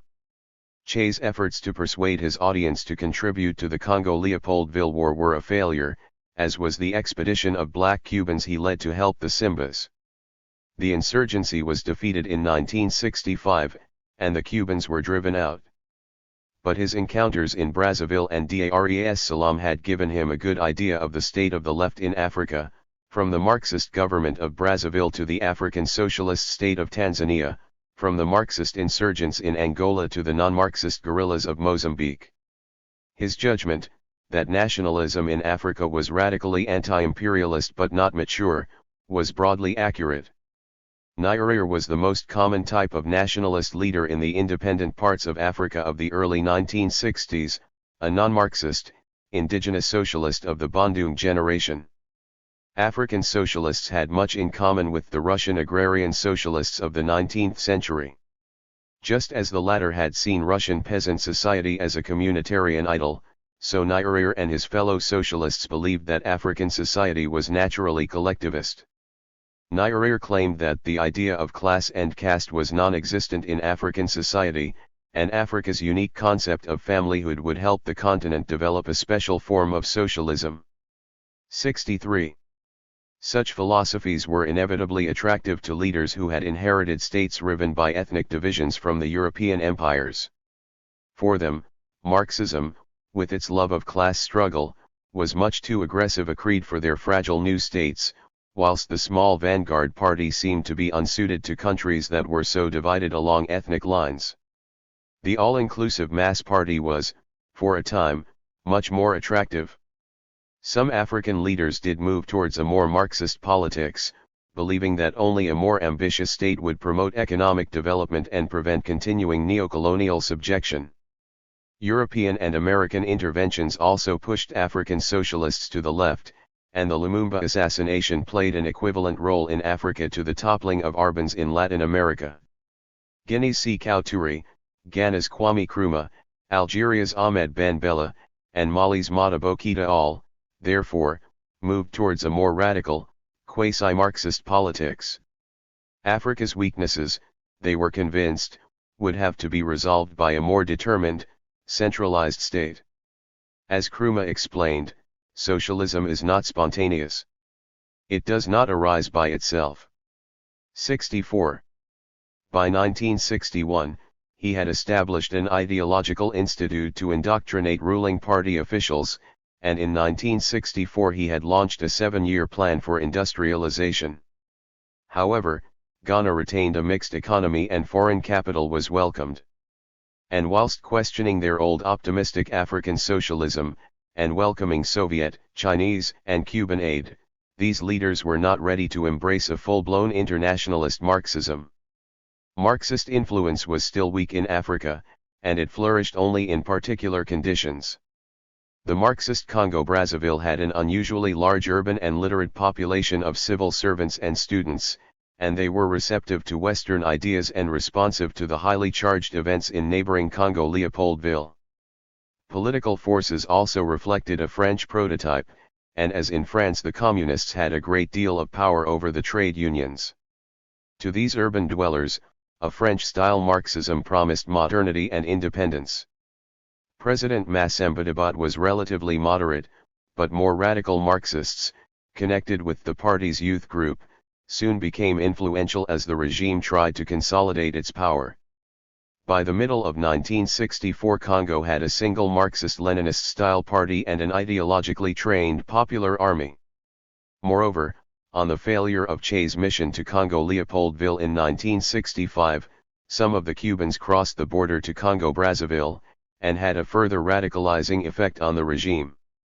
65. The influence of Marxism is perhaps least surprising in the guerrilla groups that confronted the Portuguese Empire in Angola, Mozambique, and Portuguese Guinea. The Portuguese, under the authoritarian dictator Antonio de Oliveira Salazar, were determined to hold on to their empire, and the long struggle inevitably radicalized politics. But there were other reasons why Marxism should have appealed in the specific conditions of Portuguese Africa. 6. To the guerrillas of Mayombe, who dared challenge the gods by opening a path through the dark forest. I am going to relate the tale of Ogun, the African Prometheus. 66. Thus began the novel Mayombe, written in the early 1970s by a white Angolan fighter in the Marxist MPLA forces, Arthur Carlos Mauricio Pestana dos Santos, better known by his nom de guerre, Pepetila. As the dedication makes clear, the novel is about Promethean modernity and war, for Ogun is an African warrior god. It is the story of a group of guerrillas fighting the Portuguese in the dense forest of Mayombe, and much of it is taken up with everyday life. But it also includes interior monologues by the characters that reveal the continuing tensions within the guerrilla band. One of the novel's main themes is the effort to forge a modern Angolan people and end the divisions of tribe and the racist colonial past. The novel shows how, eventually, the guerrillas succeed in overcoming these differences, but the continuing tribalism and racial prejudice of the fighters are made very clear to the reader. As theory, the half-Portuguese, half-African former teacher with a highly ideological nom de guerre, explains at the beginning of the novel. In a universe of yes or no, white or black, I represent the maybe. Is it my fault if men insist on purity and reject compounds? In the face of this essential problem, people are divided in my view into two categories, Manichaeans and the rest. It is worth explaining that the rest are rare, the world generally is Manichaean. 67. But despite theories' complaints about Marxism as practiced by MPLA guerrillas, Marxism in theory became enormously attractive to the mesticos and assimilados, the small group of Africans and Indians educated in Portugal to help administer the colonial state, because it gave class preeminence over race. 68 For people who had been placed in a rigid racial hierarchy between Portuguese civilizados and African indigenas, Marxism provided an opportunity to forge bonds with black African workers and peasants. It also promised to create a modern integrated state, capable of standing tall in the world.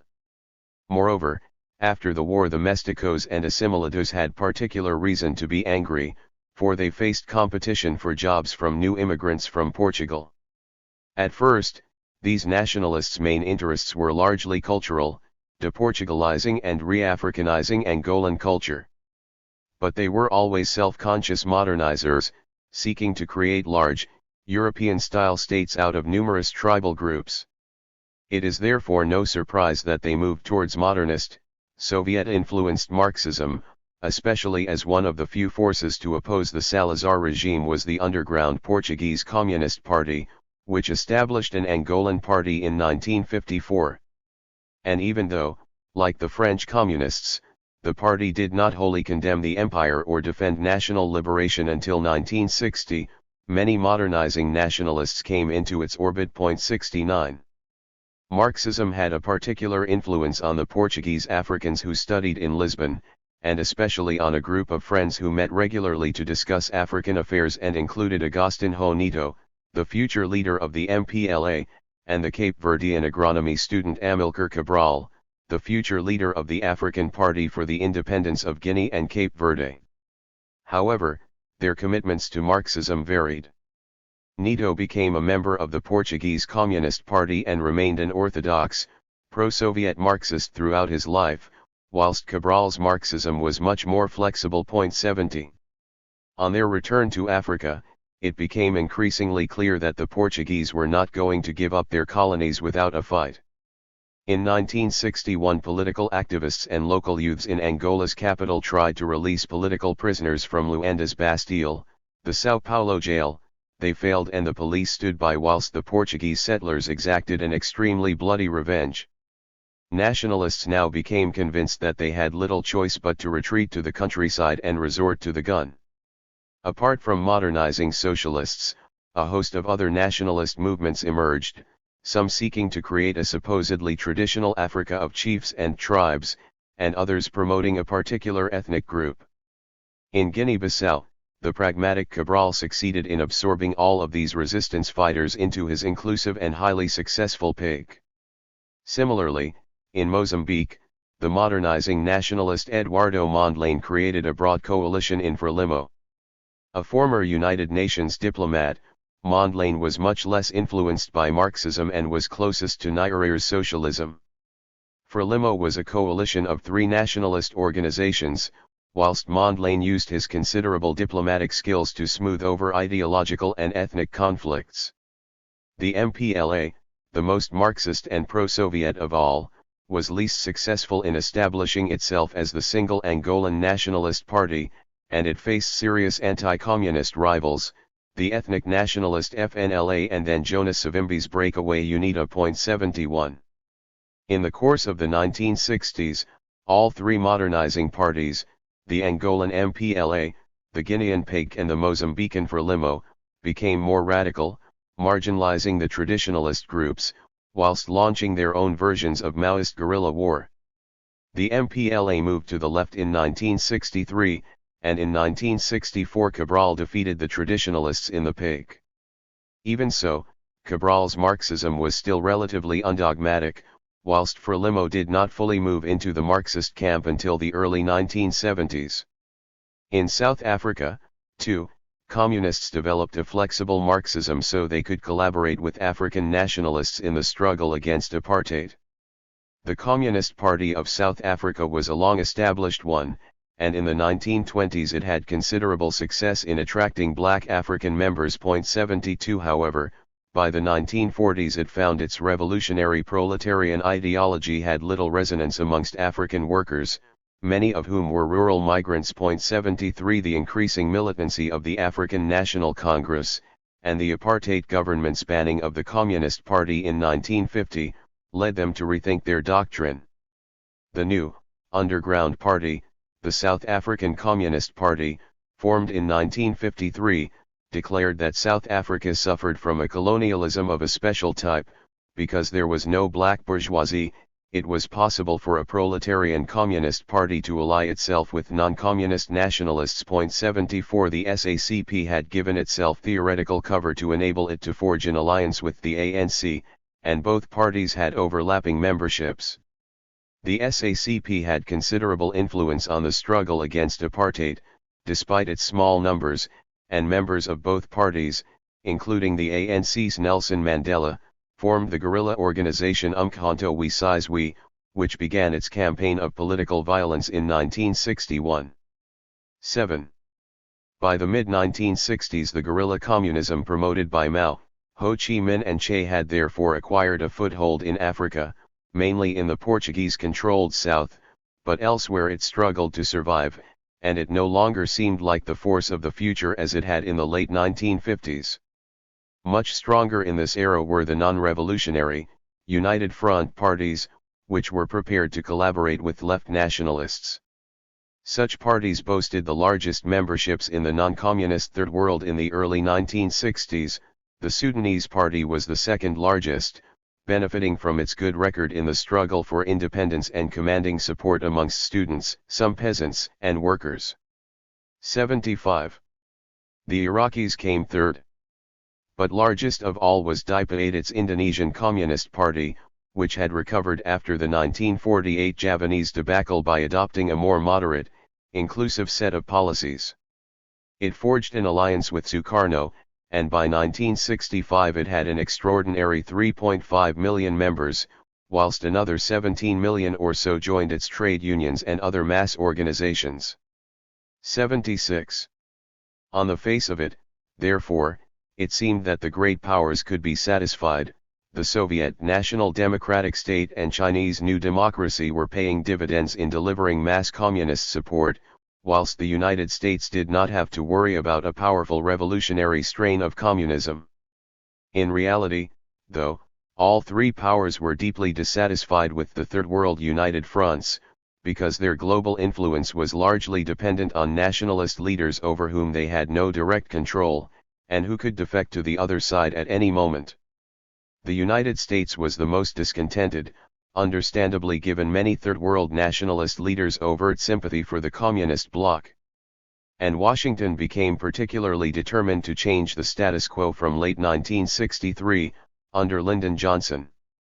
Several in the administration had concluded that Kennedy's encouragement of modernization and liberal democracy had been counterproductive and had only helped the left, especially in Latin America. 77. It seemed as if communism was advancing in the Third World, and Washington could not risk a liberal policy. But Johnson's personality probably led him to favor military solutions even more than Kennedy. Though undoubtedly committed to improving relations with the Soviets, he suffered deep anxiety about the humiliation of the United States, and his own personal humiliation. One of his greatest fears was that he would lose face after the loss of another China or Cuba to communism. 78. And so he responded very harshly to any sign of left-wing nationalist advance. Whatever the reasons for the change in policy, Johnson presided over a sustained American offensive against radical nationalist governments throughout the global South. The United States encouraged coups in Brazil and Ghana, and in 1965 invaded the Dominican Republic, helped its client Mobutu Sese Seko to defeat the Lumumbist insurgency in Congo Leopoldville, and welcomed the toppling of Algeria's Ben Bella.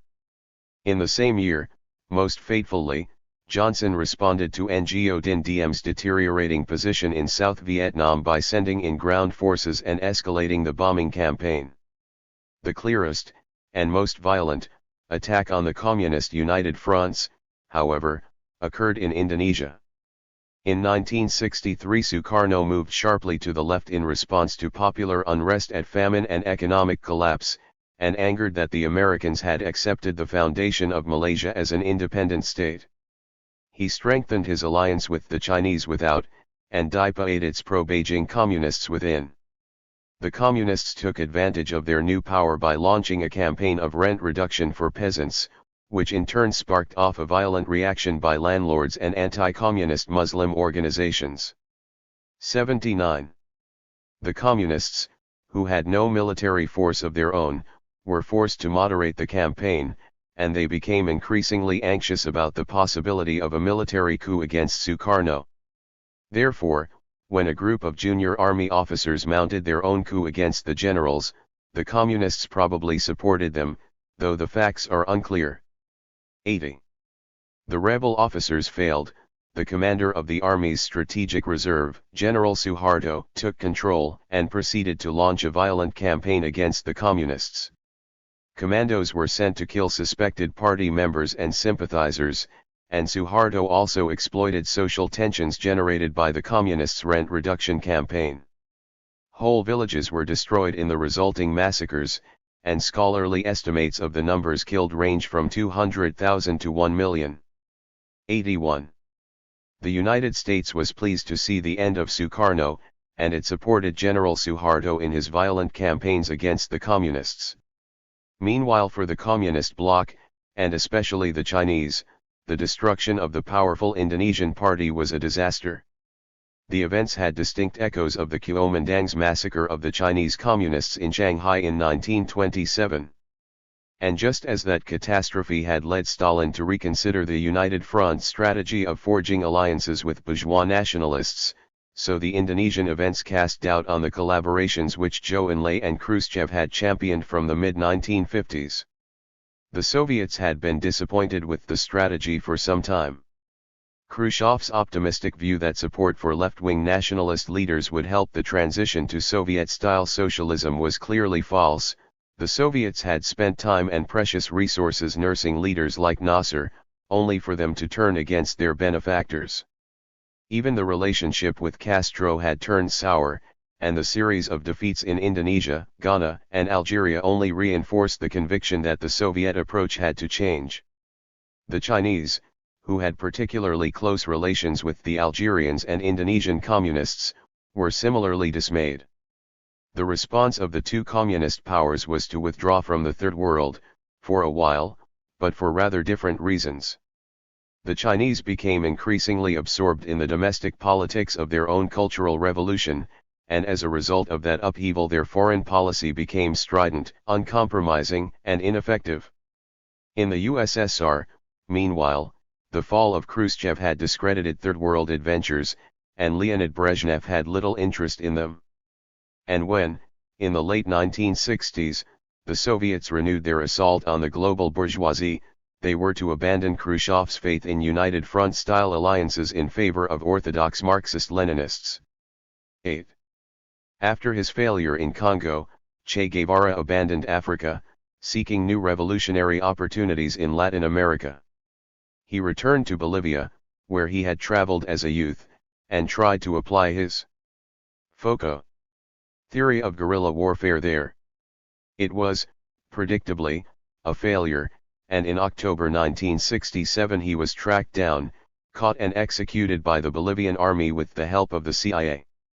His emaciated corpse was preserved and displayed to journalists in an ultimately misguided PR exercise to prove that he, and the guerrilla communism the Americans so feared, was truly dead.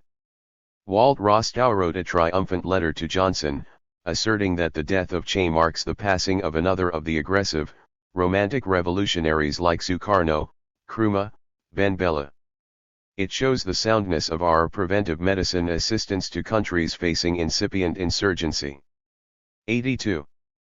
But the dead Che proved to be just as, if not more, potent than the live one. With his matted hair and beard, wan features, and drawn face, many pointed to the resemblance between Freddy Alborta's photograph and Montaigne's Lamentation over the Dead Christ. And in a strange reprise of his youthful trade in Catholic trinkets, he too became a source of relics, as local women cut off locks of his hair and kept them as charms. The Cuban regime exploited the cult of the new revolutionary martyr, and Che's image, especially Alberto Corta's famous 1960 photograph of a determined Che looking into the distance, became a powerful symbol during the student revolts of the late 1960s and 1970s. The 1965 song to mark Che's departure from Cuba, Hasta Siempre, Comandante, also became a popular anthem on the radical left, sung by, amongst others, the American folk singer Joan Baez. The idealism of the late 1950s and early 1960s, represented by Che, was therefore to remain a powerful force during the rebellions of the late 1960s, as will be seen in Chapter 11. But in some ways Rostow was right, the death of Che was a sign that the Romantic era was coming to an end, at least in the capitals of the superpowers. Different as their politics were, Khrushchev, Mao, Tito, Che and even Kennedy believed that they were fighting an ideological struggle for hearts and minds. From the mid-1960s, however, statesmen in Moscow and Washington were concluding that the times were much more dangerous. The new era demanded not a Peace Corps or guerrilla bands, but traditional armies and vanguard parties. And in Moscow, this conservative thinking was only reinforced by a revolutionary challenge within the communist bloc itself, the Prague Spring of 1968. Stasis. On August 21, 1968, as Soviet and other Warsaw Pact tanks rolled into Czechoslovakia, the Romanian leader Nicolae Ceausescu addressed a crowd of 100,000 from the balcony of the Central Committee building in Bucharest. The USSR, he declared, was guilty of aggression and Romania would not be sending troops to join her communist allies, even though she was a member of the Warsaw Pact. His announcement was met with roars of approval, and his stance seemed like a truly courageous one, for Romania might have been at risk from a Soviet invasion. Ceausescu, together with Alexander Dubček, now led the most popular communist regimes in Eastern Europe. Nevertheless, his alliance with the Czechoslovak reformers was a strange one in ideological terms. Whilst the communists of the Prague Spring were moving towards a more liberal form of communism, only 1 year earlier Ceausescu had abandoned a much less liberal reform package, and within a few years would preside over one of the most authoritarian of Eastern Europe's regimes. The plaudits and praise he enjoyed were not rewards for any great liberalization but were bestowed in recognition of his patriotic valor in standing up for Little Romania against an overbearing Soviet neighbor.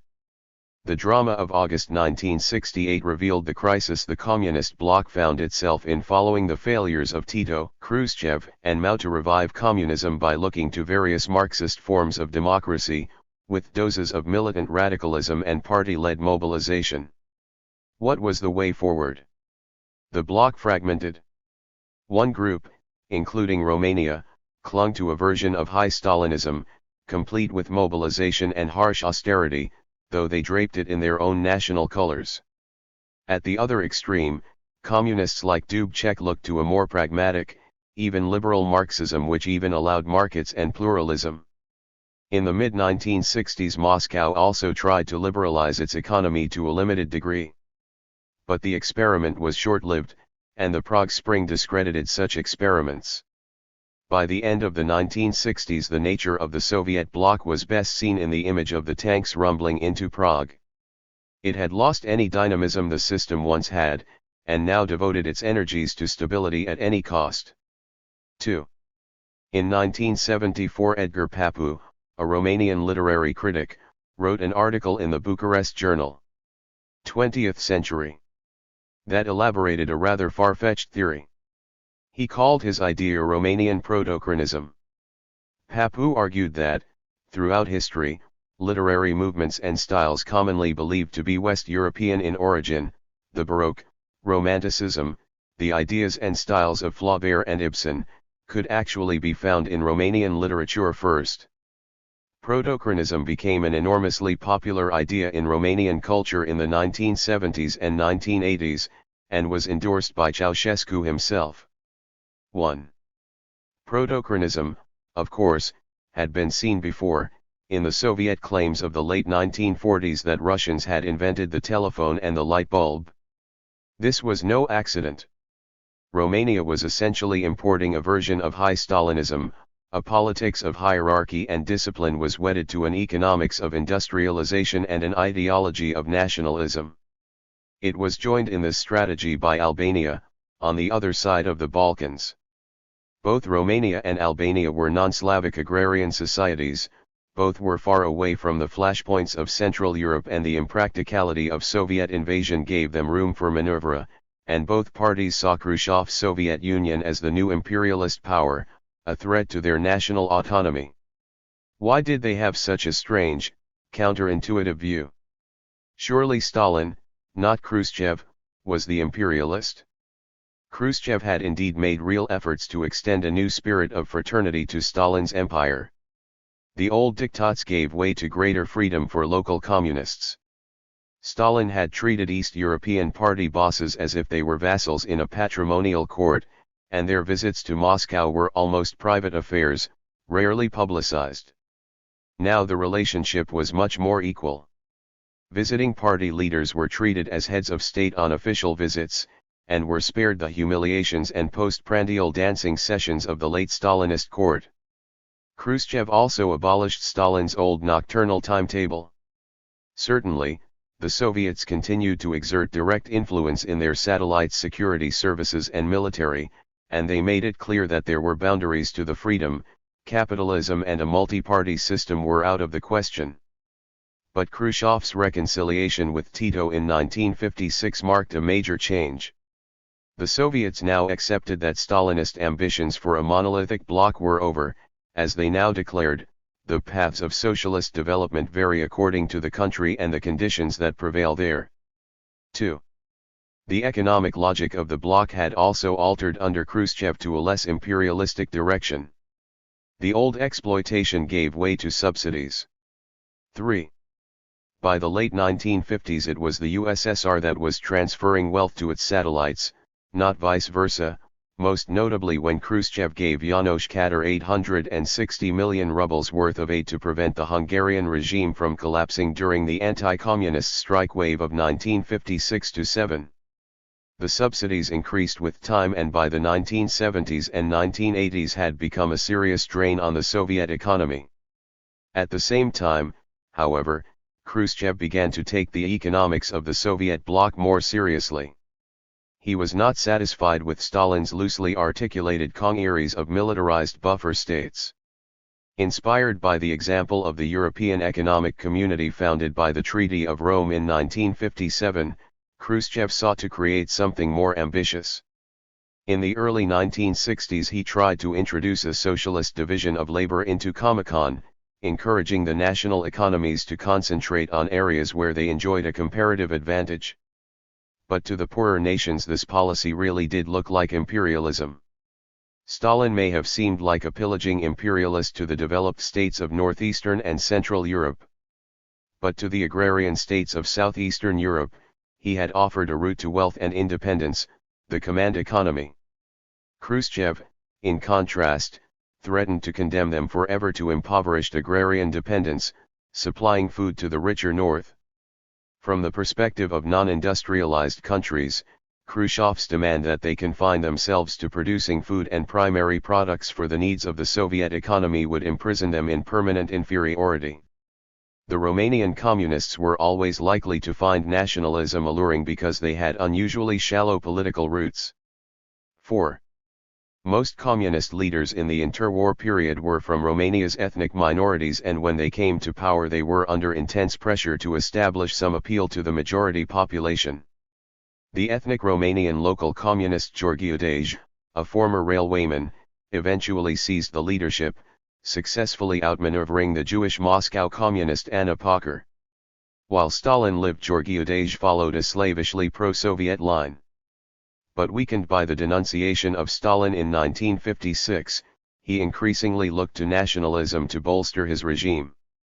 Lacking a committed group of communists in its middle ranks, the Romanian party found itself increasingly reliant on officials with strongly nationalistic views. This was a nation with a traumatic recent history. It had been heavily bombed, many of its Jewish citizens had been massacred, it had lost hundreds of thousands of men fighting alongside the Germans, and it had permanently lost substantial territories, including Bessarabia, to the USSR, resulting in substantial population transfers. It is no surprise that questions of national integrity and status should have been central, even to communist politics.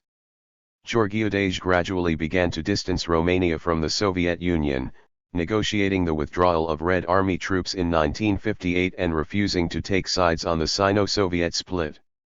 The final break came in 1962 when Khrushchev tried to launch his new division of labor within Comecon. The Romanians responded by issuing a declaration of autonomy in 1964 and began to pursue an independent foreign policy, forging links with Yugoslavia, France, and even the United States. On the death of George Dage the following year, his successor Ceausescu continued the new nationalist line, which he justified with an intensely chauvinistic ideology. Ceausescu, born in 1918, the son of poor, ethnically Romanian peasants and apprenticed to a cobbler at the age of 11, had little education. By the age of 15, however, he had been elected to the communist-led anti-fascist committee. From then on he was in and out of prison, where he received an education in Marxism and became part of the Dage faction. On becoming premier in 1965, it seemed that Ceausescu would probably combine a new nationalist ethos with some form of cultural and economic liberalization, and he tried to gain the support of intellectuals through a limited cultural relaxation. But this was always likely to be temporary. Ceausescu had been committed to heavy industrial development, quoting the 19th century historian A.D. Xenopol, "To remain only agricultural is, to make ourselves for all time the slaves of foreigners," and many agreed with him. 5. Meanwhile, the Prague Spring convinced Ceausescu of the dangers of liberal political reforms, and the popularity of his opposition to the Soviet invasion demonstrated the power of Romanian nationalism. The 10th Party Congress of 1969, at which Ceausescu delivered a marathon speech lasting 5.5 hours, marked the beginning of his complete control of the party, and the launch of an exceptionally extravagant leadership cult. 6. By 1974 he was being compared to Julius Caesar, Alexander the Great, Pericles, Cromwell, Peter the Great and Napoleon. 7. In many ways this was just a more extreme version of Tito's multifaceted cult, in which the leader posed both as ascetic revolutionary for the party members, and as new king for the peasantry. The principal difference was the elevation of various relatives to high positions, and of his wife, Elena, to cultic status.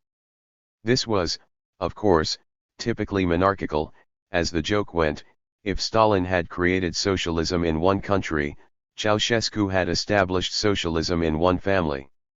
Yet Elena's virtues were not merely uxorious, but, importantly, scientific. She pursued a career as a research chemist, and from the 1970s was described as eminent personage of Romanian and international science, academician Dr. Engineer Elena Ceausescu. 8. She was also credited with the invention of a major new polymer, though when asked to discuss her researches in public she became mysteriously tongue-tied. Like other communist leaders in Balkan societies, then, Ceausescu projected an eclectic mixture of political messages, monarchical, scientific and communist. He even briefly flirted with Maoism, visiting China in 1971, though he did this largely to establish his independence from Moscow. But trumping all these conflicting attributes of Romanian communist ideology was ethnic nationalism. In the 1970s, Ceausescu set about creating an ethnically homogeneous state.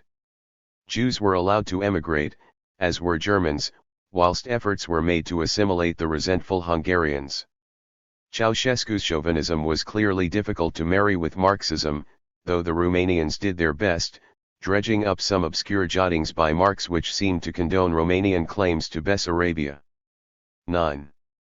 But it seems to have been very popular, and the Romanian regime was remarkably successful in attracting intellectuals to its cause. On the other side of the Balkans, the Albanian communists did not espouse such a crudely ethnic nationalism. They had little interest, for instance, in the rights of the Kosovar Albanian minority in Yugoslavia. But like the Romanians, they welcomed the Stalinist model as a way of building national strength. Born 10 years before Ceausescu in 1908, Enver Hoxha was a small landowner's son from southern Albania, and he always claimed that his uncle, an old Albanian patriot, had imbued him with an ardent belief in Albanianism. Hoxha won a government scholarship to study sciences at Montpellier University, and from there he went to the Sorbonne to study philosophy. He was one of the many communist leaders of the developing world, including Ho Chi Minh, Zhou Enlai, and Pol Pot, who were inducted into communist culture by the French Communist Party, and it was there that he began to see Stalinism as a solution to Albania's backwardness. When he returned to Albania, he briefly taught French. But when he refused to join the fascist party during the Italian occupation, he was sacked. He then set up a tobacconist's shop which became a center of undercover communist activism. He was a confident, articulate figure, who, like Tito, liked to dress well. Indeed, sartorial issues lay behind his conflict with the equally vain Tito. When he visited Tito in June 1946, Hakha was appalled at his arrogance and jealous of his extravagance, his palatial surroundings, white and gold uniform and haughty manner. He and his fellow Albanians felt humiliated and patronized.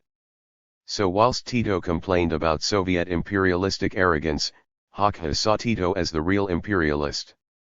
Yugoslav attempts to dominate the region soured the relationship further, and Albania was delighted when Tito broke from the USSR in 1948.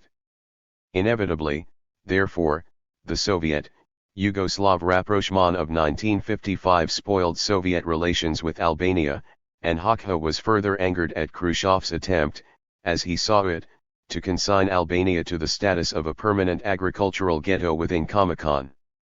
From 1960, relations between Albania and the USSR deteriorated.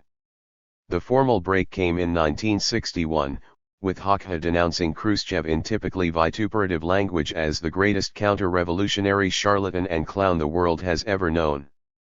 10. In that year, the Third Five-Year Plan launched an intensive program of Albanian industrialization, and industrial output rose from 18.2% of national income in 1960 to a massive 43.3% in 1985. To his orthodox Stalinism, Hakha added a number of other elements. The first was the ethnic and clan politics of Albania. The party systematically favored the southern Tosks, of whom Hakha was one, a group that had resented the suzerainty of the northern Gegs for some time. And within the Tosks, Hakha depended on a close-knit group of clans. Of 61 members of the Central Committee in 1961, there were 5 married couples, and 20 were related as sons-in-law or cousins. 11. In glaring contrast to this traditional tribal politics was an adherence to Maoism, a tendency that emerged in the 1960s as Albania forged links with China in one of the more curious alliances of the era. Hakha's Maoism, however, was rather closer in spirit to late Stalinism than Chinese communism. The works of Mao were used to justify his purges, and he also shared Mao's love of and talent for vitriolic invective. His campaigns, however, were highly controlled, and bore few signs of Mao's populism. The most controlled of the high Stalinist states, however, was undoubtedly North Korea. After the end of the Korean War, and Stalin's death, direct Soviet influence declined, but Kim continued to use high Stalinist policies, combined with Japanese and indigenous traditions for nationalist objectives. The Korean War had left a deep, unhealed wound in the form of the border dividing North and South. Kim Il-sung faced a threat from the American-backed South, and he himself continued to dream of reunification under his control. After the end of the war, a technocratic right emerged within the leadership, which argued for a more balanced, consumer-oriented economy, but they were soon defeated and purged. Kim insisted on an industrial and military build-up under the slogan, "Arms in the one hand and a hammer and sickle in the other." 12. It was unclear how one hand could manipulate both a hammer and a sickle, but in 1958, the year of China's Great Leap Forward, Kim believed Great Break-style storming could overcome any obstacles. He called this the Kolyma Campaign, after the magical winged horse from Korean mythology that could cover extraordinary distances at great speed.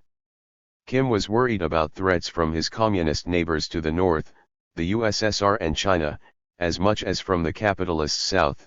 He was therefore determined to build up his defenses during the turbulent years of the late 1950s and early 1960s, when Khrushchev's criticisms of Stalin left him dangerously exposed. Setting out to free himself from the vagaries of communist bloc politics, in 1955 Kim began to marginalize Marxism-Leninism, and his philosophy of Jich became the new ideology of the regime. Jich, in effect, meant national spirit.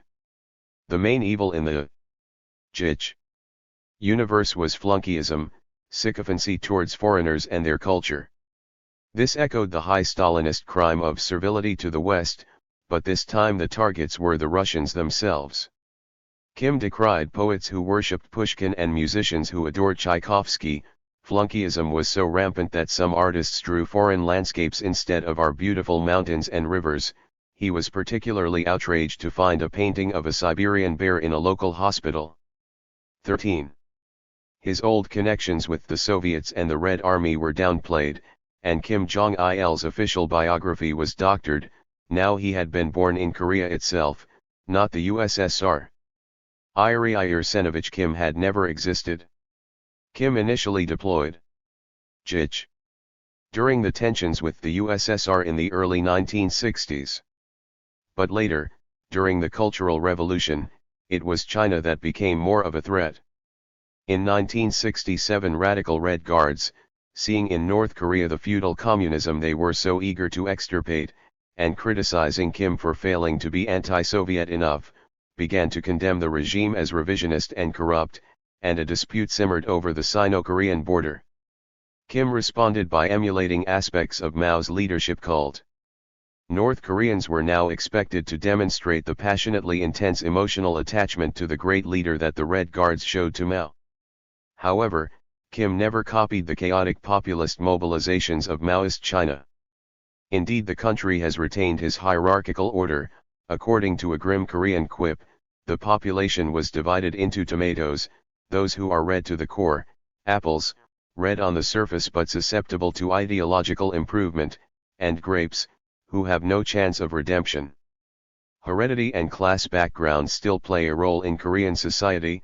The top core class are largely the descendants of the workers, peasants, and communists of the 1940s and 1950s, and occupy good jobs. The wavering class have opportunities to secure promotion, possibly through the military, whilst the hostile class are seen as outcasts, and have lowly jobs.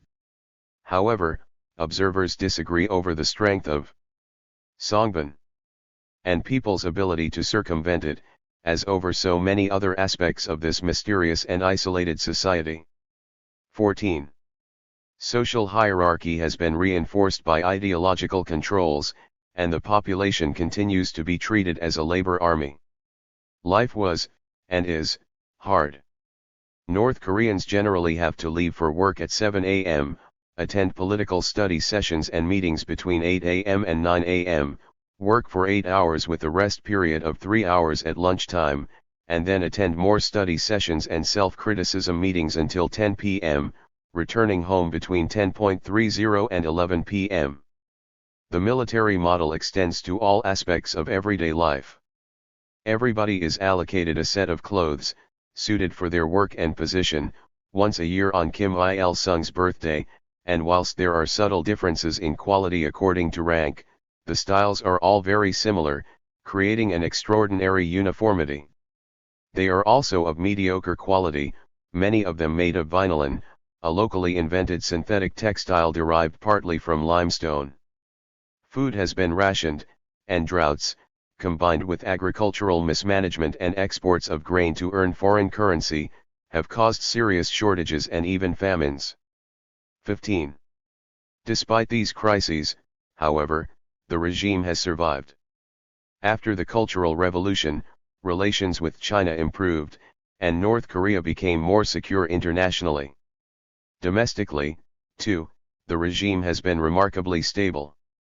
Defectors report dissatisfaction, especially amongst those social groups that are not favored by the Songbin system, but there is a significant privileged group that benefits from the regime. The regime's nationalist credentials, its determination to preserve its isolation from the rest of the world, the state's intrusiveness, and the power of the leadership cult, now under the auspices of Kim Jong-il, have all contributed to its survival, despite a severe deterioration in living standards. All three regimes on the periphery of the Eurasian landmass found they could use their own versions of high Stalinism in pursuit of nationalist ambitions. But the Central and East European core was traveling in precisely the opposite direction. As relations between East and West gradually improved from the 1960s, the failures of Khrushchev's romantic communism left them open to the influence of the market and the capitalist world. 3. The second part of Kundera's The Joke is set in the 1960s. Ludwig has long been released from his mining labor battalion and has become a successful academic in a research institute. A journalist comes to interview him about his work, and it transpires that she is Helena, the wife of Zemanek, the party boss who presided over his youthful expulsion from the communist Eden. Still bitter, Ludwig decides to take his revenge by seducing Helena and breaking up her marriage. But though he succeeds in winning Helena, he fails to wound Zemanek, who is involved in an affair himself and is delighted at Helena's departure. He also discovers that Zemanek has become a popular reform communist. His cruel joke aimed at his old enemy has backfired on him. A last encounter with his old friend, the folklore enthusiast Yaroslav at an ersatz folk festival, The Ride of the King, reveals that the Slavic folk tradition, now commandeered by the communist regime, has been emptied of all meaning. It has become a hopelessly vulgar, kitschy entertainment gawked at by uncomprehending teenagers. Though temporarily transported by their love of music, Ludwig's and Yaroslav's brief idyll ends when Yaroslav has a heart attack. Ludwig is again a victim of his incomprehension of the world around him and, more generally, mankind's inability to control events. His first joke backfired because he did not understand the Puritanism of the late 1940s, whilst his second joke fails because he does not realize how far those ideals have decayed by the 1960s.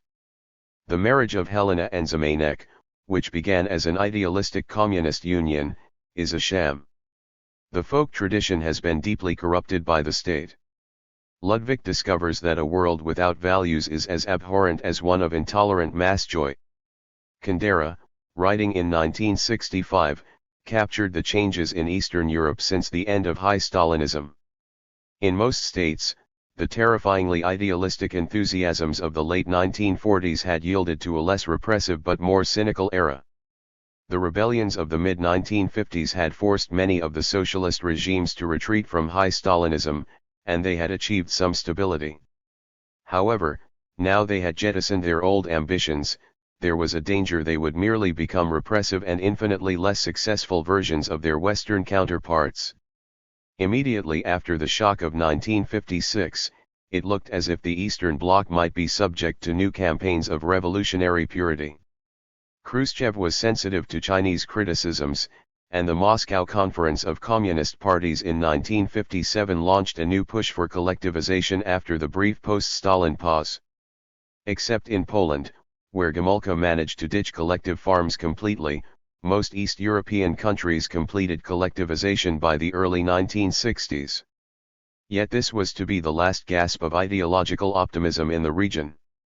Never again would there be such a concerted advance along the road to communism. The loosening of the imperial reins brought much greater diversity to Eastern Europe in the late 1950s and 1960s. Whilst Yugoslavia, Romania, and Albania had escaped Soviet control, even within the Soviet sphere variations were large, from a liberal Hungary at one end of the spectrum to an immobile Bulgaria at the other. But beneath the surface they all resembled each other in one respect: communist parties throughout the region were retreating, and in doing so they were forced to become a different type of animal.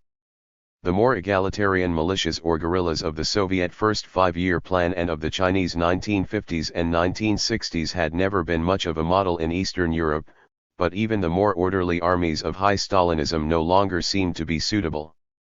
One Hungarian low-level party official, interviewed in 1988, put the problem starkly.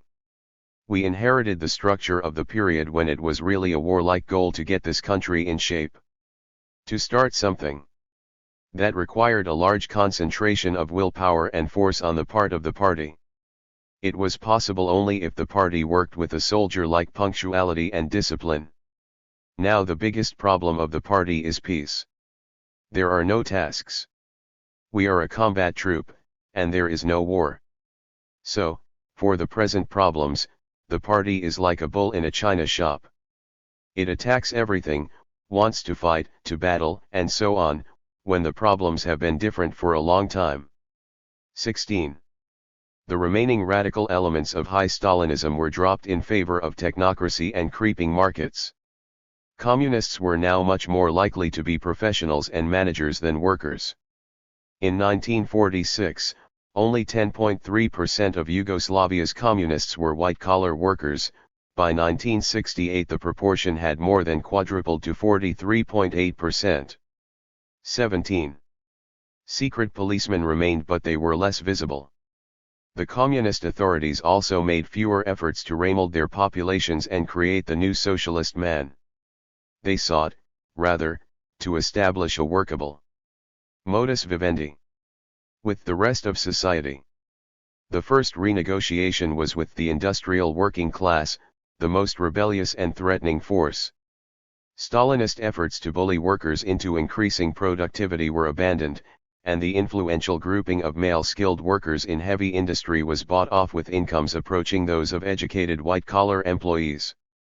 Rapidly, therefore, the regime's pro-worker rhetoric, so evidently hypocritical in the Stalinist period, began to mean something. But as will be seen, these concessions had their drawbacks. Factories became even less productive, and opposition to market-style reforms became more entrenched. The concessions also fueled resentment amongst professionals, who felt that their educational achievements were not being recognized. Communist parties also retreated before entrenched peasant cultures. In Yugoslavia and Poland collectivization was permanently abandoned, but even where collectivization was the norm, efforts were made to accommodate the traditional peasant household. Private plots expanded, and soon made a major contribution to food supplies. Religion also flourished after the new retreat. No longer were the churches and mosques treated as inherently anti-communist. The Polish Catholic Church did particularly well out of the 1956 crisis and became a major force, seizing a great deal of autonomy. In Hungary Katar reached agreement with the Vatican in 1964, whilst in 1958 the East German leadership tried to come to some understanding with the influential Protestant churches. Yet the communists never fully made their peace with God. Relations with the churches were always tense, and churches were riddled with spies and informers. Only in Orthodox Romania did Gheorghe Udaj follow Stalin's wartime strategy and co-opt the church. By 1971, his successor Ceausescu had put medieval images of Saint Stephen on Romanian postage stamps. 18. But perhaps the greatest beneficiaries of the retreats, at least for a time, were the urban middle classes. The early 1960s was one of the freest periods of the communist era. Khrushchev's second and even more forthright denunciation of Stalin at the 22nd Party Congress in 1961 reverberated throughout the Soviet sphere of influence. Solzhenitsyn and Kafka could even be read in conformist Sofia, for a time. Only Poland bucked the trend. After a liberal period in 1956-7, when Gomulka even allowed competition between candidates in parliamentary elections, the party cracked down, seeking refuge in anti-intellectualism and anti-Semitism. But if the comrades were retreating, and no longer serious about creating full communism, what on earth were they for? How could they justify their monopoly of power to the population, or to themselves?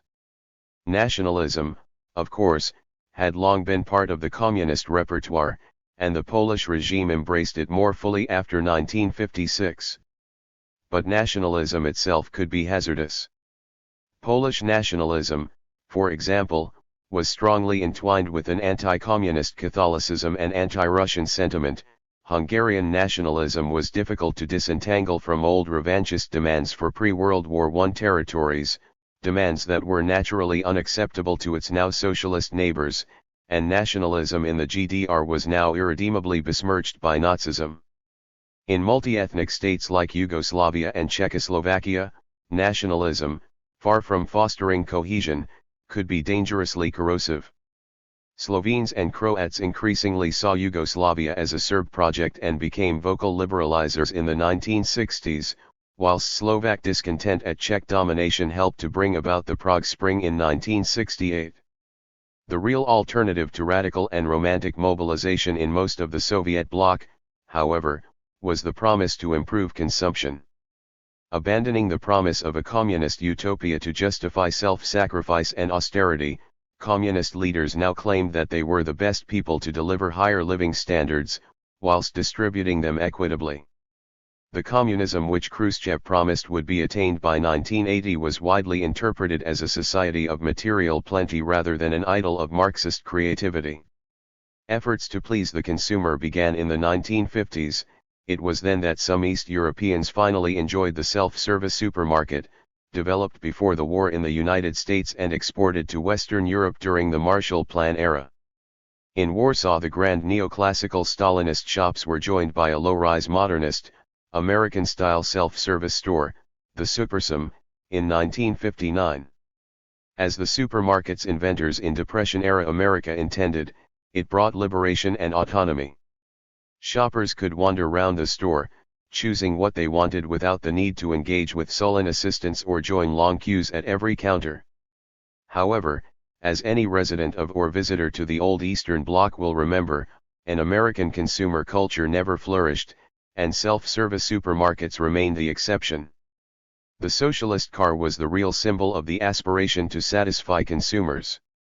The GDR, under most pressure to compete with the West, was the first country to make serious attempts to build cars for the private market with its plastic-bodied, environmentally unfriendly Trabant, first introduced in 1958.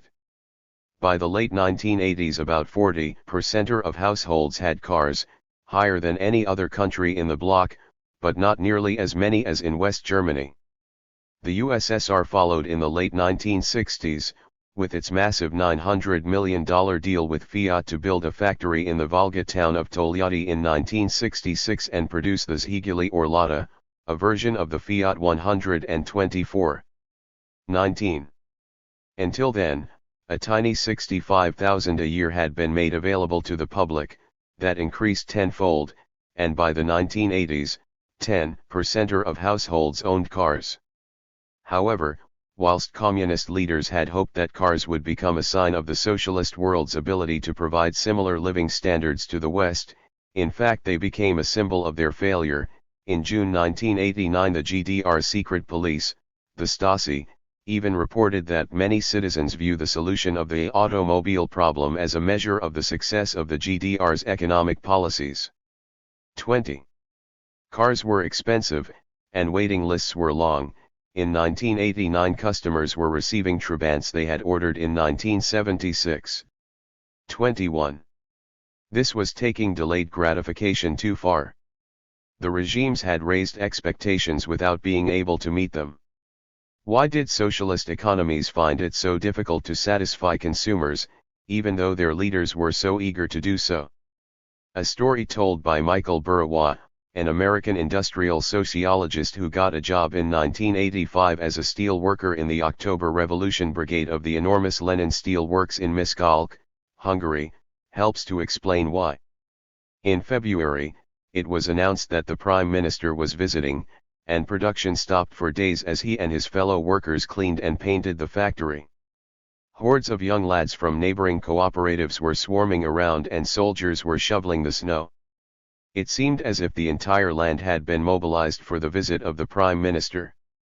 Burawa was supposed to be helping to paint one of the machines, the slag drawer, yellow and green, but there were not enough clean brushes to go round, and he spent his time pointlessly painting shovels with the only tool available, a brush loaded with black paint. The workers were deeply cynical about the whole exercise, seeing it as a typical example of the wastefulness of the system. On seeing workers melting ice with a gas flame, Jayuri shakes his head in dismay. Money doesn't count, the Prime Minister is coming. 22. Jayuri was right. In socialist economies, even those with strong market elements, like Hungary's in the 1980s, politics mattered more than money and profit.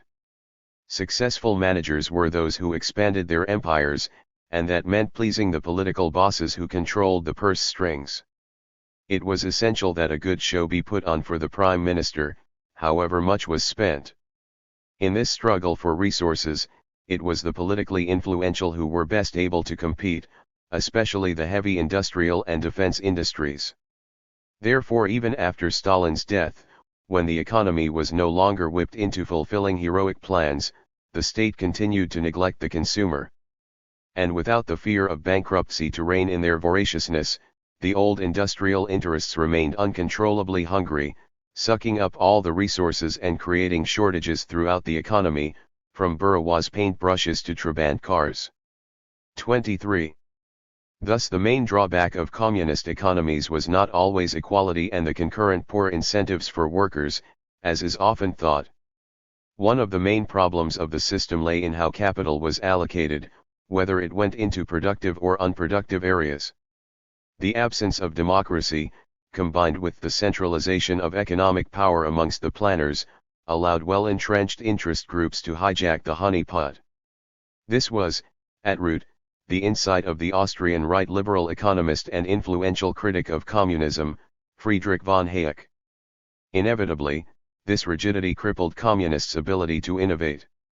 Entrenched interests made sure that they took the lion's share of resources, starving new ventures which were to be vital for the economy. By the 1980s, therefore, a massive 20 to 30% of the Soviet national budget was spent on defense.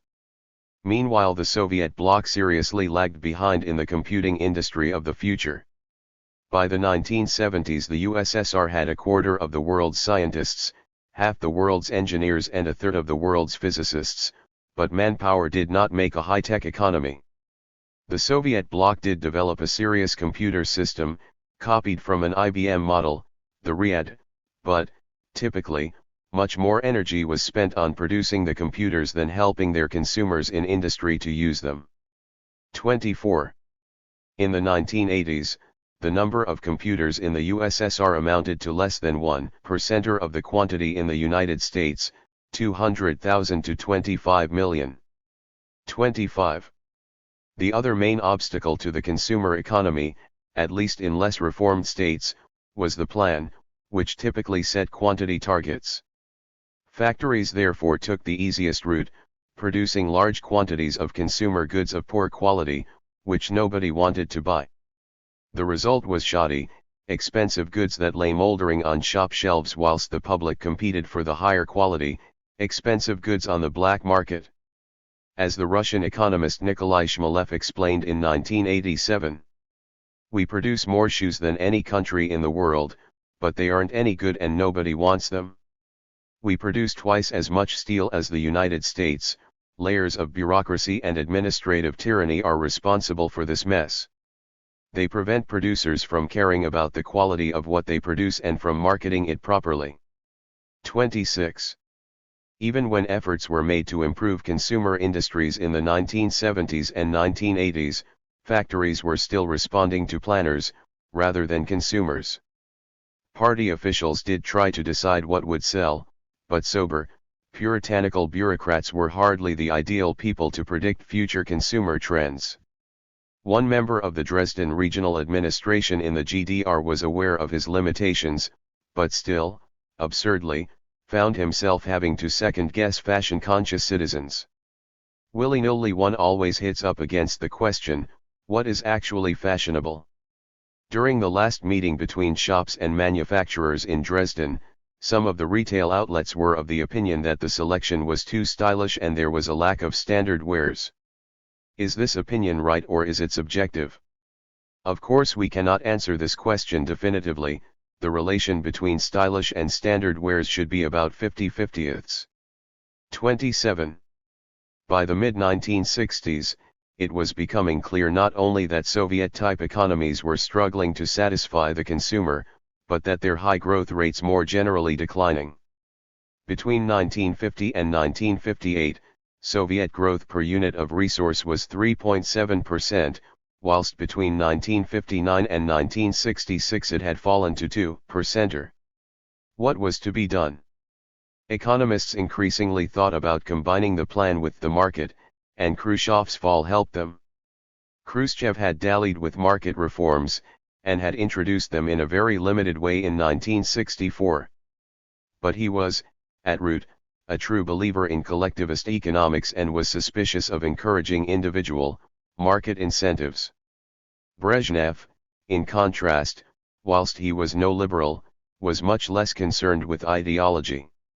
It looked as if Khrushchev's awkward combination of technocracy and radicalism would give way to a new era of pragmatism. 4.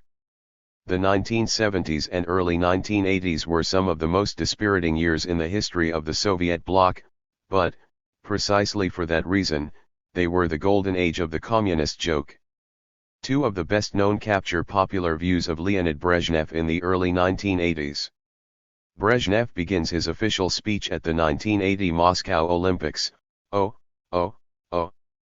His aide interrupts him and whispers, "The speech starts below, Leonid Ilyich.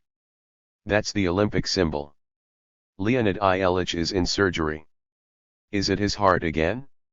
No, he's having a chest expansion operation. He's awarded himself another Order of Lenin."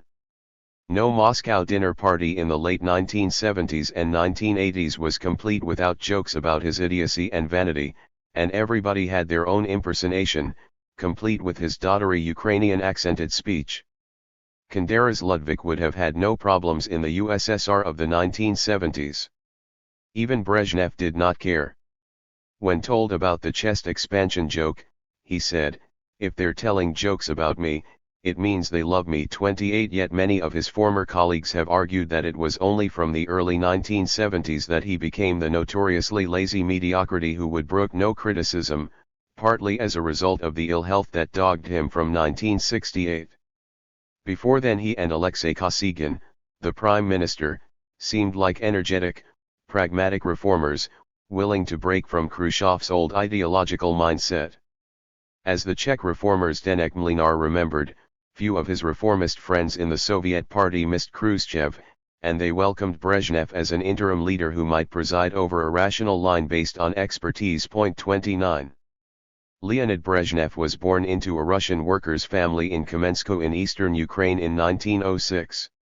His parents were ambitious for him, and he attended a good classical grammar school. The revolution and civil war disrupted his education, but they also opened up new opportunities.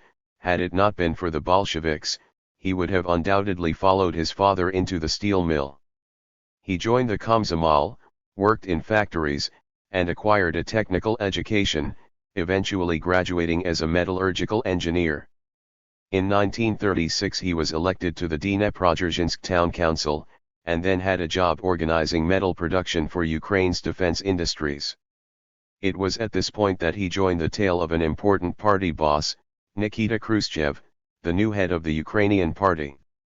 During the war, he continued to put his technical and administrative skills at the service of the party, helping with the dismantling of factories in the western USSR for transport to the east.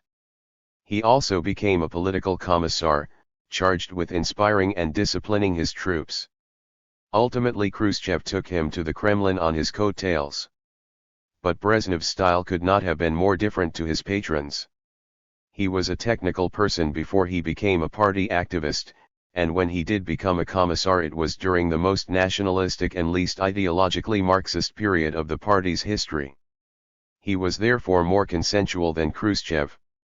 He was, indeed, a fairly typical official of his generation who owed his extraordinary social mobility to the party. Like Tyudentsev's Drozdov, he was uninterested in ideas, did not enjoy films and disliked reading. Acolytes even had to read official papers to him. Some of his pleasures were simple ones, playing dominoes with his security guard and watching football on the TV. But the Brezhnev jokes had some truth to them. He was hilariously vain, loved ceremony and was no Puritan. He had accumulated more state awards than all of his predecessors combined. Indeed, he had more military medals than Marshal Zhukov, who had captured Berlin. 30 Other weaknesses included fast cars and the post-Stalin communist sport of bear hunting. And whilst Brezhnev hardly lived in the luxury enjoyed by today's Russian elites, his lifestyle was very different from the mass of the Soviet people, and inevitably generated resentment and jokes. In one, Brezhnev's mother visits her son in his luxurious dacha. "This is my house," he boasts, These are my cars, this is my swimming pool. His mother gasps with wonder and pride, tinged with anxiety, you do live well, Lyonika. But I'm worried for you. What happens if the Bolsheviks return? As will be seen, the joke turned out to be prescient. Revolutionary Bolsheviks, of a sort, were indeed to return, and Brezhnev's corrupt legacy was to be one of their first targets. Brezhnev's lack of attachment to ideological shibboleths made him an ideal international negotiator, as did his easygoing character. He once confessed charm can take you a long way in politics, and he was resolutely opposed to those he dubbed the Soviet Chinese, the Mao-style anti-Western ideologues within the party. After the erratic and touchy Khrushchev, Brezhnev was welcomed by Western statesmen, and peacemaking with the United States was his great achievement, in the raft of nuclear arms control and other treaties of the early 1970s. Brezhnev's ideological flexibility, together with his own interest in the good life, also gave him a greater willingness to tolerate economic reform in the Soviet bloc, and whilst the reforms in the USSR itself did not go very far, the 1960s saw some of the boldest economic experiments in the region. Three parties, the East German, the Hungarian, and the Czechoslovak, embarked on serious programs of economic liberalization, as did the Yugoslavs outside the bloc. The first reformer was the unlikely Walter Ulbricht. Few expected that the old rigid Stalinist, forged in the sectarian German Communist Party of the 1920s, would change in his 60s, but the GDR was on the front line in the economic competition with the capitalist world. Before the building of the Berlin Wall in 1961, those dissatisfied could just move to the west, as about a sixth of the population did. As Ulbricht told Khrushchev in 1960, we cannot choose against whom we would like to compete. We are simply forced to square off against West Germany. 31 In 1970 Ulbricht sincerely believed that the GDR could overtake its Western brother in specific high-tech areas like electronics and machine building, even though it might not catch up with the economy as a whole, hence the party's surreal slogan to overtake without catching up. Ulbricht's new economic system of 1963 was a typical reform of the time and was partially inspired by the economist Evze Lieberman, a technocratic project to introduce market mechanisms into the plan without giving in to the free market. Efforts were made to subject enterprises to market signals to improve their productivity and to make them more responsive to consumers. This would be done by judging them, and financing them, according to their profitability, rather than by how much they produced, and by giving them more powers over pay and bonuses. At the same time Ulbricht challenged traditional party bosses by seeking to promote technically able, educated experts rather than the less well-educated Reds. His reform, however, soon ran into the difficulties that bedeviled all attempts at market-style reforms in the Soviet bloc, the objective difficulty of moving from the old system to the new, political resistance, and fears of worker unrest. Economic bureaucrats complained that they were still expected to fulfill plans, but had fewer powers to do so. Enterprises spent money on wages to appease workers, and productivity declined. The regime did not have the courage to set higher commercial prices, and even though Ulbricht did talk about the need to close down unprofitable plants, it was politically impossible to do so, as they had powerful supporters in the party. Ulbricht also discovered that decentralization deprived him of the powers he wanted to force through his ambitious high-tech projects, and he began to reverse the reforms. Soon a powerful opposition had emerged within the party, led by Erich Honecker, whilst Ulbricht's obsession with high-tech industries began to cause shortages and bottlenecks in other areas of production. A combination of economic crisis, mass discontent, and Brezhnev's displeasure at Ulbricht's unauthorized détente with West Germany brought Ulbricht's fall, his replacement by Honecker, and the end of market reforms. 32. Serious reform had ended much earlier in the USSR. In 1965, Kosygin introduced a limited version of Lieberman's proposals, but they were soon watered down. Brezhnev was a staunch defender of established bureaucratic interests, and the hungry parts of the economy, especially the military and heavy industry, resisted any reduction in their resources. The Hungarian party introduced the most long-lasting liberal reform, which few predicted after the brutal repressions of 1956–7. Once Katar had reimposed communist rule, he tried to follow a middle course between hardliners and liberals, and began to seek support for his unpopular regime. The new economic mechanism of 1966 and 1968 reduced plan targets to a minimum and freed prices, gradually lifting economic controls until by the 1980s the Hungarian economy was one of the freest in the bloc. A dual economy emerged, rather like the Soviet economy in the 1920s, with cooperatives and a legal private sector allowed to compete with the state-owned economy. The reform gave consumers, at least those with money, real power. The old socialist dilemma of too few goods and too much money was reversed, and the problems of capitalism returned: too little money, too much to buy. Wage differences also increased and inevitably caused some discontent. The Hungarians, then, had created their own goulash communism. By communist standards, this was a consumer paradise, and industrial performance also seems to have improved. Even so, this was not capitalism. Market disciplines were weak, and failing firms were not closed down.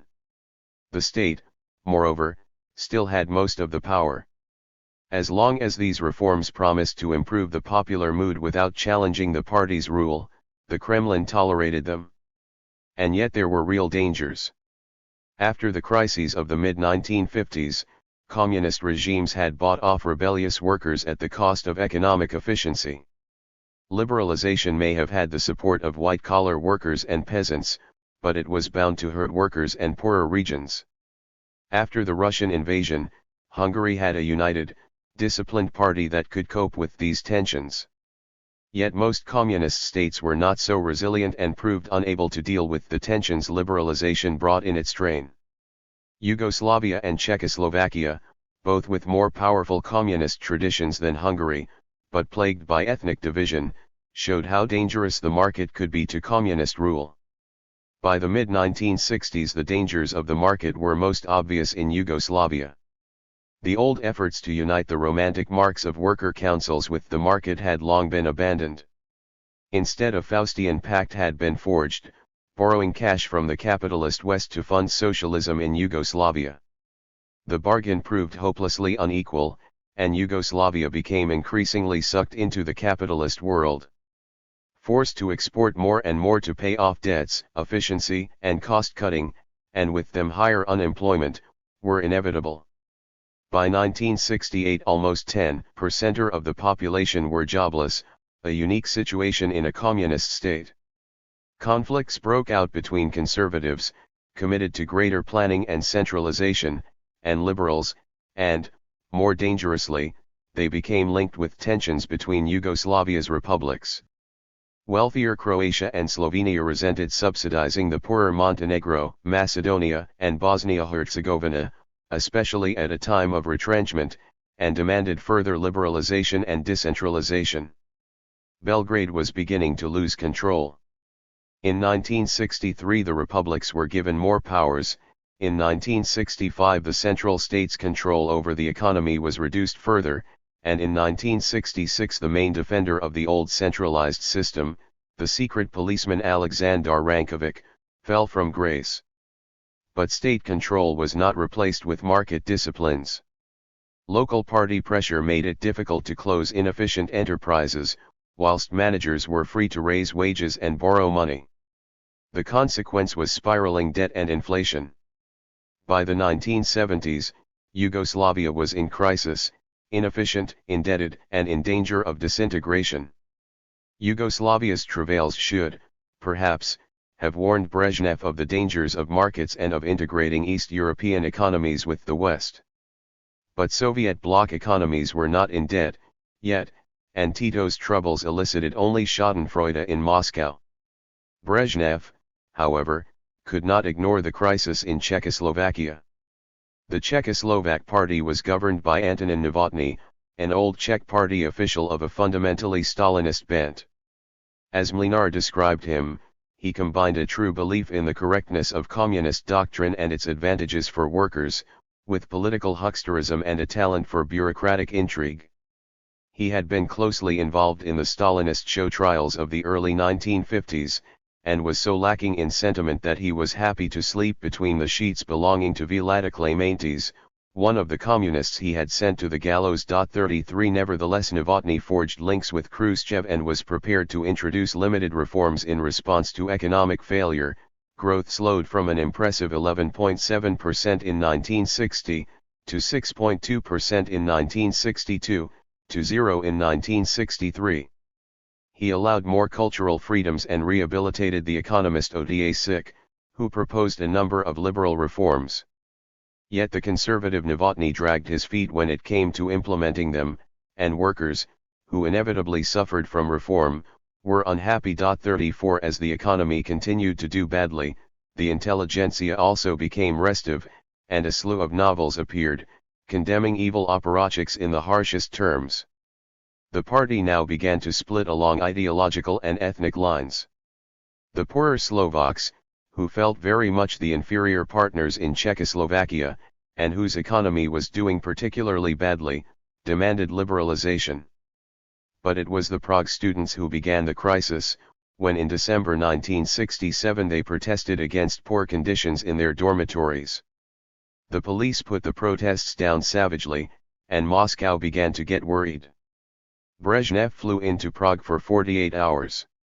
Initially, he did not plan to change the leadership, but merely to put pressure on the Czech party. He soon realized, however, that Novotny was not open to persuasion. He seemed to have no idea of the seriousness of the situation, was rigid and did not know how to handle people. Brezhnev told the Czechs that they had to sort the situation out themselves. This is your affair. 35 But his refusal to give Novotny unequivocal backing was fatal to the old regime. The Slovak leader Alexander Dubček replaced him in January 1968, and charged a group of reformist Marxists with formulating an action program. Unlike the Hungarian reformers of 1956, the reformers had no intention of dismantling the party state, or leaving the Soviet bloc. Dubček had spent much of his childhood in the Soviet Union, and was deeply attached to his Russian elder brothers. Similarly, one of his main advisors, Zdeněk Mlynar, wrote in 1980, "I was a reform communist, not a non-communist Democrat. I didn't try to hide it then, and there is no reason why I should try to do so now." 36 Multi-party democracy, he believed, would only cause a conservative backlash and endanger the reforms. Yet the reformers were left with the old dilemma: how to reconcile genuine democracy with the guarantee that the party would retain its leading role. Khrushchev's romantic Marxist solution had been a program of moral renewal, to reinvigorate officialdom by means of purges and controlled party elections. Officials would then be in a fit condition to mobilize ordinary people. But the Czechoslovak reformers rejected this top-down vision. Whilst they agreed with Khrushchev that the communist elites were capable of change, they believed it should be through direct democratic pressure from below. The party had to re-earn its leading role by taking account of popular opinion. They justified their democratic socialism by going back to a non-Stalinist Marxism, both romantic and revisionist. The post-Stalin thaw had given intellectuals a very different view of Marxism from the orthodoxy that had prevailed since the mid-1930s. Mlynar, one of the first cohort to move into the grand new Moscow University building on the Lenin Hills, remembered how narrow and distorted the Marxism he studied there was. "It was only in the late 1950s that I finally studied what every Marxist-oriented university should teach its political science students as a matter of course." Now that he had been able to read the young Marx and Gramsci, as well as Koski and Bernstein, my former system of Marxist ideology was destroyed. 37. Most influential, perhaps, was the young Marx. This Marx, the new generation plausibly argued, was interested in human creativity. But from the end of the 19th century, Marxism had taken a wrong turn with Engels, his technocratic view of the world and belief in the inexorable laws of history. Feelings and creativity had been sacrificed to modernity and rationality. Stalin, they argued, had merely continued on this path. For him, any amount of human suffering was tolerable, as long as modernity was built. The time had come for a socialism with a human face to flourish, which allowed people to engage in praxis, or creative activity. 38. This, of course, all sounds like classic romantic Marxism. But it is significant that Mlinares' memoirs do not see any contradiction between the romantic young Marx and the pragmatic Koski and Bernstein.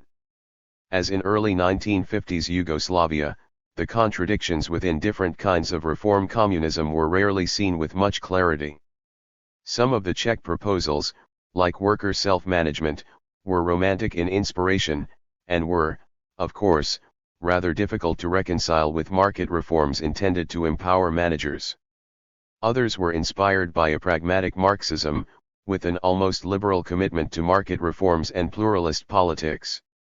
The reformers called for multi-candidate elections as the only way of revealing popular opinion, and denied they wanted to vote the communists out. Multi-candidate elections also had wide public support. But would the elections not undermine the communist system? Opinion polls showed that they would not, and an overwhelming majority of the population rejected any fundamental change. Only 6% believed that political parties opposed to the system should be permitted to stand. Even so, this was not a ringing endorsement of the Czechoslovak Communist Party. When asked whom they would vote for in the event of free elections, the Communist Party came top with 39%.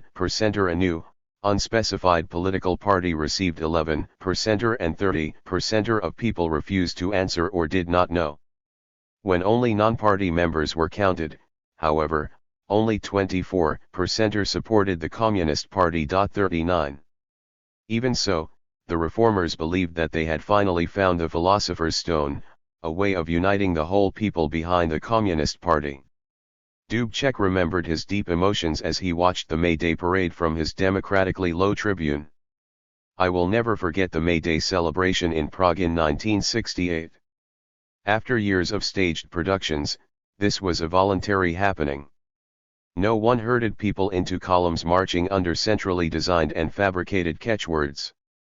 This time people came on their own, carrying their own banners with their own slogans, some cheerful, some critical, some just humorous. The mood was relaxed and joyful. I was overwhelmed by the spontaneous expressions of sympathy and support from the crowd as they passed the low platform where the other leaders and I were standing. 40. Most of the Soviet bloc's leaders, though, were profoundly unhappy. Everything looked fine in May, but what would happen after September, when the action plan envisaged free elections? This looked like a recipe for the collapse of communist rule. Gomulka asked, why not draw conclusions from what happened in Hungary? That all began in a similar way. 41. Brezhnev, ever the consensualist, was desperate to avoid Soviet action, and he reluctantly endorsed the action program. But as time went on, it seemed to Moscow that Gomulka and the hardliners were right. Dubček's pluralism seemed to be unleashing a wave of criticism. Especially worrying for the Kremlin was the 2,000-word manifesto signed by leading intellectuals, which implied that the party, full of immoral power-hungry individuals, could never be transformed into a humane force. Fears that the party would suddenly collapse as in Hungary in 1956 were exaggerated, but pressures for some kind of Soviet intervention became overwhelming when party bosses started to warn of cross-infection. Petro Shelist, the Ukrainian leader, told Brezhnev that the Prague Spring was destabilizing his own republic, and Brezhnev feared that he was facing a series of falling dominoes. 42. He agonized, and the crisis marked the beginning of his long battle with illness, insomnia, and addiction to tranquilizers and sleeping pills. He finally took the fateful decision. In August, the fraternal forces of the USSR, Poland, Hungary, Bulgaria, and East Germany rescued their helpless sibling from the evils of counter-revolution. They were met with some demonstrations but no serious resistance. As in Hungary, brutal repression followed.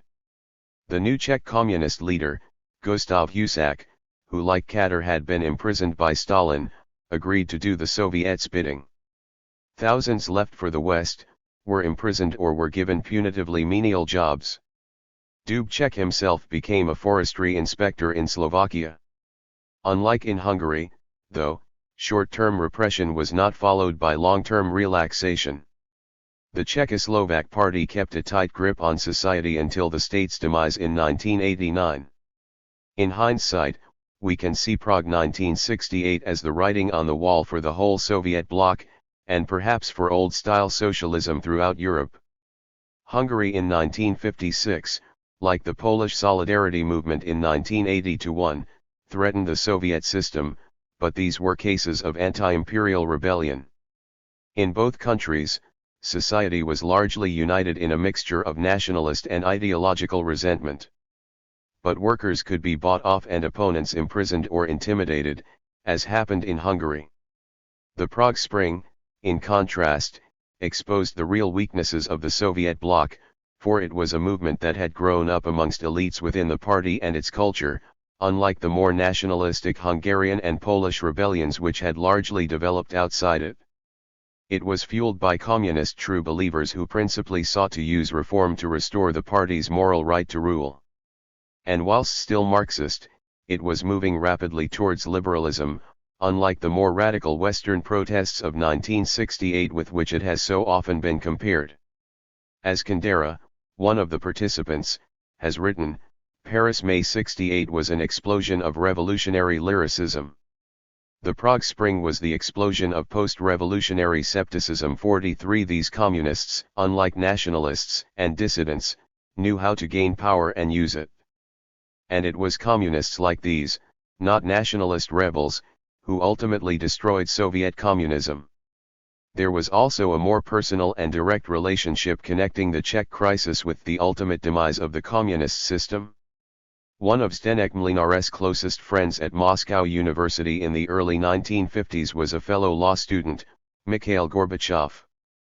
Both were part of a student generation committed to a non-Stalinist Marxism, and in 1967 Mlynar had stayed with Gorbachev, now a party official in Stavropol.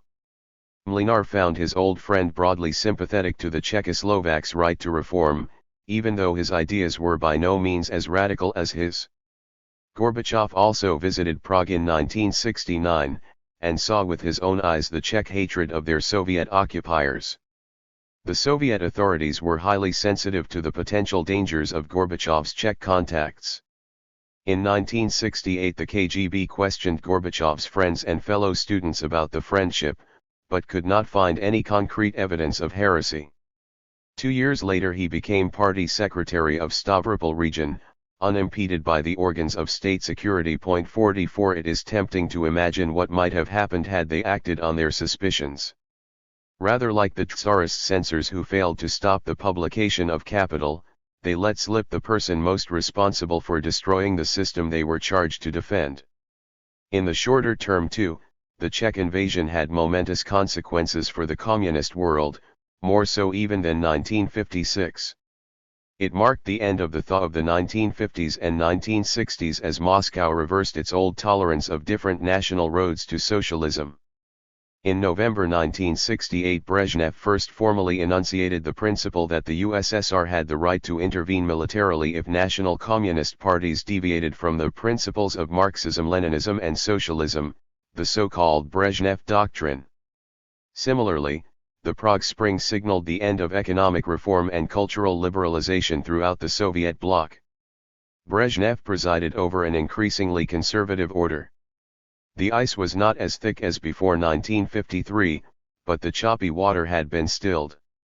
1956 was, of course, damaging to the reputation of the Soviet bloc, but many communists still believed that the system retained its dynamism and could be reformed. Between 1945 and 1968, 3 forms of communism had been tried in the Soviet bloc: high Stalinism, Khrushchev's mixture of radical and romantic mobilization, and the technocratic and market reforms of the 1960s. All had failed or been outlawed, except in Hungary, where goulash communism remained. What, now, was left? The system that emerged was described by Brezhnev as developed socialism, by Honecker as real existing socialism. Behind these bland phrases lurked a deeply conservative message: socialism was developed, not developing, it was real and existing and so did not need to be improved upon. Khrushchev's talk of an egalitarian communism arriving as early as 1980 had been quietly forgotten. Perhaps the best way to describe the system in this period is paternalistic socialism. This was a variation on high Stalinism, as it entrenched political hierarchies, even as it lessened economic inequalities. But the party was much less sectarian and violent than its Stalinist forebear. It had jettisoned its militancy and had given up on mobilizing the population for production. The Soviet Union still had major military ambitions, but the Communists were now more committed to satisfying demands for higher living standards. In 1979 Leonid Brezhnev was awarded yet another medal, the most prestigious Soviet prize for literature, the Lenin Prize. Never had the world seen such a combination of statesman, war leader, and literature. The prize was given for the ghost-written 3-volume memoir of his war exploits at the Battle of Malaya Zemlya, near his hometown of Novorossiysk. The incident was a minor one, and Brezhnev had been a rather unimportant political commissar. But his role and the battles were systematically exaggerated in histories, and they had now become a major part of the official story of the war. Children sang songs about the heroic encounter, and tours of party members trudged around a newly constructed Malaya Zemlya memorial complex. Of course, the cult of Malaya Zemlya was greeted with general hilarity and occasioned a whole subgenre of jokes. But it also tells us a great deal about the nature of late Soviet rule. The obsession with medals was typical of the hierarchical culture of the Brezhnev era, and, for the first time, the war became a central part of the regime's propaganda. There was a flurry of memorial building, including the enormous Motherland sculpture in Kiev. War memorials spread throughout the Soviet bloc, and many are still there, despite the efforts of anti-Russian nationalists to remove them. Brezhnev himself admired Stalin as a war leader, and though he did not rehabilitate him, criticism stopped. The terror was simply not mentioned. Brezhnev, though, did adopt aspects of Stalin's style. He took Stalin's title, Secretary General of the party, and by the end of the 1970s was being described as Vazd. His claims to great literary achievement also echoed Stalin's pretensions to be a leading Marxist philosopher, linguistic theorist, and corypheus of science. Brezhnev was perhaps closest to the late Stalin in his love of hierarchy. After Khrushchev's chaotic attempts to flatten society, Brezhnev was determined to restore the lines of command. Stalin's ethnic hierarchy was also restored. Just as it had during and after World War II, the party now relied on a version of Russian nationalism to replace a Marxism-Leninism very much in abeyance. A vocal Russian nationalist intelligentsia was treated with indulgence, the Central Committee became more Russian, and anti-Semitism crept back into official practice. Some of the main beneficiaries of the Brezhnev system were the cadres, the socialist service aristocracy. In 1965 Janos Kadar told Brezhnev that it was unacceptable to operate according to the old Soviet principle of today a hero, tomorrow a bum, but he was preaching to the converted. 45. Brezhnev himself enunciated the principal stability of cadres, protecting them from Khrushchev's threatening democracy campaigns, whilst in the GDR the technocratic challenge to their position was removed. The result was an entrenched, and increasingly senescent political elite. In the USSR the average age of full members of the Politburo rose from 58 in 1966 to 70 in 1981. In contrast with the early 1950s, however, political hierarchy was combined with greater economic equality, and a very un-Stalinist willingness to buy off worker discontent. The harsh father of the Stalinist era was replaced by a paternalistic state looking after the economic welfare of its citizens. Workers' wages rose throughout the Soviet bloc, and the gap between blue-collar and white-collar wages declined.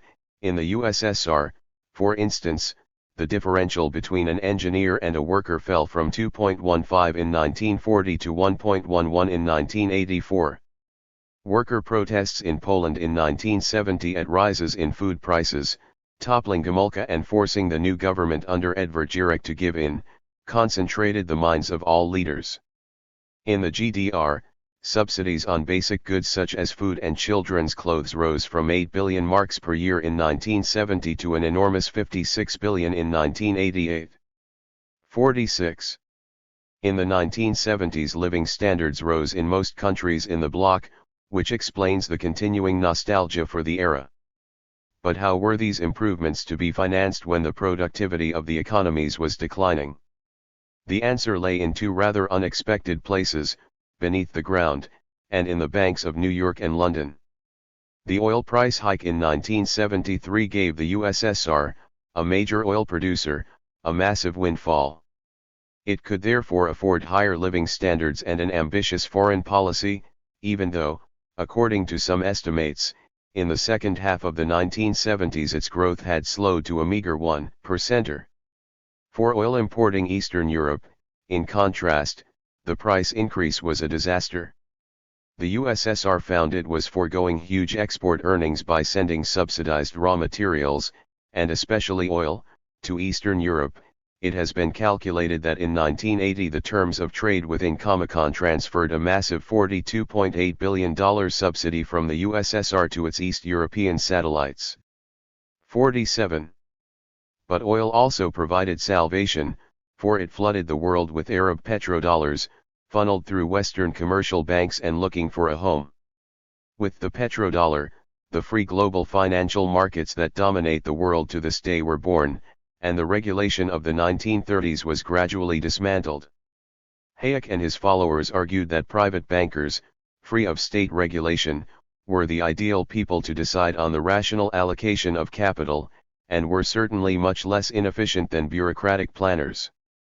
Driven by profit, bankers would inevitably invest in the most productive projects around the world, rewarding the innovative and hard-working and shunning the stupid and lazy. However, the early behavior of these new captains of global capital should have warned the world that Wall Street could be as careless with its capital as Gosplan. Bankers' timescales can be short, and far from picking long-term winners, they invested in the ramshackle, overplanned economies of Soviet Eastern Europe. The banks were encouraged by Western governments, eager to help their recession-stricken industries export goods to Eastern Europe. Communist leaders, for their part, abandoned any remaining ideological qualms and took the cash. It helped them to finance better living standards for their disgruntled populations whilst feeding the hungry state's voracious appetite for industrial investment. Having exhausted domestic resources, they now found a new source of capital abroad. Poland was one of the most ravenous states, and Gierek used loans to build steel mills and plants producing cars under Western license, like the Fiat Polski, which he hoped to export throughout the Soviet bloc.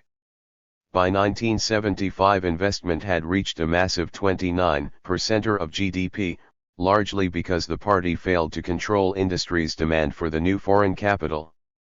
48. Ceausescu also hatched grandiose projects, conceived by crony economists and his own children.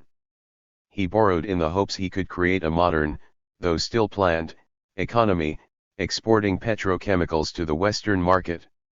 As one commentator has remarked, the ends were those of Adam Smith, the means those of Iosif Stalin. Like the Yugoslavs, the Romanians, even though operating an inefficient economic system, had ambitions to compete on the world market. By the end of the decade much of the communist world, Eastern Europe, North Korea, Cuba, and communist Africa, was in hock to Western banks, joining much of the non-communist developing world. East European debts were especially large, and between 1974 and 1979 the Polish debt tripled, whilst the Hungarian doubled. In the 1980s these debts were to cause a major crisis, but until then they helped to finance the paternalistic socialism of the mature communist regimes. By the end of the 1960s it was clear that communism was no longer a radically transformative force, at least in Europe. Many communists and even ordinary citizens in some countries were still convinced that their system was superior to capitalism, but they no longer expected it to forge radically egalitarian social relations, or to create a dynamic new economy to compete with capitalism. Both radical equality and economic dynamism were simply too difficult to reconcile with party dictatorship and the command economy. Ambitions therefore became more realistic. Communism's objective was to be a stable system of economic welfare and justice. Similar trends can be seen in China. Although China remained much more egalitarian than the Soviet bloc until Mao's death in 1976, as early as 1968 it was becoming clear to Mao that the radicalism of the Cultural Revolution was unsustainable. And as the leadership turned away from its earlier radicalism, China itself moved towards its own version of socialist paternalism. In many parts of the communist world, the system found some sort of equilibrium, as communist regimes learned how to live in peace with at least most of their people. 6. In the autumn of 1988, a pair of Hungarian sociologists, Agnes Horváth and Arpad Szakalzay, both deeply unsympathetic towards the ruling communists, were finally given permission to embark on a project most thought impossible, an independent academic analysis of party officials in the district organizations of Budapest, the way they worked, their values, and their psychological profile. 49. But traditional communist secrecy almost aborted the research even before it began. How, the anxious communists asked, could non-party people be trusted to study the comrades? Eventually, however, a tiny window of opportunity opened. Liberalization had reached the point where the party was willing to be scrutinized from outside, though it was in fact only a matter of months before the party's monopoly ended. Even so, a wary Horváth and Szakalzay sent their results for safekeeping to a number of well-known Hungarian academics as soon as they had a first draft, terrified lest their work be confiscated and suppressed. The results of their research surprised them. When a group of party instructors, middle to low-ranking full-time officials, was asked what made them especially well-suited to politics, the replies were remarkably similar. One answered, "I can make personal connections easily in all areas. I love to deal with people's problems." Another, "I planned this job as a temporary service. I felt I could easily make contacts with people, I have empathy." Though, of course, these answers should not be taken at face value, they are remarkably consistent with the results of questionnaires they completed on their personalities and values. The researchers had expected the officials to be typical political leaders, decisive, independent, and self-consciously rational problem solvers. Instead, they saw themselves as particularly flexible, emotional, and sympathetic. Moreover, when asked about their values, they were much more likely than other educated people to value individual responsibility, hard work, tolerance, and imagination. On the other hand, they were less likely than others to see rules and constraints, whether internal or external, as virtues. These Hungarian instructors sound like a group of social workers or psychotherapists, rather than the leather-jacketed militants of old.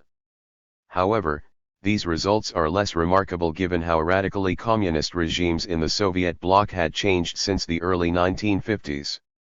The party, unlike the more technocratic state organizations, had always prized emotional skills, and the ability to connect with the masses. These were, after all, essential qualities if one was to persuade and mobilize others. But now the heroic era was past. The party increasingly saw itself as an organization committed to looking after the welfare of its citizens, although, of course, it propounded a very particular vision of welfare, moralistic, paternalistic, economically egalitarian, and socially conservative. The values endorsed by these Hungarian officials were useful in this type of organization. They wanted to help people, prized personal relationships, eschewed abstract, impersonal rules, and were happy to discriminate, seeing some as more deserving than others. Unlike previous party officials, those of the 1980s were generally highly educated, and communist parties increasingly presented themselves as scientifically trained professionals.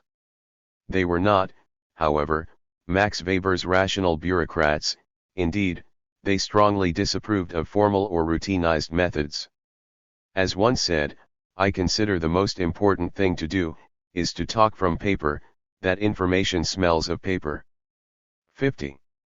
Therefore, outside the Stalinist periphery, communist parties no longer treated their populations as guerrilla armies, citizens were not expected to be labor heroes, nor were egalitarian social and gender relations enforced.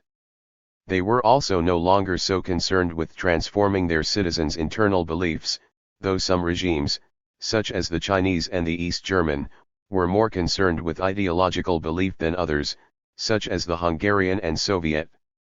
Rather, the paternalistic party state looked after the population and used coercion to make sure they stayed in line. They were welfare dictatorships, as one scholar has put it. 51.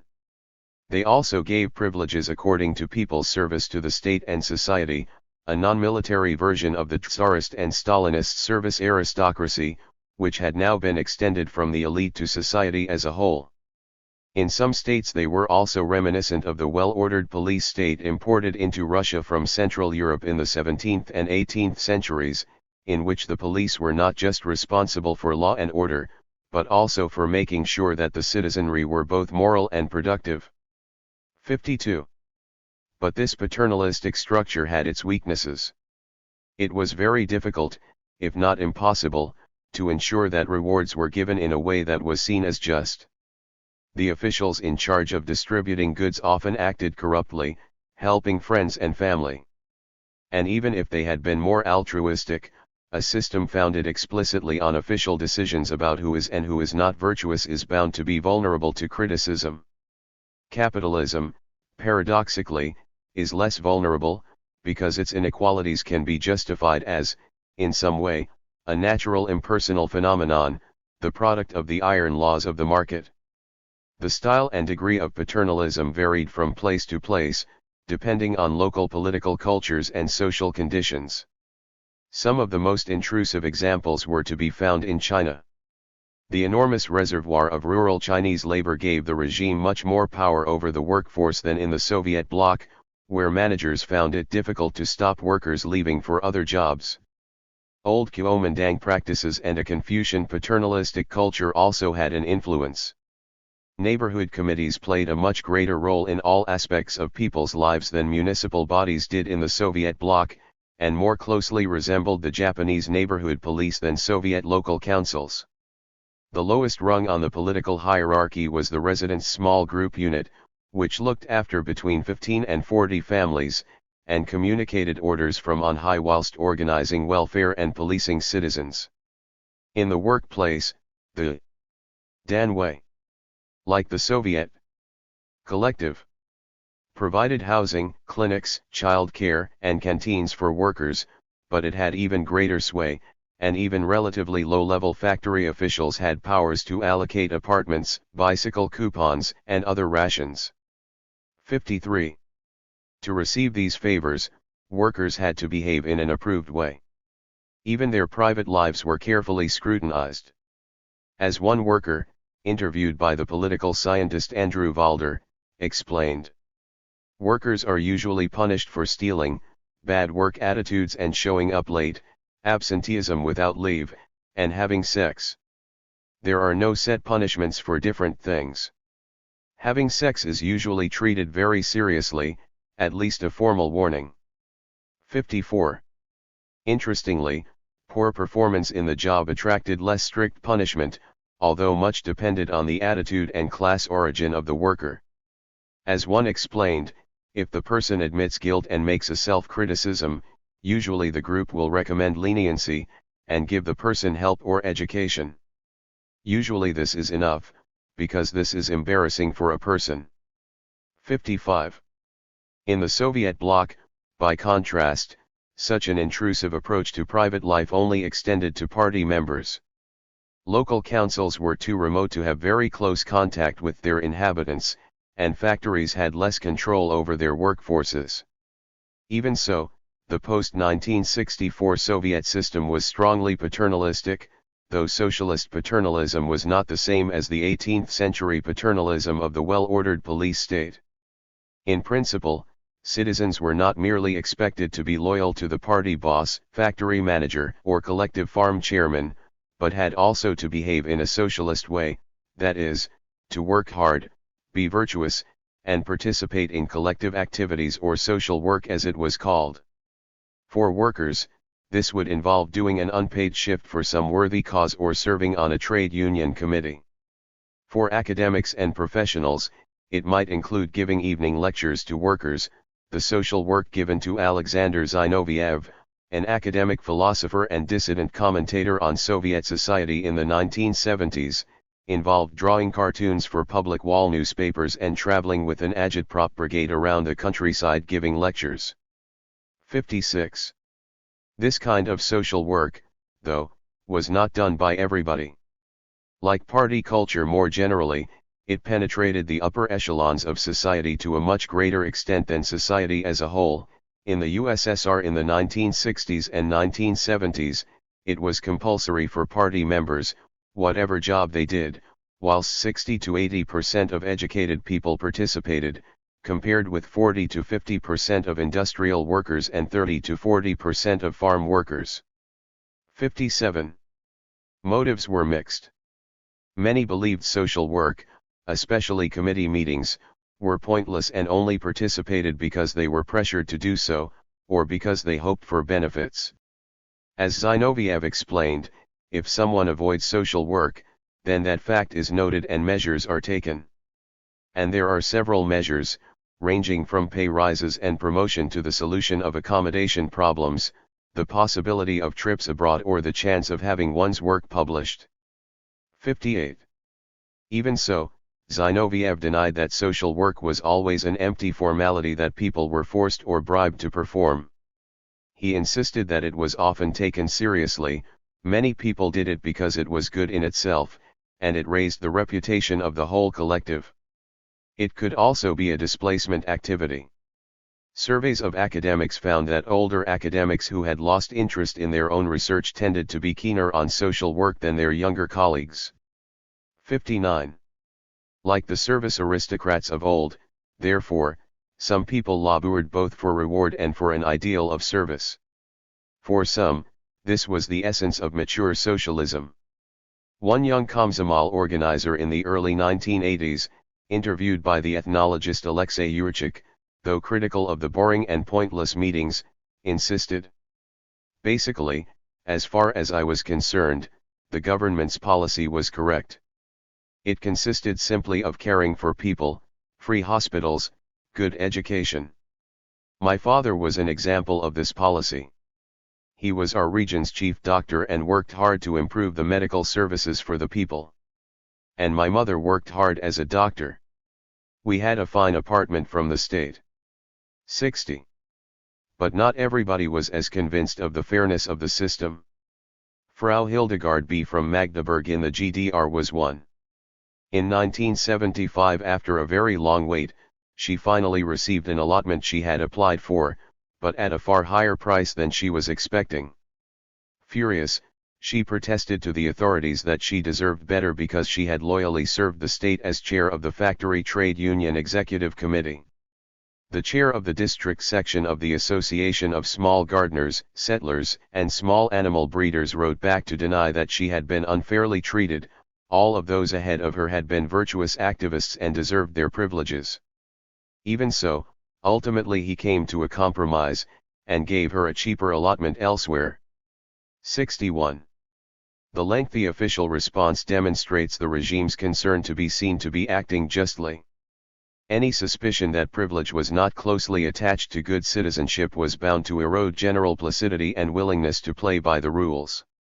However, the more the state abandoned its ambitions to transform society, the more difficult it was to ensure a direct link between reward and service. This was increasingly the paternalism of the acquisitive boss and his clients, not of the loving father and his children. Meanwhile, subordinates realized that they were rewarded more for unswerving loyalty and sycophancy to their superiors rather than more abstract socialist virtue. For even though they no longer aspired to mobilize their workers to build the socialist utopia, bosses still exercised power over the details of everyday life. When in 1983 the sociologist Michael Burawa went to work in Hungary's Banki heavy vehicle plant, he was struck by the contrasts between it and the Allied plant in Chicago where he had worked a decade earlier. Relations between managers and workers were very different. In the United States, jobs were not secure, but pay was, In Hungary, the reverse was true. It was very difficult to sack people, but workers were paid strictly according to piece rates. If they only produced 50% of their norm, they were paid 50% of their wage. In the United States, independent trade unions ensured that workers were guaranteed a minimum of 100% of their wage, whatever they produced. The Hungarian system gave managers and foremen a great deal of power, for they could set the work norms, and therefore pay, and they could allocate the best machines and the easiest work to their friends. So Burawa, who, as a foreign interloper was given an old machine and a difficult job, only ever achieved 82% of his norm, and earned 3,600 forints, unlike his favored fellow worker who earned 8,480 forints. 62. The Hungarian poet and leftist dissident turned Margaret Thatcher admirer Miklos Haraszti, who spent some time in the Red Star tractor factory in the early 1970s, described the role of the foreman.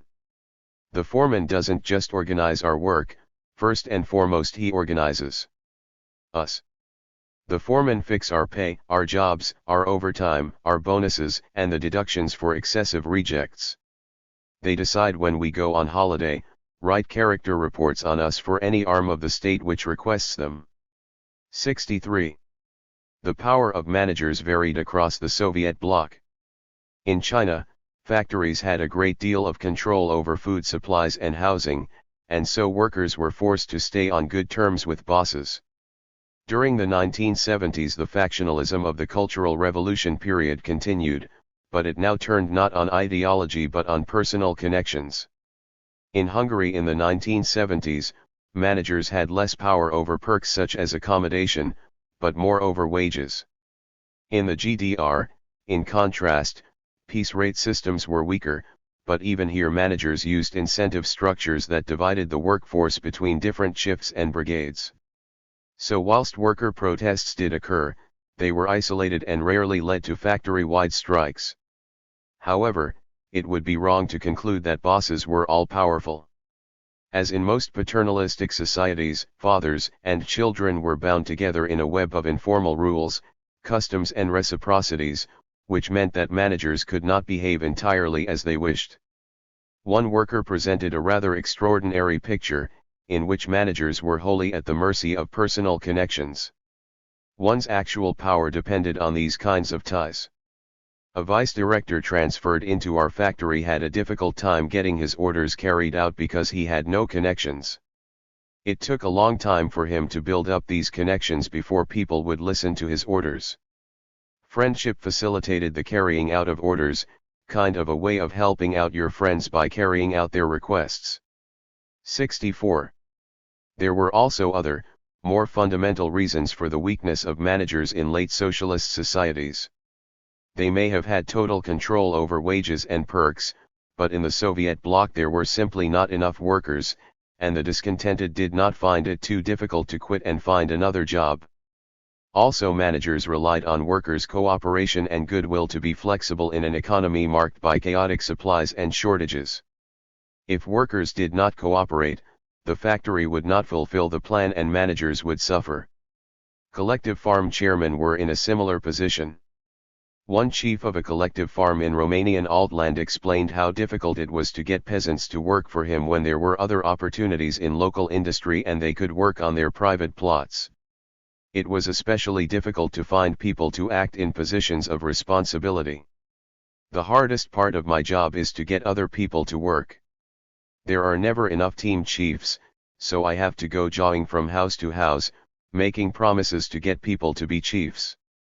This one needs bottled gas, that one wants meat. I can't satisfy them all, but we need chiefs. 65. This picture, of officials with limited powers, forced to compromise with their subordinates, is reinforced by the Russian philosopher Alexander Zinoviev's devastating satire on the Soviet system. The Yawning Heights. Of 1976. For Zinoviev, the dominant force in Soviet society was not the Kremlin but the collective. Whether the workshop in a factory, the collective farm, the academic institute or the apartment block. While officially appointed from above, managers and officials tended to identify with the collective, not with their bosses. Though managers might constantly try to exceed their authority and abuse their power, they were constrained by the fact that their career prospects depended on how well their subordinates worked, and by the surveillance of the local party cell and the rank and file of citizens who write complaints and anonymous letters to all sorts of organs. The power of managers therefore tended to be limited to feathering their own nests and those of their henchmen and toadies. It was virtually impossible to change the organization of the enterprise. Even a small initiative costs managers immense efforts, and quite often the result is a heart attack. 66. Zinovьev's account must be treated carefully, for the lives of the academic elite were a world away from those of the ordinary worker or peasant. Even so, he helps to explain the paradox of the mature socialist system. Its legitimacy was constantly undermined by endless popular complaints about injustice and hypocrisy, and yet it was remarkably stable. One reason was that people developed a sense of security in the collective, for it was very difficult to sack workers. Moreover, Zinoviev could reasonably talk of the simplicity of life compared with the West, for, paradoxically, in these supposedly bureaucratic societies people were in general much less burdened by red tape than under modern capitalism. Everything was looked after by their workplace, obviating the need to deal with a whole range of separate private institutions. Whilst acquiring desirable goods took a lot of time and energy, in most places and at most times a basic standard of living could be counted on. Furthermore, people generally did not have to work very hard. And yet the collective was not a stagnant, static place, nor was competitiveness absent. Hard work and overt ambition might not pay off, but there were many opportunities for self-advancement by politicking and forging good relations with bosses. 67. The relatively undemanding nature of work permitted people to devote time to personal relationships. As Horvath and Sakalze commented in 1992, whilst the party successfully discouraged a large number of people from being able to lead their own lives, express their opinions, and discuss public issues and their interests in a civilized form, its failure to imbue people with a work ethic did leave people with time and space for themselves and their personal relations. People don't work here, said Western experts. But it was precisely this distance that made it possible for a long time, up to the 1970s, for people to preserve in their everyday life, in what remained relatively free from the official world, their personal connections, the trust toward each other, the immediacy, the inner harmony and autonomy, the ability to live and feel. The fight of all against all mentality which today characterizes all strata of society was earlier restricted to only those groups that were close to the internal power struggles. 68. Alongside the official collective, therefore, was the unofficial collective, friends and family. Indeed, the intrusiveness of communist regimes, and their ambition to change friendship into a politically acceptable comradeship, only increased the importance of friends as a refuge. Friends were people you could trust, people who would not report something you had said or done to the party activists. This was most important during periods of radicalism, like the Cultural Revolution. As Chinese remembered about their school days in the Mao period, you could trust friends to mention only small things and minor mistakes in self-criticism sessions. 69. Even in more normal times, friendship was probably more important in socialist than other societies. When asked in 1985 which institution had the most authority in their lives, 23% of the 3,500 Belarusian and Estonian young people questioned cited the collective, 33% said friends, and 41% family. Friendship in the USSR seems to have been taken much more seriously than in the West, and indeed there was much more time for it. 16% of people met friends every day, 32% once or again several times a week, and 31% several times a month. American single men, in contrast, met friends on average 4 times a month. 70. Yet however much one might create one's own informal collective outside the system, the official collective mattered, and there was a clear tension between the justice and egalitarianism that were supposed to reign there, and the managerial and party hierarchy that frequently operated according to personal favors. Workers, especially, tended to see the power and perks of managers as unjust. Miklos Haristi found workers making a very clear distinction between themselves and the privileged managerial stratum, just as the workers of Stalin's USSR had in the 1930s. They, them, theirs. I don't believe that anyone who has worked in a factory, or even had a relatively superficial discussion with workers, can be in any doubt about what these words mean. The management, those who give orders and take the decisions, employ labor and pay wages, the men and their agents who are in charge, and remain inaccessible even when they cross our field of vision. 71. As Haristi admitted, whilst all workers felt very separate from managers, they were not necessarily hostile to them. Some accepted that, as technical specialists, they were valuable and necessary, but in all workplaces it was common to find the radical Marxist view that managers, especially those without obvious expertise, were merely parasites, feeding off the surplus produced by workers. One young worker echoed Lenin's claim in State and Revolution that administrative work could be done by a barely literate worker, and could be done better because the worker would be fair. That lot, what they do, I mean what they really do, could be done just as well by an unskilled laborer, all on his own, if someone taught him to count. Every morning he could distribute the jobs fairly, working from the list of runs, and take them to the machines. 72. Industrial and farm workers were not alone in believing that others were benefiting from unjust privilege. White-collar workers increasingly felt hard done by, especially from the 1970s onwards as the income gap between workers and the educated narrowed. As one East German teacher, Friedrich Jung, recalled, he who had neither money nor connections was in poor shape, and for him industrial workers at large wealthy plants were in a particularly good position because they earned more than teachers and their food and accommodation were subsidized. 73. So even as incomes became more equal, resentment at unjust economic privilege was endemic, as was revealed by the few independent opinion polls conducted during the 1970s and 1980s.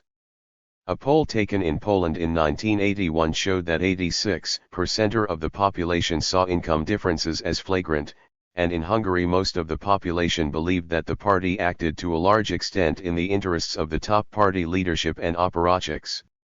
74. Indeed, it seems that as incomes became more equal, people perceived unjust privileges to be greater. Research on Soviet opinion in the Brezhnev era showed that younger generations were more likely than the older to see their era as the most unjust. 75. Michael Burawa certainly found anger at inequalities much stronger amongst workers in the communist world than in capitalist countries. The workers of the Lenin Steel Works in Miskolc, Hungary, and those of the Allied plant in Chicago all complained about the closure of the old steel furnaces. But whilst the American workers were faced with losing their jobs, they still find little fault with capitalism. Meanwhile, paradoxically, the furnacemen of the October Revolution Brigade, although more or less insulated from the ravages of the world market and unable to comprehend what it means to be without a job, nevertheless know only too well how to criticize their system, and spent a great deal of time condemning the hypocrisies of socialism. 76. The solution to this paradox lies in yet another paradox. Despite the political secrecy and distorting propaganda that suffused communist regimes, the system was actually much more transparent than capitalism. Zola, rightly, described capital as a mysterious god, hidden in a tabernacle, rarely questioned or even noticed by ordinary people. In communist regimes, by contrast, workers were constantly made aware of the principles of socialism through propaganda, socialist competition, voluntary social work and production campaigns, and could always contrast the ideal with the reality. Also, the economic mechanisms of socialism were well understood. The state invested in a factory and workers produced a surplus, which was then taken by the state, which claimed to distribute it justly for the good of society. So when workers saw bosses awarding themselves privileges, apparently unearned, they felt angry and exploited. Under capitalism, it is very difficult to see where the profit is going or how justly it is being distributed. It is no surprise that workers normally criticized socialist systems for not being socialist enough. But, as in the past, not only did communism's paternalistic practices clash with its commitment to equality, but they also contradicted the modern values which the regimes claimed to champion. If traditional societies typically involve non-egalitarian, hierarchical social relations of dependence, deference, and immobility, whilst in modern societies individuals are supposedly independent and are judged according to their achievements, then we can certainly see elements of a traditional order under communism. Paternalistic relationships governed collectives, people were often dependent on bosses, and in some socialist societies, people were trapped in their collectives. Meanwhile, women continued to be discriminated against, despite official rhetoric. The militant Messianic Party could believe in its role when it was building socialism and fighting the class enemy, but when that task had been achieved its function was less clear. It increasingly looked like a traditional status group, less able to run the country than real experts. Even so, communist regimes had built societies that were modern in some other ways. They had promoted urbanization, mass education systems and welfare states. Socialist regimes also encouraged a modern attitude towards life, where individuals and families strove to better themselves as part of a broader, national community. As the anthropologist David Kideckel has argued, the peasants of the Romanian Altland developed much broader and more diverse networks, covering a wider geographical area, than they had before the war, and peasants were well aware of the importance of bettering oneself. The concept of preparedness, the need to do well at school and know about one's work, became much more important under socialism than before. As one worker explained, in the past leaders had prägtire, and workers and peasants didn't. Now it's the opposite. 77. The older, almost aristocratic aspiration to be a dom. The generous, stylish, and charismatic person who did not work, was still present, but it coexisted with newer models of behavior. Peasants also adopted a much more pragmatic, utilitarian attitude towards work. The anthropologist Martha Lampland found that between the wars the Hungarian peasants of Sarost, south of Budapest, were relatively uninterested in markets. Status came with independence from others, and the peasant's ideal was to acquire enough land to secure it, a goal that most were too poor to achieve. Socialism, therefore, was unpopular amongst many peasants because it made them dependent on officials. But it also helped to transform their attitudes. Now work was measured and paid for, they developed a much more commercial view of their labor. By the 1980s, the Hungarian village was a place of rampant economism and utilitarianism. 78. Communist regimes, of course, were perfectly happy with these attitudes, as long as peasants placed the collective above the individual. They had sought to create a new type of modern individual, rational, free from the social ties of the past, and collectivist. And they enjoyed some success. In some cases, Soviet bloc citizens seem to have been more collectivist than their Western contemporaries, and as will be seen in Chapter 12, many citizens of Soviet bloc societies had more egalitarian views than Westerners. 79. However, there were strong forces undermining that collectivism. Opinion surveys in Poland showed that the principle of self-sacrifice for the collective became less important for ordinary people between 1966 and 1977. 80. Commitment to the collective was also threatened by a new enemy, consumerism. Communist societies were still far from the consumerism of the West, but some were beginning to measure their status by the goods they acquired, rather than by their service to the state. 7. In 1983, a new, genuinely amusing romantic comedy was released in the USSR, though one with a strong ideological message. The Blonde Round the Corner told the story of the romance between Nikolai, an astrophysicist who decides to become a warehouseman in a large Moscow shop, and the real heroine of the film, the shop worker Nadia, a larger-than-life wheeler dealer who can fix anything through Moscow's black economy. 81. Her life and relationships turn on her ability to secure deficit goods. She introduces her friends to Nikolai not by name, but by what they can get for her. One is theater tickets, another holidays on the Black Sea, and so on. In this parallel consumerist universe, the materialistic Nadia, not the party secretary, is boss. She has so much faith in her influence that she tries to find out whether she might be able to procure the Nobel Prize for Nikolai by bribing the committee members with caviar and other luxuries.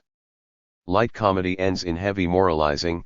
Nikolai, at first captivated by this new world, abandons the monstrous Nadia on the eve of their marriage and, by implication, the selfish and shallow pleasures of consumerism. The blonde round the corner displayed all of the communists' anxieties about consumerism. It was a rival universe, with its own hierarchy and values antithetical to those of communism. Soviet bloc countries all had flourishing black economies by the 1970s, some, such as those of the USSR, Poland, and Hungary, were largely tolerated, others, such as the East German, were treated less liberally, but flourished all the same. These parallel economies covered a significant proportion of economic activity. Surveys showed that in the USSR of the 1980s, 60% of all car repairs, 50% of shoe repairs and 40% of apartment renovations were done on the black market, many by people moonlighting from their official jobs. 82. But socialist states also legitimized this corrosive consumer culture by establishing special shops where luxury goods could be bought. For instance, the GDR's exquisite and delicate shops sold such goods for much higher prices than in normal shops, and the intershops sold goods for Western currency, acquired from relatives in the West. Consumerism established a different world. People spent a great deal of their time tracking down deficit goods for their apartments, or finding fashionable clothes, especially Western ones. It is no surprise that those jobs which gave access to consumer goods became much more popular in the 1970s. Sociologists found that shop sales jobs like Nadia's, looked down on in the early 1960s, were now much more attractive, whilst conversely higher education was becoming less popular. White-collar workers still generally earned more than their blue-collar counterparts, and some groups, such as the army and top party bosses, were relatively well paid in money and perks. But a new status hierarchy, founded on access to consumer goods, began to rival the old paternalistic one based on service.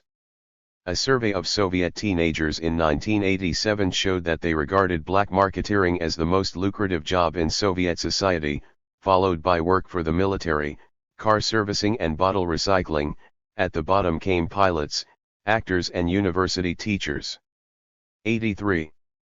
Similarly, in the GDR, where access to foreign currency sent by relatives was so crucial, the joke went that German socialism had reached a new phase in the Marxist scheme, from each according to his ability, to each according to the residence of his aunt. 84. As the blonde round the corner showed, this challenge to the old order was resented by those without access to consumer goods. In Poland, where party apparatchiks were themselves involved in the black market, it damaged their prestige. Elsewhere, it was more difficult for middle-ranking party officials to nurture foreign contacts, and consumerism antagonized those who did not have the opportunity or desire to participate in the parallel economy. Whilst they had status in the old hierarchy, they were very lowly in the new one. It was perhaps inevitable that consumer goods would become so central to people's lives when they became more widely available. Most people, in most societies, try to acquire status. But that status was only likely to become associated with consumerism when official socialist hierarchies became less important, and, crucially, when consumer goods were within the reach of ordinary people. People compete with their peers. When the very top elite, remote from most people, had these goods, it was less important to have them, but from the 1950s communist regimes created the ideal conditions for an obsession with consumer goods. They made greater efforts to spread these goods around, but failed to produce nearly enough to meet demand. Fascination with consumer goods clearly showed that many Soviet bloc citizens were moving into the Western cultural orbit. Youth culture revolved around Western clothes and music. Even though socialist states produced their own clothes, only foreign-produced clothes were fashionable. However, we should not exaggerate the power of consumerism. Communism was not brought low by the Marlboro cowboy. A survey of attitudes to social prestige in Hungary, the socialist economy with one of the most developed market economies, showed that jobs associated with knowledge had the most prestige attached to them. Commerce and high incomes were much less prestigious. 85. Also, an interest in consumer goods did not necessarily lead to anti-socialist attitudes. A minority of people were actively involved in the black market, an estimated 15% in the USSR, and they were generally regarded as being an unusual group, more materialistic than normal people. 86. So even though official propaganda relentlessly attacked youths obsessed with Western clothes as materialistic and work-shy, the youths themselves did not see the world in such Manichaean, black and white terms. Enthusiastic Komsomol activists were as likely to buy jeans from black marketeers as dissidents. The same can be said of that other hugely influential Western import, rock music, though in this case communists did sometimes have more cause for concern. Rock music was, of course, strongly associated with the youth rebellions of the 1960s, and its lyrics were often imbued with a hedonistic romanticism, as hostile to the principles of state socialism as technocratic capitalism. In some countries rock music became explicitly oppositional. The punk group Perfect provided the soundtrack to Poland's Solidarity movement in the early 1980s, and the post-invasion Czechoslovak group The Plastic People of the Universe was explicitly dissenting. One of its 1973 songs included the verse, "Bring your kilogram of paranoia into balance. Throw off the horrible dictatorship. Quickly. Live, drink, puke. The bottle, the beat. Shit in your hand." 87. Some of the group were arrested and tried, accused of extreme vulgarity with an anti-socialist and an anti-social impact, most of them extolling nihilism, decadence, and clericalism. During the trial, the defense did not deny their vulgarity, but ingeniously argued that they were just following Lenin's Bolshevik forthrightness, quoting his supposed maxim of 1922, "Bureaucracy is shit." 88. They failed to convince the judge, however. The musicians were imprisoned, and their case became a cause célèbre, attracting international attention. It also led to the creation of Charter 77, a dissident group committed to forcing the regime to observe law and the constitution, whose most famous member was the playwright Václav Havel.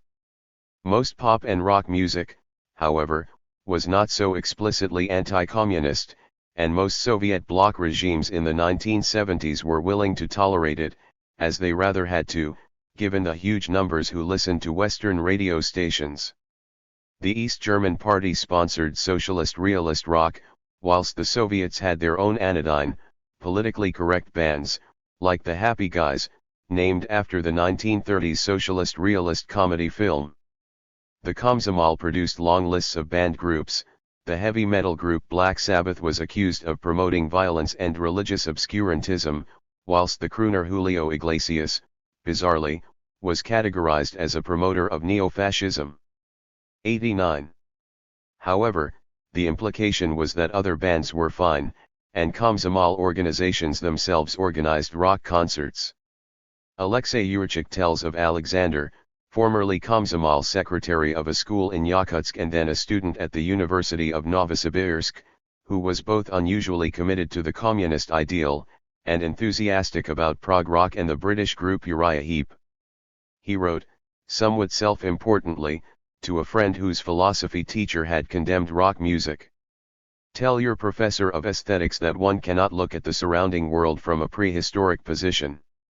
The Beatles is an unprecedented phenomenon of our life that in its impact on the human mind is, perhaps, comparable with space flights and nuclear physics. 90. There was, then, no necessary contradiction between communism and modern popular culture, but communist parties still reacted to it in a prehistoric way. Khrushchev and his generation had dragged communism into the space and nuclear age. But modernity had moved on, and the aging communist leaders looked increasingly prehistoric, just as their politics seemed conservative. 8. I like rightists. Thus did the NE plus ultra of communist radicalism, Mao Zedong, address the notorious anti-communist, American President Richard Nixon, during their summit in Beijing on February 21, 1972. Equally implausibly, Nixon, not known for his interest in theory, claimed a desire to discuss philosophic problems with Mao. 91. A mere 2 years earlier, few would have predicted this extraordinary rapprochement between the most radical force in the communist world and the jittery chieftain of U.S. imperialism, as the Chinese press had dubbed Nixon. Just over 3 months later, on May 29, Nixon met the other communist bloc leader, Leonid Brezhnev, in the distinctly unrevolutionary surroundings of the Kremlin's St. Catherine Hall, an architectural orgy of gilt and crystal. They had come together to sign a range of treaties, including the Strategic Arms Limitation Treaty and a document outlining new foundations for U.S.-Soviet relations. Brezhnev's willingness to make peace was no surprise, given his character and the changes in Soviet thinking since the Cuban Missile Crisis. Also, the détente of 1972 achieved much of what Stalin had hoped for in 1945. The world was formally carved up into spheres of superpower influence. Now that East and West were more equal, at least in military and geopolitical terms, Brezhnev had succeeded in securing the recognition of the communist empire in Eastern Europe which the Americans had denied for so long. Mao's reincarnation as a peacemaker is, of course, more unexpected. But both communist leaders were facing similar difficulties, weakened as they were by the revolutionary explosions of the late 1960s and strategically vulnerable. As Brezhnev was trying to stabilize his bloc after the Prague Spring of 1968, Mao was still restoring order after his own cultural revolution, whilst anxious about military threats from the USSR and India. He therefore had good reasons to turn to the right. It was Nixon, however, who had most reason to compromise. For after its apparent success in suppressing revolutions in the Third World in the mid-1960s, American power was shaken by resistance in Vietnam. As in 1945, and indeed 1919, statesmen negotiating in grand residences and palatial halls could not impose their will on the turbulent South. And even more worryingly for Washington, it found that its opponents in the Third World had attracted sympathizers closer to home, on its own university campuses and in its inner cities. In 1968, from Washington to Istanbul, from Paris to Mexico City, politicians anxiously looked on as a new generation of revolutionaries took to the streets. High tide. In March 1968 a charity fashion show was held in Addis Ababa University's Ras Makanan Hall in an atmosphere of high tension. 1. It was organized by Linda Thistle, an American Peace Corps volunteer who ran extracurricular activities at the girls' hostel, and followed a show the previous year when a Californian firm had donated modish creations from Salon Exquisite and La Merveilleuse, including the fashionable mini-skirt. The 1967 show had generated critical articles in the Ethiopian student press. Mini-skirts were especially controversial. Whilst some of the arguments were nationalistic or Africanist, fashion shows were un-Ethiopian, an opium that has contaminated Europe. Denunciations also carried a distinctively Marxist tone. Indeed, such rhetoric had become pervasive in student circles at the time. The fashion show is nothing but agency for neocolonialism, an instrument for the creation of favorable market for luxury goods, one article thundered. 2. Thistle responded to the criticism by excluding miniskirts and transforming the event into the first African fashion show on the continent, featuring only African fabrics. But the radical students were not to be so easily appeased. Some argued that no fashion show, however nationalistic, could be justified in such a poor country. But questions of gender, and power relations between the male and female students, were also at issue. The men saw the event as evidence that Ethiopian women, seduced by Western mores and decadent lifestyles, were neglecting the more serious business of political discussion and activism. As one, Welleline Makanen, explained, "Our sisters' heads have been washed with Western soap. American philosophy of life leads nowhere." 3. The dispute eventually erupted into a small but violent demonstration. About 50 angry male students gathered outside the hall, abused and slapped the women, jostled foreign visitors, threw rotten eggs at some of the guests, and dragged others from their cars. Soon the police were summoned, violence escalated, and the police arrested a number of radical students, including the editor of the student journal. Struggle. Meanwhile, the university authorities, with the American University vice president at the forefront, decided to close the institute. Marxism and anti-Americanism had been a palpable sentiment amongst Ethiopian students for some time. Americans were associated with the increasingly unpopular regime of Emperor Haile Selassie, and a couple of months before the fashion show, the U.S. Vice President Hubert Humphrey had been prevented from speaking to students by a rowdy anti-Vietnam War demonstration. 4. But the events at the RAS Makanen Hall signaled the final breach between the student movement and the Selassie regime. Many of the students involved would go on to play a central role in the Ethiopian Revolution of 1974. A couple of weeks before, in New York, a young Berkeley graduate, Donna Fowler, read out a petition with 66 signatures, which championed the miniskirt and threatened to picket department stores with banners demanding "Down with the maxi." But whilst Thistle's and Fowler's generation was just as angry about Vietnam and American imperialism as its Ethiopian peers, their immediate concerns and overall vision of politics could not have been more different. For Fowler and her sisterly protesters, miniskirts symbolized personal and gender liberation, a rejection of the disciplined and masculine culture they believed had prevailed in the United States since World War II. But for Welleline Makanen, these garments flaunted a decadent attitude that was holding Ethiopia back. Rigorous discipline, not frivolous liberation, was precisely what was needed. Both groups of youth voiced Marxist slogans, but those of the Ethiopians, which harked back to the militant radical Marxism of late 1920s Russia, contrasted rather sharply with the more democratic, romantic Marxism of the Americans. The year 1968 saw the explosion of a whole range of long-established resentments heralding a high tide of revolutions throughout the world. Never before nor again would Marxist language be so fashionable and commonplace, as activists in the global South join those in the West to struggle against imperialism, racism, and paternalism. The number of Marxist regimes proliferated and the map of world communism was at its reddest. And yet beneath the apparent unity, communism had never been so diverse and disunited. The decade or so after 1968 saw it emerge in all its varieties. It was as if the whole history of the movement had been condensed into one febrile decade, from a late 1920s-style Stalinism in Africa, to a cultural revolution Maoism in Cambodia, from the Popular Front communism of Allende's Chile, to the Marxist romanticism of the Soixante-Huitards. From an almost social democratic Euro-communism, to Nicaragua's Guevara-inspired guerrilla struggle. But the sense of romantic liberation and democracy beckoned by 1968 proved fleeting.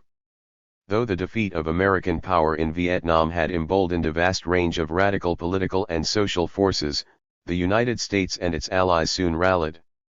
And as communist movements and regimes became entangled in great power rivalry and Cold War competition, the politics of protest meetings, discussion groups, and love-ins gave way to those of guns, bombs and grenades. Khrushchev's Third World Zone of Peace had become a bloody battlefield. 2. In the summer of 1964, about 1,000 American students from northern universities, most of them white, traveled to the southern state of Mississippi as part of a campaign by the Student Nonviolent Coordinating Committee to fight against the racial segregation that prevailed there. During the Mississippi summer, the students lived in communes, or freedom houses, or with local black families, registered voters, and taught in freedom schools. 5.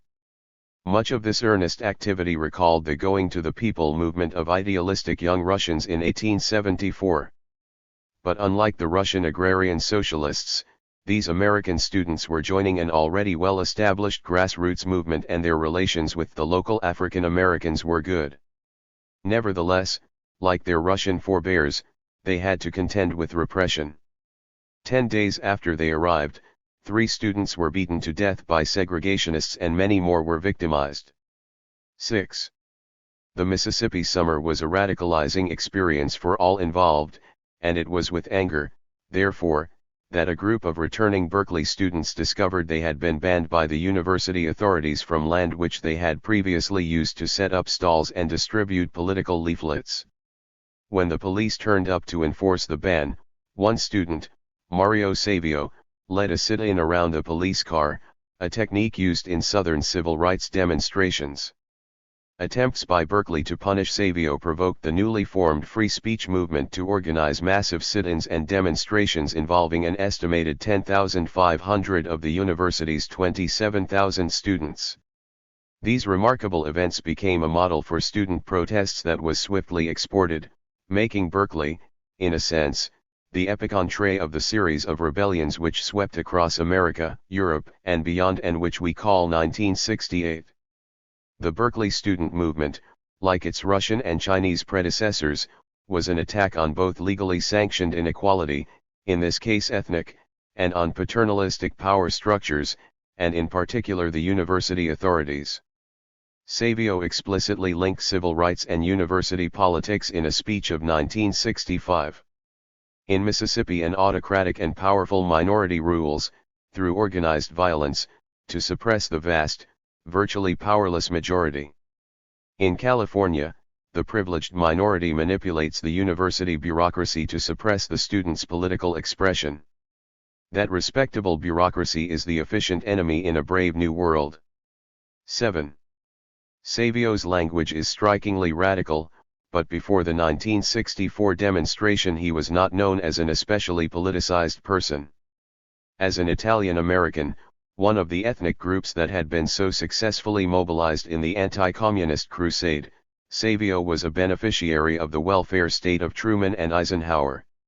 He was also attending a university committed both to technological research, some of it for the military effort, and to social mobility, at least for white Americans. Berkeley was therefore typical of many universities, especially in the Western world, which had rapidly expanded and now counted amongst their students many people from rather modest families with no previous history of higher education.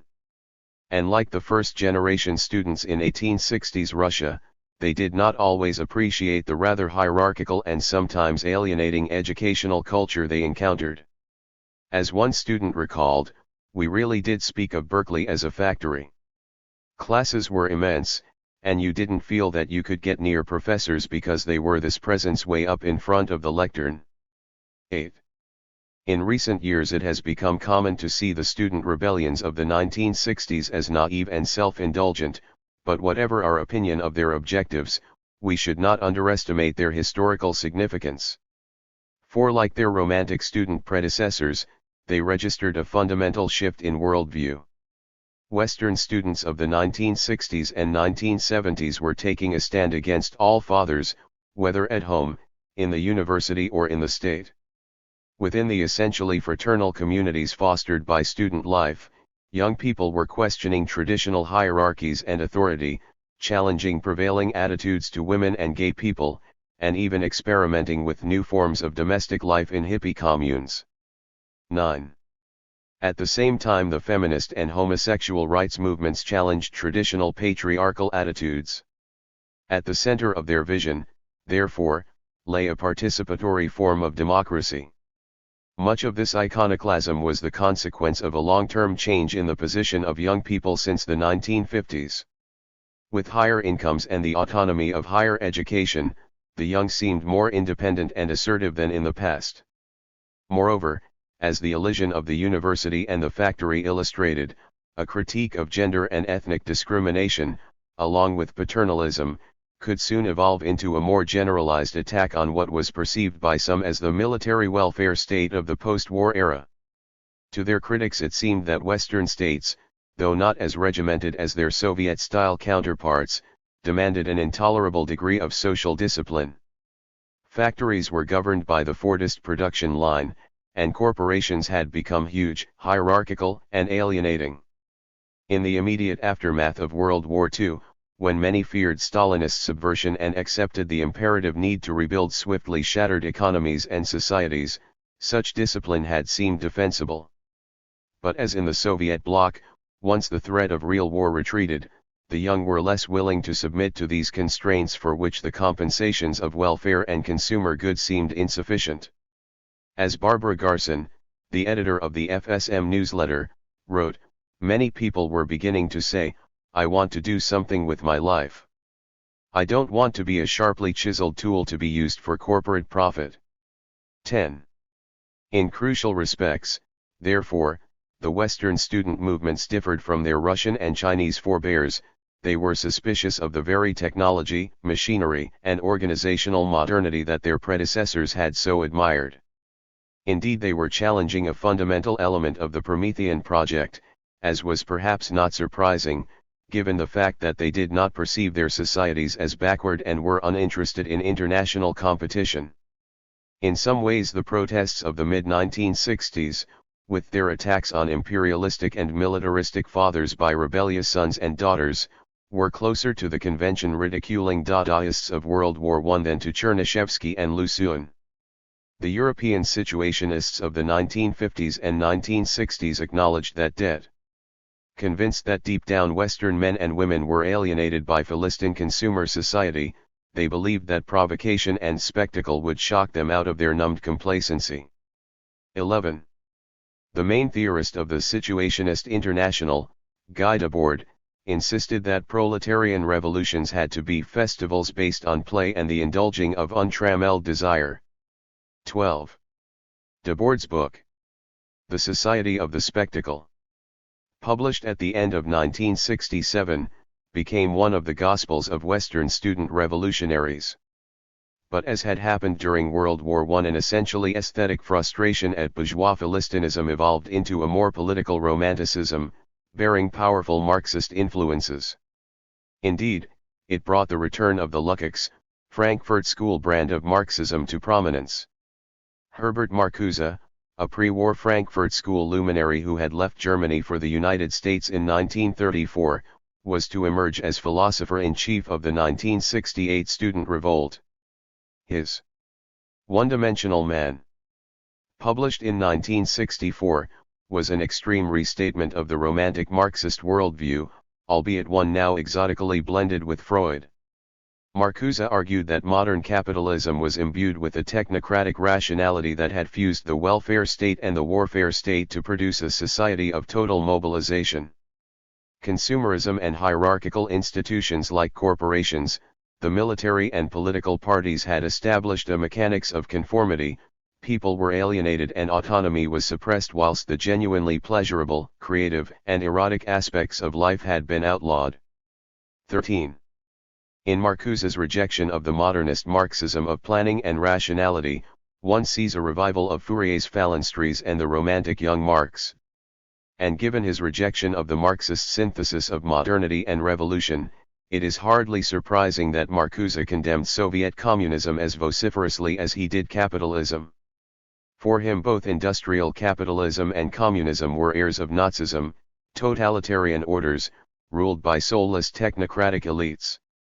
Marcuse's deep mistrust of technology and science, and his view of Nazism, industrial capitalism and Soviet communism as all symptomatic of a totalitarian syndrome, permeated the romantic left politics and culture of the 1960s. Domineering fathers, Nazis, and atom bombs were vividly yoked in the soon cultic poetry of the American Sylvia Plath. And 1960s technophobia haunted the powerful films of Stanley Kubrick.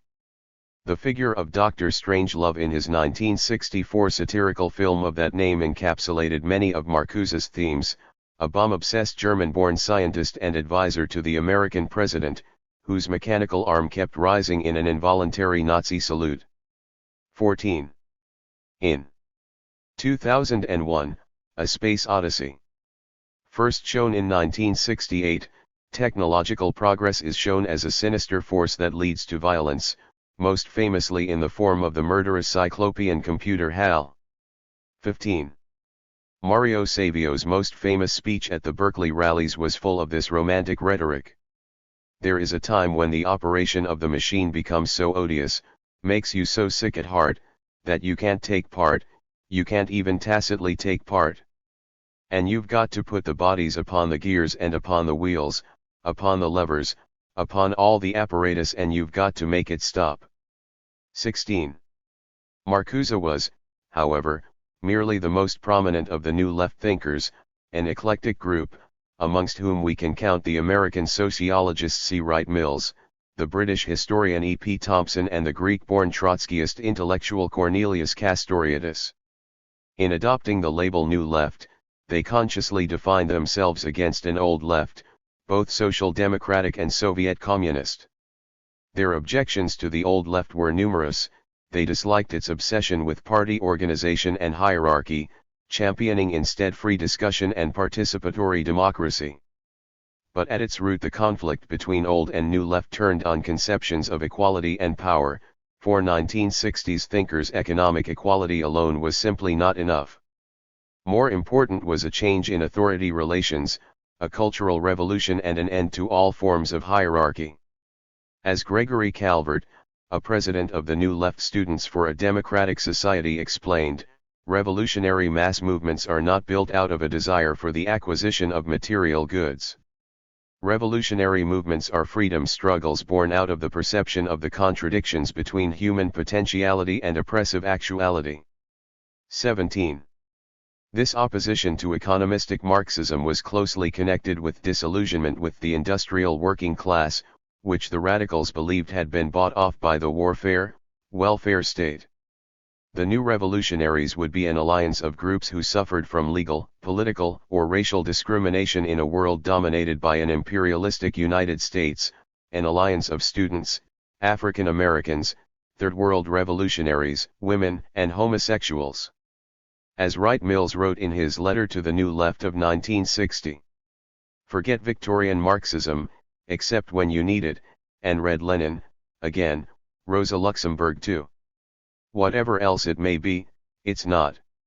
Tell it to the students of Japan. Tell it to the Negro sit-ins. Tell it to the Cuban revolutionaries. Tell it to the people of the Hungry Nation bloc." 18. By the early 1960s the parallels between African American civil rights at home and American anti-communism abroad seemed obvious to some intellectuals and activists. But it was only with the escalation of the Vietnam War in 1965 that the comparison became a commonplace. With the doubling of military conscription, students were inevitably radicalized.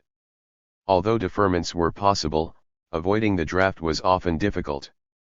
Protests began in the universities in 1965, and radical academics began to cancel normal lectures and organize teach-ins, based on the Mississippi Freedom Schools, day-long seminars on the war. One Students for a Democratic Society member remembered how powerful the New Left conception of an alliance between students, blacks, and Vietnamese had become.